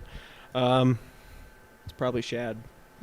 Poor Shad. I mean, that man has seen it all out there. Has he been up at Mount Warner for a while or everywhere? Oh, we can see the hail now. Yeah. No, Shad is he at every race the Mountain Outpost does. He's out there in the thick of it. Man, it's kind of funny watching the camera at Mount Warner, because you can tell what temperature it is based on the amount of clothes they're wearing. You can tell if it's precipitating. One, you can see it on the camera, but two, they're all huddled under the tent. If it's windy, they were all kind of hunkered down in the tent too. It's a good indicator of the weather out there. We got another finisher coming in.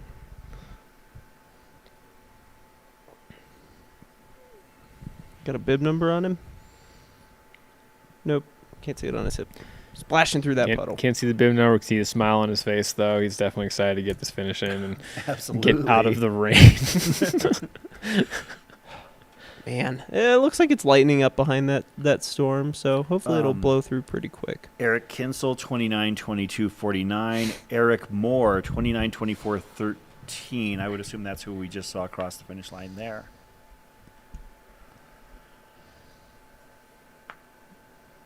Yeah, and as you can see, it's basically a fully overcast situation. It's not like you can see the sunlight off in the background or some blue skies. I think overcast is a generous description of this weather. It's pretty spicy out there, it looks like, for our runners. I can't imagine what it's like between Werner and Lost Lake. That stretch, you're quite high for a long time. And so all of our runners do that stretch, I believe. 50-milers come through there as well. So they're going through it. They're getting the money's worth. True Colorado experience. Should be seeing Megan Roche at any point. That's now. what I was thinking. But I'm seeing that she finished at 8:21. I need to zip it back because I was keeping an eye on it. I've been basically keeping a hot eye on the weather. Oh man, it's that's snowing at Warner. Yeah, that's gnarly. He said that's hail. That's how much it's hailing. Sounds painful.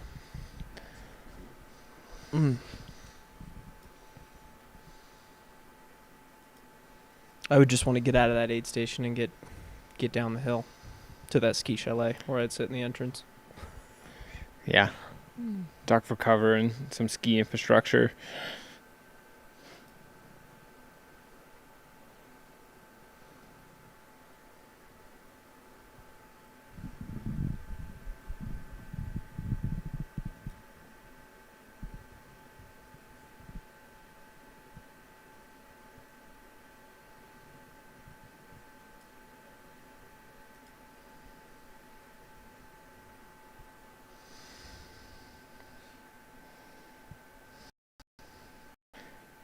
Looks like we have a runner / pacer carrying a child here.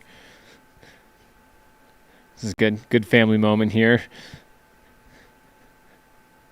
That kid will never forget this moment, maybe for good or bad reasons. We have another kid running down the chute now as well. This one's on foot, sprint finish.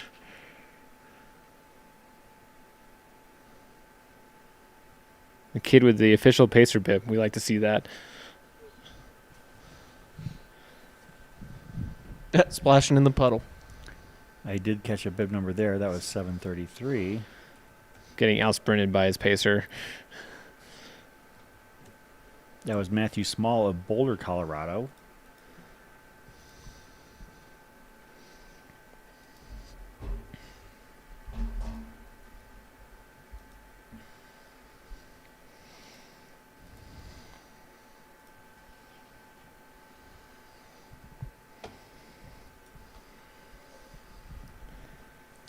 Still got plenty more action here today. We've got lots of finishers coming in through the Hares and the Tortoises for the next 5 or 6 hours, and then into the evening as we finish up with the Tortoises. So a lot more still going on here at Mountain Outpost, brought to you by H2 All as well as Ultra. So hopefully some people are out there wearing some grippy Ultras. Looks like they're getting some more blue skies behind them and the rain's slowing down. Yeah. We are on shadow rainbow alert right here.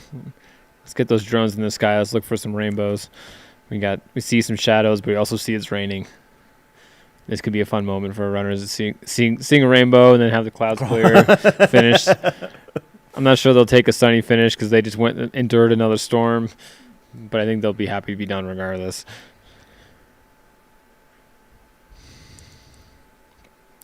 Do we have a Strava segment on this last little uphill coming out of the creek? We need to. The world's largest hill. Most people have walked it. Not a ton of people have ran up that little hill out of the creek. We're about 30 minutes away from the closure of the Summit Lake aid station at mile 80.8.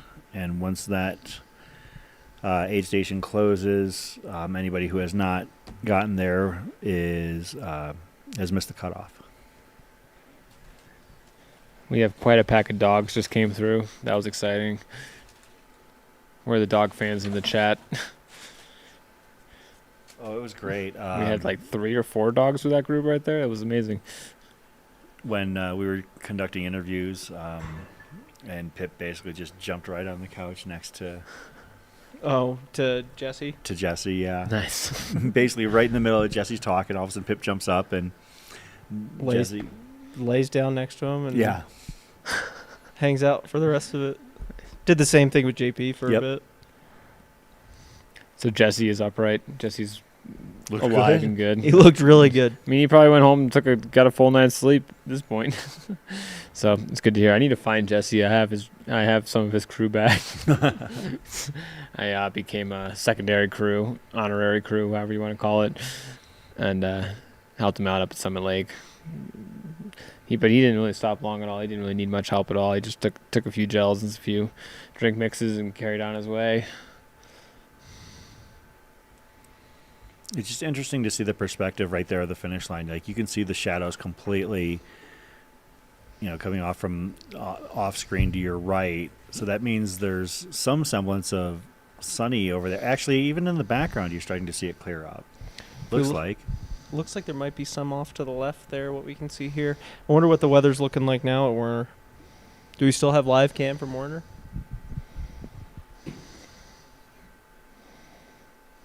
Looks like it stopped. That's a mud pit. But Looks like it's still raining, but it's another person in a trash bag. Does looks nobody wet own a and not, like, raincoat? frozen hail.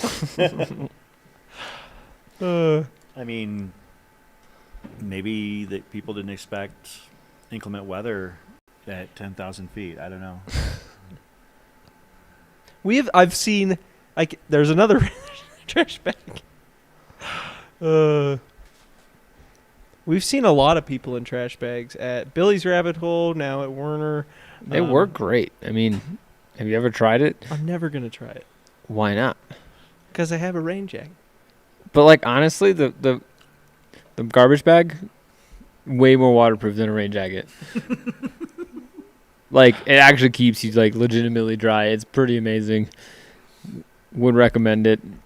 You look ridiculous, but who cares? My only We all look concern ridiculous. with those is a lot of times, I mean, are they sending 100 trash bags out to these aid stations? You know, eventually. No, you pack it in. You pack it. You either pack your rain jacket or trash bag. But are people really? No. I mean, you can get like a foldable poncho that folds down to the size of your wallet. I mean, I would assume that if they're wearing a trash bag poncho, they're doing it because they're MacGyvering it out there. Like, Yeah, I love this. that's my thought. I mean, maybe people are carrying a full-size trash bag, like folded up in their packs, but I would have assumed that they were like carrying a disposable poncho or actually in their rain jacket. Yeah. Or you can be like me. So I saw the F1 race in Montreal a few years ago with my family, and we were there just staying in Airbnb in Montreal, and we saw that one day it was going to rain a lot when we were there. It was during qualifying, so we're like, oh boy, we're going to be sitting around in the rain. We're not moving around. We're just literally just sitting there in the grandstand, having a great time. But we're like, we don't really want to like buy rain. We didn't like come as prepared as we could have been. We're like, we don't need to like go buy a poncho or something for this thing. And we're like, hey, we raided the Airbnb, found some garbage bags. Me and my dad and my sister, we got in our garbage bags and sat there and watched the race. And we had a great time. Yeah, we that looked ridiculous. sense. We were far from the only people sitting there in garbage bags.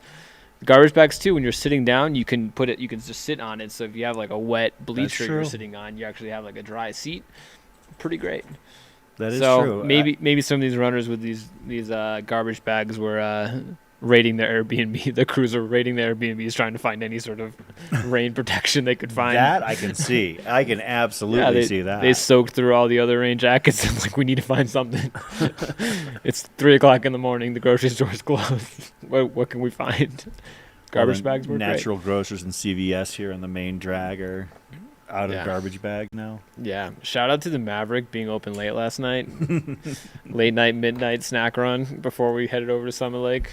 Came in clutch. I'm actually impressed. I wouldn't have thought that any sort of restaurant or gas station or store would have been open late here. I mean, this town kind of shuts down at like 10 p.m. No, Maverick's the key. So anyone planning to do this race next year, Maverick's open late. crew snacks, essentials, everything you need. They probably have garbage bags there too. Like, the only place I know of that's open late is Sun Pies, and I don't think they're carrying a ton of garbage bags. They'll probably have those big yard bags.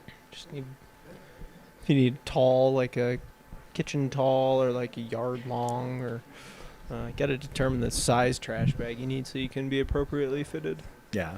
Most recent finishers in the Tortoise race include, let's see, I think we left off at Matthew Small, 29-27-27, Andrew Hoffman, 29-27-41,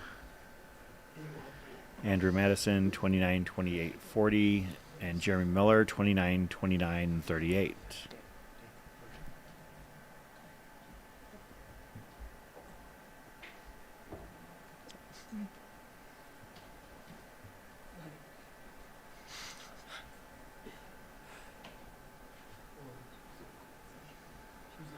This is Pippin.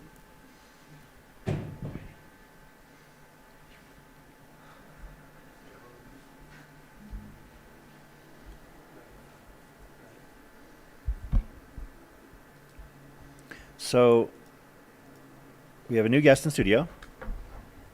Who I think you are. I am John Harrison. That's who I thought you were. Yeah. I want to offer an apology. I was not familiar with your game, John Harrison. I wasn't familiar with this part of my game either. I wasn't aware that I could string a race together quite like that. This was a revelation for me. We have to find out all about this. John Harrison, our second place finisher in the men's race here at the Run Rabbit Run 100 miler. We were following the race pretty closely. That's kind of our job in the first half, and we were following things 10 deep, 12 deep. And your name never came up. And when we went off the air last night, as most of the lead men had left off for the Lane of Pain loop, we thought we kind of knew the pool of people that we would expect to see at the top. Then I woke up to a social media posting with a name I hadn't seen or spoken all day, and it was yours. John, first of all, congratulations on a great race. Thank you very much. Second of all, tell us about how you did it. That's a great question. I was instructed by people far more experienced and knowledgeable than I, like my wife Genevieve over here, who's an exceptional runner, and coach I have in my corner, that I should focus that heart rate to be really low, like at that mid-low zone 2 for the entire climb, which was kind of a daunting task to get my head around. I mean, I'm glad we had the cloud cover to kind of help keep it down and stuff like that, but the move was going to be to keep it down really low for like 2 or 5 hours and then just see what happened. And so I kept it under control, and it just kind of never wavered. I just had that like conservative, steady pace, and it lasted me the entire 19 hours somehow. I can't really explain it. I ate a lot of food, which is something that in my, I guess, maybe 15 years of trying to run these things and failing more often than succeeding, something that I was not familiar with. My first 100 I ever tried was the inaugural Run Rabbit Run 100 back in 2012. Wow.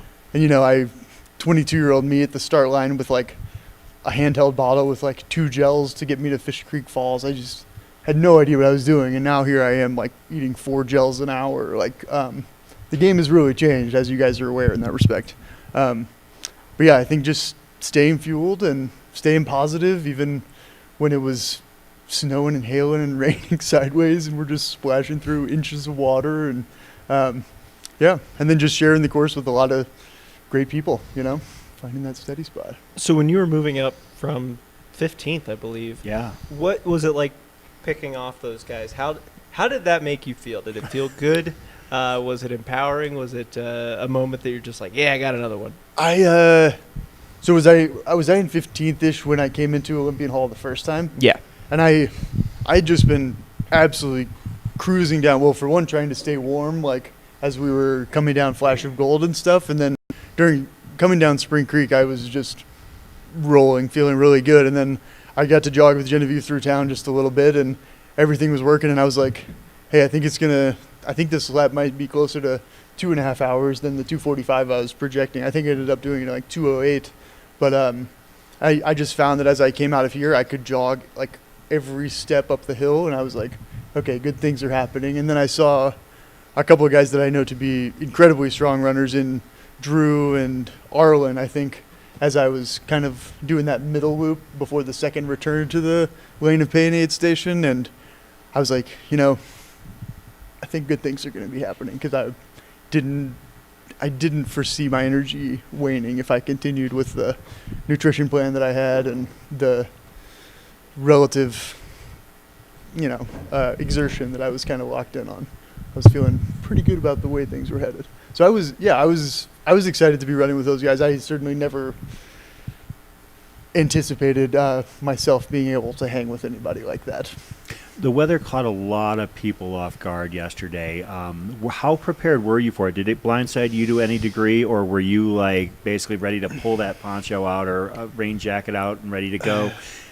Because one of the things that we did see is that Dry Lake, the first time through, became a triage unit for the aid station volunteers. Right. I think it first started, it kind of started with a hail as I was between Long Lake and Summit Lake the first time, and I did have a light enough layer, and I knew I was like a mile and a half from getting to Summit Lake, where I did have some crew and some additional layers. So I was just kind of working hard to kind of keep my body temperature up and move across that part. And then as we came out of Summit Lake, man, we were all just soaked and cold, and it was windy, and I fell in line with a couple other guys who were interested in moving fast enough to stay warm. But I think the biggest struggle was that I just lost feeling in the fingers, and so I probably missed 45 minutes of gels just because I didn't have the grip to even open anything. But once I got to Billy's Rabbit Hole, which, as you were kind of alluding to Dry Lake, it was like a black hole for tortoises. Like there were like 50 people in there, and the aid station volunteers were taking good care of everybody. But I had somebody open some gels for me, and I was like, all right, let's keep this thing moving. Yeah, it was really wild weather, and I was in my head, I was like, well, surely it'll only be 20 minutes, the classic little Colorado afternoons. But yeah, it just went on and on. Who all was out here supporting you? My wife Genevieve, who, I'm very fortunate to have a wife who's impassioned by the same thing that I am. She runs for On and is a superior runner than I in many ways, and so we do a good job of taking turns, taking care of each other in these different events that we do. I got to crew at Leadville, as she absolutely crushed a few weeks ago. And father-in-law, Genevieve's dad, came along, who lives up in Leadville as well, and we had the kids here, and yeah. And then I had my friend Ben, who is one of my biggest cheerleaders. He was telling me I could run sub 20, but I came into this like, if I have a great day, I'm going to do a 22, and he's like, dude, you can go under 20. I was like, I'm not even trying it, but things just kind of kept rolling. It was absolute magic out there. Cool. I'm glad you mentioned, talking about 22-20, because actually I was going to ask a two-part question, but that answers one of the parts right there. So it sounds like your target was 20 thereabouts, somewhere along those lines. At what point did you realize that you were going to be able to slide in well under that? Was there a point like on the course where you're like, things are going so well that I can push the edges and almost finish under 19? I would say it was probably in that flash of gold down to Spring Creek stretch. Like I had a really quick water stop in Dry Lake, and I was just kind of rolling like those mid-8s to mid-7 miles, and I was like, okay, I'm making up all kinds of time right here. And then when I saw her at Olympian Hall, it was like 8:56, and I was like, okay, I'm like maybe 50 minutes ahead of my best estimates, which was kind of intimidating, but I also just felt really good and composed. So I was like, I think good things are gonna happen out here. And then, yeah, during the climb back up, I just kind of kept linking up with other hares, whether that was Zach or Anthony and these other guys who we'd drive each other for just a little bit. And then, yeah, for some reason, my legs just kept running. I can't really explain it, but man, I really enjoyed it. That's awesome. You mentioned you ran this race in 2012, the inaugural year. I tried. You're a very different athlete now. This race is very different now. Yeah. Like, how would you compare that first year experience, both your personal experience and then also just the whole event as a whole? Like, how have things evolved for you in this event? Yeah, I think my personal experience, I came in and I registered as a hare, which was why I registered as a hare again this year. I was like, I must get the proper retribution for past John's folly, yeah. So I think when I was 22, I was like, maybe I'm just going to be really good at hundreds and be able to run with the big dogs, and that proved not to be the case. But as I've gotten older and wiser, it's worked out pretty well. But I think the notable difference, obviously, is the course itself. Like, we come down Fish Creek Falls straight to Olympian Hall that year, basically. And then instead of just doing the lane of pain, if I remember correctly, we kind of went out and wrapped around Emerald this way and back up. Does that ring a bell to anybody? Yeah, it was a slightly different course, but alas. Yeah, I think I was just a lot more calm and collected and didn't have pressure on myself to do anything spectacular today, and I think that kind of made it all the more enjoyable. Yeah. So you mentioned your prior experience at this race. What made you feel you were ready to come back and, like you said, correct past misdeeds? I won't say that that's a good question. I think I've logged, since that race, I've probably run 30,000 additional miles and just spent a lot of time in the Colorado mountains wandering around and just getting more comfortable with those 10+ hour days, and yeah, feeling pretty ready for it. And I would be remiss if I didn't say that the Hard Rock Lottery ticket that I had to re-up this year was part of the reason that I registered for the event as well. But yeah, and it's nice. We live in Eagle, Colorado, so we're like an hour and a half away. So there's something to be said for races that are, don't require a whole bunch of logistics. Yeah. So what's next up on your race schedule? I don't have much of anything in mind. I'm planning to get into Hard Rock Lottery next year. That's for sure. But yeah, I think we're starting to scheme it. Like I said, Genevieve and I she'll do 3 or 4 races a year, and I try to plug one in. But yeah, we're talking about maybe going to Puerto Vallarta for the UTMB event down there, which she's done before and actually won the 100 over there. Oh, nice. And last year we were in Chianti for that event as well, and to have children in Italy was just like an absolutely magical experience. So we're trying to figure out how to both enhance our family's life by going to cool places and doing cool things, and and also try to run our best. So It's you a lot and of fun. I are sitting here around a couple of Hard Rock heavies right here. Ooh. Guys who are Fellows. involved with the race and everything. Do you have any questions for them, perhaps, with regards to your hopes and dreams for the lottery? How long did it take you guys to get in? How many lottery tickets were you packing when you got selected? I have not ran yet. He's the ran communications director, Oh, okay. social media director. So Nice. Your time will come. Dan's still trying to get his first shot at it. It'll happen soon enough, I guarantee that. Yeah. It took me 8 years, 6 lotteries, I think, because there's a weird 2 years off there and Yeah. things like Yeah. that. And it just pays to be persistent and just like stick with it. And a lot of people give up before they even get drawn. So Yeah. like it rewards dedication, and pretty much with everything else in this sport, it really mirrors that same ethos as you're saying. Like, this isn't just your result today wasn't just a culmination of the last few months of training. It's hundreds of thousands of miles out there, like really just honing your mountain craft, and that's really cool. And like the dedication to be able to perform like this, and like the same thing goes for just like being persistent in lotteries and getting through, like whether it's Western States or Hard Rock or anything else. Yeah. Like, just stick with it, and like it rewards the people that are like playing the long game. Yeah. And that's pretty cool. How many years have you been applying to it? Not enough. I think this will be my 4th year, I think. Okay. Yeah. Cool. Yeah. So I'll keep fighting the good fight. I figure, maybe I'll get it in 10 years. I can have my kids will be 15 and 17 by then. Maybe they could pace me for a little section or something, That's the dream, I think. I think it depends on which direction. That's fair. Yeah. But yeah, Have you spent My much time time will out in the San Juans? a little bit. Every couple of years we'll go over there for a nice take a little pop-up out there and tour around a little bit. Yeah. I've had the pleasure of pacing Hard Rock okay. a couple times over the years. Once actually in 2012, and then once maybe in 2021. Okay, Yeah. so you're no stranger to the area then. Yeah. Cool. Yeah. I think highly of it. It's just one of those quintessentially beautiful loops where you have that, that's kind of what the allure of ultra running is, to have those beautiful routes that just inspire you endlessly. And that's a good one for sure.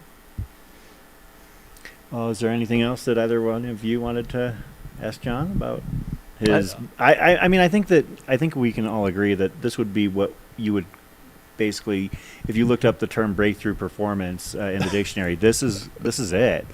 It's so funny that you said I just don't think of myself as I hang out with Genevieve and these other on athletes. I had the pleasure of pacing Jeff Colt to an absolute rip at High Lonesome this year, and like I certainly He don't was think of myself. nuts out there. He was. He was That on a year. I was there. It was impressive to see. That was definitely an inspiring. That was definitely an inspiration for today too. I was like, man, he just demonstrated this like super diligent approach to nutrition and positivity that just kept his energy just so even keeled and bore a lot of fruit. So that was definitely an influence for my going out here and just being diligent about eating and continuing to run.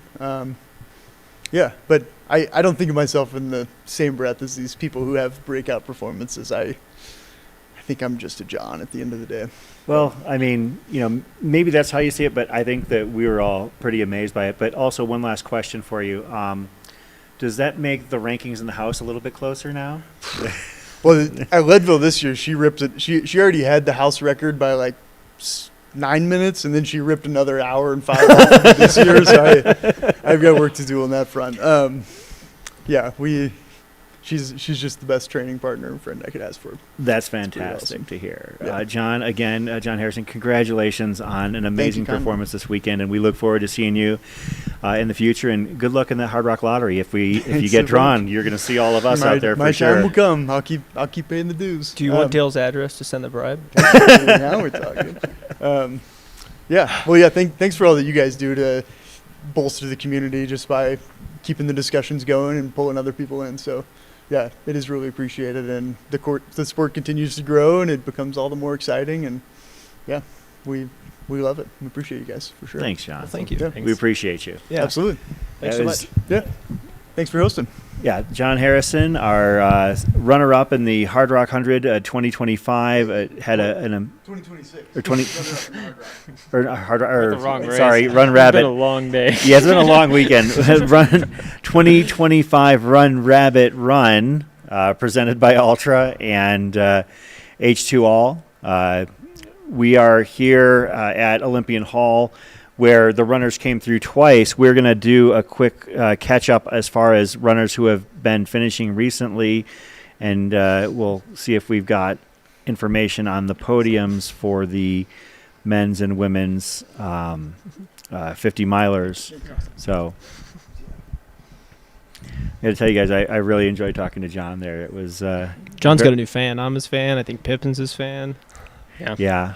I said you got new fans. Pip seems to love the I'm your family, fan. love the whole He's a family. fan. So It's great. So, yeah. Yes, thank thanks.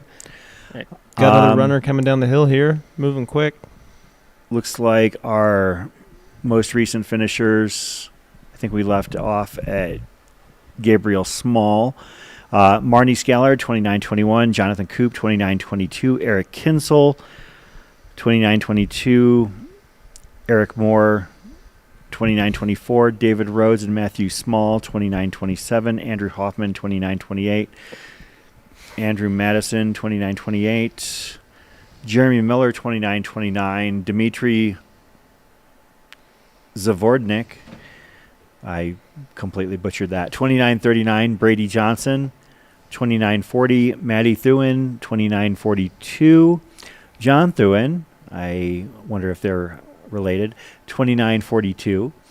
Zach Laher, 29:43. Ryan Hoft, 29:46. Jonathan Angulo, 29:48. Caitlin Tachi, 29:48. That is in the Tortoise division. In the Hares division, we've had Ryan Weibel come through in 25:31. Brendan Spetzler, 25:37. Charles McNulty, 25:38. And Grant Hodeling, 25:44. Race Shout- just keeps plugging Shout along. out to my friend Ryan Weibel. Oh, Ryan Weibel. Finish for him. He's excited. Sure he's happy with that performance for sure. He's a Tahoe crusher. Oh, nice. Yeah, it's good buddy. Shared a lot of race miles with that dude. He's a good one for sure. Yeah, that was a super fun conversation that we just had. Really Loved it. humble guy. I think we all became bigger fans of his today. So it was really fun talking to him. Yeah. Yeah, it's really cool to see somebody have that breakthrough performance where if you looked at his history, I mean, you could see the potential for it there, but it just hadn't all come together. And that's one of the things I think is really fun about following this sport is that there's still so much room for growth for athletes to really come out of nowhere as long as they prepare. And as John mentioned, he'd been out here in the inaugural year, so he's no stranger to these mountains here around Steamboat Springs. It just came together for him, and you could tell that he was basically realizing that it looks like we might have a runner that might have gone askew. Maybe that's a crew or non-runners going around there, but Could be. But yeah, but John, basically worked at it until he had that breakthrough performance. And in the largest prize purse for an ultra marathon in North America, yeah, what a time to do it. He made more money than a lot of pro in just that one effort today, and it's pretty awesome. And Yeah. I think I think there's going to be a lot of people should be looking up John's splits. Yeah. Like, how can you run this race? Obviously, you can't count on closing as hard as he did, like, but it's possible to. And if you just manage yourself the first half, everyone, I think this sport is kind of moving towards this. You have to go out hard to compete, to win, to be in the mix. But John proved that you can still run smart, still move up.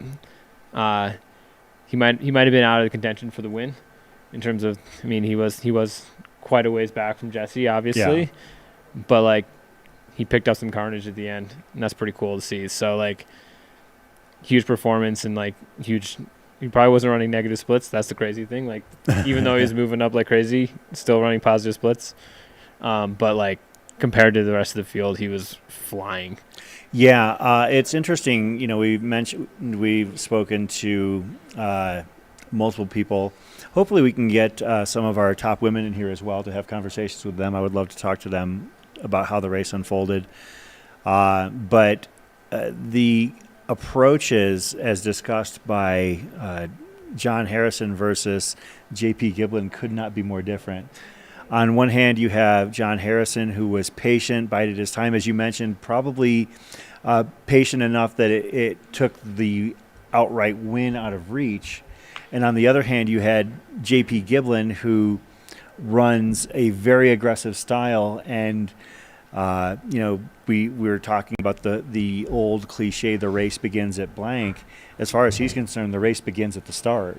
And they both had wildly different approaches to this weekend's race, but they were both extremely successful, which shows that there's so much to learn. There's no any one right way to do this sport.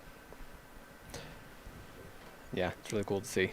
Yeah, and one of the aid station captains for Billy's Rabbit Hole, Amanda Grimes, just came back in, and she was saying she looks up at the live stream set, sees Brian sitting there, and she goes, "Is that the guy who won?" I'm like, "That's Brian." She goes, "Oh, that is Brian." So it just shows that, they're pretty tired. They've been up for over 24 hours. Aiden runners, it seems like it was a pretty wild time out there. So shout out again to all the volunteers here participating at Run Rabbit. Billy's Rabbit Hole, amazing aid station. They do a great job taking care of everyone up there. That's a rough spot to be. So they do an amazing job, and amazing group of volunteers up there, and I'm sure they're happy to be back in town now and get some rest. Well earned. Most recent finisher, Dan Springborn, we just saw him cross the finish line a little bit ago, 29:53:09. So those final couple minutes for those sub-30-hour buckles. Couple more minutes, yeah. Is this the real golden hour? Golden. Is that how because it's the golden buckle hour? Is that what we called it that? I like we trademarked that. Yeah. The golden buckle hour. Because it is a golden buckle for a sub-30, I believe, right? And then it goes to silver. Yeah. It's like gold and says so under 30. Wait, so that means we have 1 hour. We have 1 minute left in the golden buckle hour. We have 1 hour We left. have 1 minute left. What is our 60 last? seconds. Do we have one buckler? And Morgan came in at 25:58:05, so that's actually in the Hares race. So I guess that all of the finishers of the Hares race will, by proxy, finish in under 30 hours. Okay.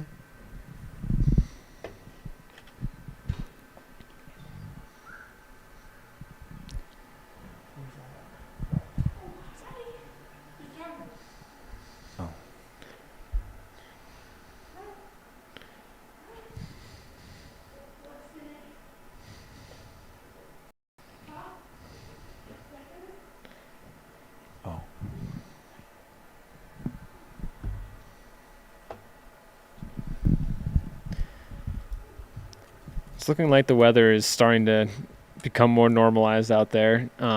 Seeing hints of the sun and everything. We seem to be past this storm. Does not mean there's not going to be another one on the horizon.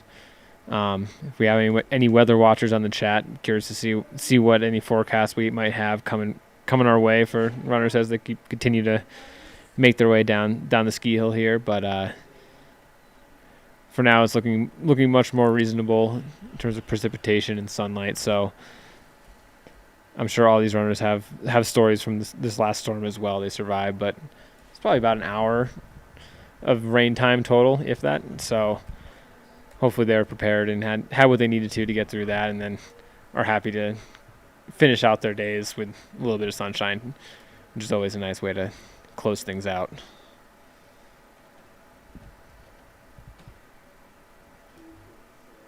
We got the drones back in the air, it looks like now, so People that's headed- exciting to get. The hail has stopped. Yeah, yeah. This aid station probably half hour ago was completely white everywhere. So pretty cool to see how quickly it dries out here. And so the underfoot conditions, even if they are muddy at points, they dry out really quick with these types of trails. It's quite dry out there and not quite dusty, I would say, ever, but definitely not full slog mud consistently.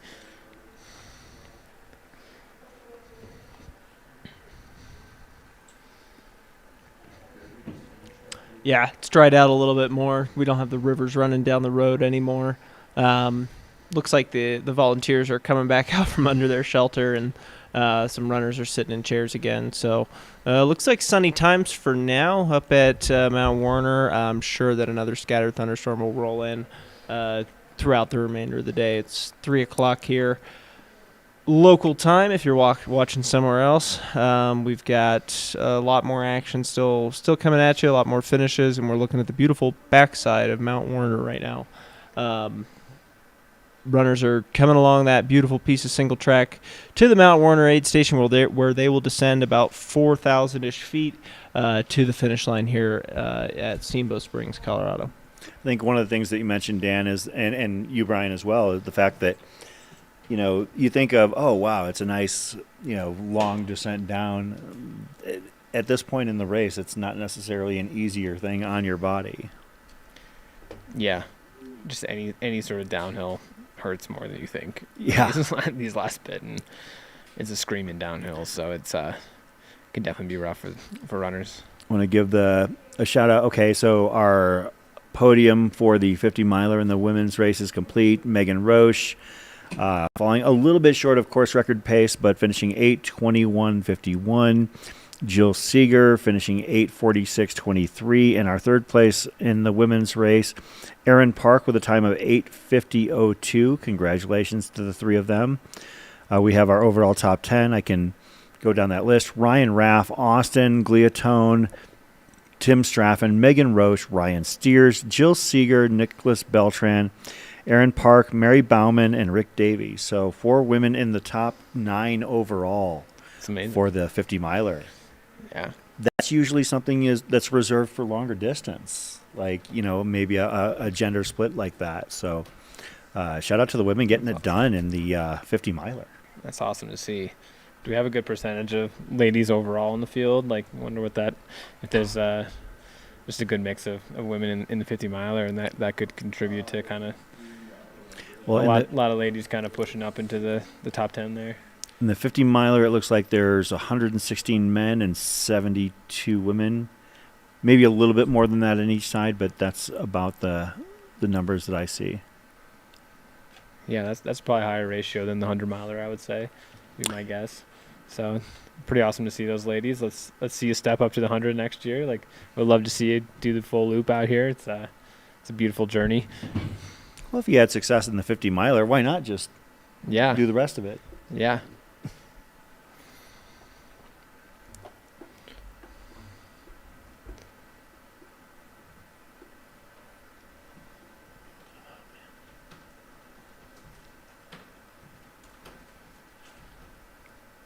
Yeah, looking at the weather for the rest of the day, it looks like there's about a 70% chance through 7 or 8 p.m. So I think we're just going to get a rolling thunder worth of storms coming through. Yeah, you can see in the background here, it looks a little dark and menacing, but where the runners are currently, not so bad. So, yeah, at least they're finishing under clear skies now. Yeah, I'm sure runners will be happy to have that finish line moment, but I think regardless, they're just mostly happy to be done. I agree. Chris Warden here with Brian Cuomo and Dan Ryan at the Run Rabbit Run 100 miler and 50 miler presented by Altra and H2 All.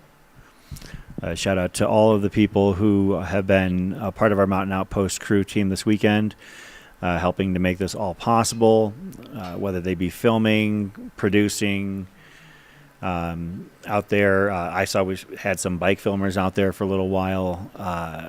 Shout out to everybody who makes this all possible. I love coming up to Steamboat Springs every year. It's a beautiful town. Love the dining options here. All sorts of great restaurants in the downtown area, and all within walking distance of where we're actually posted up to work this weekend, which is really nice. I came straight from boys brunch straight to here. We had a great time. Me and some other crew members from that I was out here with. We had a beautiful brunch breakfast in town. Walked by the farmers market. Caught a vibe in the farmers market. Just kind of checked out the little stands. Everything was great scenery down there. It was cool that that's going on at the same time as the event here. And then walked over here and hopped on the feed here. So yeah, you can kind of do it all here in Steamboat. It's a cool small town vibes, but got all the amenities you could ever need to. And yeah, farmers market is great. Have you been to the little food court, the indoor food court? No, not yet. Yeah, I would strongly suggest that. It was actually just at one end of the farmers market, kind of in the block between the main drag and the street where the farmers market was. There's awesome. A food court. It's got a bar. It's got a Thai restaurant that I think, or maybe a sushi restaurant. That's what it is. It's a sushi restaurant. There's a sub restaurant, a burger joint, a pizza place, a pasta got it all place. Under one roof. That's all you need. Yeah, and you never can leave. I'll just rotate through it. And it's food court style, so like if you're there with several people, you don't even have to like all make one commitment. Like you can all do whatever you want. And you don't even have to eat with them if you don't want to. Yeah, you can sit at a different table. You can make new friends too. Yeah, you can go make new friends and live with them and find a new hobby. You get all sorts of options. This one. But yeah, I think it's pretty awesome to see like the economic impact that an event like this has on a community like Steamboat. It's really sizable, and we're really thankful for all these runners coming here and supporting these local businesses. It's tough to make it in a small ski town like this, and so spend your dollars where put your money where your mouth is, so to speak, and like support these local businesses. They really appreciate runners. Like every single local employee or whoever I've seen around, like they've been super excited to see runners come through town, and they love this event and what it brings to this community. And so let's share that all together. And also one of the cool things about it is that there are going to be people who have no idea what we're all here for, and sometimes the looks on their faces will tell you that you have just blown their mind by telling them, oh yeah, I'm here to watch people run 100 miles. And you don't even have to tell them that you've done it. I mean, sometimes you can just basically say, oh yeah, I'm here for the race. Oh, how far is it? Well, it's pretty cool. Yeah. Believe it or not everyone has heard of Run Rabbit Run, or any 100 miler for that matter. Yeah. We do live in an amazing community, and this is a cornerstone to our community, but there's still room to make the tent bigger, still bring people in, bring fans in. If anyone sees anyone curious about Run Rabbit or 100 milers, send them to the live stream. They'll learn a lot, or they'll be very confused. Either way, we welcome them.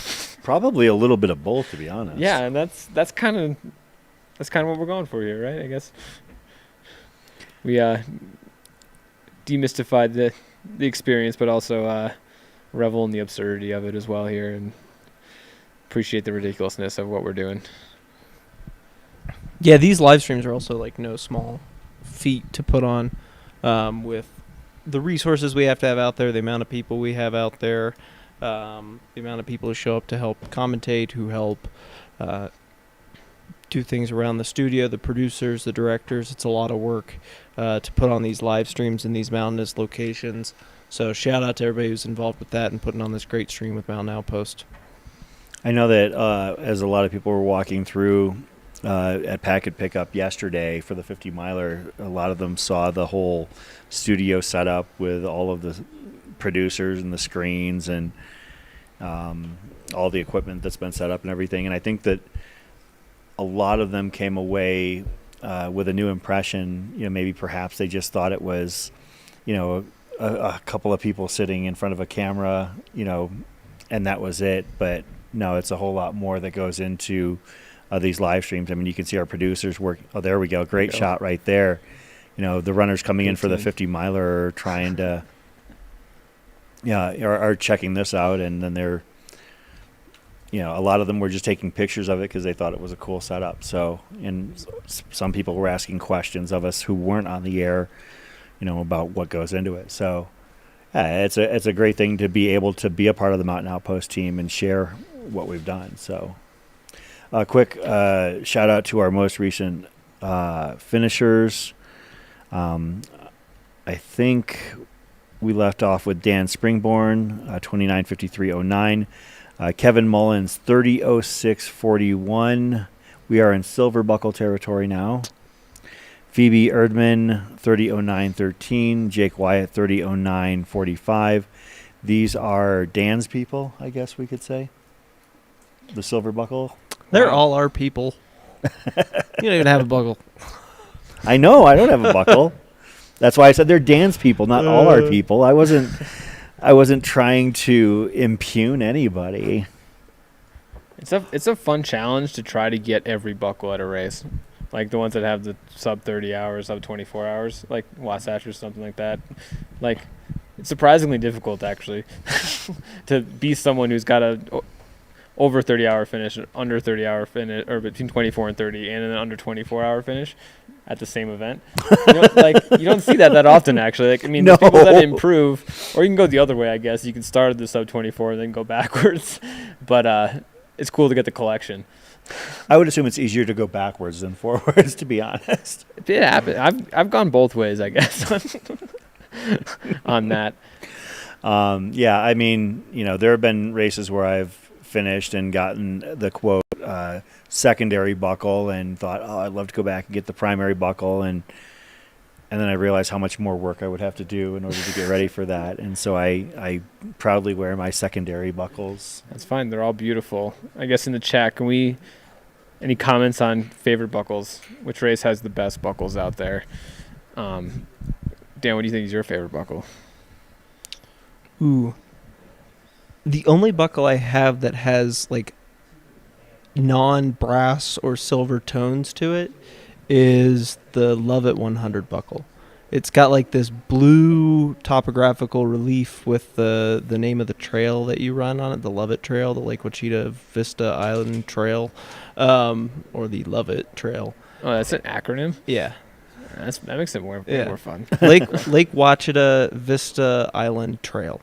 That really rolls off the tongue. Yeah. Almost as good as Love It. It's like if we name the rivers in Ohio or in Pennsylvania, the Yakagani, the Monongahela, like it's those sorts of names for the lakes down there. But it's this blue square buckle with the name of the race, and then it just has this blue pattern to the back of it that has these topographical lines to it that I just really like.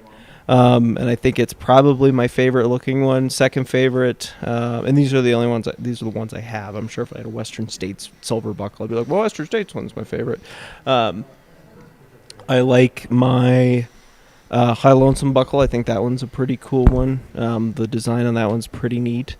And then I think that it's going to be a tie for Grindstone buckle and Run Rabbit buckle. They're both fairly plain ones they're still good looking. They're still belt buckles, but that's my ranking of the ones that I have. I don't know if I would necessarily be able to rank my buckles. Actually, interestingly, I have 4 finishes at Black Canyon 100K, and I have 4 different buckles because they changed the design each year at that point, and they stopped changing the design. My favorite buckle is, and I'm wearing my Hennepin 100 buckle from the first time I finished that race, and it's beautiful in my opinion. But my favorite buckle that I have, I'm not going to say which race it is, and I'm not going to say who puts the race on, but it looks like something that might have been a child's science project. I love that. And I know that only a few people have the buckle because I believe only like 6 or 7 people earned that buckle that year. And that's special. And I know that they changed the buckles significantly, and they're much snazzier, much flashier. But this thing is it's kind of a resin over wood experiment gone awry, and I love it so much, and I am so proud of that buckle, and knowing the fact that there's only like maybe like 6 or 7 other people that have it. But like if I were to wear it, people might not think it's the flashiest buckle, but I think that buckle is probably my favorite, even though it is the exact opposite of everything we've described. That's great. I love that. How about you?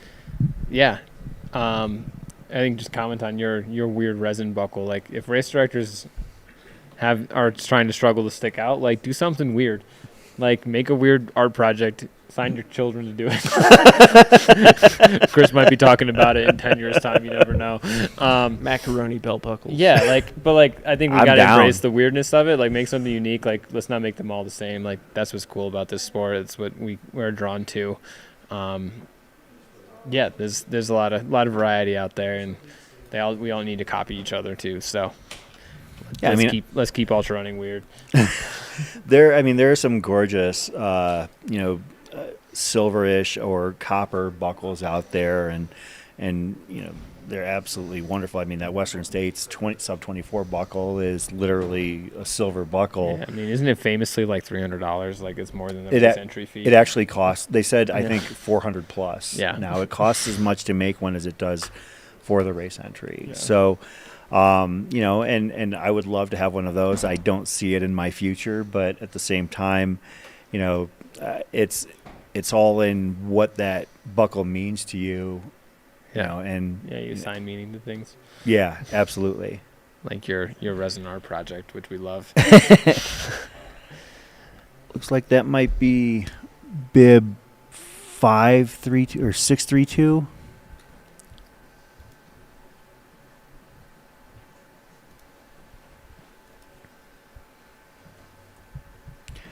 If so, that's Shannon Meredith of Colorado Springs at Werner Aid, going for a second Run Rabbit Run 100-mile finish. Shannon has some pretty robust races on her resume. Ran Never Summer earlier this year. San Juan Solstice 50. Ran High-Low last year. Who I have not looked into? Bryce Canyon in 2016. Run Rabbit was the last time she ran this. Finished 8th in the 100-miler in 2015. So not too far from a finish here for Shannon Meredith. Shout out to her. Got something for us, Dan? Oh, I'm looking to see how Shannon Howell is doing. Crusher from the East Coast who's coming out here to run this one. Shannon is... Oh, she dropped. Darn. Shout out Nathan Morgan, 25:58:05 in the Hares race. How has been our international field?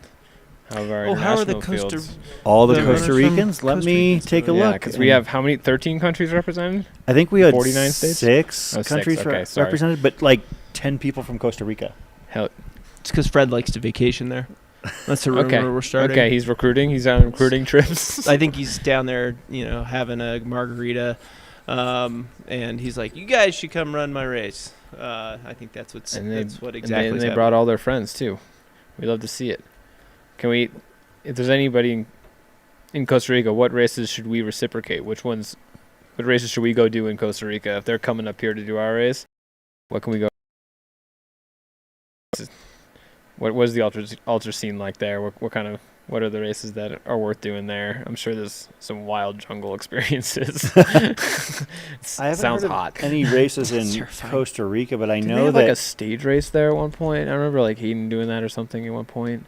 I think that he had like some sort of trip, like he actually kind of spearheaded a trip down there or something like that. I thought. So there's definitely some stuff to do. Not Costa Rica necessarily, but I do know that Nicaragua had 100K because I know Mike Versteeg ran it one year.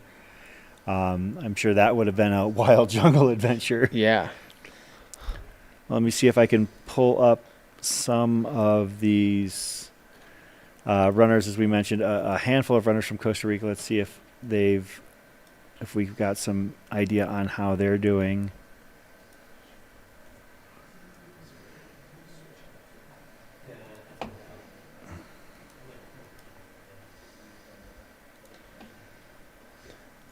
Actually, I know for a fact we already had one of them finish. Manuel Alfaro finished in 28:32, so not too long ago.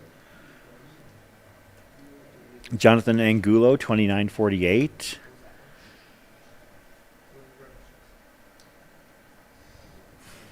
I do Alberto, remember. okay, go ahead. I do remember with the international runners. I remember Fred last year commenting on him despising having to give out money to Canadians for the extra tax reasons. I believe he had to pay out of pocket a little bit extra money to cover the tax situation there to help out. Obviously, he was very happy to pay out prize money to the Canadians that showed up last year. Emily Mann, obviously the champion. I think Nikolai Beide as well. Yeah, and in the top 7 there, and for the men's race, and so. Canadians have historically done really, really well here. I don't think we had too many up in the top this year necessarily, but I didn't see what she was doing this year, but I know Alyssa Saint Laurent has finished. I want to say either first or second here before, and I haven't really haven't seen much from her this weekend. I'll see if we can follow up on that. But some of the Costa Rican runners we mentioned: Alberto Gil, last left Long Lake a little bit ago. Ashton Keck, bib 571. I think that Ashton might have DNF because their last check-in was from Olympian. Or they never left. Wouldn't that be the same as a DNF? Yeah. Daniel Loria, Olympian Hall. So I don't think bib 610. Wendy Macedo. It looks like Olympian Hall might have been the undoing for a handful of those runners. Yeah, looks like a couple of them finished. Caitlin Tachi from Costa Rica as a finisher. But it looks like a lot of them might have had Victor Zuniga finished as well. So, yeah, it looks like most of them finished, and a few of them had a rough day that drew to a close here at Olympian Hall. So, a mixed bag, but congratulations to those who finished. I'm just going to give a shout out to Chris over here rocking the spreadsheets and like 18 tabs open on his machine. He's a wizard just going back and forth between like 4 or 5 different spreadsheets. I'm sure there's more than that. This guy's prepared. He's a professional. Me and Dan are here. We're just here for the vibes. We're just sitting here. I got no screens. I had my spreadsheet open, but it appears my laptop is on its last bars of battery. Yeah. So I guess I'm here for the color commentary. Yeah, I guess let's peek behind the curtain here, inside baseball. What are the ways you prepare to kind of figure out a race or the runners in it? Like, how do you do your research on like getting to know the top names or the kind of storylines within a race as you kind of prepare for a live stream like this? Well, with a lot of my live stream prep, I would say I'll typically try and go 100 to 200 names deep into a field of this size. Not necessarily to like know them all intimately, but like for instance, at least get a heads up with their name, where they're from, maybe some recent results, maybe go 3 deep on results, and find out if there's anything unique. Maybe I'll do a quick little Google search and add runner to their name at the end and see, if there's something interesting about this person. Talking about a race like Hard Rock that we're very familiar with. With Hard Rock, I can get like 90% of the field down, and then like the rest of it is kind of just happy learning during the race. Like by the time the back of the pack has finished, we know so much about them because we've got so much time to learn about their stories. The chat's going off giving you guys stories. Oh, absolutely, yeah. But a race, a highly competitive race such as this, you want to make sure that you get as much intel as you can on as many runners as possible, because not only are we covering the front of the pack, but we're after the front of the pack finishes, after the elites cross the finish line and the podium is long decided, we're still on the air for another, in this case, 15 hours. So We want to have, as much information on people as possible. We're grateful to the live stream commentators in the chat who share stories about the people that they're rooting on, because, that's why you're still tuning in. I mean, obviously, most people tend to be watching the front of the pack, but there's also a segment of the population that is here to tune in for the people they know personally or the people that they more identify with. So, we do our best to share those stories. And we've still got a few more hours worth of stories to share. The race is going on till 9 p.m. tonight, and I think we're going to do a quick ad break followed by a stream swap.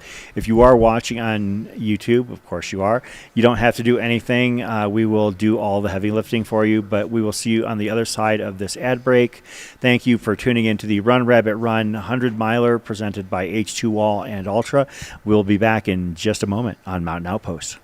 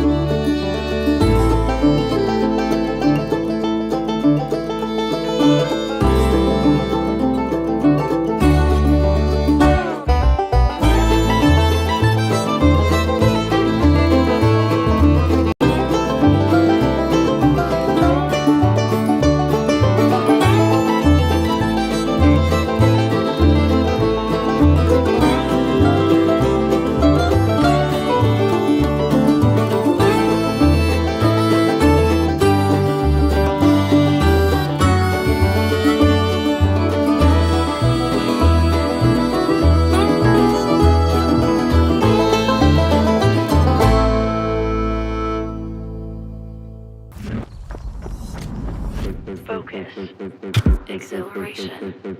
Euphoria.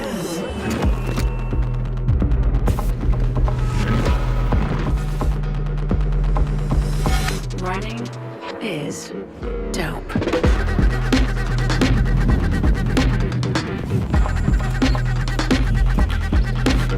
Experience a new high.